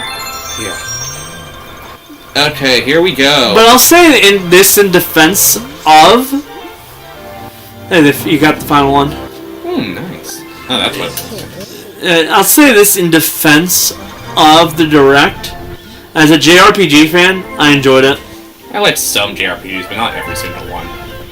You're not going to catch me playing through every Fire Emblem or Dragon Quest or any other JRPGs. Other than like Final Fantasy? Other than like Final Fantasy and Persona, maybe Xenoblade. I want to get into that. The Mario RPG franchises? Never played any of them actually, except for a little bit of Paper Mario, the original. That's a monkey challenge. That's a speedrun. I'll go for the speedrun. Okay, I'll be recapping the direct while I'm like playing, which is gonna be complicated, but do it. Okay, first thing they announced, this was already leaked like a year ago, but a new Fire Emblem game is coming. We can talk about that one for a bit. New mainline Fire Emblem game titled Engage. Screenshots of protagonists already leaked online, so that... Yeah. Well, as people have been calling them Pepsi-kun and Toothpaste Chan. Yeah, and their appearance in this direct lines up with the leak, so it is real. Woo. All I can think about it is, man, they really just decided to like expand on the story of the mobile game.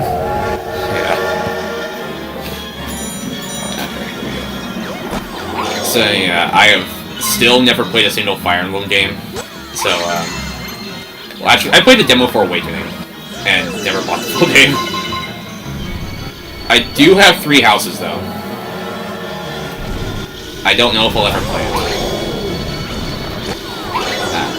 Fire Emblem's like something I know I play Smash Bros. So you all probably think, wow, this guy must hate Fire Emblem, but it's actually a series I've been wanting to get into, but just never have been. Never gone around to it. If I had to suggest any farm game to start with, it'd probably be Awakening. Yeah. Like, I don't want to touch my 3DS. I can use an emulator, though. I've been using an emulator called Citra to play Tomodachi Life on PC, to cope with the fact that it's not on Switch. Recently, a me based off you got married to Naoto, so take that as you will. Good taste. Yeah.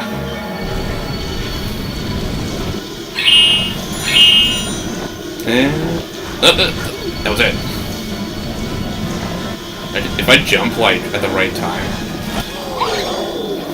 that was the right time. Alright, so yeah, this Fire Emblem game looks like a Fire Emblem game. That's all I'll kind of say about it. It comes out in January, which is really soon. I'd love to point out the sheer amount of jokes about how Engage revolves around a mechanic using rings. Yeah. It's kind of funny. It Takes Two, which won Game of the Year 2021, is coming to Switch in November, I think. Yeah, that seems like a fun game for people to get. Yeah. November 4th. 2-player required. Fatal Frame game that has apparently never been localized is coming to the West. Yeah. And Koei Tecmo confirmed afterwards it is a multi-platform game, so it's also going to be on PS4, 5, Xbox, and PC. Yeah, but let's be honest here. Just like with literally any other franchise that made its start or like has been majorly funded by Nintendo, it kind of feels wrong to play them on anything but Nintendo. Wonderful 101 on PS4. So I'm not the only one who watched that Scott the Waz video and agreed. Yeah. But yeah, he was right. Like, anytime I see any multi-platform games that are like very much like, yeah, this was done by Nintendo, it's like something feels wrong. Yeah. DLC for Xenoblade 3, which haven't played yet, so I don't have an opinion. I still need to play the first two. Yeah, same. I have the first two, the reason I haven't started Xenoblade 1 yet is because I'm worried I'll either hate it and never touch it again, or I'll get addicted to it and shut off my social life as I did with Persona. Though I mean, that's not fair. I did play a solid like 4 hours of the 3DS port. So maybe I'll like it.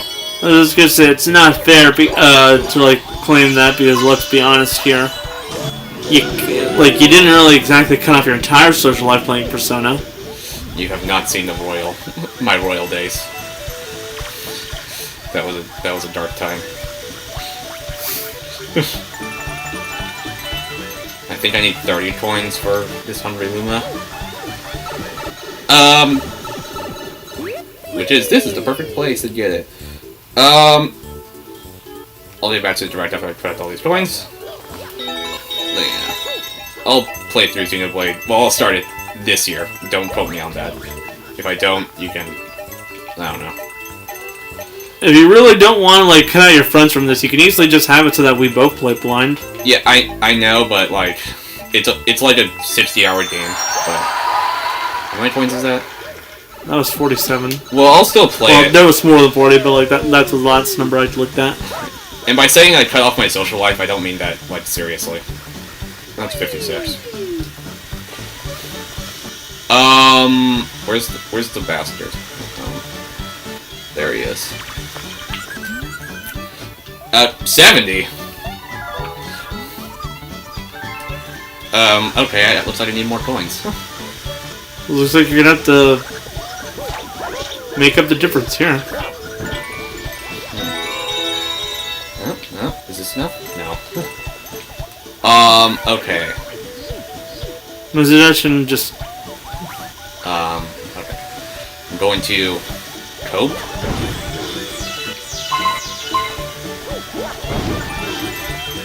No. Come on, there's certainly no way they can... Well, there is that one. Maybe it... maybe. There's no way they can't have you get 70 points in this area. Well, they probably expected you to not immediately head off to here instead of like... Oh, that is true. I'm gonna commit death by, If it lets me.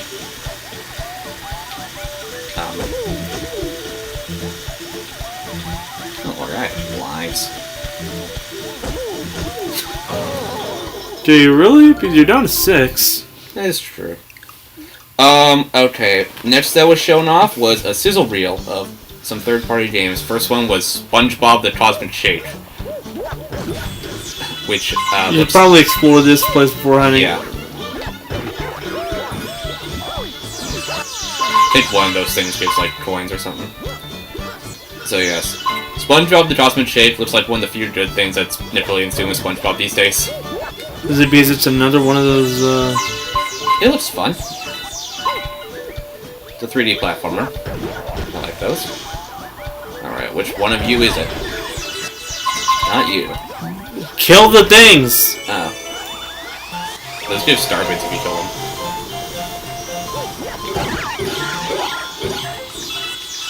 I'm gonna mess this up. Bum, bum, bum, bum, bum, bum, bum. Bum, bum, bum, bum, bum, bum, bum. I'm not gonna get all this thing in time. There's points here. Alright, now I should have enough by then. There's a Fist of the North Star. Oh yeah, I game. saw. I thought that was kind of funny. Some party game called Oddballers, I think. That's what it's called. A game called Tunic, which relies on game manuals. AKA Simpler Times. I've heard good things about Tunic. Is it a pre-existing game? Apparently. Interesting. Front Mission First was shown off. Which means that it's somehow more likely to come out before the fucking Advance Wars. That game is never coming out. Thanks, Putin. Speaking of which, my second highest viewed country, my country with the second highest audience ship is Russia for some reason. That's not good. Yeah. I've been vehemently, like, oh, I think Front Mission 1 got dated. Anyways, the remakes for that, like, if they do good enough, they're planning on bringing over Front Mission 3, which also has never been over here since the second one's never been over here. Front Mission First is coming this November. 2 next year. Front Mission 3 coming in the future. I'm messing this up. Yeah. First farming sim was shown off. I'm gonna die. And Fuck this game. fuck this mission. Well, that was on you. You just kept on running into shit, man. Okay. Alright, I will now cope. And check out that time trial instead. Or whatever. The speed runner. Either that one or this. Let's do this one. Like, you do not get to question that one, considering how, oh yeah, you literally just kept running in there for like several seconds. Sorry. Okay. And yeah, this is probably the day we finish this game, so. Story of Seasons, A Wonderful Life. That's Harvest Moon for anyone who didn't realize that they switched back to the Japanese name. Yeah. The first post-launch Splatfest for Splatoon 3 has been announced, being... It was, what would you take with you to a deserted island? Gear, grub, or food. Fun. Gear, food, or fun, yeah. Yeah, and apparently it's not about survival, but it's a camping trip, and I was misled the entire time. And I also learned that in the game you can dab if you reach a ridiculously high level, which proves that dabbing will outlive human civilization. And it's also a sign of social status. Because you have to be like level 98 in multiplayer glitch.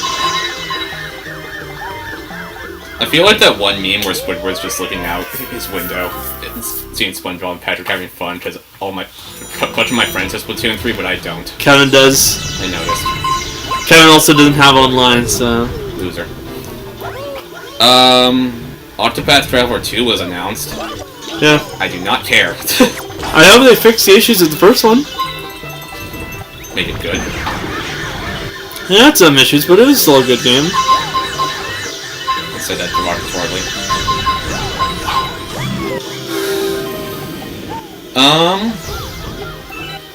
Yeah, let me do this time trial first, and then I'll do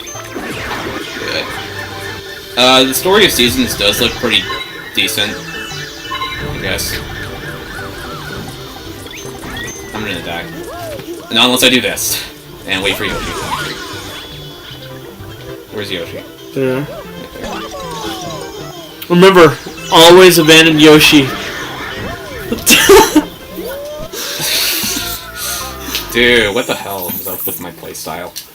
You might just be, like, too tired for this game. I'm fine. Also, it's no longer hot in California. Let me tell you. I know California gets hot. I know that everyone talks shit about California for being hot. But There was this huge-ass heat wave recently. But when it gets cold, it gets cold. I'm actually wearing a sweater now. I'm literally wearing pants for the first time in months, And I'm also wearing a sweater. We don't even have the AC in here anymore. Yeah, my dad moved it to my room because it was getting hot in there. He sleeps in my room because we only have 2 bedrooms. I'm flying. I agree with your dad on, like, rooms get really fucking warm for some reason. Yeah. Ridiculously so. I live in an oven, so... Even though Kevin doesn't agree with it, I tend to, like, occasionally turn it on in the middle of the night. Well, this room is the oven of the house. Or the freezer, depending on what time of the year it is.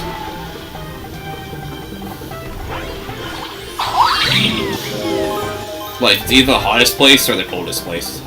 No in between. There is 0 in between whatsoever. Yoshi died. I didn't still make it on time. You know...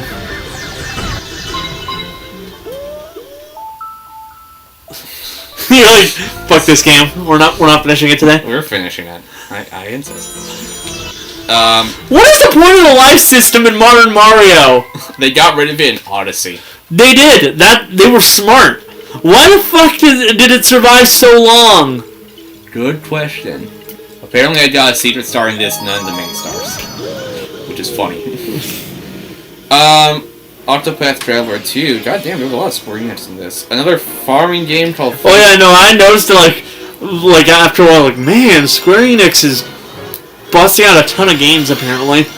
How much do they pay Nintendo? Fate Farm from some other companies, another farming game, because we don't have enough of those in this direct, apparently. I'm gonna be honest with you, the only one I need is Stardew Valley. I'm gonna try that out, because it's on Xbox Game Pass, and I'll try it out through there. And if I like it enough, I'll get it on Steam. So remember you said it works best on PC. It's easy to mod it. Yeah. Maybe I could buy it on PlayStation, we can do like a series on it. I have it on PC, trust me, you might as well just... Yeah, but like, if I could buy it again on PlayStation for like a local series, whatever. Yeah. That'd be fun. Final Fantasy Rhythm game, a new one. Oh yeah, Fiat Rhythm. Yeah, which is, I know the game's already, it's a pre-existing series, but The people who are fans of it are excited. yeah. Ooh. I definitely got all of them. You missed one. Shut up. It's not just gonna have Final Fantasy in it, but also Nier, Saga, other stuff I don't remember. Live Alive, Octopath. Octopath. Live Alive. There's gonna be at least 2 season passes, which is worrying. It's not. It's like talking about a pre-order to the season pass.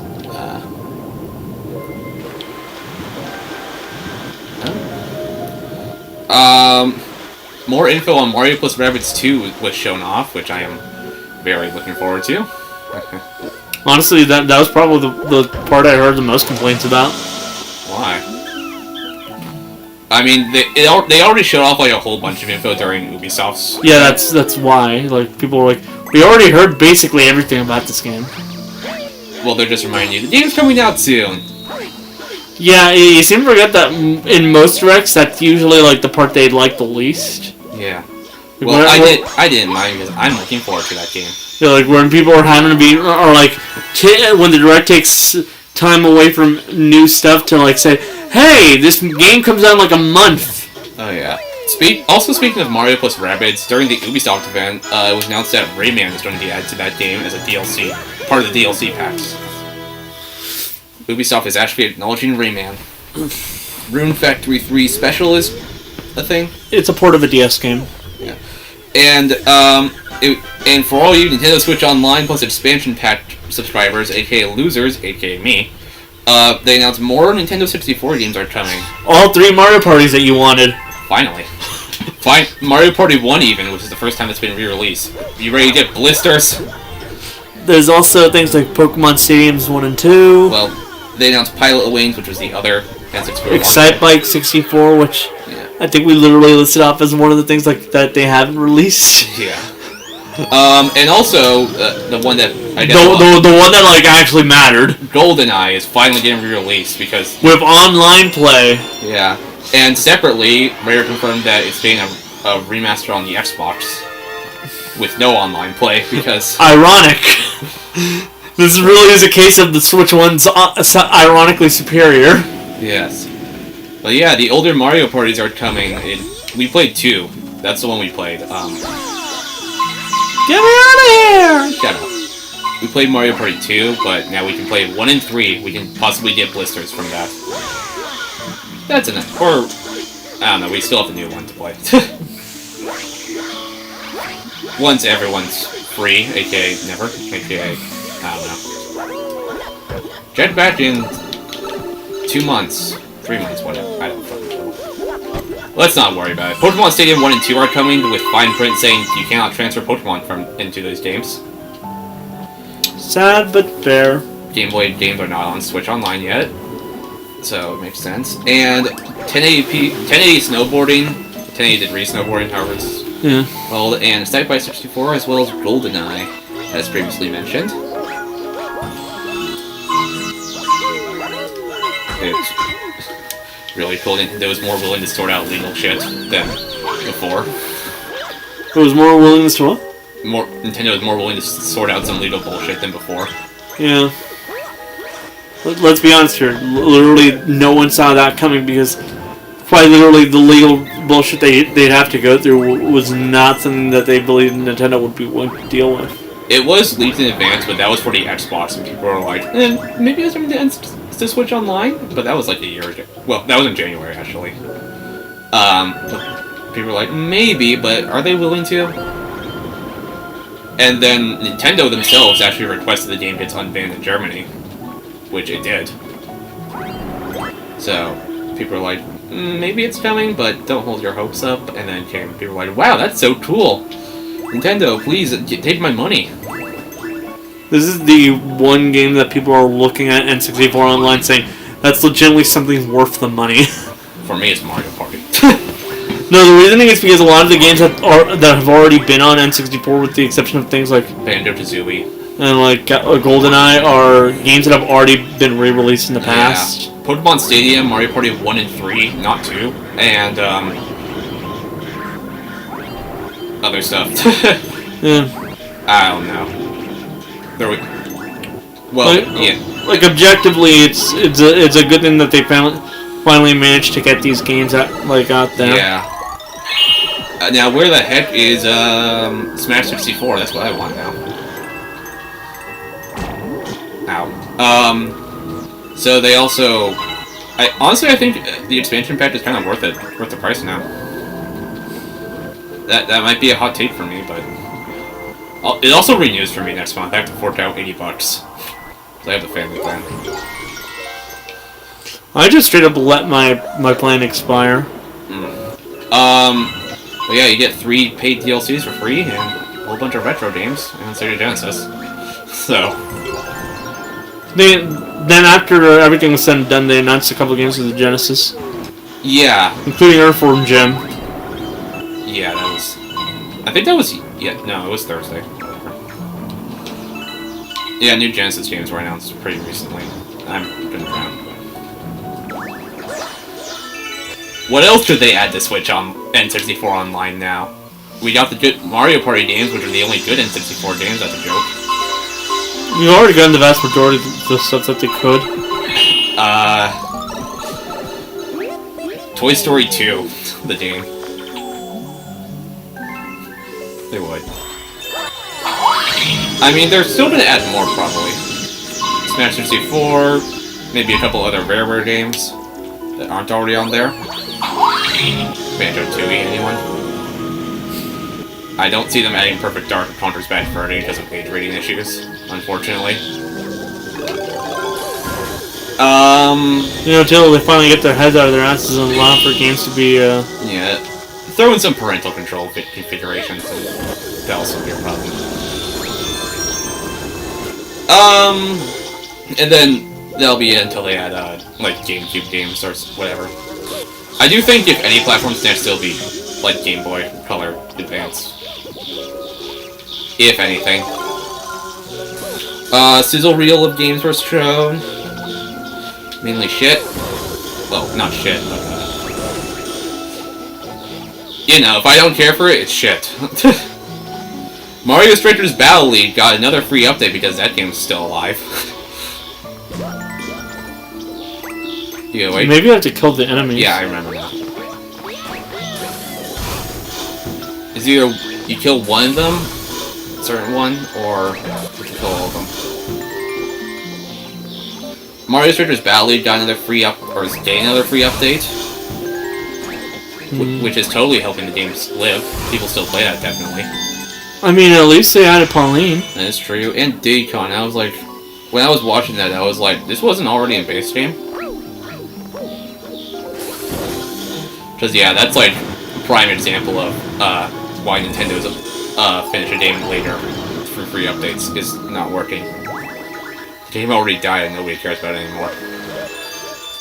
Which is a shame because people like Mario Strikers. Yeah. And also another Palette Swap Stadium. I don't know how to pronounce this, but Atelier Sky? Atelier Rise of 3, 69 stars. Whatever. Nice. Two courses from the next wave of Mario Kart DLC were shown off, being a Christmas themed one from Tour, and Peach Gardens from DS. It's nice that they acknowledge DS exists. They do that.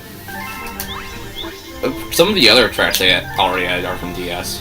I know, but it's always nice to acknowledge that the DS exists. Oh yeah, when I went out of town, I decided to test out recording gameplay onto a VHS tape. So this tape has some N64 gameplay on it, along with some recorded over some NBC show because I thought it was empty. Nintendo Switch Sports is getting a free update, adding golf. It was supposed to come out in the fall, but they delayed the holiday for some reason. I'm gonna say that game is actually fun. It's adding some sort of elimination golf mode, which is... Did you get most of this fucking world out of the way already? Did I? Wow. Yeah. Wow. Yeah. And the Switch Sports would be fun to play with 4 people. I tried that, kept failing, so I'm not doing that. Oh, there's one that isn't a... It's the NFT, though. Is it? Oh, yeah. After the Switch Sports update, Shigeru Miyamoto came in, said the Mario movie exists, then announced Pikmin 4 refuses to elaborate, and left. Also, he spent like 5 minutes on Pikmin Bloom. Yeah. Yeah. But yeah, Pikmin 4 is finally actually announced. They said, yeah, it's in development, and never elaborated for like 7 years. And then, You're gonna have to decide on one thing to do. I can do there. Hidden. What's in World, seriously? But yeah, Pikmin 4's finally been announced. You all can shut up now. Golf? I don't know. I'm still gonna kick everyone's asses at bowling, though. I'm just saying. Oh, apparently this didn't save. Okay. Just Dance 2023 edition. They're calling it edition now because why not? Oh, this is where I can get my last star. Just Dance 2023 is going to be the only place to dance until Just Dance 2024 comes out. Harvestella from Square Enix. This is another farming game. Yeah. God damn, there were so many farming games. There was like 4, and 2 of them were ports, dude. One of them was a port, the other one was a remaster. Remake. Yeah. Well, one last reminder that, hey, Bayonetta 3 is actually coming out next month. Kevin's excited. I can imagine. He's a fan of the series. Yeah. A game called Raincode, which is from the same team that made the Danganronpa games. Yes. Looks intriguing. The main character even has a spike on his hair, which I find amusing. And I was like... How do you feel about Shinigami's design? I have to relook at it. Rewatching the trailer. Oh, that's, What do you want me to say towards that? How do you feel about it? Does it remind you of a character? Junko? Honestly, I got that feeling too. Yeah. Tell me this isn't Danganronpa 4 in disguise. Well, I guess that proves Danganronpa 4 is definitely not coming out anytime soon, because they're all busy with this. And it's even being published by Spike Chunsoft, so... Maybe... I've heard people are excited for this game, unlike that last game that they worked on. Which one? The one that takes place in that apocalypse world. Oh, World Ends Club? Yeah. Spike wasn't even involved with that at all. Talking about like the creators. Yeah, oh, the creators, yeah. Yeah, that game is... Well, I played the demo. I never picked up the full game. Maybe I will someday, but... I'm late. 4 Resident Evil games are coming to the Switch. One of them was already in Japan. But, get this! They're cloud versions. Because Capcom is lazy. We already knew this. Except for one thing, baby! Hell yeah! There was news about the Mega Man Battle Network Legacy Collection. Was there? Yeah, there was quite a bit of news.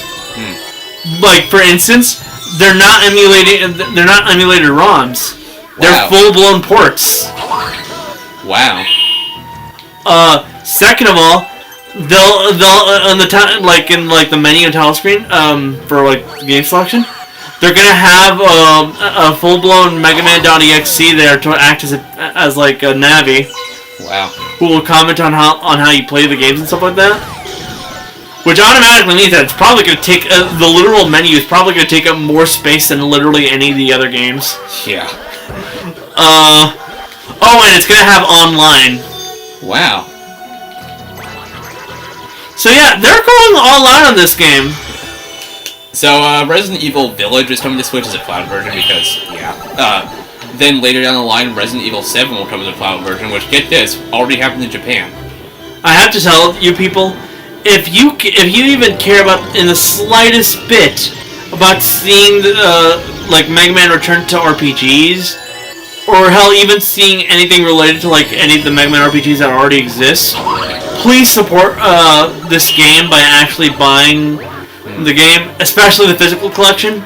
Because let's be honest here, do you honestly want to get the digital version? 2 separate games? Is it worth the money? No. Yeah, just go for the physical. Trust me, it's all around better. You'll actually manage to keep your fucking game.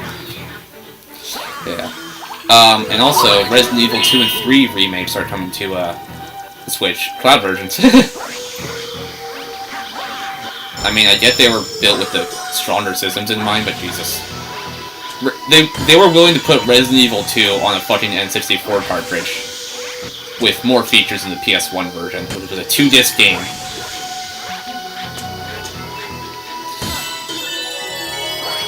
I don't know, Capcom's just kind of stupid.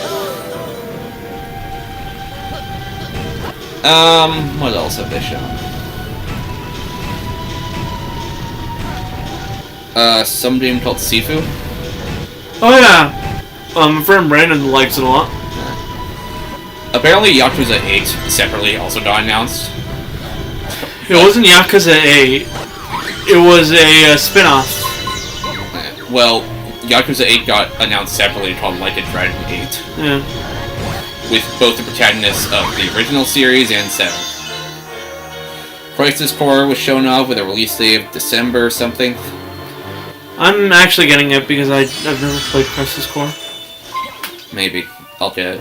I don't know. Well, I'll probably be getting it for Switch at least. Radiant Silvergun, which is some arcade game.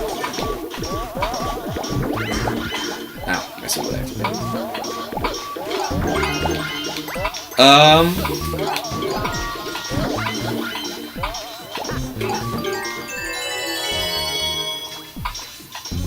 A game called Endless Dungeon, which I really do not care for. Where do I go? Back outside. Oh, okay. Tales of Symphonia is getting a remaster. Oh yeah, I've heard people excited. Yeah. Some people even said, "Oh look, it's a good one." Sizzle reel of games because yes, Life is Strange remastered collection. Those games are very average. Romancing Saga, or whatever it's called. Square Enix game number 47 trillion. Lego Brick Tales, which looks like something.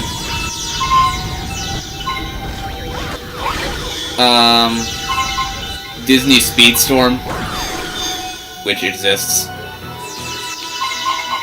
No, if there was ever a game that like defined itself as it exists, it's probably that one. Until you throw in Sora, I'm not gonna fucking buy it. They said they're only gonna stick to Disney and Pixar characters for now. Yeah, that's the joke here.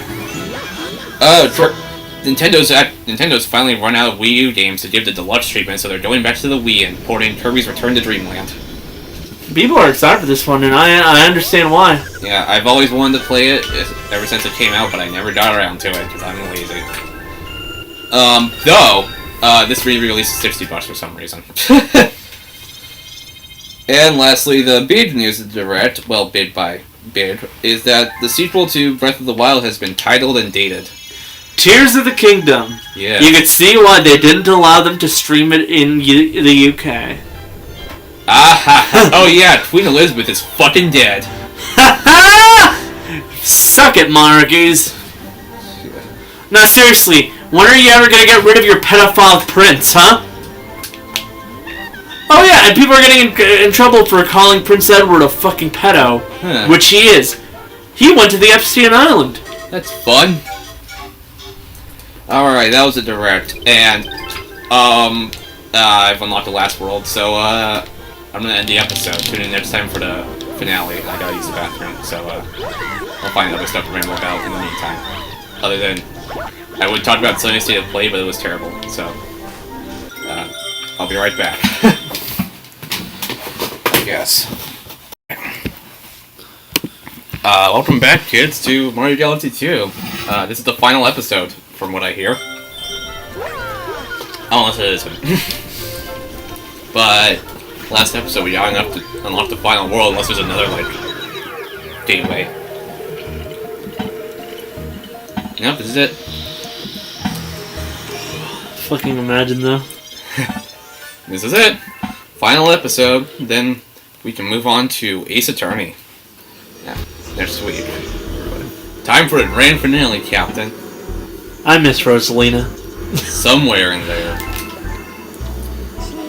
Your princess is waiting.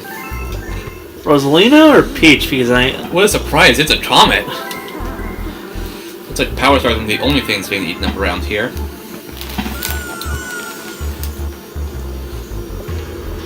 Man. It's like Bowser wants to be even bigger. Get in there and show him what you got.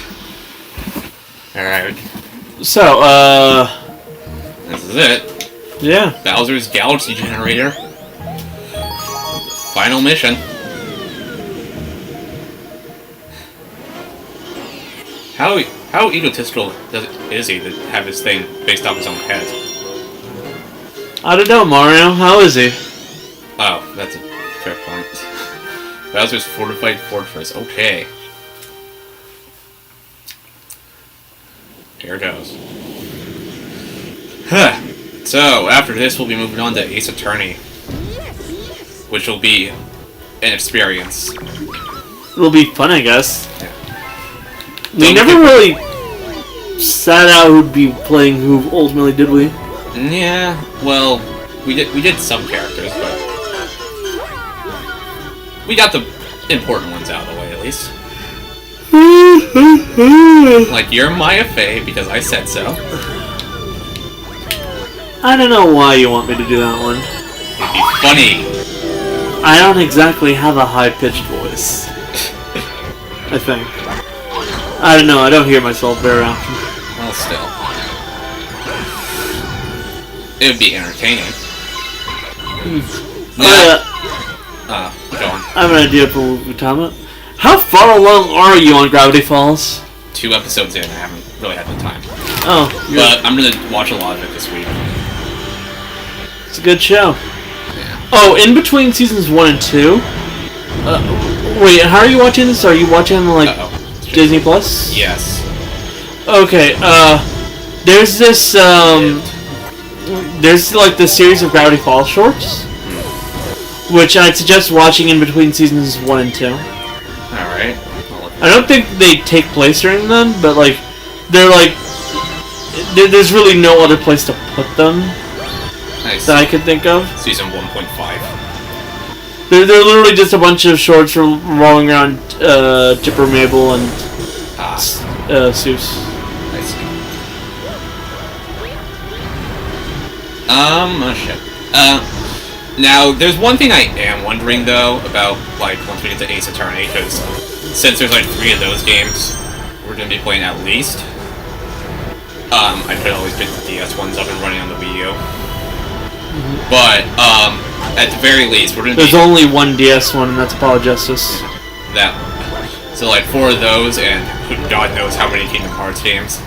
Essentially, we're going to be stacked with pretty much nothing but Ace Attorney and Kingdom Hearts. For a bit. I'm wondering if at any point we would, like, take a break from either of those and just play, like, something else in between. Well, I expect to take a break after, like, the first 3 Ace Attorneys, because I don't think we can get the other ones. Yeah.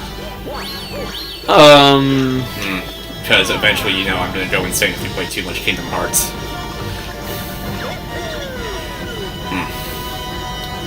Well, if you don't want to play it, I guess we could always just watch the 358 ones. Well, I don't mind it. I mean, like, we can play it, but, like... The thing is, like, the timeline for Kingdom Hearts kind of implicates that we're going to be playing Chain of Memories, then 2, then 358, and then... I was playing in the, whatever order the collection lists them in. I guess we could play 358 before 2. Yeah. It takes place there in the timeline, but because like 358 actually actively takes place during, before, and after the events of Chain of Memories. Yeah. But it's just a bit of a thing where like, you sure you don't want to go in like slightly blind? Yeah. Yeah, fair enough. No, because like the stuff in 2 doesn't make as much sense about 358, but at the same time, you might already have all the answers to what's going on if you play 358. We'll just do it in release order, or I mean, collection order listed. I guess that's fair. It doesn't really matter too much. Yeah. Especially since if you get confused on anything, I can probably just tell you what you're missing. Woo. You know, I could get that extra life. Like, I can actively tell you something about the mobile game stuff now. Nah. I don't want to have a headache at this moment. Is there anything here? No. The thing is, the mobile games are actually important. I know. That's why I don't want to have a headache.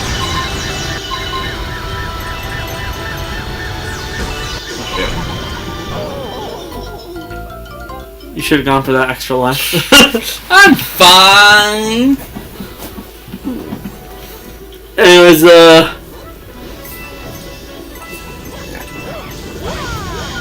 But, yeah. the thing is, like, with Dark Road, it makes it easier to, like, believe the events of 3. I guess. Because, like, it answers a lot about, what Xehanort's state of mind was by the end of the franchise.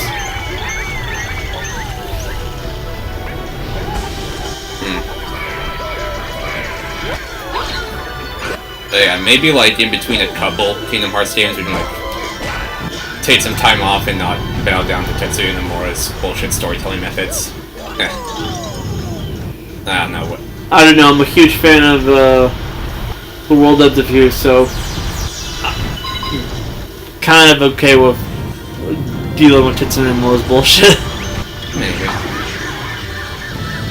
That'd be a semi-decent game for, like, a Let's Play, but it'd be a lot harder because of the fact that, like, well, let's be honest here. It's it's not a very easy game to like. I mean, we're already planning on doing Persona 4 Golden when it comes to the Xbox. So, which is 2023. Yeah, but the thing is, World Ends of You isn't a long game. It's actually fairly short. Yeah, that's true. Mario is invincible. I fucked myself over. Nope, I can still grab it. This is a mistake.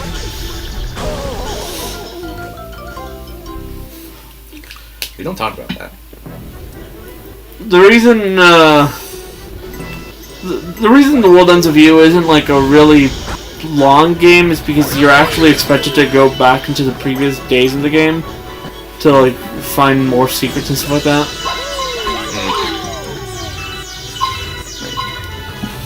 Like, we talked about doing Persona 4 when it... shut up. When that comes to the new platforms, we'll probably play on Xbox because, I don't know, it's free. I have Game Pass. Yeah. I don't want to pay for that piece of shit. I'm just kidding, it's a great game. Would I pay for it? Probably not. I'd have to actually follow a guide if I even want to romance now to unlock the first playthrough. Because you have to like get very specific bullshit to... I was going to be the one playing that. But okay. Wait, were you? Yeah. I'll bite the bullet. Didn't the last time we decided to play it was me? It was me. Huh. Whoop, and back. Alright. We did it. I got like max social stats in my first playthrough of Royal. I didn't do it in Golden. Actually, in my first playthrough of Golden, I almost got max social stats except for one. I'm a fucking idiot. Was it knowledge? I actually forget which one it was. You're down to your last life! There's a 0th life. Don't worry, I can get the extra life. Yeah, we talked about that. Possibly, If you need to, my suggestion is go back to that one world where you can abuse the... Maybe. And, like, farm a bunch of them. I know we've discussed, like, XCOM 1 and everything. PlayStation 3, because I'm a psychopath. I'm willing to record with the PS3, it's just that I need to know ahead of time. I don't want to. Why? Why would I want to touch the PS3? I mean, I also have it on 360. I'm dead. I mean, why not? We'll see it. This time it won't be a last minute PS3 boot up thing, whatever. I know if you, every 50 star wins you get an extra life, so I'm gonna farm that.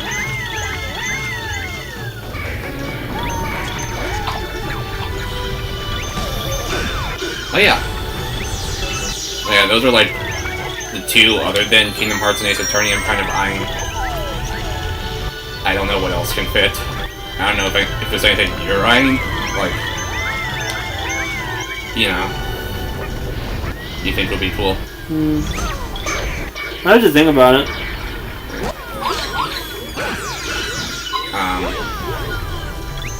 Anything that's not like a 2-episode one-off.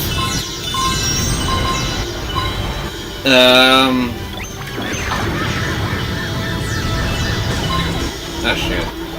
What do you... I don't know, the controls are shit! I got this.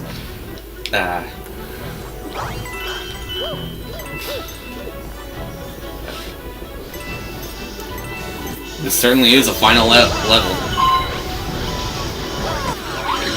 It's just that one section. Dude, how did I 100% this as a kid?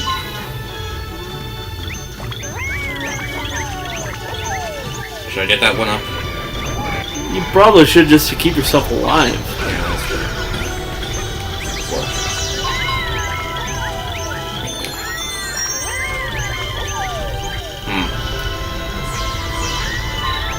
If anything, maybe we'll do Persona 4 after the Ace Attorney trilogy, just we'll probably be done with it by the time those ports come out. Maybe. I don't know what else. Disney had a big convention this past weekend called D23. Yeah. Where they announced some stuff, including Inside Out 2 from Pixar. Technically, those are Disney Pixar movies. Yeah. Did a bunch of stuff from Disney Animation Studios, more Pixar movies, some stuff from everything else, 20th Century Fox, blah blah blah. Marvel, shit. I don't know what else they showed.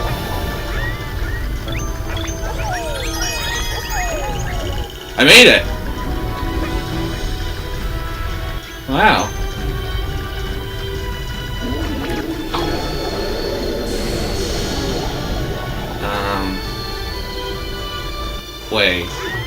Wait, I can make it, Yep. Alright. Imagine I just die right here. I wouldn't put it past you.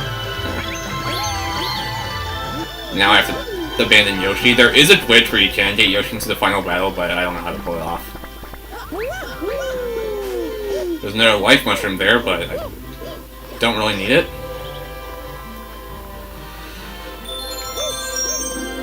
Well, it does give me an extra life, so if I already have mash, so that's cool. And I guess I kind of need that extra life. Well, I don't know, the final battle is notoriously easy.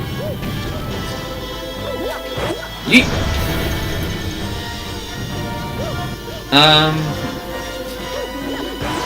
I want to call it now. Imagine if, like, because of the fact that he said it was notoriously easy, he has a ton of issues with it.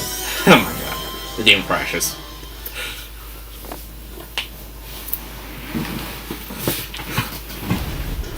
Why can't you let me just sit down in peace? Building a new galactic empire. Wow, there's the princess. I remember this one post talking about like how like Mario and Bowser must look like a fucking joke to like to any like villain like community out there. Yeah. It's like, well, let's be honest here. Bowser's constantly trying to kidnap the princess of a nation like the Mushroom Kingdom, and fucking is always being stopped by a literal plumber. Yeah. But then shit like this happens, and like, you gotta admit, if they were against literally anybody else, they'd probably be ridiculously powerful. Bowser and Mario team up to fight a bigger threat. That's literally the case of fucking Bowser's Inside Story and stuff like that. I actually like that storytelling trope a lot, like the hero and villain team up to fight a bit bigger. Oh, also the Super Mario RPG. Yeah. Hero and villain team up to fight a bigger threat. I actually really like that kind of storytelling. They should, and they're gonna do it in Mario and Rabbids too, so that's nice. So, remember I was telling you about how you'd have a bunch of issues here? Shut up.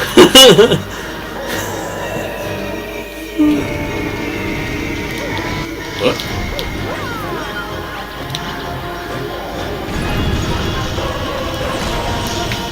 Woo. It sucks because the actual final battle is notoriously easy, but the music for it is ridiculously good.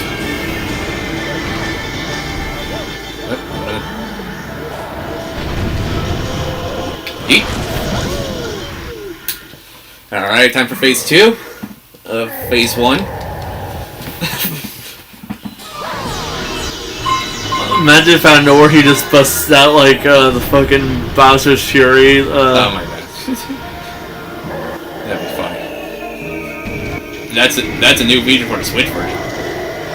Hey, they're porting Wii games now. Can they port this? Or maybe that, or is this fully eliminating the idea of Wii games on NSO, like Kirby's Return to Dreamland?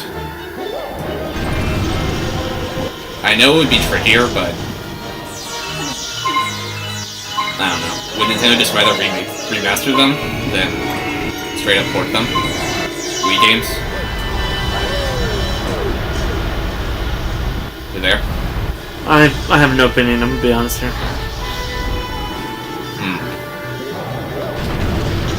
We'll see how they end up doing. What idea their darts land on. Nintendo makes decisions by throwing darts at a board. I have a question. What? What the fuck is up with these Power Star things? They're Like, they never do anything for Mario. Outside of maybe unlocking doors and shit like that? They power his spaceship? Is that it? Yeah. Dude, like, fucking Bowser was using one just as a fucking powered up form. Yeah. Alright. Wow. The Grand Star.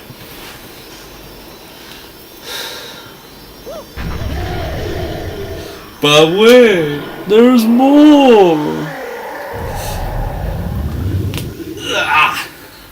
Alright, time for the easiest final boss in history. It's finally the end. The end of you! Time for the easiest final boss in history, I'll say it again. With the most needlessly epic music. I miss. Yeah, you'll miss if you aren't aiming at him. That's true. I have to hit him 4 times, so that's 2. It's like only hard if you actually go out of your way to make it hard. Or you know you're not good at aiming. Shut. At least it's tried me to Smash Brothers. I'm happy about that. There you go.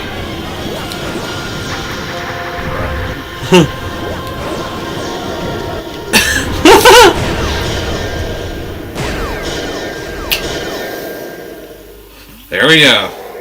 Oh, my power's gone. My empire's shrinking. My huge cake. Never got a slice. Hope.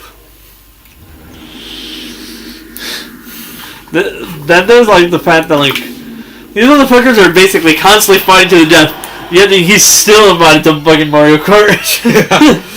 And Mario Golf, tennis, whatever. And party. Party. Well, not really, just a party. Well, technically he was in Super. Technically he's usually the host of the party since he's Yeah. the one throwing down like fucking punishments and stuff like that. Yeah. It's the Peach's Castle theme. I know my Mario lore. Wow. Do you know who Spike is?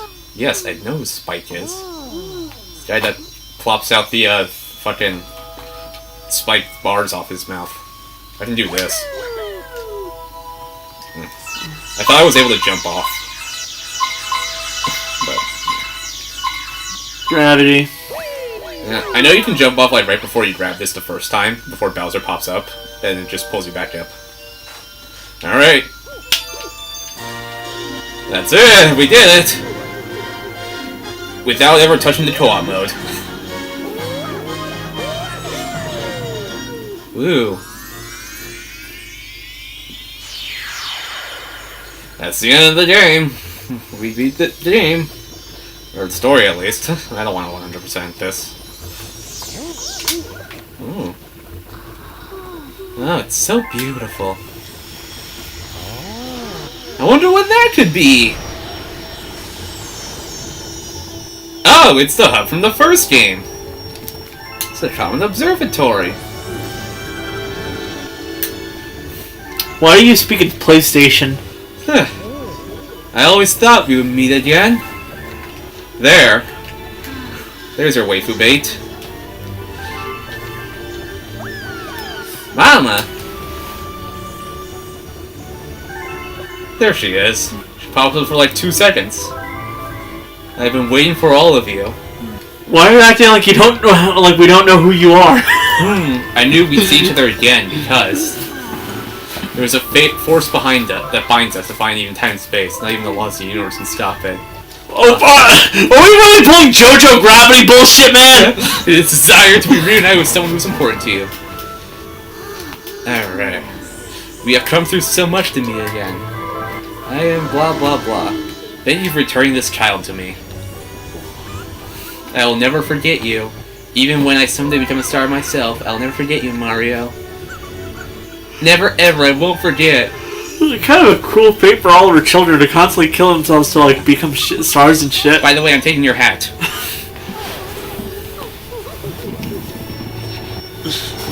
And if we're going by 3D Mario games are the only thing that matter rules, this is when he gets Cappy.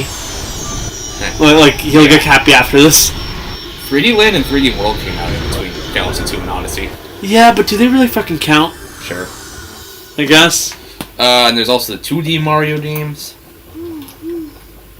So that little one's reunited with a special someone. Motherfucker stole my hat! So. And you too, pal, am I right? Shut up, nobody likes you. Alright, you two, it's time to get you back to your home planet. Wow. That's the game! And thus ends the most forgettable Mario Galaxy game in the world. There's only 2 of them. Exactly. Which one's more forgettable? The one that introduced Rosalina or the one that didn't? I like them both equally. Don't change the fact that one of them is more forgettable. That is true. Woo! Fucking Nintendo forgot about this one. No, they're just intentionally forgetting about it. Super Mario Galaxy 2! That's like the 6th game we finished now? I mean, well, 4th if you don't count the ones we did in one sitting. 4th game we finished, woo! Alright. Well, that was a game.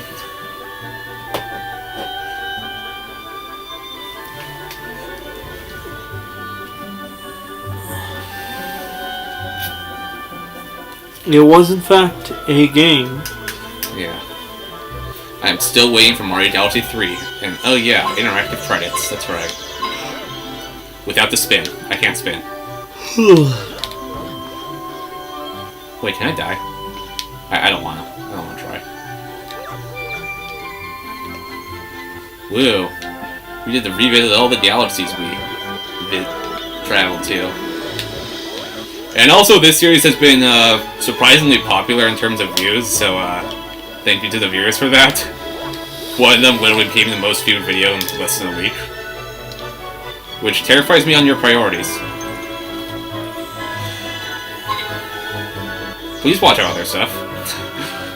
That's all I have to say.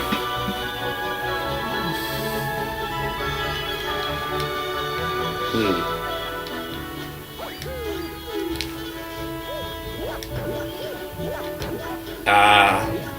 You have anything to say? Do I? I mean, the series is kind of our most popular series now. Yeah, but let's be honest here, that has nothing to do with me. People like watching Mario Galaxy 2 Let's Plays. There aren't many, so of course people will like to watch it. Yeah, that's true.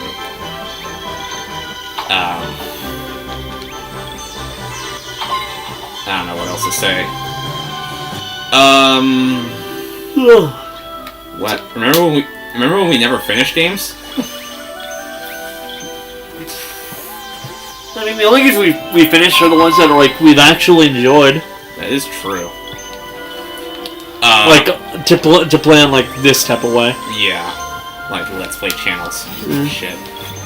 Bowser. How do you like being a small one now?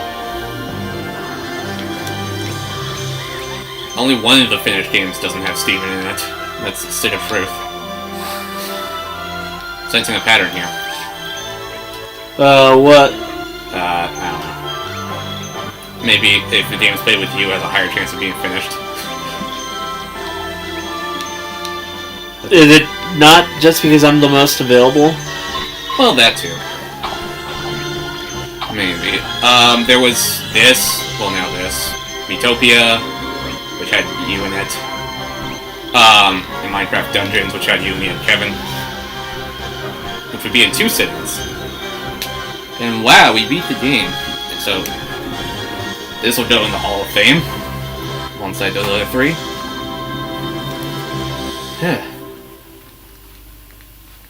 Thank you so much for playing my game.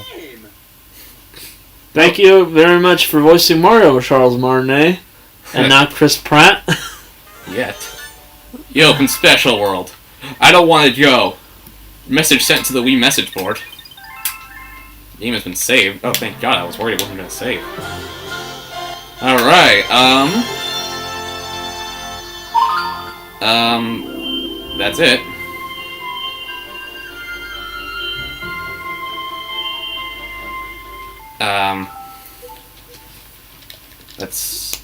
That's the show. That's the game. So we're both in agreement that like that fucking Mario movie's gonna suck ass because it's made by Illumination, right? I'm still gonna watch it. Out of spite. Fucking yeah, that makes sense. Dear player, congratulations, you complete Super Mario Galaxy 2. See you in Special World. Playtime 9 hours. It took us 9 hours to beat this game. Yeah. Let's see the image. That's what they send. Interesting. P.S. Yeah, I like that they send like a special message when you beat the game. They also do that for the Galaxy 1 and when you 100% the game. Nice. So, thanks for watching this series, if you watched it. And for the love of God, don't take Matt Pat's word as gospel, you fucking... Please watch our other stuff.